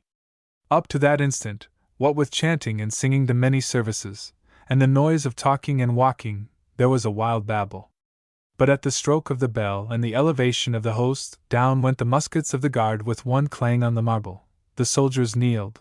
The multitude in the nave, in the aisles, at all the chapels, kneeled, and for a minute in that vast edifice there was perfect stillness. If the whole great concourse had been swept from the earth, the spot where it lately was could not have been more silent. And then the military order went down the line, the soldiers rose, the crowd rose, and the mass and the hum went on. It was all over before one, and the Pope was borne out again, and the vast crowd began to discharge itself. But it was a long time before the carriages were all filled and rolled off. I stood for a half-hour watching the stream go by, the pompous soldiers, the peasants and citizens, the dazzling equipages, and jaded, exhausted women in black, who had sat or stood half a day under the dome, and could get no carriage, and the great state coaches of the cardinals, swinging high in the air, painted and gilded, with 3 noble footmen hanging on behind each, and a cardinal's broad face in the window. Vesuvius climbing a volcano.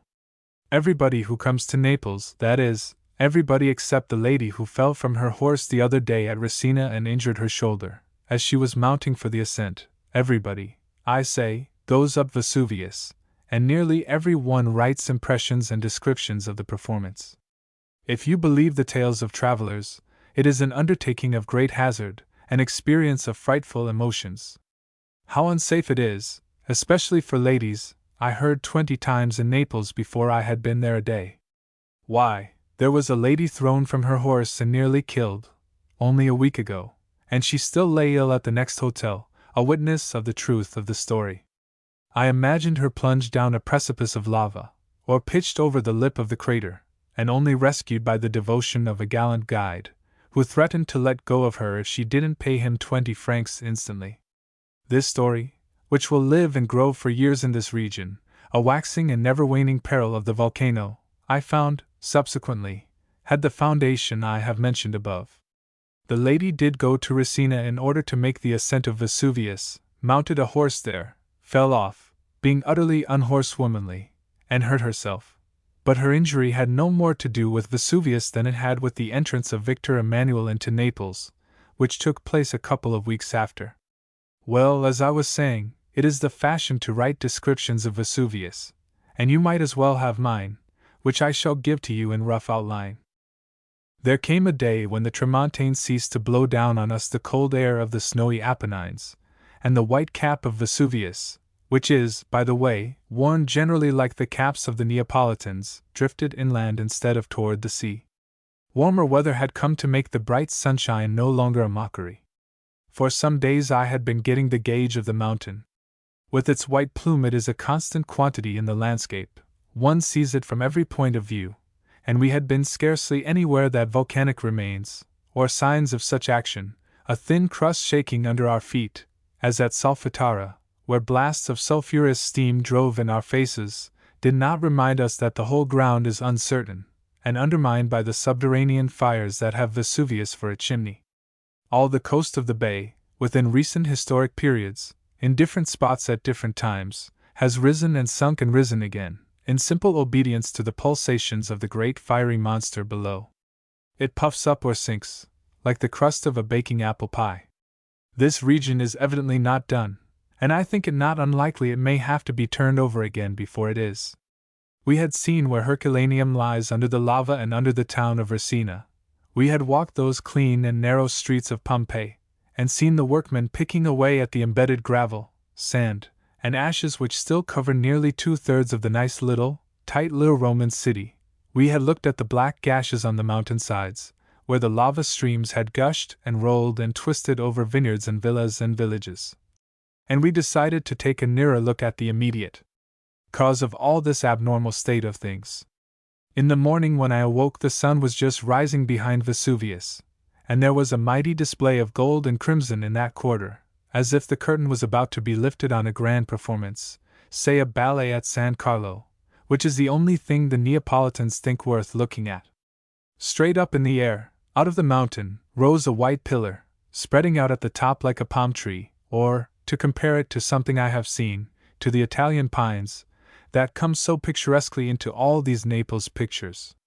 If you will believe me, that pillar of steam was like a column of fire, from the sun shining on and through it, and perhaps from the reflection of the background of crimson clouds and blue and gold sky, spread out there and hung there in royal and extravagant profusion, to make a highway and a regal gateway, through which I could just then see coming the horses and the chariot of a southern perfect day. They said that the tree-shaped cloud was the sign of an eruption, but the hotel keepers here are always predicting that. The eruption is usually about 2 or 3 weeks distant, and the hotel proprietors get this information from experienced guides, who observe the action of the water in the wells, so that there can be no mistake about it. We took carriages at 9 o'clock to Resina, a drive of 4 miles, and one of exceeding interest if you wish to see Naples life. The way is round the curving bay by the sea, but so continuously built up is it, and so enclosed with high walls of villas, through the open gates of which the golden oranges gleam, that you seem never to leave the city. The streets and quays swarm with the most vociferous, dirty, multitudinous life. It is a drive-through rag fair.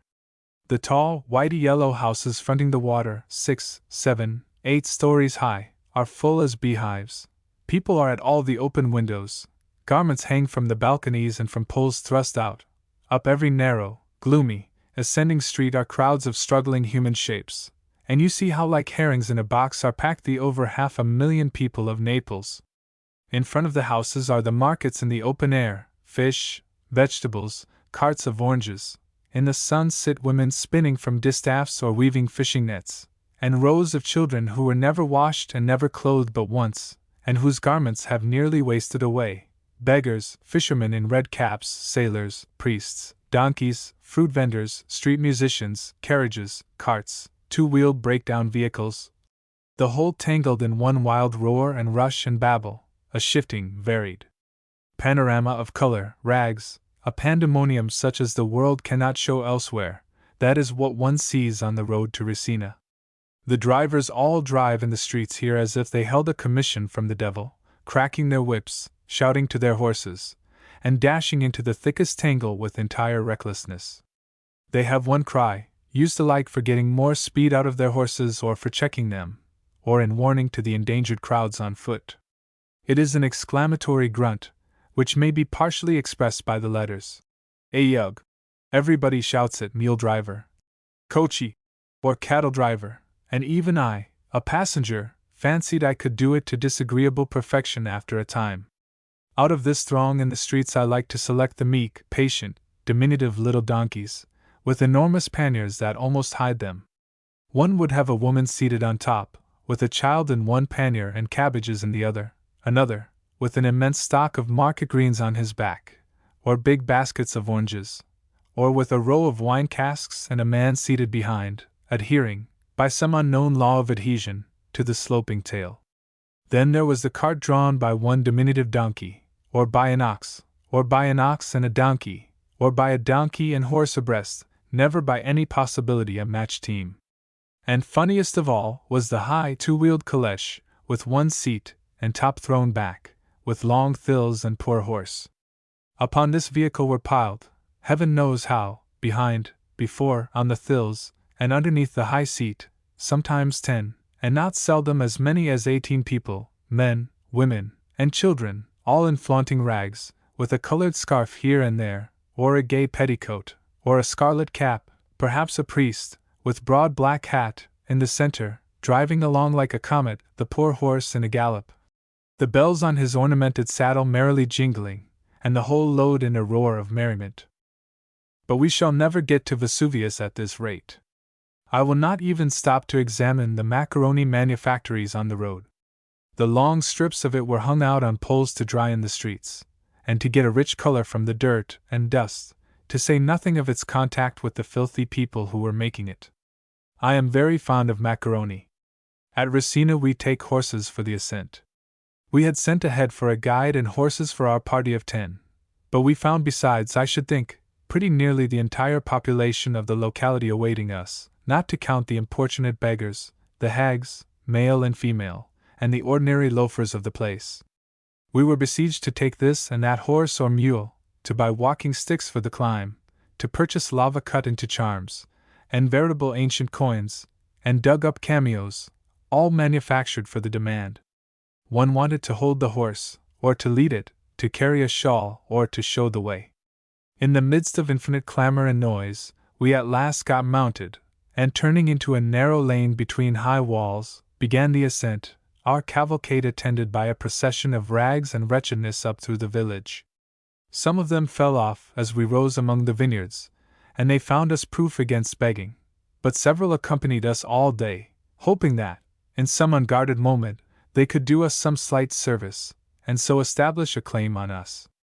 Among these I noticed some stout fellows with short ropes, with which they intended to assist us up the steeps.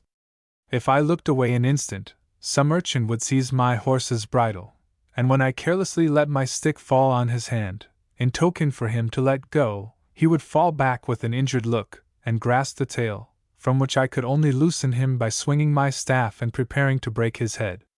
The ascent is easy at first between walls and the vineyards which produced the celebrated Lacrima Christi. After a half-hour we reached and began to cross the lava of 1858, and the wild desolation and gloom of the mountain began to strike us. One is here conscious of the titanic forces at work. Sometimes it is as if a giant had plowed the ground, and left the furrows without harrowing them to harden into black and brown stone. We could see again how the broad stream, flowing down, squeezed and squashed like mud, had taken all fantastic shapes, now like gnarled tree roots, now like serpents in a coil, here the human form, or a part of it, a torso or a limb, in agony, now in other nameless convolutions and contortions, as if heaved up and twisted in fiery pain and suffering, for there was almost a human feeling in it, and again not unlike stone billows. We could see how the cooling crust had been lifted and split and turned over by the hot stream underneath, which, continually oozing from the rent of the eruption, bore it down and pressed it upward. Even so low as the point where we crossed the lava of 1858 where fissures whence came hot air. An hour brought us to the resting place called the Hermitage, an osteria and observatory established by the government. Standing upon the end of a spur, it seems to be safe from the lava, whose course has always been on either side, but it must be an uncomfortable place in a shower of stones and ashes. We rode half an hour longer on horseback, on a nearly level path, to the foot of the steep ascent, the base of the great crater. This ride gave us completely the wide and ghastly desolation of the mountain, the ruin that the lava has wrought upon slopes that were once green with vine and olive, and busy with the hum of life. This black, contorted desert waste is more sterile and hopeless than any mountain of stone, because the idea of relentless destruction is involved here. This great hummocked, sloping plain, ridged and seamed, was all about us, without cheer or relaxation of grim solitude. Before us rose, as black and bare, what the guides call the mountain, and which used to be the crater. Up one side is worked in the lava a zigzag path, steep, but not very fatiguing, if you take it slowly. 2/3 of the way up, I saw specks of people climbing. Beyond it rose the cone of ashes, out of which the great cloud of sulphurous smoke rises and rolls night and day now. On the very edge of that, on the lip of it, where the smoke rose, I also saw human shapes, and it seemed as if they stood on the brink of Tartarus and in momently imminent peril. We left our horses in a wild spot, where scorched boulders had fallen upon the lava bed, and guides and boys gathered about us like cormorants. But declining their offers to pull us up, we began the ascent, which took about 3/4 of an hour. We were then on the summit, which is, after all, not a summit at all, but an uneven waste sloping away from the cone in the center. This sloping lava waste was full of little cracks, not fissures with hot lava in them, or anything of the sort, out of which white steam issued, not unlike the smoke from a great patch of burned timber, and the wind blew it along the ground towards us. It was cool, for the sun was hidden by light clouds, but not cold. The ground underfoot was slightly warm. I had expected to feel some dread, or shrinking, or at least some sense of insecurity, but I did not the slightest, then or afterwards, and I think mine is the usual experience. I had no more sense of danger on the edge of the crater than I had in the streets of Naples. We next addressed ourselves to the cone, which is a loose hill of ashes and sand, a natural slope, I should say, of about 1½ to 1, offering no foothold.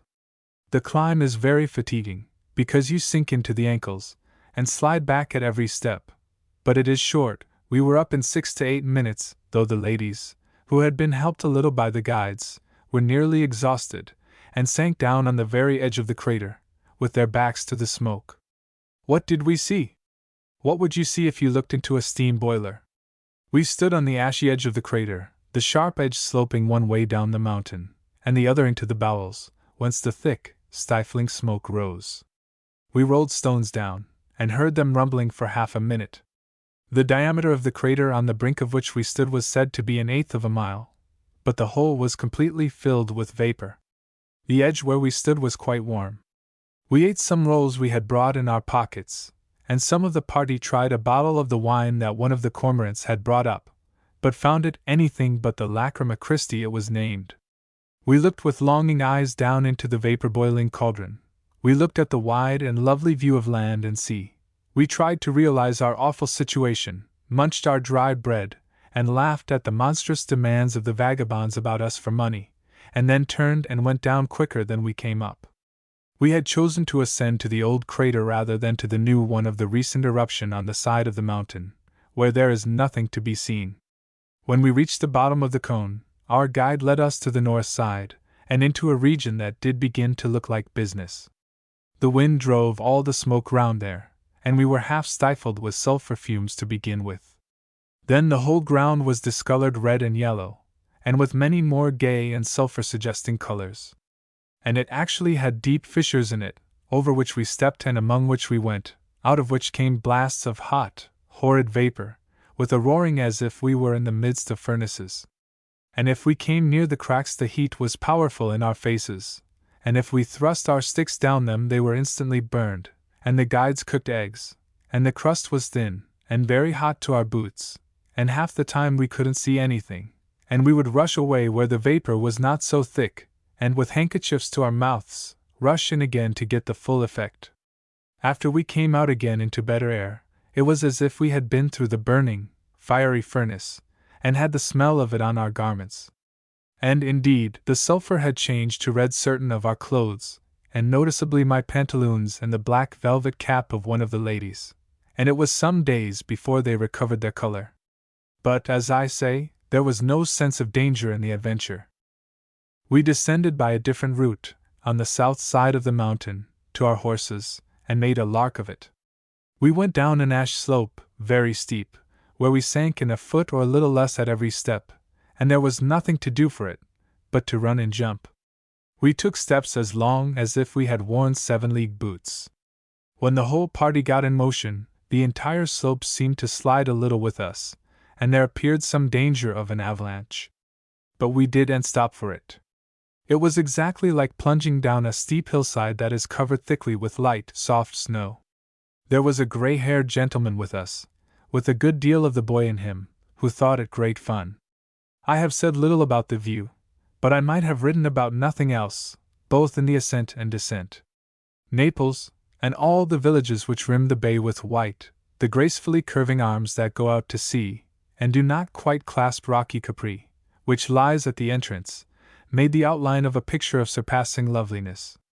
But as we came down, there was a sight that I am sure was unique. As one in a balloon sees the earth concave beneath, so now, from where we stood, it seemed to rise, not fall, to the sea, and all the white villages were raised to the clouds, and by the peculiar light, the sea looked exactly like sky, and the little boats on it seemed to float, like balloons in the air. The illusion was perfect. As the day waned, a heavy cloud hid the sun, and so let down the light that the waters were a dark purple. Then the sun went behind Posillipo in a perfect blaze of scarlet, and all the sea was violet. Only it still was not the sea at all, but the little chopping waves looked like flecked clouds, and it was exactly as if one of the violet, cloud-beautified skies that we see at home over some sunsets had fallen to the ground. And the slant white sails and the black specks of boats on it hung in the sky, and were as unsubstantial as the whole pageant. Capri alone was dark and solid. And as we descended and a high wall hid it, a little handsome rascal, who had attended me for an hour, now at the head and now at the tail of my pony, recalled me to the realities by the request that I should give him a franc. For what? For carrying Signor's coat up the mountain. I rewarded the little liar with a German copper. I had carried my own overcoat all day. Sorrento Day's outlines. The day came when we tired of the brilliancy and din of Naples, most noisy of cities. Neapolis, or Parthenope, as is well known, was founded by Parthenope, a siren who was cast ashore there. Her descendants still live here, and we have become a little weary of their inherited musical ability. They have learned to play upon many new instruments, with which they keep us awake late at night and arouse us early in the morning. One of them is always there under the window, where the moonlight will strike him, or the early dawn will light up his love-worn visage, strumming the guitar with his horny thumb, and wailing through his nose as if his throat was full of seaweed. He is as inexhaustible as Vesuvius. We shall have to flee, or stop our ears with wax, like the sailors of Ulysses. The day came when we had checked off the Posilippo, and the grotto, Pozzuoli, Bai, Cape Misenum, the museum, Vesuvius, Pompeii, Herculaneum, the moderns buried at the Campo Santo, and we said, let us go and lie in the sun at Sorrento. But first let us settle our geography. The Bay of Naples, painted and sung forever, but never adequately, must consent to be here described as essentially a parallelogram, with an opening towards the southwest. The northeast side of this, with Naples in the right-hand corner, looking seaward, and Castellamare in the left-hand corner, at a distance of some 14 miles, is a vast rich plain, fringed on the shore with towns, and covered with white houses and gardens. Out of this rises the isolated bulk of Vesuvius. This growing mountain is manufactured exactly like an anthill. The northwest side of the bay, keeping a general westerly direction, is very uneven, with headlands, deep bays, and outlying islands. First comes the promontory of Posilippo, pierced by 2 tunnels, partly natural and partly Greek and Roman work, above the entrance of one of which is the tomb of Virgil, let us believe, then a beautiful bay, the shore of which is encrusted with classic ruins. On this bay stands Pozzuoli, the ancient Puteoli where St. Paul landed one May day, and doubtless walked up this paved road, which leads direct to Rome.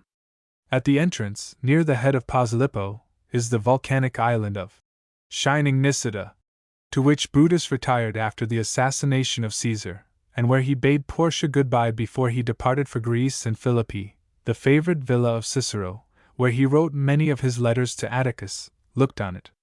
Bai, epitome of the luxury and profligacy, of the splendor and crime of the most sensual years of the Roman Empire, spread there its temples, palaces, and pleasure gardens, which crowded the low slopes, and extended over the water, and yonder is Cape Misenum, which sheltered the great fleets of Rome.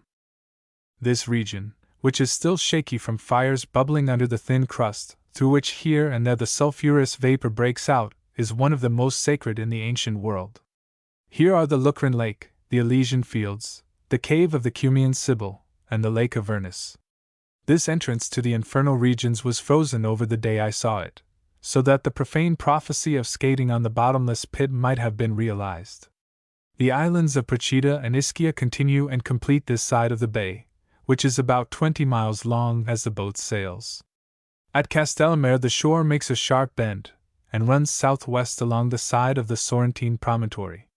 This promontory is a high, rocky, diversified ridge, which extends out between the bays of Naples and Salerno, with its short and precipitous slope towards the latter. Below Castellamare, the mountain range of the great St. Angelo, an offshoot of the Apennines, runs across the peninsula, and cuts off that portion of it which we have to consider. The most conspicuous of the 3 parts of this short range is over 4,700 feet above the Bay of Naples, and the highest land on it. From Great St. Angelo to the point, the Punta di Campanella, it is, perhaps, 12 miles by balloon, but 20 by any other conveyance. 3 miles off this point lies Capri. This promontory has a backbone of rocky ledges and hills, but it has at intervals transverse ledges and ridges, and deep valleys and chains cutting in from either side, so that it is not very passable in any direction. These little valleys and bays are warm nooks for the olive and the orange, and all the precipices and sunny slopes are terraced nearly to the top. This promontory of rocks is far from being barren.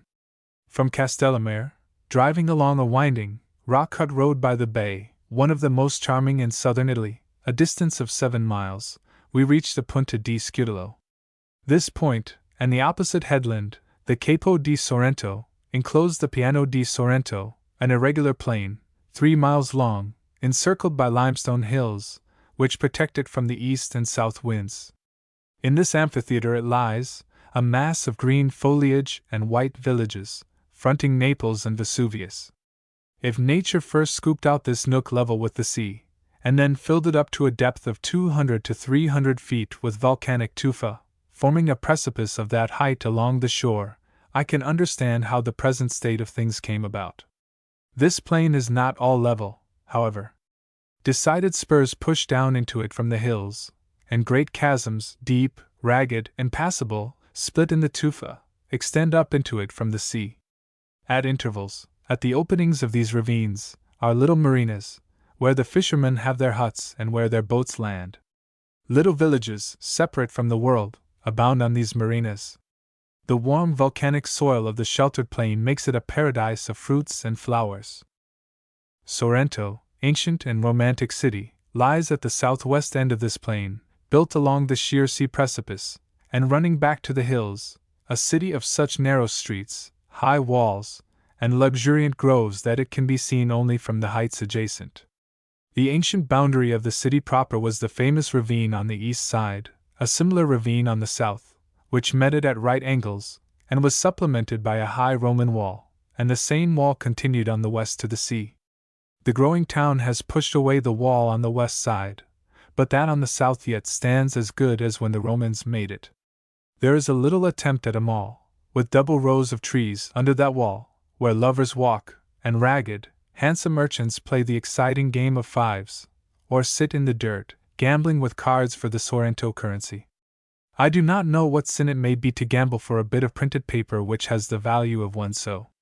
The great ravine, 3/4 of a mile long, the ancient boundary which now cuts the town in two, is bridged where the main street, the Corso, crosses, the bridge resting on old Roman substructions, as everything else about here does. This ravine, always invested with mystery, is the theme of no end of poetry and legend. Demons inhabit it. Here and there, in its perpendicular sides, steps have been cut for descent. Vines and lichens grow on the walls. In one place, at the bottom, an orange grove has taken root.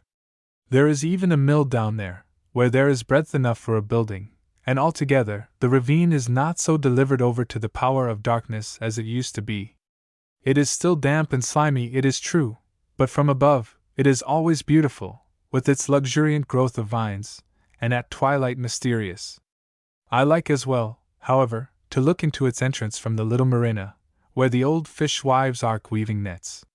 These little settlements under the cliff, called marinas, are worlds in themselves, picturesque at a distance, but squalid seen close at hand.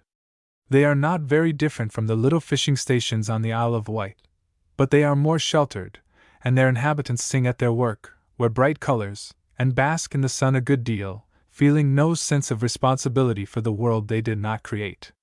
To weave nets, to fish in the bay, to sell their fish at the wharves, to eat unexciting vegetables and fish, to drink moderately, to go to the chapel of St. Antonino on Sunday, not to work on fast and feast days, nor more than compelled to any day, this is life at the marinas.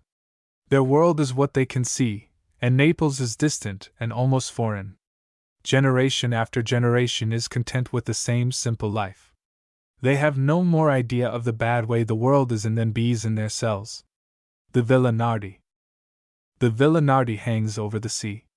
It is built on a rock, and I know not what Roman and Greek foundations, and the remains of yet earlier peoples, traders, and traffickers, whose galleys used to rock there at the base of the cliff, where the gentle waves beat even in this winter time with a summer's swing and sound of peace.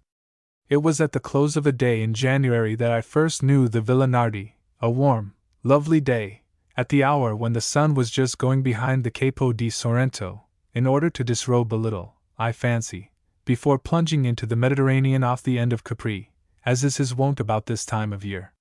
When we turned out of the little piazza, our driver was obliged to take off one of our team of 3 horses driven abreast, so that we could pass through the narrow and crooked streets, or rather lanes of blank walls. With cracking whip, rattling wheels, and shouting to clear the way, we drove into the Strada di San Francisco, and to an arched gateway. This led down a straight path, between olives and orange and lemon trees, gleaming with shining leaves and fruit of gold, with hedges of rose trees in full bloom, to another leafy arch, through which I saw tropical trees, and a terrace with a low wall and battered bus guarding it, and beyond, the blue sea, a white sail or two slanting across the opening, and the whiteness of Naples some 20 miles away on the shore. The noble family of the villa did not descend into the garden to welcome us, as we should have liked. In fact, they have been absent now for a long time, so long that even their ghosts, if they ever paced the terrace walk towards the convent, would appear strange to one who should meet them, and yet our hostess, the Tramontano, did what the ancient occupants scarcely could have done, gave us the choice of rooms in the entire house.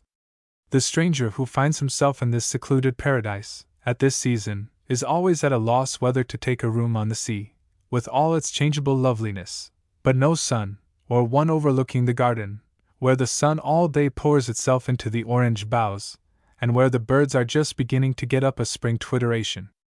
My friend, whose capacity for taking in the luxurious repose of this region is something extraordinary, has tried, I believe, nearly every room in the house, and has at length gone up to a solitary room on the top, where, like a bird on a tree, he looks all ways, and, so to say, swings in the entrancing air. But wherever you are, you will grow into content with your situation. At the Villa Nardi we have no sound of wheels, no noise of work or traffic, no suggestion of conflict. I am under the impression that everything that was to have been done has been done. I am, it is true, a little afraid that the Saracens will come here again, and carry off more of the nut-brown girls, who lean over the walls, and look down on us from under the boughs. I am not quite sure that a French admiral of the Republic will not some morning anchor his three-decker in front, and open fire on us, but nothing else can happen. Naples is 1,000 miles away. The boom of the saluting guns of Castelnuovo is to us scarcely an echo of modern life. Rome does not exist. And as for London and New York, they send their people and their newspapers here, but no pulse of unrest from them disturbs our tranquility. Hemmed in on the land side by high walls, groves, and gardens, perched upon a rock 200 feet above the water, how much more secure from invasion is this than any fabled island of the southern sea, or any remote stream where the boats of the lotus-eaters float. There is a little terrace and flower plat, where we sometimes sit, and over the wall of which we like to lean, and look down the cliff to the sea. This terrace is the common ground of many exotics as well as native trees and shrubs. Here are the magnolia, the laurel, the Japanese medlar, the oleander, the pepper, the bay, the date palm, a tree called the plumbago, another from the Cape of Good Hope, the pomegranate, the elder in full leaf, the olive, salvia, heliotrope. Close by is a banana tree. I find a good deal of companionship in the rows of plaster busts that stand on the wall, in all attitudes of listlessness, and all stages of decay. I thought at first they were Penates of the premises, but better acquaintance has convinced me that they never were gods, but the clay representations of great men and noble dames. The stains of time are on them, some have lost a nose or an ear, and one has parted with a still more important member, his head, an accident that might profitably have befallen his neighbor, whose curly locks and villainously low forehead proclaim him a Roman emperor. Cut in the face of the rock is a walled and winding way down to the water. I see below the archway where it issues from the underground recesses of our establishment, and there stands a bust, in serious expectation that someone will walk out and saunter down among the rocks, but no one ever does. Just at the right is a little beach, with a few old houses, and a mimic stir of life, a little curve in the cliff, the mouth of the gorge, where the waves come in with a lazy swash. Some fishing boats ride there, and the shallow water, as I look down this sunny morning, is thickly strewn with floating peels of oranges and lemons, as if someone was brewing a gigantic bowl of punch. And there is an uncommon stir of life, for a schooner is shipping a cargo of oranges, and the entire population is in a clamor. Donkeys are coming down the winding way, with a heavy basket on either flank. Stout girls are stepping lightly down with loads on their heads. The drivers shout, the donkeys bray, the people jabber and order each other about, and the oranges, in a continual stream, are poured into the long, narrow vessel, rolling in with a thud, until there is a yellow mass of them. Shouting, scolding, singing, and braying, all come up to me a little mellowed. The disorder is not so great as on the opera stage of San Carlo in Naples, and the effect is much more pleasing. This settlement, the Marina, under the cliff, used to extend along the shore, and a good road ran down there close by the water. The rock has split off, and covered it, and perhaps the shore has sunk. They tell me that those who dig down in the edge of the shallow water find sunken walls, and the remains of old foundations of Roman workmanship. People who wander there pick up bits of marble, serpentine, and malachite, remains of the palaces that long ago fell into the sea, and have not left even the names of their owners and builders, the ancient loafers who idled away their days as everybody must in this seductive spot. Not far from here, they point out the veritable caves of the Sirens, who have now shut up house and gone away, like the rest of the nobility. If I had been a mariner in their day, I should have made no effort to sail by and away from their soothing shore. I went, one day, through a long, sloping arch, near the sailors' chapel of St. Antonino, past the pretty shrine of the Virgin, down the zigzag path to this little marina, but it is better to be content with looking at it from above, and imagining how delightful it would be to push off in one of the little tubs of boats. Sometimes, at night, I hear the fishermen coming home, singing in their lusty fashion, and I think it is a good haven to arrive at. I never go down to search for stones on the beach. I like to believe that there are great treasures there, which I might find, and I know that the green and brown and spotty appearance of the water is caused by the showing through of the pavements of courts, and marble floors of palaces, which might vanish if I went nearer. Such a place of illusion is this. The Villa Nardi stands in pleasant relations to Vesuvius, which is just across the bay, and is not so useless as it has been represented. It is our weather sign and prophet.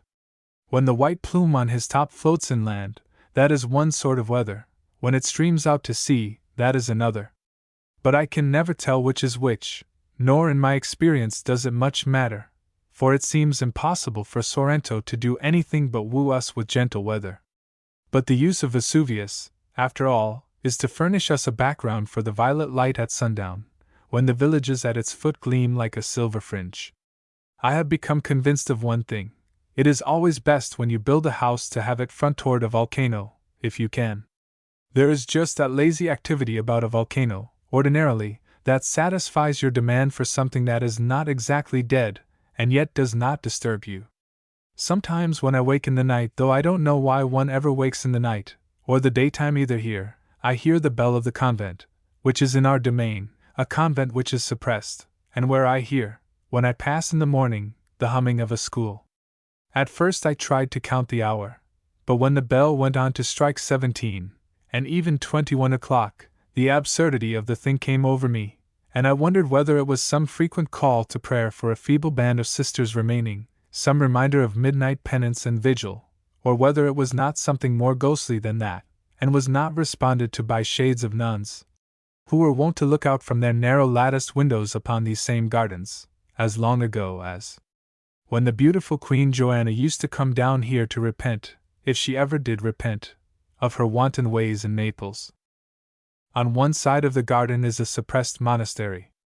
The narrow front towards the sea has a secluded little balcony, where I like to fancy the poor orphan souls used to steal out at night for a breath of fresh air, and perhaps to see, as I did one dark evening, Naples with its lights like a conflagration on the horizon. Upon the tiles of the parapet are cheerful devices, the crossbones tied with a cord, and the like. How many heavy-hearted recluses have stood in that secluded nook, and been tempted by the sweet, lulling sound of the waves below? How many have paced along this narrow terrace, and felt like prisoners who wore paths in the stone floor where they trod? And how many stupid louts have walked there, insensible to all the charm of it? If I pass into the Tramontano garden, it is not to escape the presence of history, or to get into the modern world, where travelers are arriving, and where there is the bustle and proverbial discontent of those who travel to enjoy themselves. In the pretty garden, which is a constant surprise of odd nooks and sunny hiding places, with ruins, and most luxuriant ivy, is a little cottage where, I am told in confidence, the young King of Bavaria slept 3 nights not very long ago. I hope he slept well. But more important than the sleep, or even death, of a king, is the birth of a poet, I take it, and within this enclosure, on the 11th day of March, 1541, Torquato Tasso, most melancholy of men, first saw the light, and here was born his noble sister Cornelia, the descendants of whose union with the Cavalier Spaciano still live here, and in a manner keep the memory of the poet green with the present generation.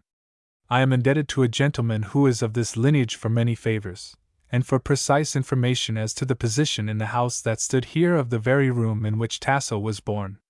It is also minutely given in a memoir of Tasso and his family, by Bartolomeo Capasso, whose careful researches have disproved the slipshod statements of the guidebooks, that the poet was born in a house which is still standing, farther to the west, and that the room has fallen into the sea. The descendant of the sister pointed out to me the spot on the terrace of the Tramontano where the room itself was, when the house still stood, and of course, seeing is believing. The sun shone full upon it, as we stood there, and the air was full of the scent of tropical fruit and just coming blossoms. One could not desire a more tranquil scene of advent into life, and the wandering, broken-hearted author of Jerusalem Delivered never found at court or palace any retreat so soothing as that offered him here by his steadfast sister. If I were an antiquarian, I think I should have had Tasso born at the Villa Nardi, where I like best to stay, and where I find traces of many pilgrims from other countries. Here, in a little corner room on the terrace, Mrs. Stowe dreamed and wrote, and I expect, every morning, as I take my morning sun here by the gate, Agnes of Sorrento will come down the sweet-scented path with a basket of oranges on her head. Sea and shore. It is not always easy, when one stands upon the highlands which encircle the Piano di Sorrento, in some conditions of the atmosphere, to tell where the sea ends and the sky begins. It seems practicable, at such times, for one to take ship and sail up into heaven. I have often, indeed, seen white sails climbing up there, and fishing boats, at secure anchor I suppose, riding apparently like balloons in the hazy air. Sea and air and land here are all kin, I suspect, and have certain immaterial qualities in common. The contours of the shores and the outlines of the hills are as graceful as the mobile waves, and if there is anywhere ruggedness and sharpness, the atmosphere throws a friendly veil over it, and tones all that is inharmonious into the repose of beauty. The atmosphere is really something more than a medium, it is a drapery, woven, one could affirm, with colors, or dipped in oriental dyes. One might account thus for the prismatic colors I have often seen on the horizon at noon, when the sun was pouring down floods of clear golden light. The simple light here, if one could ever represent it by pen, pencil, or brush, would draw the world hither to bathe in it. It is not thin sunshine, but a royal profusion, a golden substance, a transforming quality, a vesture of splendor for all these Mediterranean shores. The most comprehensive idea of Sorrento and the great plain on which it stands, embedded almost out of sight in foliage, we obtained one day from our boat, as we put out round the Capo di Sorrento, and stood away for Capri. There was not wind enough for sails, but there were chopping waves, and swell enough to toss us about, and to produce bright flashes of light far out at sea. The red-shirted rowers silently bent to their long sweeps, and I lay in the tossing bow, and studied the high, receding shore. The picture is simple, a precipice of rock or earth, faced with masonry in spots, almost of uniform height from point to point of the little bay, except where a deep gorge has split the rock, and comes to the sea, forming a cove, where a cluster of rude buildings is likely to gather. Along the precipice, which now juts and now recedes a little, are villas, hotels, old convents, gardens, and groves. I can see steps and galleries cut in the face of the cliff, and caves and caverns, natural and artificial, for one can cut this tufa with a knife, and it would hardly seem preposterous to attempt to dig out a cool, roomy mansion in this rocky front with a spade. As we pull away, I begin to see the depth of the plain of Sorrento, with its villages, walled roads, its groves of oranges, olives, lemons, its figs, pomegranates, almonds, mulberries, and acacias, and soon the terraces above, where the vineyards are planted, and the olives also. These terraces must be a brave sight in the spring, when the masses of olives are white as snow with blossoms, which fill all the plain with their sweet perfume. Above the terraces, the eye reaches the fine outline of the hill, and to the east the bare precipice of rock softened by the purple light, and turning still to the left, as the boat lazily swings, I have Vesuvius, the graceful dip into the plain, and the rise to the heights of Naples, Nisida, the shining houses of Pozzuoli, Cape Misenum, Procida, and rough Ischia. Rounding the headland, Capri is before us, so sharp and clear that we seem close to it, but it is a weary pull before we get under its rocky side. Returning from Capri late in the afternoon, we had one of those effects which are the despair of artists. I had been told that twilights are short here, and that, when the sun disappeared, color vanished from the sky. There was a wonderful light on all the inner bay, as we put off from shore.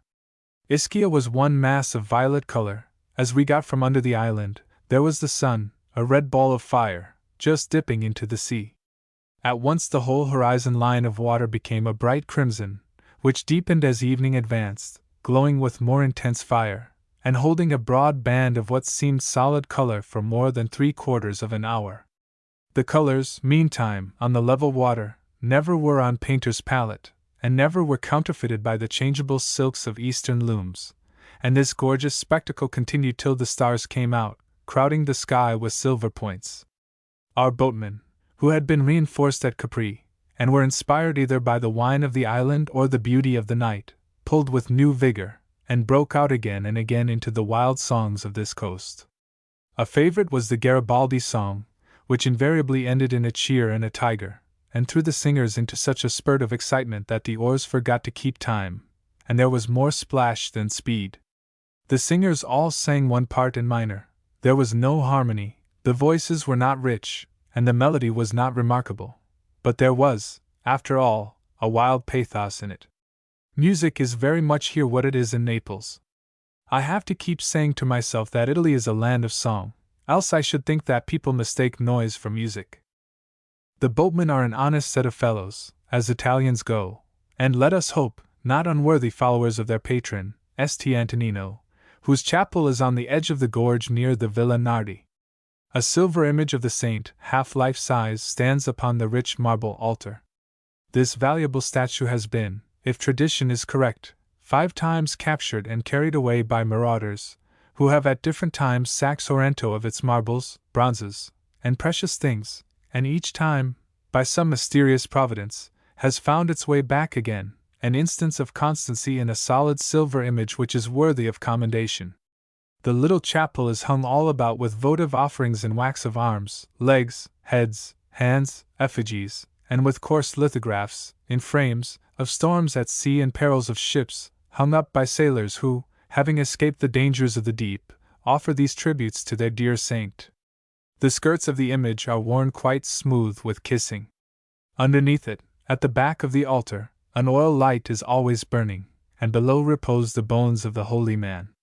The whole shore is fascinating to one in an idle mood, and is good mousing ground for the antiquarian. For myself, I am content with one generalization, which I find saves a world of bother and perplexity. It is quite safe to style every excavation, cavern, circular wall, or arch by the sea, a Roman bath. It is the final resort of the antiquarians. This theory has kept me from entering the discussion whether the substructions in the cliff under the Poggio Syracuse, a royal villa, are temples of the Sirens, or caves of Ulysses. I only know that I descend to the sea there by broad interior flights of steps, which lead through galleries and corridors, and high, vaulted passages, whence extend apartments and caves far reaching into the solid rock. At intervals are landings, where arched windows are cut out to the sea, with stone seats and protecting walls. At the base of the cliff I find a hewn passage, as if there had once been here a way of embarkation, and enormous fragments of rocks, with steps cut in them, which have fallen from above. Were these anything more than royal pleasure galleries, where one could sit in coolness in the heat of summer and look on the bay and its shipping, in the days when the great Roman fleet used to lie opposite, above the point of Misenum? How many brave and gay retinues have swept down these broad interior stairways, let us say in the picturesque Middle Ages, to embark on voyages of pleasure or warlike forays. The steps are well worn, and must have been trodden for ages, by nobles and robbers, peasants and sailors, priests of more than one religion, and traders of many seas, who have gone, and left no record. The sun was slanting his last rays into the corridors as I musingly looked down from one of the arch openings, quite spellbound by the strangeness and dead silence of the place, broken only by the plash of waves on the sandy beach below. I had found my way down through a wooden door half ajar, and I thought of the possibility of someone's shutting it for the night, and leaving me a prisoner to await the specters which I have no doubt throng here when it grows dark. Hastening up out of these chambers of the past, I escaped into the upper air, and walked rapidly home through the narrow orange lanes. On top of the house, The tip-top of the Villa Nardi is a flat roof, with a wall about it 3 feet high, and some little turreted affairs that look very much like chimneys. Joseph, the gray-haired servitor, has brought my chair and table up here today, and here I am, established to write. I am here above most earthly annoyances, and on a level with the heavenly influences. It has always seemed to me that the higher one gets, the easier it must be to write, and that, especially at a great elevation, one could strike into lofty themes, and launch out, without fear of shipwreck on any of the earthly headlands, in his aerial voyages. Yet, after all, he would be likely to arrive nowhere, I suspect, or, to change the figure, to find that, in parting with the taste of the earth, he had produced a flavorless composition. If it were not for the haze in the horizon today, I could distinguish the very house in Naples, that of Manso, Marquis of Villa, where Tasso found a home, and where John Milton was entertained at a later day by that hospitable nobleman. I wonder, if he had come to the Villa Nardi and written on the roof, if the theological features of his epic would have been softened, and if he would not have received new suggestions for the adornment of the garden. Of course, it is well that his immortal production was not composed on this roof, and in sight of these seductive shores, or it would have been more strongly flavored with classic mythology than it is. But letting Milton go, it may be necessary to say that my writing today has nothing to do with my theory of composition in an elevated position, for this is the laziest place that I have yet found. I am above the highest olive trees, and if I turn that way, should look over the tops of what seems a vast grove of them, out of which a white roof, and an old time-eaten tower here and there, appears, and the sun is flooding them with waves of light, which I think a person delicately enough organized could hear beat.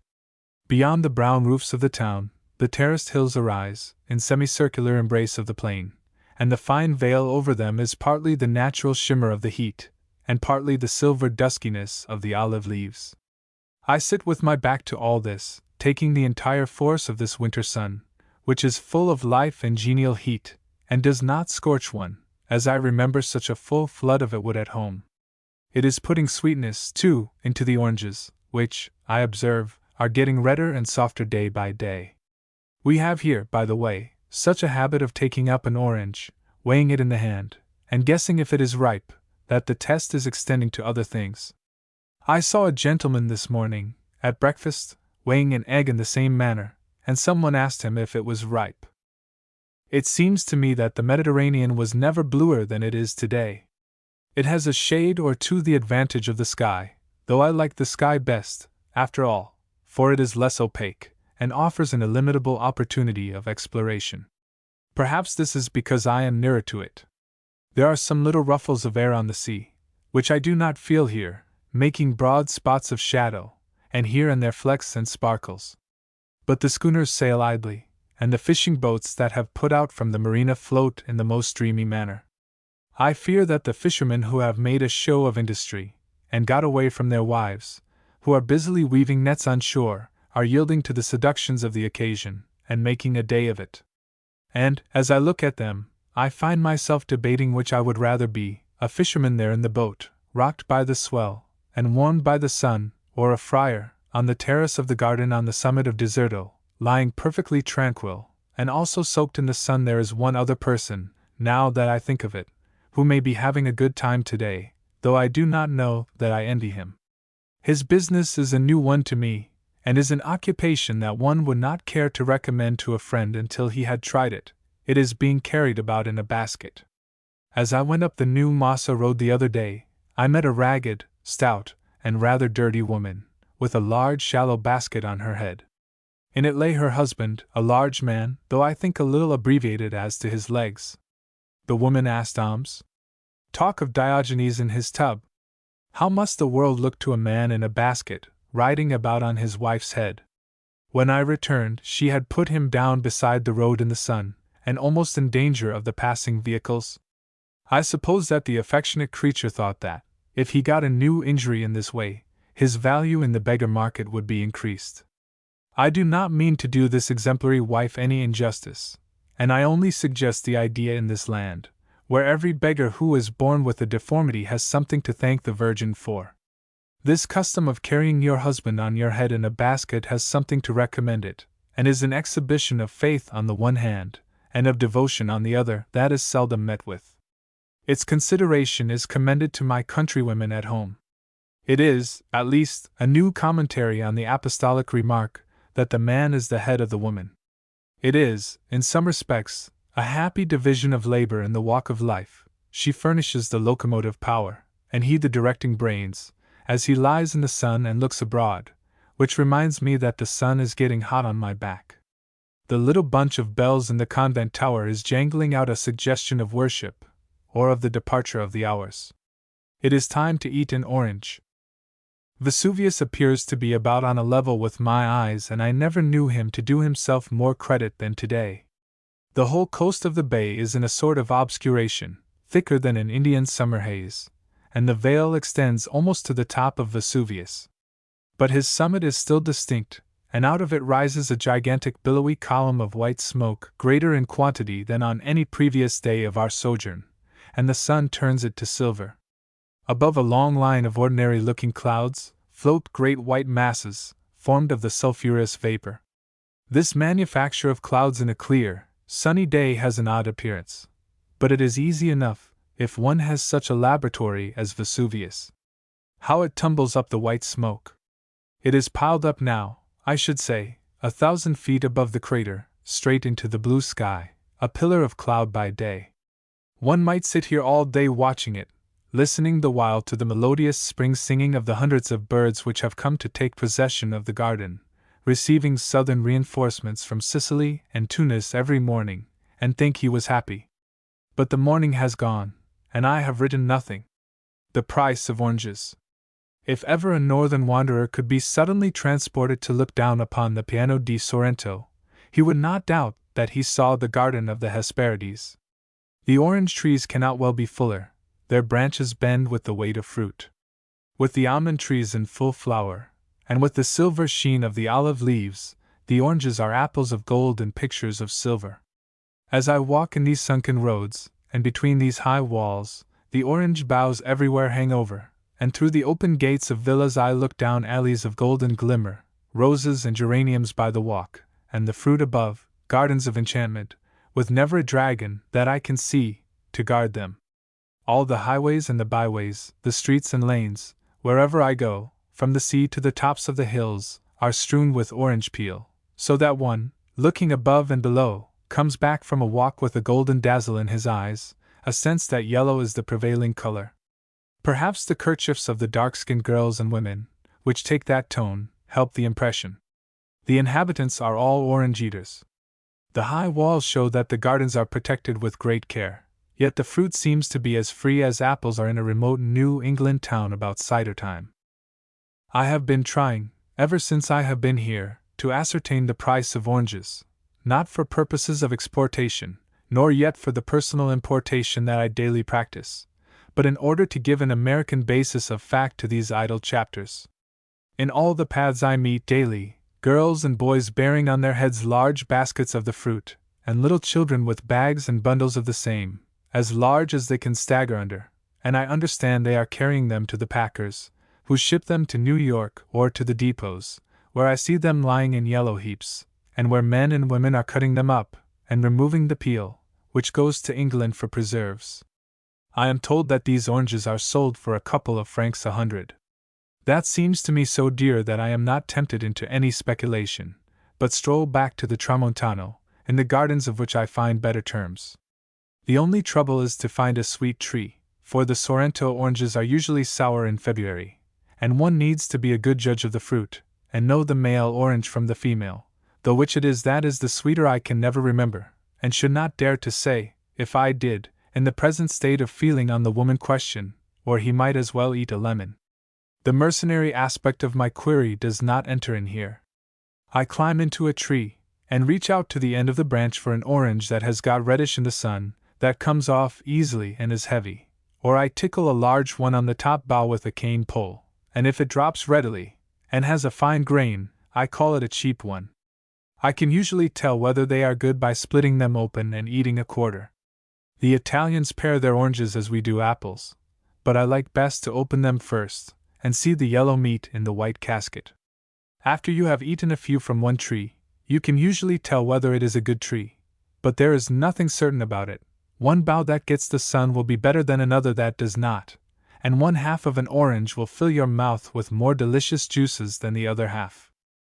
The oranges that you knock off with your stick, as you walk along the lanes, don't cost anything, but they are always sour, as I think the girls know who lean over the wall and look on with a smile, and in that, they are more sensible than the lively dogs which bark at you from the top, and wake all the neighborhood with their clamor. I have no doubt the oranges have a market price, but I have been seeking the value the gardeners set on them themselves. As I walked towards the heights, the other morning, and passed an orchard, the gardener, who saw my ineffectual efforts, with a very long cane, to reach the boughs of a tree, came down to me with a basketful he had been picking. As an experiment on the price, I offered him a 2-centime piece, which is a sort of satire on the very name of money, when he desired me to help myself to as many oranges as I liked. He was a fine-looking fellow, with a spick-span new red Phrygian cap, and I hadn't the heart to take advantage of his generosity, especially as his oranges were not of the sweetest. One ought never to abuse generosity. Another experience was of a different sort, and illustrates the Italian love of bargaining, and their notion of a sliding scale of prices. One of our expeditions to the hills was one day making its long, straggling way through the narrow street of a little village of the piano, when I lingered behind my companions, attracted by a handcart with several large baskets of oranges. The cart stood untended in the street, and selecting a large orange, which would measure 12 inches in circumference, I turned to look for the owner. After some time a fellow got from the open front of the neighboring cobbler's shop, where he sat with his lazy cronies, listening to the honest gossip of the follower of St. Crispin, and sauntered towards me. "How much for this?" I ask. "1 franc, signor," says the proprietor, with a polite bow, holding up one finger. I shake my head, and intimate that is altogether too much, in fact, preposterous. The proprietor is very indifferent, and shrugs his shoulders in an amiable manner. He picks up a fair, handsome orange, weighs it in his hand, and holds it up temptingly. "That also is 1 franc?" I suggest one so as a fair price, a suggestion which he only receives with a smile of slight pity, and I fancy, a little disdain. A woman joins him, and also holds up this and that gold-skinned one for my admiration. As I stand, sorting over the fruit, trying to please myself with size, color, and texture, a little crowd has gathered round, and I see, by a glance, that all the occupations in that neighborhood, including loafing, are temporarily suspended to witness the trade. The interest of the circle visibly increases, and others take such a part in the transaction that I begin to doubt if the first man is, after all, the proprietor. At length I select 2 oranges, and again demand the price.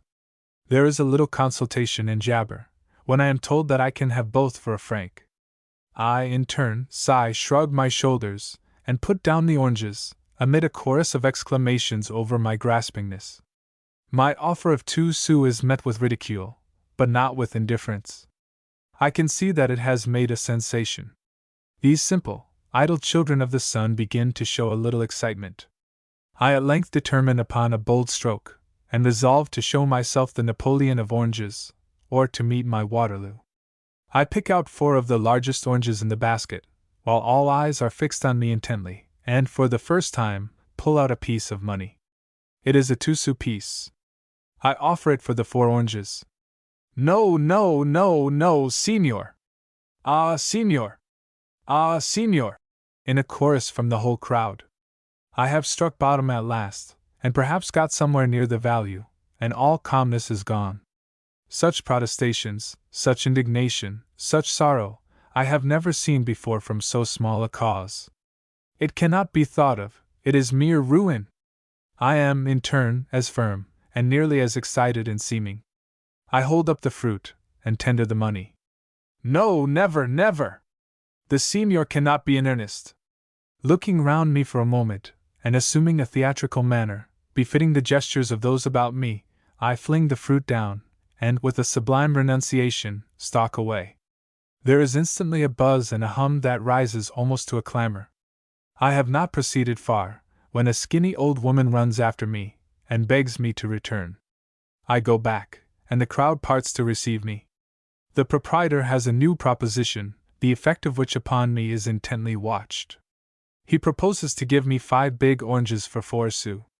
I receive it with utter scorn, and a laugh of derision. I will give 2 sous for the original 4, and not a centesimo more. That I solemnly say, and am ready to depart. Hesitation and renewed conference. But at last the proprietor relents, and with the look of one who is ruined for life, and who yet is willing to sacrifice himself, he hands me the oranges. Instantly the excitement is dead, the crowd disperses, and the street is as quiet as ever, when I walk away, bearing my hard-won treasures. A little while after, as I sat upon the outer wall of the terrace of the Camaldoli, with my feet hanging over, these same oranges were taken from my pockets by Americans, so that I am prevented from making any moral reflections upon the honesty of the Italians. There is an immense garden of oranges and lemons at the village of Massa, through which travelers are shown by a surly fellow, who keeps watch of his trees, and has a bulldog lurking about for the unwary. I hate to see a bulldog in a fruit orchard. I have eaten a good many oranges there, and been astonished at the boughs of immense lemons which bend the trees to the ground. I took occasion to measure one of the lemons, called a citron lemon, and found its circumference to be 21 inches one way by 15 inches the other, about as big as a railway conductor's lantern. These lemons are not so sour as the fellow who shows them. He is a mercenary dog, and his prices afford me no clue to the just value of oranges. I like better to go to a little garden in the village of Meta, under a sunny precipice of rocks overhung by the ruined convent of Camaldoli. I turn up a narrow lane, and push open the wooden door in the garden of a little villa. It is a pretty garden, and besides the orange and lemon trees on the terrace, it has other fruit trees, and a scent of many flowers. My friend, the gardener, is sorting oranges from one basket to another, on a green bank, and evidently selling the fruit to some women, who are putting it into bags to carry away. When he sees me approach, there is always the same pantomime. I propose to take some of the fruit he is sorting.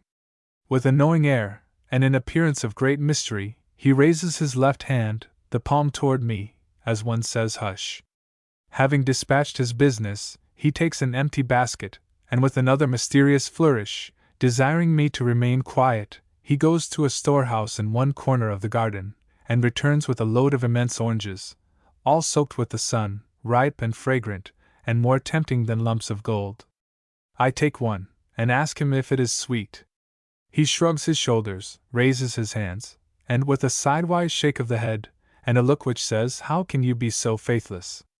makes me ashamed of my doubts.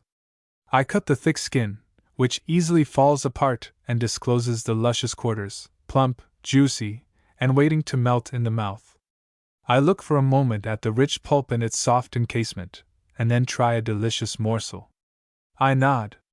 My gardener again shrugs his shoulders, with a slight smile, as much as to say, it could not be otherwise, and is evidently delighted to have me enjoy his fruit.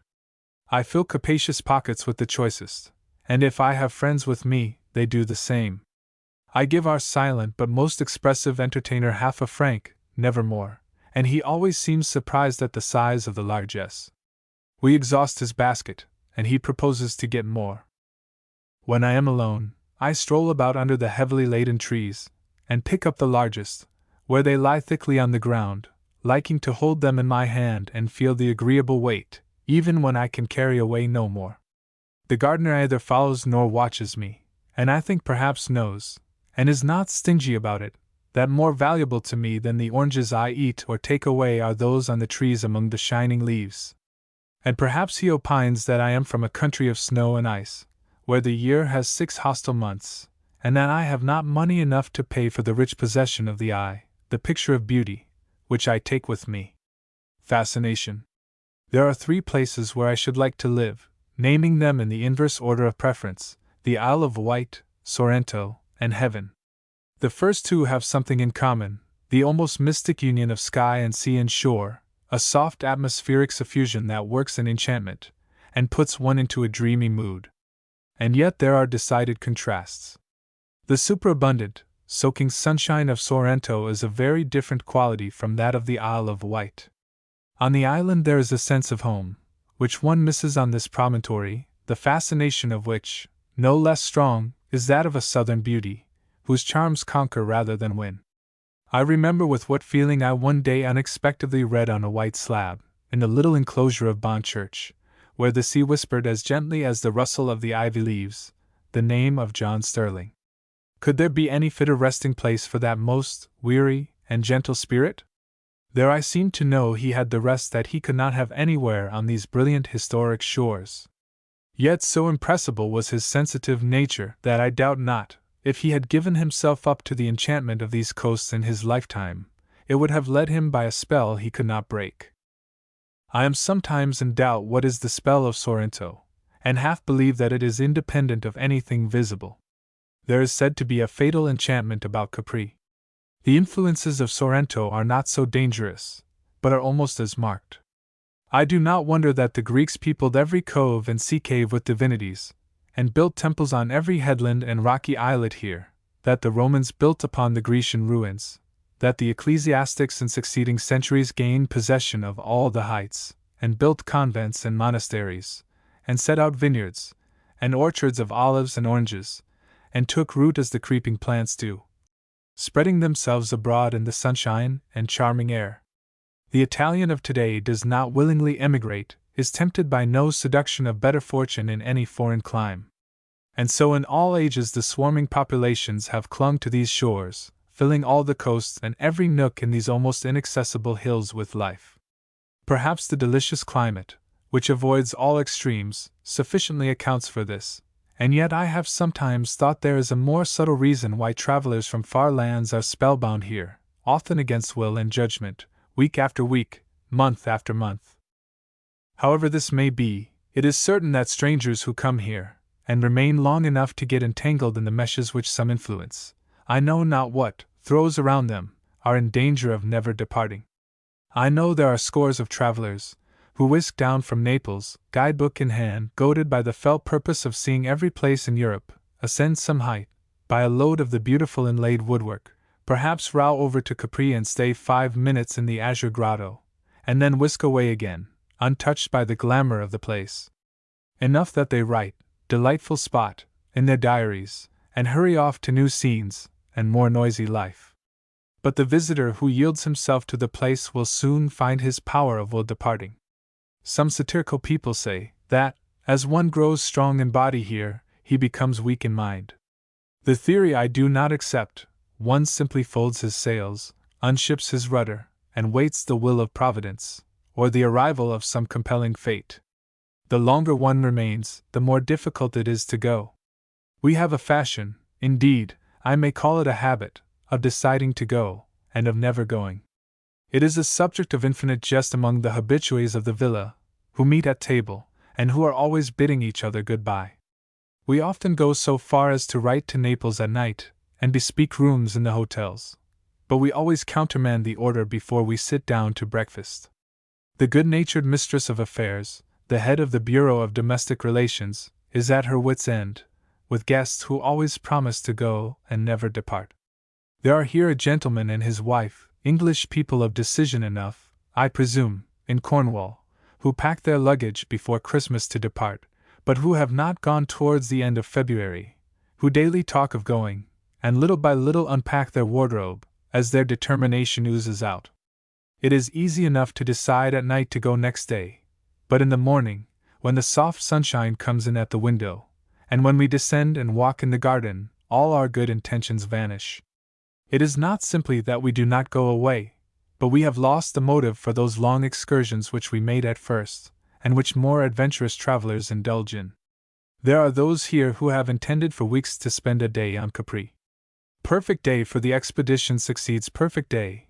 Boatload after boatload sails away from the little marina at the base of the cliff, which we follow with eaves of desire, but tomorrow will do as well.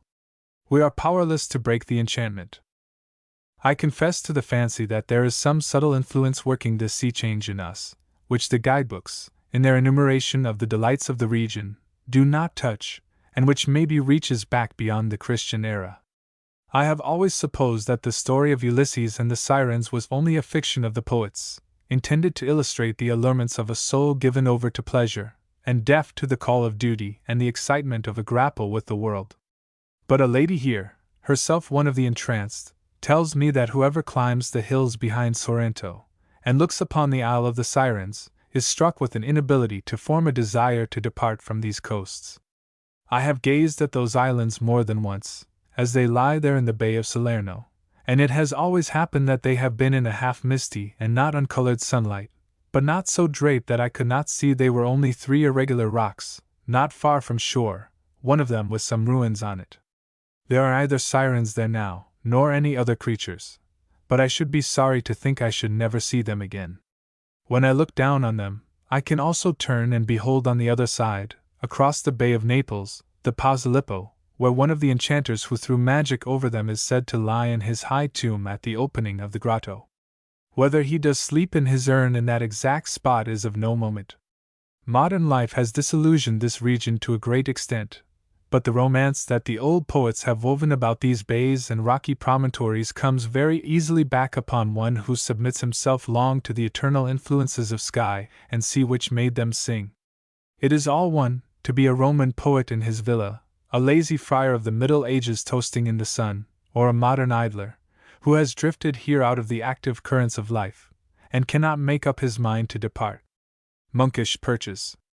On heights at either end of the Piano di Sorrento, and commanding it, stood 2 religious houses, the convent of the Carnaldolite to the northeast, on the crest of the hill above Meta, the Carthusian monastery of the Deserto, to the southwest, 3 miles above Sorrento. The longer I stay here, the more respect I have for the taste of the monks of the Middle Ages. They invariably secured the best places for themselves. They seized all the strategic points, they appropriated all the commanding heights, they knew where the sun would best strike the grapevines, they perched themselves wherever there was a royal view. When I see how unerringly they did select and occupy the eligible places, I think they were moved by a sort of inspiration. In those days, when the Church took the first choice in everything, the temptation to a Christian life must have been strong. The monastery at the Deserto was suppressed by the French of the First Republic, and has long been in a ruinous condition. Its buildings crown the apex of the highest elevation in this part of the promontory. From its roof the fathers paternally looked down upon the churches and chapels and nunneries which thickly studded all this region, so that I fancy the air must have been full of the sound of bells, and of incense perpetually ascending.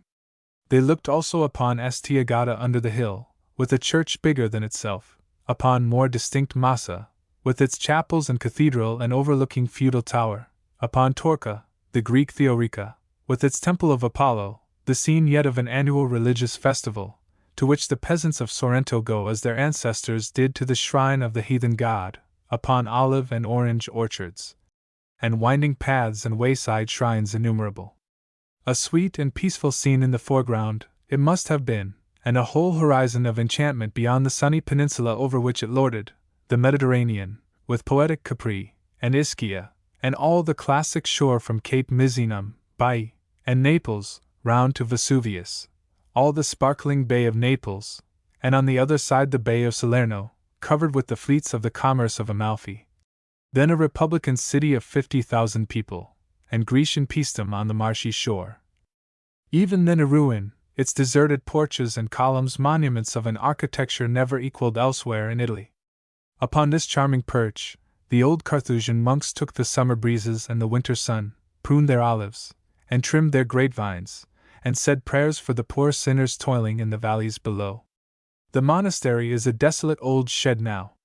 We left our donkeys to eat thistles in front, while we climbed up some dilapidated steps, and entered the crumbling hall. The present occupants are 6 monks, and fine fellows too, who have an orphan school of some 20 lads. We were invited to witness their noonday prayers. The flat-roofed rear buildings extend round an oblong, quadrangular space, which is a rich garden, watered from capacious tanks, and coaxed into easy fertility by the impregnating Sunday. Upon these roofs the brothers were wont to walk, and here they sat at peaceful evening. Here, too, we strolled, and here I could not resist the temptation to lie an unheeded hour or two, soaking in the benignant February sun, above every human concern and care, looking upon a land and sea steeped in romance. The sky was blue above, but in the south horizon, in the direction of Tunis, were the prismatic colors. Why not be a monk, and lie in the sun? One of the handsome brothers invited us into the refectory, a place as bare and cheerless as the feeding room of a reform school, and set before us bread and cheese, and red wine, made by the monks. I noticed that the monks do not water their wine so much as the osteria keepers do, which speaks equally well for their religion and their taste. The floor of the room was brick, the table plain boards, and the seats were benches, not much luxury. The monk who served us was an accomplished man, traveled, and master of several languages. He spoke English a little. He had been several years in America, and was much interested when we told him our nationality. "Does the señor live near Mexico?" "Not in dangerous proximity," we replied, but we did not forfeit his good opinion by saying that we visited it but seldom. Well, he had seen all quarters of the globe, he had been for years a traveler, but he had come back here with a stronger love for it than ever. It was to him the most delightful spot on earth, he said. And we could not tell him where its equal is. If I had nothing else to do, I think I should cast in my lot with him, at least for a week. But the monks never got into a cozier nook than the convent of the Camaldoli. That also is suppressed, its gardens, avenues, colonnaded walks, terraces, buildings half in ruins. It is the level surface of a hill, sheltered on the east by higher peaks, and on the north by the more distant range of Great St. Angelo, across the valley, and is one of the most extraordinarily fertile plots of ground I ever saw. The rich ground responds generously to the sun. I should like to have seen the abbot who grew on this fat spot. The workmen were busy in the garden, spading and pruning. A group of wild, half-naked children came about us begging, as we sat upon the walls of the terrace which overhangs the busy plain below, and which commands the entire, varied, nooky promontory, and the two bays. And these children, insensible to beauty, want centesimi. In the rear of the church are some splendid specimens of the umbrella-like Italian pine. Here we found, also, a pretty little ruin. It might be Greek and it might be Druid for anything that appeared, ivy-clad, and suggesting a religion older than that of the convent. To the east we look into a fertile, terraced ravine, and beyond to a precipitous brown mountain, which shows a sharp outline against the sky. Halfway up are nests of towns, white houses, churches, and above, creeping along the slope, the thread of an ancient road, with stone arches at intervals, as old as Caesar. We descend, skirting for some distance the monastery walls, over which patches of ivy hang like green shawls. There are flowers in profusion, scented violets, daisies, dandelions, and crocuses, large and of the richest variety, with orange pistils, and stamens purple and violet, the back of every alternate leaf exquisitely penciled. We descend into a continuous settlement, past shrines, past brown, sturdy men and handsome girls working in the vineyards. We descend, but words express nothing, into a wonderful ravine, a sort of refined Swiss scene, high bare steps of rock butting over a chasm, ruins, old walls, vines, flowers. The very spirit of peace is here, and it is not disturbed by the sweet sound of bells echoed in the passes. On narrow ledges of precipices, aloft in the air where it would seem that a bird could scarcely light, we distinguish the forms of men and women, and their voices come down to us. They are peasants cutting grass, every spire of which is too precious to waste. We descend, and pass by a house on a knoll, and a terrace of olives extending along the road in front.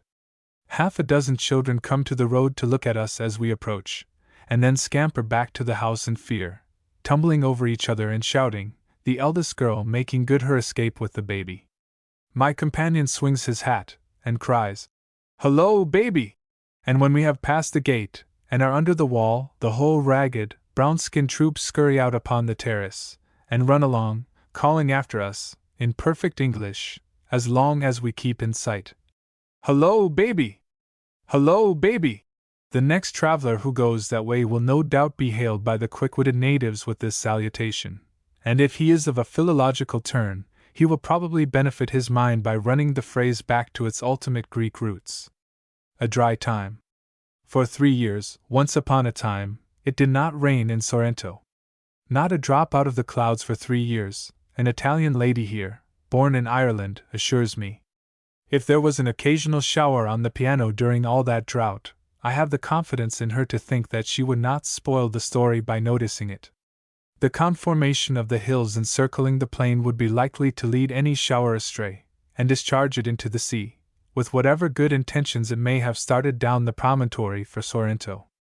I can see how these sharp hills would tear the clouds asunder, and let out all their water, while the people in the plain below watch them with longing eyes. But it can rain in Sorrento.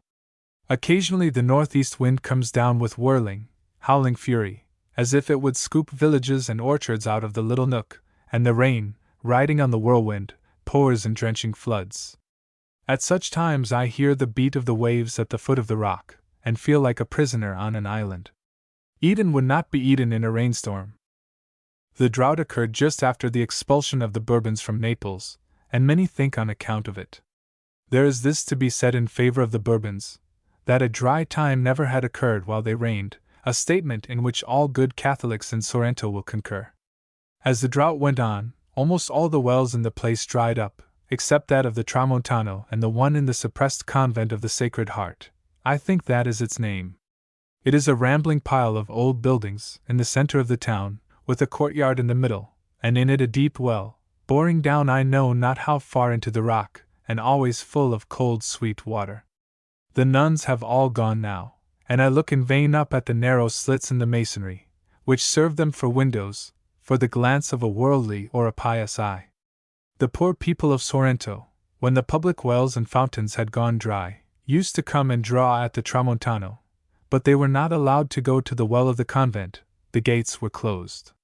Why the government shut them I cannot see, perhaps it knew nothing of it, and some stupid official took the pompous responsibility. The people grumbled, and cursed the government, and in their simplicity, probably never took any steps to revoke the prohibitory law. No doubt, as the government had caused the drought, it was all of a piece, the good rustics thought. For the government did indirectly occasion the dry spell. I have the information from the Italian lady of whom I have spoken. Among the first steps of the new government of Italy was the suppression of the useless convents and nunneries. This one at Sorrento early came under the ban. It always seemed to me almost a pity to rout out this asylum of praying and charitable women, whose occupation was the encouragement of beggary and idleness in others, but whose prayers were constant, and whose charities to the sick of the little city were many. If they never were of much good to the community, it was a pleasure to have such a sweet little hive in the center of it, and I doubt not that the simple people felt a genuine satisfaction, as they walked around the high walls, in believing that pure prayers within were put up for them night and day, and especially when they waked at night, and heard the bell of the convent, and knew that at that moment some faithful soul kept her vigils, and chanted prayers for them and all the world besides. And they slept the sounder for it thereafter. I confess that, if one is helped by vicarious prayer, I would rather trust a convent of devoted women, though many of them are ignorant, and some of them are worldly, and none are fair to see, to pray for me, than some of the houses of coarse monks which I have seen. But the order came down from Naples to pack off all the nuns of the Sacred Heart on a day named, to close up the gates of the nunnery, and hang a flaming sword outside. The nuns were to be pulled up by the roots, so to say, on the day specified, and without postponement, and to be transferred to a house prepared for them at Massa, a few miles down the promontory, and several hundred feet nearer heaven. Sorrento was really in mourning, it went about in grief. It seemed as if something sacrilegious were about to be done. It was the intention of the whole town to show its sense of it in some way. The day of removal came, and it rained.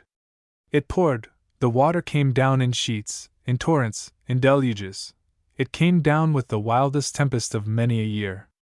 I think, from accurate reports of those who witnessed it, that the beginning of the great deluge was only a moisture compared to this. To turn the poor women out of doors such a day as this was unchristian, barbarous, impossible. Everybody who had a shelter was shivering indoors. But the officials were inexorable. In the order for removal, nothing was said about postponement on account of weather, and go the nuns must. And go they did, the whole town shuddering at the impiety of it, but kept from any demonstration by the tempest. Carriages went round to the convent, and the women were loaded into them, packed into them, carried and put in, if they were too infirm to go themselves. They were driven away, cross and wet and bedraggled. They found their dwelling on the hill not half prepared for them, leaking and cold and cheerless. They experienced very rough treatment, if I can credit my informant, who says she hates the government, and would not even look out of her lattice that day to see the carriages drive past. And when the Lady Superior was driven away from the gate, she said to the officials, and the few faithful attendants, prophesying in the midst of the rain that poured about her, "The day will come shortly, when you will want rain, and shall not have it, and you will pray for my return." And it did not rain, from that day for 3 years. And the simple people thought of the good Superior, whose departure had been in such a deluge, and who had taken away with her all the moisture of the land, and they did pray for her return, and believed that the gates of heaven would be again opened if only the nunnery were repeopled. But the government could not see the connection between convents and the theory of storms, and the remnant of pious women was permitted to remain in their lodgings at Massa. Perhaps the government thought they could, if they bore no malice, pray as effectually for rain there as anywhere. I do not know, said my informant, that the curse of the Lady Superior had anything to do with the drought, but many think it had, and those are the facts. Children of the sun. The common people of this region are nothing but children, and ragged, dirty, and poor as they are, apparently as happy, to speak idiomatically, as the day is long. It takes very little to please them, and their easily excited mirth is contagious. It is very rare that one gets a surly return to a salutation, and if one shows the least good nature, his greeting is met with the most jolly return. The boatman hauling in his net sings, the brown girl, whom we meet descending a steep path in the hills, with an enormous bag or basket of oranges on her head, or a building stone under which she stands as erect as a pillar, sings, and if she asks for something, there is a merry twinkle in her eye, that says she hardly expects money, but only puts in a beg, at a venture because it is the fashion. The workmen clipping the olive trees sing, the urchins, who dance about the foreigner in the street, vocalize their petitions for un petit moneta in a tuneful manner, and beg more in a spirit of deviltry than with any expectation of gain. When I see how hard the peasants labor, what scraps and vegetable odds and ends they eat, and in what wretched, dark, and smoke-dried apartments they live, I wonder they are happy, but I suppose it is the all-nourishing sun and the equable climate that do the business for them. They have few artificial wants, and no uneasy expectation, bred by the reading of books and newspapers, that anything is going to happen in the world, or that any change is possible. Their fruit trees yield abundantly year after year. Their little patches of rich earth, on the built-up terraces and in the crevices of the rocks, produce fourfold. The sun does it all. Every walk that we take here with open mind and cheerful heart is sure to be an adventure. Only yesterday, we were coming down a branch of the great gorge which splits the plain in two. On one side the path is a high wall, with garden trees overhanging. On the other, a stone parapet, and below, in the bed of the ravine, an orange orchard. Beyond rises a precipice, and at its foot men and boys were quarrying stone, which workmen raised a couple of 100 feet to the platform above with a windlass. As we came along, a handsome girl on the height had just taken on her head a large block of stone, which I should not care to lift, to carry to a pile in the rear, and she stopped to look at us. We stopped, and looked at her. This attracted the attention of the men and boys in the quarry below, who stopped work, and set up a cry for a little money. We laughed, and responded in English. The windlass ceased to turn. The workman on the height joined in the conversation. A grisly beggar hobbled up, and held out his greasy cap. We nonplussed him by extending our hats, and beseeching him for just a little something. Some passers on the road paused, and looked on, amused at the transaction. A boy appeared on the high wall, and began to beg. I threatened to shoot him with my walking stick, whereat he ran nimbly along the wall in terror. The workmen shouted, and this started up a couple of yellow dogs, which came to the edge of the wall and barked violently. The girl, alone calm in the confusion, stood stock still under her enormous load looking at us. We swung out hats and hurrahed. The crowd replied from above, below and around us, shouting, laughing, singing, until the whole little valley was vocal with a gale of merriment, and all about nothing. The beggar whined, the spectators around us laughed, and the whole population was aroused into a jolly mood. Fancy such a merry hullabaloo in America. For 10 minutes, while the funny row was going on, the girl never moved, having forgotten to go a few steps and deposit her load, and when we disappeared round a bend of the path, she was still watching us, smiling and statuesque. As we descend, we come upon a group of little children seated about a doorstep, black-eyed, chubby little urchins, who are cutting oranges into little bits, and playing party, as children do on the other side of the Atlantic. The instant we stop to speak to them, the skinny hand of an old woman is stretched out of a window just above our heads, the wrinkled palm itching for money.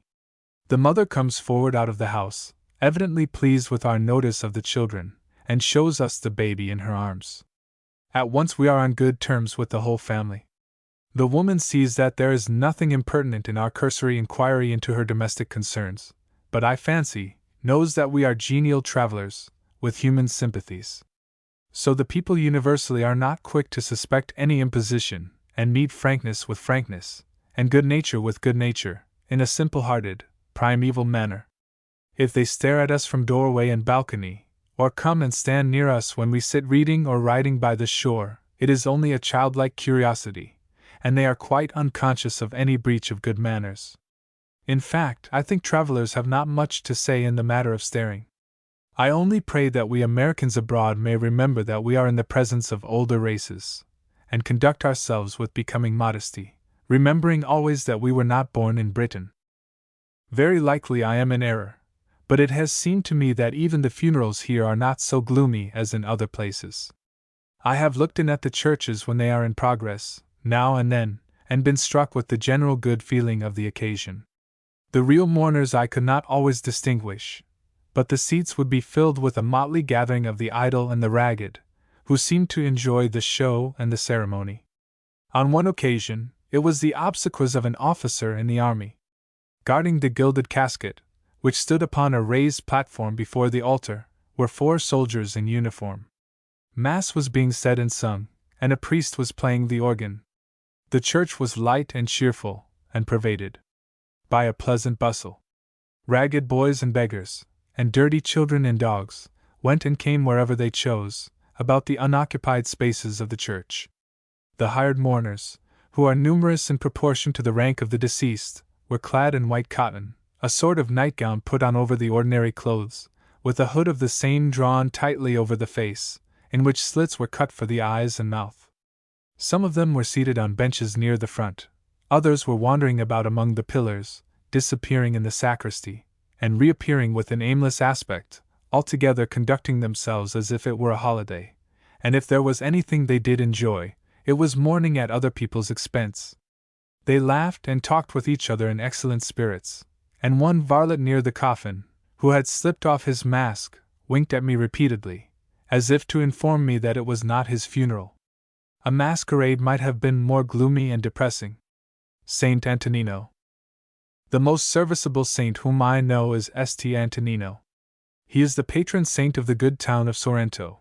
He is the good genius of all sailors and fishermen, and he has a humbler office, that of protector of the pigs. On his day the pigs are brought into the public square to be blessed, and this is one reason why the pork of Sorrento is reputed so sweet and wholesome. The saint is the friend, and, so to say, companion of the common people. They seem to be all fond of him, and there is little of fear in their confiding relation. His humble origin and plebeian appearance have something to do with his popularity, no doubt. There is nothing awe-inspiring in the brownstone figure, battered and cracked, that stands at one corner of the bridge, over the chasm at the entrance of the city. He holds a crozier in one hand, and raises the other, with fingers uplifted, in act of benediction. If his face is an indication of his character, he had in him a mixture of robust good nature with a touch of vulgarity, and could rough it in a jolly manner with fishermen and peasants. He may have appeared to better advantage when he stood on top of the massive old city gate, which the present government, with the impulse of a vandal, took down a few years ago. The demolition had to be accomplished in the night, under a guard of soldiers, so indignant were the populace. At that time the homely saint was deposed, and he wears now, I think, a snubbed and cast-aside aspect. Perhaps he is dearer to the people than ever, and I confess that I like him much better than many grander saints, in stone, I have seen in more conspicuous places. If ever I am in rough water and foul weather, I hope he will not take amiss anything I have here written about him. Sunday, and it happened to be St. Valentine's also, was the great fete day of St. Antonino. Early in the morning there was a great clanging of bells, and the ceremony of the blessing of the pigs took place, I heard, but I was not abroad early enough to see it, a laziness for which I fancy I need not apologize, as the Catholic is known to be an earlier religion than the Protestant. When I did go out, the streets were thronged with people, the country folk having come in for miles around. The church of the patron saint was the great center of attraction. The blank walls of the little square in front, and of the narrow streets near, were hung with cheap and highly colored lithographs of sacred subjects for sale. Tables and booths were set up in every available space for the traffic in pre-Raphaelite gingerbread, molasses candy, strings of dried nuts, pinecone and pumpkin seeds, scarfs, boots and shoes, and all sorts of trumpery. One dealer had preempted a large space on the pavement, where he had spread out an assortment of bits of old iron, nails, pieces of steel traps, and various fragments which might be useful to the peasants. The press was so great that it was difficult to get through it, but the crowd was a picturesque one, and in the highest good humor. The occasion was a sort of 4th of July, but without its worry and powder and flowing bars. The spectacle of the day was the procession bearing the silver image of the saint through the streets. I think there could never be anything finer or more impressive. At least, I like these little fussy provincial displays, these tag-rags and ends of grandeur, in which all the populace devoutly believe, and at which they are lost in wonder, better than those imposing ceremonies at the capital, in which nobody believes. There was first a band of musicians, walking in more or less disorder, but blowing away with great zeal, so that they could be heard amid the clangor of bells, the peals of which reverberate so deafeningly between the high houses of these narrow streets.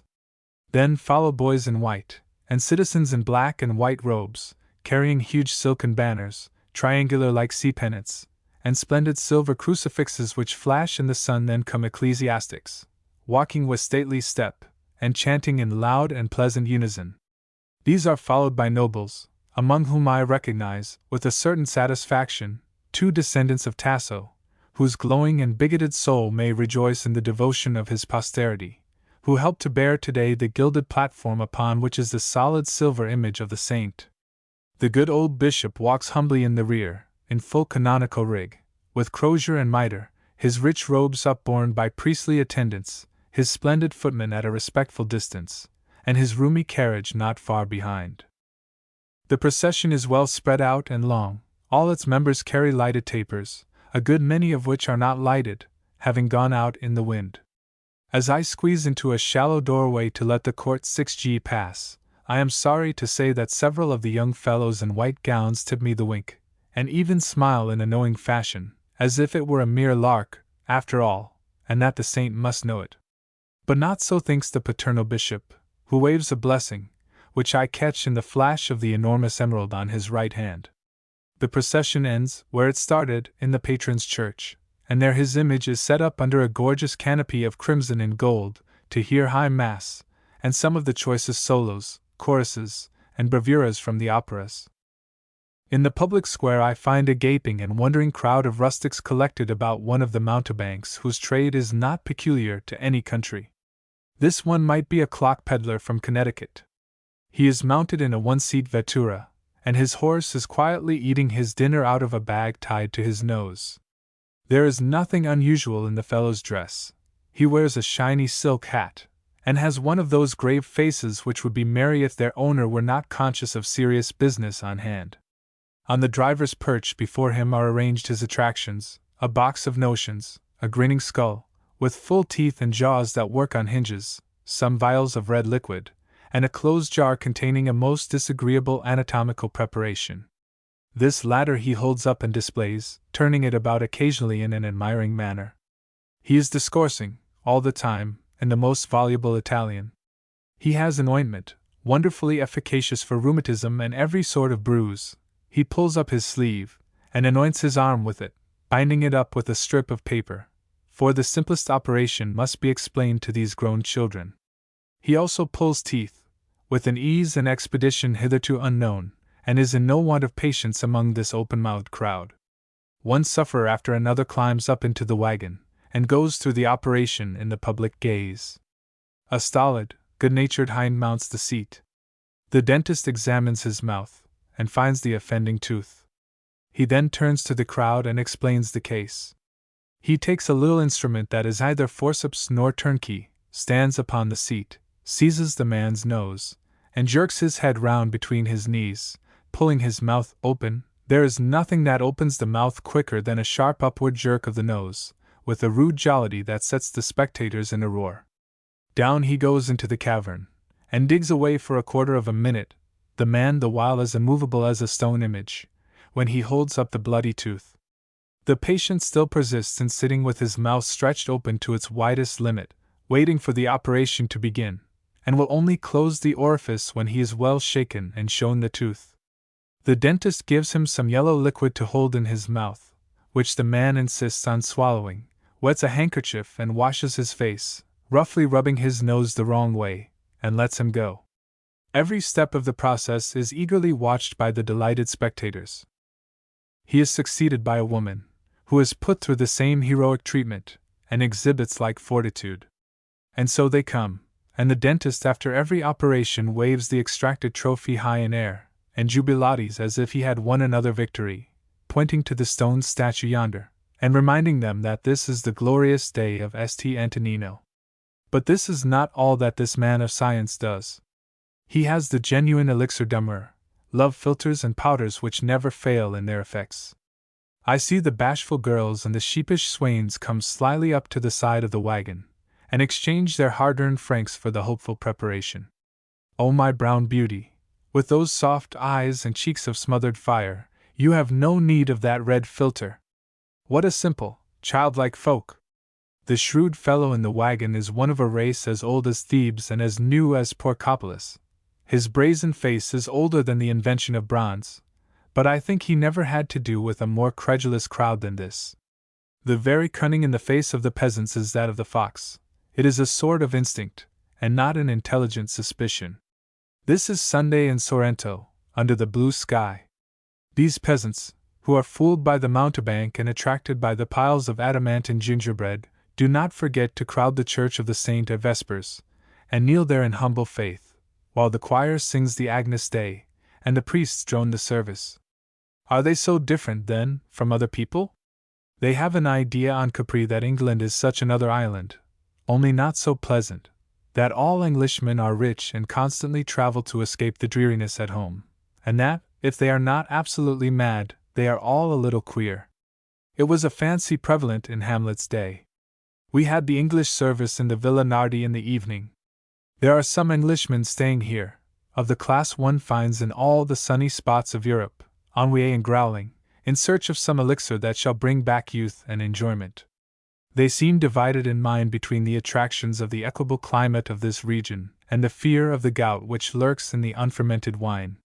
One cannot be too grateful to the sturdy islanders for carrying their prayers, like their drumbeat, all round the globe, and I was much edified that night, as the reading went on, by a row of rather battered men of the world, who stood in line on one side of the room, and took their prayers with a certain British fortitude, as if they were conscious of performing a constitutional duty, and helping by the act to uphold the majesty of English institutions. Punta della Campanella. There is always a mild excitement about mounting donkeys in the morning here for an excursion among the hills. The warm sun pouring into the garden, the smell of oranges, the stimulating air, the general openness and freshness, promise a day of enjoyment. There is always a doubt as to who will go, generally a donkey wanting. Somebody wishes to join the party at the last moment. There is no end of running up and down stairs, calling from balconies and terraces, some never ready, and some waiting below in the sun, the whole house in a tumult, drivers in a worry, and the sleepy animals now and then joining in the clatter with a vocal performance that is neither a trumpet call nor a steam whistle, but an indescribable noise, that begins in agony and abruptly breaks down in despair. It is difficult to get the train in motion. The lady who ordered Succarina has got a strange donkey, and Macaroni has on the wrong saddle. Succarina is a favorite, the kindest, easiest, and surest-footed of beasts, a diminutive animal, not bigger than a Friesland sheep, old, in fact grizzly with years, and not unlike the aged, wizened little women who are so common here, for beauty in this region dries up, and these handsome Sorrento girls, if they live, and almost everybody does live, have the prospect, in their old age, of becoming mummies, with parchment skins. I have heard of climates that preserve female beauty. This embalms it, only the beauty escapes in the process. As I was saying, Succarina is little, old, and grisly, but her head is large, and one might be contented to be as wise as she looks. The party is at length mounted, and clatters away through the narrow streets. Donkey riding is very good for people who think they cannot walk. It looks very much like riding, to a spectator, and it deceives the person undertaking it into an amount of exercise equal to walking. I have a great admiration for the donkey character. There never was such patience under wrong treatment, such return of devotion for injury. Their obstinacy, which is so much talked about, is only an exercise of the right of private judgment, and an intelligent exercise of it, no doubt, if we could take the donkey point of view, as so many of us are accused of doing in other things. I am certain of one thing: in any large excursion party there will be more obstinate people than obstinate donkeys, and yet the poor brutes get all the thwacks and thumps. We are bound today for the Punta della Campanella, the extreme point of the promontory, and 10 miles away.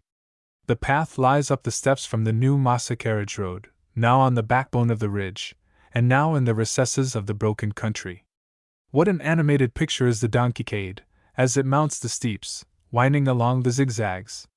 Hear the little bridle bells jingling, the drivers groaning there. Ayug, ayug! The riders making a merry din of laughter, and firing off a fusillade of ejaculations of delight and wonder. The road is between high walls, round the sweep of curved terraces which rise above and below us, bearing the glistening olive, through glens and gullies, over and under arches, vine-grown. How little we make use of the arch at home, round sunny dells where orange orchards gleam, past shrines, little chapels perched on rocks, rude villas commanding most extensive sweeps of sea and shore. The almond trees are in full bloom, every twig a thickly set spike of the pink and white blossoms. Daisies and dandelions are out. The purple crocuses sprinkle the ground, the petals exquisitely varied on the reverse side, and the stamens of bright salmon color. The large double anemones have come forth, certain that it is spring. On the higher crags by the wayside the Mediterranean heather has shaken out its delicate flowers, which fill the air with a mild fragrance, while blue violets, sweet of scent like the English, make our path a perfumed one. And this is winter. We have made a late start, owing to the fact that everybody is captain of the expedition, and to the Sorrento infirmity that no one is able to make up his mind about anything. It is 1 o'clock when we reach a high transverse ridge, and find the headlands of the peninsula rising before us, grim hills of limestone, one of them with the ruins of a convent on top, and no road apparent thither, and Capri ahead of us in the sea, the only bit of land that catches any light. For as we have journeyed the sky has thickened, the clouds of the Sirocco have come up from the south. There has been first a mist, and then a fine rain. The ruins on the peak of Santa Costanza are now hid in mist. We halt for consultation. Shall we go on and brave a wetting, or ignominiously retreat? There are many opinions, but few decided ones. The drivers declare that it will be a bad time. One gentleman, with an air of decision, suggests that it is best to go on, or go back, if we do not stand here and wait. The deaf lady, from near Dublin, being appealed to, says that, perhaps, if it is more prudent, we had better go back if it is going to rain. It does rain. Waterproofs are put on, umbrellas spread, backs turned to the wind, and we look like a group of explorers under adverse circumstances. Silent on a peak in Darien. The donkeys especially downcast and dejected. Finally, as is usual in life, a compromise prevails. We decide to continue for half an hour longer, and see what the weather is. No sooner have we set forward over the brow of a hill than it grows lighter on the sea horizon in the southwest. The ruins on the peak become visible. Capri is in full sunlight. The clouds lift more and more, and still hanging overhead, but with no more rain, are like curtains gradually drawn up, opening to us a glorious vista of sunshine and promise, an illumined, sparkling, illimitable sea, and a bright foreground of slopes and picturesque rocks. Before the half hour is up, there is not one of the party who does not claim to have been the person who insisted upon going forward. We halt for a moment to look at Capri, that enormous, irregular rock, raising its huge back out of the sea, its back broken in the middle, with the little village for a saddle. On the farther summit, above Anacapri, a precipice of 2,000 feet sheer down to the water on the other side, hangs a light cloud.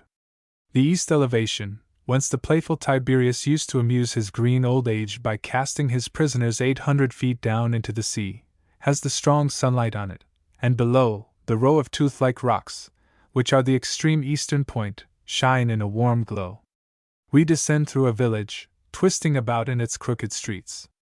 The inhabitants, who do not see strangers every day, make free to stare at and comment on us, and even laugh at something that seems very comical in our appearance, which shows how ridiculous are the costumes of Paris and New York in some places.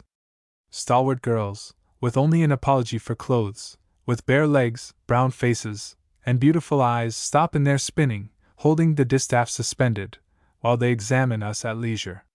At our left, as we turn from the church and its sunny piazza, where old women sit and gabble, down the ravine, is a snug village under the mountain by the shore, with a great square medieval tower. On the right, upon rocky points, are remains of round towers, and temples perhaps. We sweep away to the left round the base of the hill, over a difficult and stony path.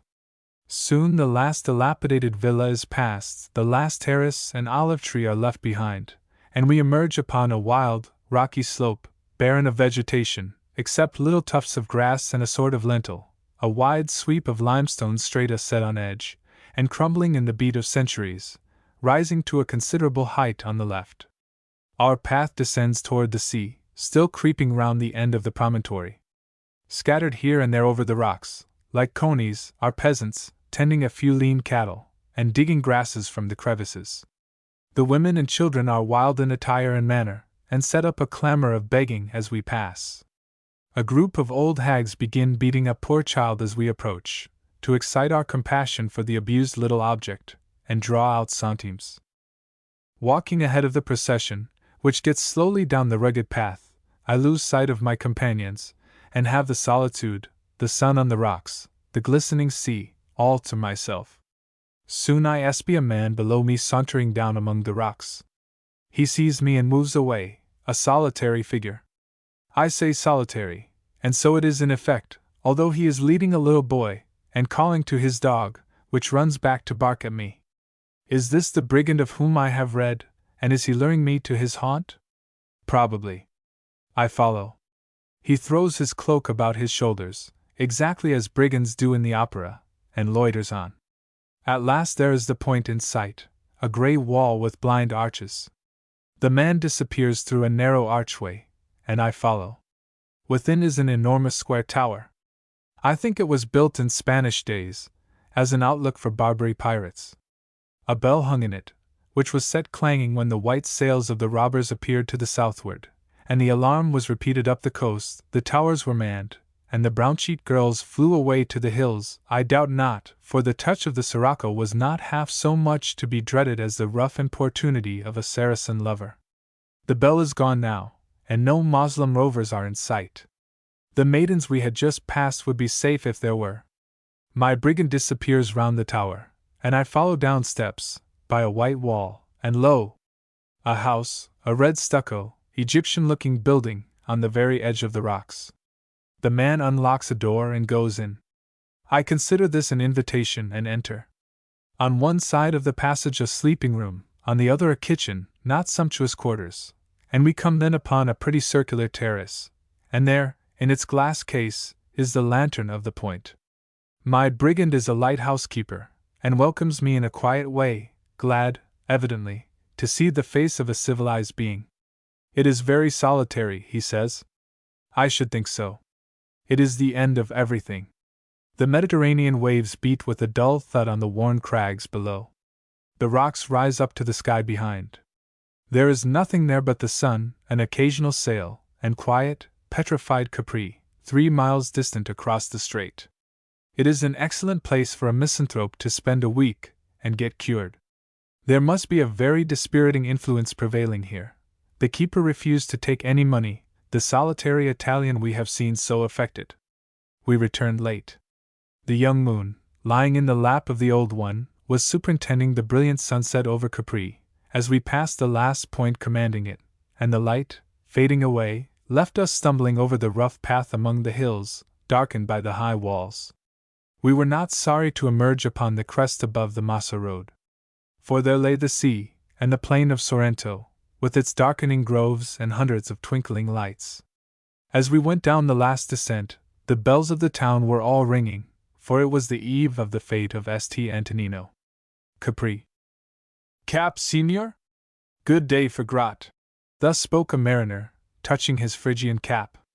The people here abbreviate all names. With them Massa is Mas, Meta is Met, Capri becomes Cap, the Grata is reduced familiarly to Grat, and they even curtail musical Sorrento into Serent.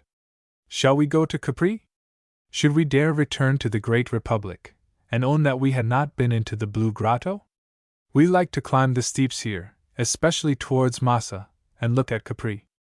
I have read in some book that it used to be always visible from Sorrento. But now the promontory has risen, the Capo di Sorrento has thrust out its rocky spur with its ancient Roman masonry, and the island itself has moved so far round to the south that Sorrento, which fronts north, has lost sight of it. We never tire of watching it, thinking that it could not be spared from the landscape. It lies only 3 miles from the curving end of the promontory, and is about 20 miles due south of Naples. In this atmosphere distances dwindle. The nearest land, to the northwest, is the larger island of Ischia, distant nearly as far as Naples, yet Capri has the effect of being anchored off the bay to guard the entrance. It is really a rock 3.5 miles long, rising straight out of the water, 800 feet high at one end, and 1,800 feet at the other, with a depression between. If it had been chiseled by hand and set there, it could not be more sharply defined. So precipitous are its sides of rock, that there are only 2 fit boat landings, the Marina on the north side, and a smaller place opposite. One of those light-haired and freckled Englishmen, whose pluck exceeds their discretion, rowed round the island alone in rough water, last summer, against the advice of the boatman, and unable to make a landing, and weary with the strife of the waves, was in considerable peril. Sharp and clear as Capri is in outline, its contour is still most graceful and poetic. This wonderful atmosphere softens even its ruggedness, and drapes it with hues of enchanting beauty. Sometimes the haze plays fantastic tricks with it, a cloud cap hangs on Monte Solaro, or a mist obscures the base, and the massive summits of rock seem to float in the air, baseless fabrics of a vision that the rising wind will carry away perhaps. I know now what Homer means by wandering islands. Shall we take a boat and sail over there, and so destroy forever another island of the imagination? The bane of travel is the destruction of illusions. We like to talk about Capri, and to talk of going there. The Sorrento people have no end of gossip about the wild island, and simple and primitive as they are, Capri is still more out of the world. I do not know what enchantment there is on the island, but whoever sets foot there, they say, goes insane or dies a drunkard. I fancy the reason of this is found in the fact that the Capri girls are raving beauties. I am not sure, but the monotony of being anchored off there in the bay, the monotony of rocks and precipices that goats alone can climb, the monotony of a temperature that scarcely ever, winter and summer, is below 55 or above 75 Fahrenheit indoors, might drive one into lunacy. But I incline to think it is due to the handsome Capri girls. There are beautiful girls in Sorrento, with a beauty more than skin deep, a glowing, hidden fire, a ripeness like that of the grape and the peach which grows in the soft air and the sun, and they wither, like grapes that hang upon the stem.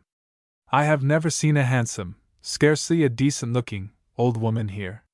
They are lank and dry, and their bones are covered with parchment. One of these brown-cheeked girls, with large, longing eyes, gives the stranger a start, now and then, when he meets her in a narrow way with a basket of oranges on her head. I hope he has the grace to go right by. Let him meditate what this vision of beauty will be like in 20 years. The Capri girls are famed as magnificent beauties, but they fade like their mainland sisters. The Saracens used to descend on their island, and carry them off to their harems. The English, a very adventurous people, who have no harems, have followed the Saracens. The young lords and gentlemen have a great fondness for Capri. I hear gossip enough about elopements, and not seldom marriages, with the island girls, bright girls, with the Greek mother-wit, and surpassingly handsome, but they do not bear transportation to civilized life, any more than some of the native wines do. They accept no intellectual culture, and they lose their beauty as they grow old. What then? The young English blade, who was intoxicated by beauty into an injudicious match and might, as the proverb says, have gone insane if he could not have made it, takes to drink now, and so fulfills the other alternative. Alas! The fatal gift of beauty. But I do not think Capri is so dangerous as it is represented. For, of course, we went to Capri, either at the marina, where a crowd of bare-legged, vociferous maidens with donkeys assailed us, nor in the village above, did I see many girls for whom and one little isle a person would forswear the world. But I can believe that they grow here. One of our donkey girls was a handsome, dark-skinned, black-eyed girl, but her little sister, a mite of a being of 6 years, who could scarcely step over the small stones in the road, and was forced to lead the donkey by her sister in order to establish another lien on us for buona mano, was a dirty little angel in rags, and her great soft black eyes will look somebody into the asylum or the drunkard's grave in time. I have no doubt. There was a stout, manly, handsome little fellow of 5 years, who established himself as the guide and friend of the tallest of our party. His hat was nearly gone. He was sadly out of repair in the rear. His short legs made the act of walking absurd, but he trudged up the hill with a certain dignity. And there was nothing mercenary about his attachment. He and his friend got upon very cordial terms. They exchanged gifts of shells and copper coin, but nothing was said about pay. Nearly all the inhabitants, young and old, joined us in lively procession, up the winding road of 3/4 of a mile, to the town. At the deep gate, entering between thick walls, we stopped to look at the sea. The crowd and clamor at our landing had been so great that we enjoyed the sight of the quiet old woman sitting here in the sun, and the few beggars almost too lazy to stretch out their hands. Within the gate is a large paved square, with the government offices and the tobacco shop on one side, and the church opposite. Between them, up a flight of broad stone steps, is the Hotel Tiberio. Our donkeys walk up them and into the hotel. The church and hotel are 600 years old. The hotel was a villa belonging to Joanna II of Naples. We climb to the roof of the quaint old building, and sit there to drink in the strange oriental scene. The landlord says it is like Jaffa or Jerusalem. The landlady, an Irish woman from Devonshire, says it is 6 francs a day. In what friendly intercourse the neighbors can sit on these flat roofs! How sightly this is, and yet how sheltered! To the east is the height where Augustus, and after him Tiberius, built palaces. To the west, up that vertical wall, by means of 500 steps cut in the face of the rock, we go to reach the tableland of Anacapri, the primitive village of that name, hidden from view here, the medieval castle of Barbarossa, which hangs over a frightful precipice, and the height of Monte Solaro. The island is everywhere strewn with Roman ruins, and with faint traces of the Greeks. Capri turns out not to be a barren rock. Broken and picturesque as it is yet covered with vegetation. There is not a foot, one might say a point, of soil that does not bear something, and there is not a niche in the rock, where a scrap of dirt will stay, that is not made useful. The whole island is terraced. The most wonderful thing about it, after all, is its masonry. You come to think, after a time, that the island is not natural rock, but a mass of masonry. If the labor that has been expended here, only to erect platforms for the soil to rest on, had been given to our country, it would have built 6 Pacific railways, and cut a canal through the isthmus. But the Blue Grotto? Oh, yes! Is it so blue? That depends upon the time of day, the sun, the clouds, and something upon the person who enters it. It is frightfully blue to some. We bend down in our rowboat, slide into the narrow opening which is 3 feet high, and passing into the spacious cavern, remain there for half an hour. It is, to be sure, 40 feet high, and 100 by 150 in extent, with an arched roof, and clear water for a floor. The water appears to be as deep as the roof is high, and is of a light, beautiful blue, in contrast with the deep blue of the bay. At the entrance the water is illuminated, and there is a pleasant, mild light within. One has there a novel subterranean sensation, but it did not remind me of anything I have seen in the Arabian Nights. I have seen pictures of it that were much finer. As we rode close to the precipice and returning, I saw many similar openings, not so deep, and perhaps only sham openings, and the waterline was fretted to honeycomb by the eating waves. Beneath the waterline, and revealed here and there when the waves receded, was a line of bright red coral. The story of Fiammetta. At vespers on the fete of St. Antonino, and in his church, I saw the Signorina Fiammetta. I stood leaning against a marble pillar near the altar steps, during the service, when I saw the young girl kneeling on the pavement in act of prayer. Her black lace veil had fallen a little back from her head, and there was something in her modest attitude and graceful figure that made her conspicuous among all her kneeling companions, with their gay kerchiefs and bright gowns. When she rose and sat down, with folded hands and eyes downcast, there was something so pensive in her subdued mien that I could not take my eyes from her. To say that she had the rich olive complexion, with the gold struggling through, large, lustrous black eyes, and harmonious features, is only to make a weak photograph, when I should paint a picture in colors and infuse it with the sweet loveliness of a maiden on the way to sainthood. I was sure that I had seen her before, looking down from the balcony of a villa just beyond the Roman wall, for the face was not one that even the most unimpressible idler would forget. I was sure that, young as she was, she had already a history, had lived her life, and now walked amid these groves and old streets in a dream. The story which I heard is not long. In the drawing-room of the Villa Nardi was shown, and offered for sale, an enormous counterpane, crocheted in white cotton. Loop by loop, it must have been an immense labor to knit it, for it was fashioned in pretty devices, and when spread out was rich and showy enough for the royal bed of a princess. It had been crocheted by Fiammetta for her marriage, the only portion the poor child could bring to that sacrament. Alas!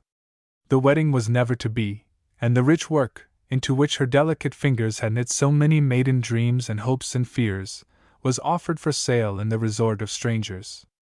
It could not have been want only that induced her to put this piece of work in the market, but the feeling, also, that the time never again could return when she would have need of it. I had no desire to purchase such a melancholy coverlet, but I could well enough fancy why she would wish to part with what must be rather a pall than a decoration in her little chamber. Fiammetta lived with her mother in a little villa, the roof of which is in sight from my sunny terrace in the Villa Nardi, just to the left of the square old convent tower, rising there out of the silver olive boughs, a tumble-down sort of villa, with a flat roof and odd angles and parapets, in the midst of a thrifty but small grove of lemons and oranges. They were poor enough, or would be in any country where physical wants are greater than here, and yet did not belong to that lowest class, the young girls of which are little more than beasts of burden, accustomed to act as porters, bearing about on their heads great loads of stone, wood, water, and baskets of oranges in the shipping season. She could not have been forced to such labor, or she never would have had the time to work that wonderful coverlet. Giuseppe was an honest and rather handsome young fellow of Sorrento, industrious and good-natured, who did not bother his head much about learning. He was, however, a skillful workman in the celebrated inlaid and mosaic woodwork of the place, and it is said, had even invented some new figures for the inlaid pictures in colored woods. He had a little fancy for the sea as well, and liked to pull an oar over to Capri on occasion, by which he could earn a few francs easier than he could saw them out of the orange wood. For the stupid fellow, who could not read a word in his prayer book, had an idea of thrift in his head, and already, I suspect, was laying up liras with an object. There are 1 or 2 dandies in Sorrento who attempt to dress as they do in Naples. Giuseppe was not one of these, but there was not a gayer or handsomer gallant than he on Sunday, or one more looked at by the Sorrento girls, when he had on his clean suit and his fresh red Phrygian cap. At least the good Fiammetta thought so, when she met him at church, though I feel sure she did not allow even his handsome figure to come between her and the Virgin. At any rate, there can be no doubt of her sentiments after church, when she and her mother used to walk with him along the winding Massa road above the sea, and stroll down to the shore to sit on the greensward over the Temple of Hercules, or the Roman baths, or the remains of the Villa of C. Fulvius Cunctatus Cockles, or whatever those ruins subterranean are there on the Capo di Sorrento. Of course, this is mere conjecture of mine. They may have gone on the hills behind the town instead, or they may have stood leaning over the garden wall of her mother's little villa, looking at the passers-by in the deep lane, thinking about nothing in the world, and talking about it all the sunny afternoon, until Ischia was purple with the last light, and the olive terraces behind them began to lose their grey bloom. All I do know is that they were in love, blossoming out in it as the almond trees do here in February, and that all the town knew it, and saw a wedding in the future, just as plain as you can see Capri from the heights above the town. It was at this time that the wonderful counterpane began to grow, to the continual astonishment of Giuseppe, to whom it seemed a marvel of skill and patience, and who saw what love and sweet hope Fiammetta was knitting into it with her deft fingers. I declare, as I think of it, the white cotton spread out on her knees, in such contrast to the rich olive of her complexion and her black shiny hair, while she knits away so merrily, glancing up occasionally with those liquid, laughing eyes to Giuseppe, who is watching her as if she were an angel right out of the blue sky. I am tempted not to tell this story further, but to leave the happy two there at the open gate of life, and to believe that they entered in. This was about the time of the change of government, after this region had come to be a part of the Kingdom of Italy. After the first excitement was over, and the simple people found they were not all made rich, nor raised to a condition in which they could live without work, there began to be some dissatisfaction.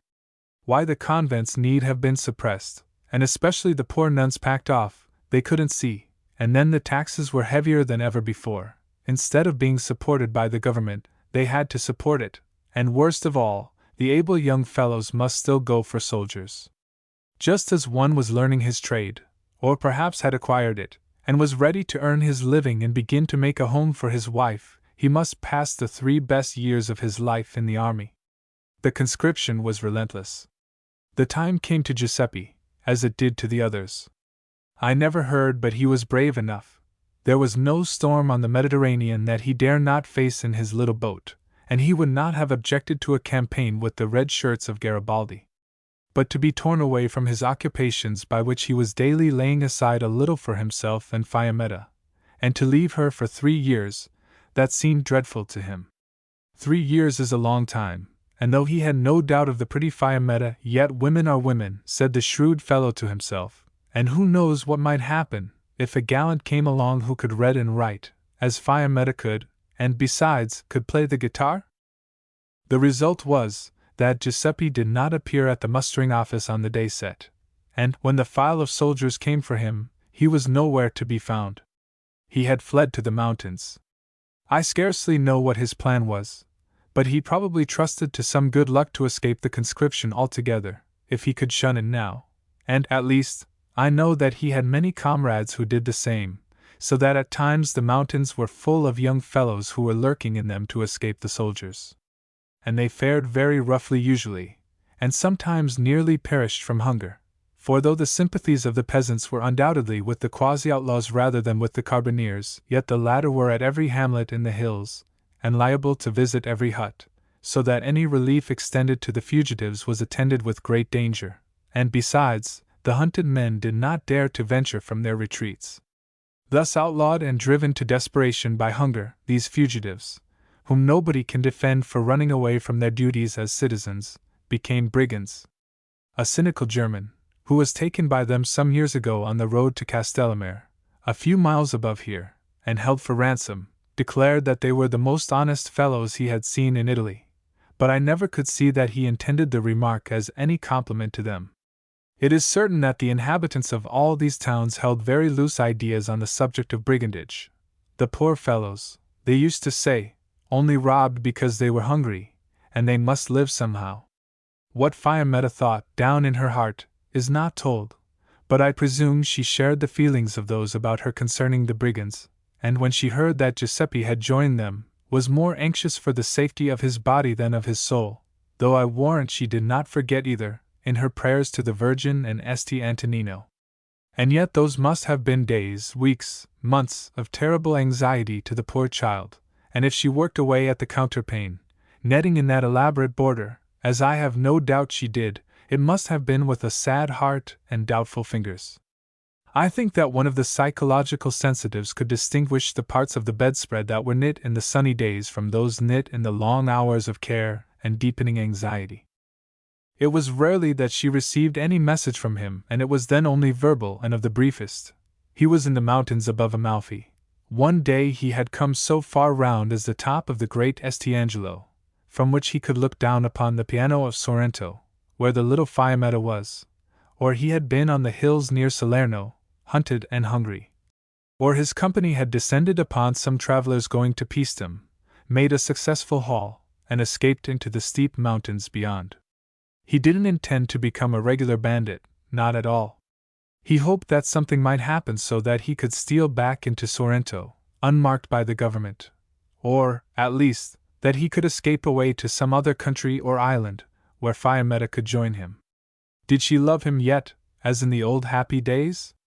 As for him, she was now everything to him, and he would willingly serve 30 or 30 years in the army, if the government could forget he had been a brigand, and permit him to have a little home with Fiammetta at the end of the probation. There was not much comfort in all this, but this simple fellow could not send anything more cheerful, and I think it used to feed the little maiden's heart to hear from him, even in this downcast mood, for his love for her was a dear certainty, and his absence and wild life did not dim it. My informant does not know how long this painful life went on, nor does it matter much. There came a day when the government was shamed into new vigor against the brigands. Some English people of consequence, the German of whom I have spoken was with them, had been captured, and it had cost them a heavy ransom. The number of the carbineers was quadrupled in the infested districts, soldiers penetrated the fastnesses of the hills, there were daily fights with the banditti, and to show that this was no sham, some of them were actually shot, and others were taken and thrown into prison. Among those who were not afraid to stand and fight, and who would not be captured, was our Giuseppe. One day the Italia newspaper of Naples had an account of a fight with brigands, and in the list of those who fell was the name of Giuseppe, of Sorrento, shot through the head, as he ought to have been, and buried without funeral among the rocks. This was all. But when the news was read in the little post office in Sorrento, it seemed a great deal more than it does as I write it, for, if Giuseppe had an enemy in the village, it was not among the people, and not one who heard the news did not think at once of the poor girl to whom it would be more than a bullet through the heart. And so it was. The slender hope of her life then went out. I am told that there was little change outwardly, and that she was as lovely as before, but a great cloud of sadness came over her, in which she was always enveloped, whether she sat at home, or walked abroad in the places where she and Giuseppe used to wander. The simple people respected her grief, and always made a tender-hearted stillness when the bereft little maiden went through the streets, a stillness which she never noticed, for she never noticed anything apparently. The bishop himself, when he walked abroad, could not be treated with more respect. This was all the story of the sweet Fiammetta that was confided to me. And afterwards, as I recalled her pensive face that evening as she kneeled at vespers, I could not say whether, after all, she was altogether to be pitied, in the holy isolation of her grief, which I am sure sanctified her, and, in some sort, made her life complete. For I take it that life, even in this sunny Sorrento, is not alone a matter of time. St. Maria Castello. The great St. Angelo and that region are supposed to be the haunts of brigands. From those heights they spy out the land, and from thence have, more than once, descended upon the sea road between Castellamare and Sorrento, and caught up English and German travelers. This elevation commands, also, the Paestum way. We have no faith in brigands in these days, for in all our remote and lonely explorations of this promontory we have never met any but the most simple-hearted and good-natured people, who were quite as much afraid of us as we were of them. But there are not wanting stories, every day, to keep alive the imagination of tourists. We are waiting in the garden this sunny, enticing morning just the day for a tramp among the purple hills, for our friend, the long Englishman, who promised, overnight, to go with us. This excellent, good-natured giant, whose head rubs the ceiling of any room in the house, has a wife who is fond of him, and in great dread of the brigands. He comes down with a sheepish air, at length, and informs us that his wife won't let him go. "Of course I can go, if I like," he adds.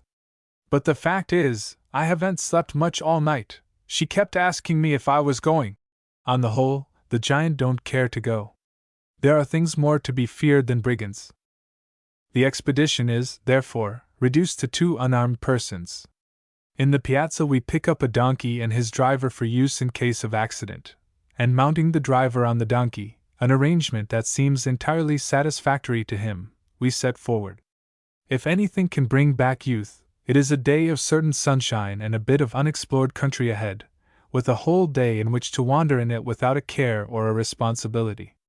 We walk briskly up the walled road of the piano, striking at the overhanging golden fruit with our staves, greeting the orange girls who come down the side lanes, chaffing with the drivers, the beggars, the old women who sit in the sun, looking into the open doors of houses and shops upon women weaving, boys and girls slicing up heaps of oranges, upon the makers of macaroni, the sellers of sour wine, the merry shoemakers, whose little dens are centers of gossip here, as in all the East. The whole life of these people is open and social. To be on the street is to be at home. We wind up the steep hill behind Meta, every foot of which is terraced for olive trees, getting, at length, views over the wayside wall of the plain and bay and rising into the purer air and the scent of flowers and other signs of coming spring, to the little village of Arola, with its church and bell, its beggars and idlers, just a little street of houses jammed in between the hills of Camaldoli and Pergola, both of which we know well. Upon the cliff by Pergola is a stone house, in front of which I like to lie, looking straight down 1,000 or 2 feet upon the roofs of Meta, the map of the plain, and the always fascinating bay. I went down the backbone of the limestone ridge towards the sea the other afternoon, before sunset, and unexpectedly came upon a group of little stone cottages on a ledge, which are quite hidden from below. The inhabitants were as much surprised to see a foreigner break through their seclusion as I was to come upon them. However, they soon recovered presence of mind to ask for a little money. 6 old hags with the parchment also sat upon the rocks in the sun, spinning from distaffs, exactly as their ancestors did in Greece 2,000 years ago, I doubt not. I do not know that it is true, as Tasso wrote, that this climate is so temperate and serene that one almost becomes immortal in it. Since 2,000 years all these coasts have changed more or less, risen and sunk, and the temples and palaces of 2 civilizations have tumbled into the sea. Yet I do not know but these tranquil old women have been sitting here on the rocks all the while, high above change and worry and decay, gossiping and spinning, like fates. Their yarn must be uncanny. But we wander. It is difficult to go to any particular place here, impossible to write of it in a direct manner. Our mule path continues most delightful, by slopes of green orchards nestled in sheltered places, winding round gorges, deep and ragged with loose stones, and groups of rocks standing on the edge of precipices, like medieval towers, and through village after village tucked away in the hills. The abundance of population is a constant surprise. As we proceed, the people are wilder and much more curious about us, having, it is evident, seen few strangers lately.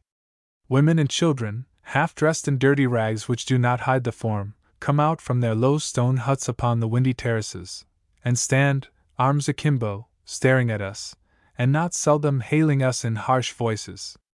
Their sole dress is often a single split and torn gown, not reaching to the bare knees, evidently the original of those in the Naples ballet. It will, no doubt, be different when those creatures exchange the ballet for the ballet, and with their tangled locks and dirty faces, they seem rather beasts than women.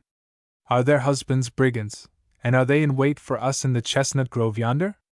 The grove is charming, and the men we meet there gathering sticks are not so surly as the women. They point the way, and when we emerge from the wood, St. Maria Castello is before us on a height, its white and red church shining in the sun. We climb up to it. In front is a broad, flagged terrace, and on the edge are deep wells in the rock, from which we draw cool water. Plentifully victualled, one could stand a siege here, and perhaps did in the gamey Middle Ages. Monk or soldier need not wish a pleasanter place to lounge. Adjoining the church, but lower, is a long, low building with 3 rooms, at once house and stable, the stable in the center, though all of them have hay in the lofts. The rooms do not communicate. That is the whole of the town of St. Maria Castello. In one of the apartments some rough-looking peasants are eating dinner, a frugal meal, a dish of unclean polenta, a plate of grated cheese, a basket of wormy figs, and some sour red wine, no bread, no meat. They looked at us askance, and with no sign of hospitality. We made friends, however, with the ragged children, one of whom took great delight in exhibiting his litter of puppies, and we at length so far worked into the good graces of the family that the mother was prevailed upon to get us some milk and eggs. I followed the woman into one of the apartments to superintend the cooking of the eggs. It was a mere den, with an earth floor. A fire of twigs was kindled against the farther wall, and a little girl, half naked, carrying a baby still more economically clad, was stooping down to blow the smudge into a flame. The smoke, some of it, went over our heads out at the door. We boiled the eggs. We desired salt, and the woman brought us pepper in the berry. We insisted on salt, and at length got the rock variety, which we pounded on the rocks. We ate our eggs and drank our milk on the terrace, with the entire family interested spectators. The men were the hardest-looking ruffians we had met yet. They were making a bit of road nearby, but they seemed capable of turning their hands to easier money-getting, and there couldn't be a more convenient place than this. When our repast was over, and I had drunk a glass of wine with the proprietor, I offered to pay him, tendering what I knew was a fair price in this region. With some indignation of gesture, he refused it, intimating that it was too little. He seemed to be seeking an excuse for a quarrel with us, so I pocketed the affront, money and all, and turned away. He appeared to be surprised, and going indoors presently came out with a bottle of wine and glasses, and followed us down upon the rocks, pressing us to drink. Most singular conduct, no doubt drugged wine, travelers put into deep sleep, robbed, thrown over precipice, diplomatic correspondence, flattering, but no compensation to them. Either this, or a case of hospitality. We declined to drink, and the brigand went away. We sat down upon the jutting ledge of a precipice, the like of which is not in the world, on our left, the rocky, bare side of St. Angelo, against which the sunshine dashes in waves. Below us, sheer down 2,000 feet, the city of Positano, a nest of brown houses, thickly clustered on a conical spur, and lying along the shore, the home of 3,000 people. With a running jump I think I could land in the midst of it. A pygmy city inhabited by mites, as we looked down upon it, a little beach of white sand, a sailboat lying on it, and some fishermen just embarking, a long hotel on the beach. Beyond, by the green shore, a country seat charmingly situated amid trees and vines. Higher up, the ravine-seamed hill, little stone huts, bits of ruin, towers, arches. How still it is! All the stiller that I can, now and then, catch the sound of an axe, and hear the shouts of some children in a garden below. How still the sea is! How many ages has it been so? Does the purple mist always hang there upon the waters of Salerno Bay, forever hiding from the gaze Paestum and its temples, and all that shore which is so much more Grecian than Roman? After all, it is a satisfaction to turn to the towering rock of St. Angelo. Not a tree, not a shrub, not a spire of grass, on its perpendicular side. We try to analyze the satisfaction there is in such a bald, treeless, verdureless mass. We can grasp it intellectually, in its sharp solidity, which is undisturbed by any ornament. It is, to the mind, like some complete intellectual performance. The mind rests on it, like a demonstration in Euclid. And yet what a color of beauty it takes on in the distance! When we return, the bandits have all gone to their road-making. The suspicious landlord is nowhere to be seen. We call the woman from the field, and give her money, which she seemed not to expect, and for which she shows no gratitude. Life appears to be indifferent to these people. But if these be brigands, we prefer them to those of Naples, and even to the innkeepers of England. As we saunter home in the pleasant afternoon, the vesper bells are calling to each other, making the sweetest echoes of peace everywhere in the hills, and all the piano is jubilant with them, as we come down the steeps at sunset. "You see there was no danger," said the giant to his wife that evening at the supper table. "You would have found there was danger if you had gone," returned the wife of the giant significantly. The myth of the sirens. I like to walk upon the encircling ridge behind Sorrento, which commands both bays. From there I can look down upon the Isles of the Sirens. The top is a broad, windy strip of pasture, which falls off abruptly to the Bay of Salerno on the south. A regular embankment of earth runs along the side of the precipitous steeps, towards Sorrento. It appears to be a line of defense for musketry, such as our armies used to throw up. Whether the French, who conducted siege operations from this promontory on Capri, under Murat, had anything to do with it, does not appear. Walking there yesterday, we met a woman shepherdess, cowherd, or siren, standing guard over 3 steers while they fed, a scantily clad, brown woman, who had a distaff in her hand, and spun the flax as she watched the straying cattle, an example of double industry which the men who tend herds never imitate. Very likely her ancestors so spun and tended cattle on the plains of Thessaly. We gave the rigid woman good morning, but she did not heed or reply. We made some inquiries as to paths, but she ignored us. We bade her good day, and she scowled at us. She only spun. She was so out of tune with the people, and the gentle influences of this region, that we could only regard her as an anomaly, the representative of some perversity and evil genius, which, no doubt, lurks here as it does elsewhere in the world. She could not have descended from either of the groups of the sirens, for she was not fascinating enough to be fatal. I like to look upon these islets or rocks of the sirens, barren and desolate, with a few ruins of the Roman time and remains of the middle-aged prisons of the Doges of Amalfi. But I do not care to dissipate any illusions by going to them. I remember how the sirens sat on flowery meads by the shore and sang, and are vulgarly supposed to have allured passing mariners to a life of ignoble pleasure, and then let them perish, hungry with all unsatisfied longings. The bones of these unfortunates, whitening on the rocks, of which Virgil speaks, I could not see. Indeed, I think any one who lingers long in this region will doubt if they were ever there, and will come to believe that the characters of the sirens are popularly misconceived.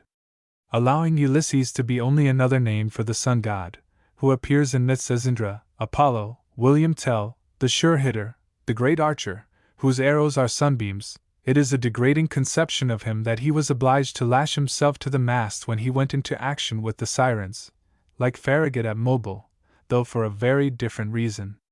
We should be forced to believe that Ulysses was not free from the basest mortal longings, and that he had not strength of mind to resist them, but must put himself in durance, as our moderns who cannot control their desires go into inebriate asylums. Mr. Ruskin says that the sirens are the great constant desires, the infinite sicknesses of heart, which, rightly placed, give life, and wrongly placed, waste it away, so that there are 2 groups of sirens, one noble and saving, as the other is fatal. Unfortunately we are all, as were the Greeks, ministered unto by both these groups, but can fortunately, on the other hand, choose which group we will listen to the singing of, though the strains are somewhat mingled, as, for instance, in the modern opera, where the music quite as often wastes life away, as gives to it the energy of pure desire. Yet if I were to locate the sirens geographically, I should place the beneficent desires on this coast, and the dangerous ones on that of wicked Baiae, to which group the founder of Naples no doubt belonged. Nowhere, perhaps, can one come nearer to the beautiful myths of Greece, the spring-like freshness of the idyllic and heroic age, than on this Sorrentine promontory. It was no chance that made these coasts the home of the kind old monarch Aeolus, inventor of sails and storm signals. On the Telegrafo di Mercuccola is a rude signal apparatus for communication with Capri, to ascertain if wind and wave are propitious for entrance to the Blue Grotto, which probably was not erected by Aeolus, although he doubtless used this sightly spot as one of his stations. That he dwelt here, in great content, with his 6 sons and 6 daughters, the months, is nearly certain, and I feel as sure that the Sirens, whose islands were close at hand, were elevators and not destroyers of the primitive races living here.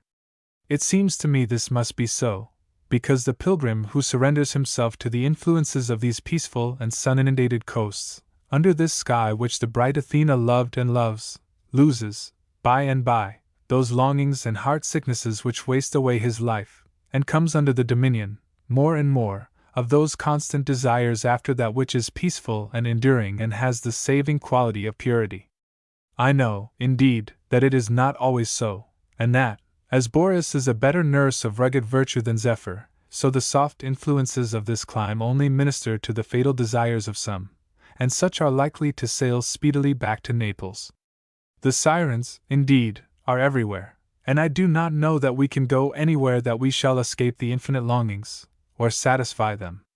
Here, in the purple twilight of history, they offered men the choice of good and evil. I have a fancy that, in stepping out of the whirl of modern life upon a quiet headland, so blessed of 2 powers, the air and the sea, we are able to come to a truer perception of the drift of the eternal desires within us. But I cannot say whether it is a subtle fascination, linked with these mythic and moral influences, or only the physical loveliness of this promontory, that lures travelers hither, and detains them on flowery meads.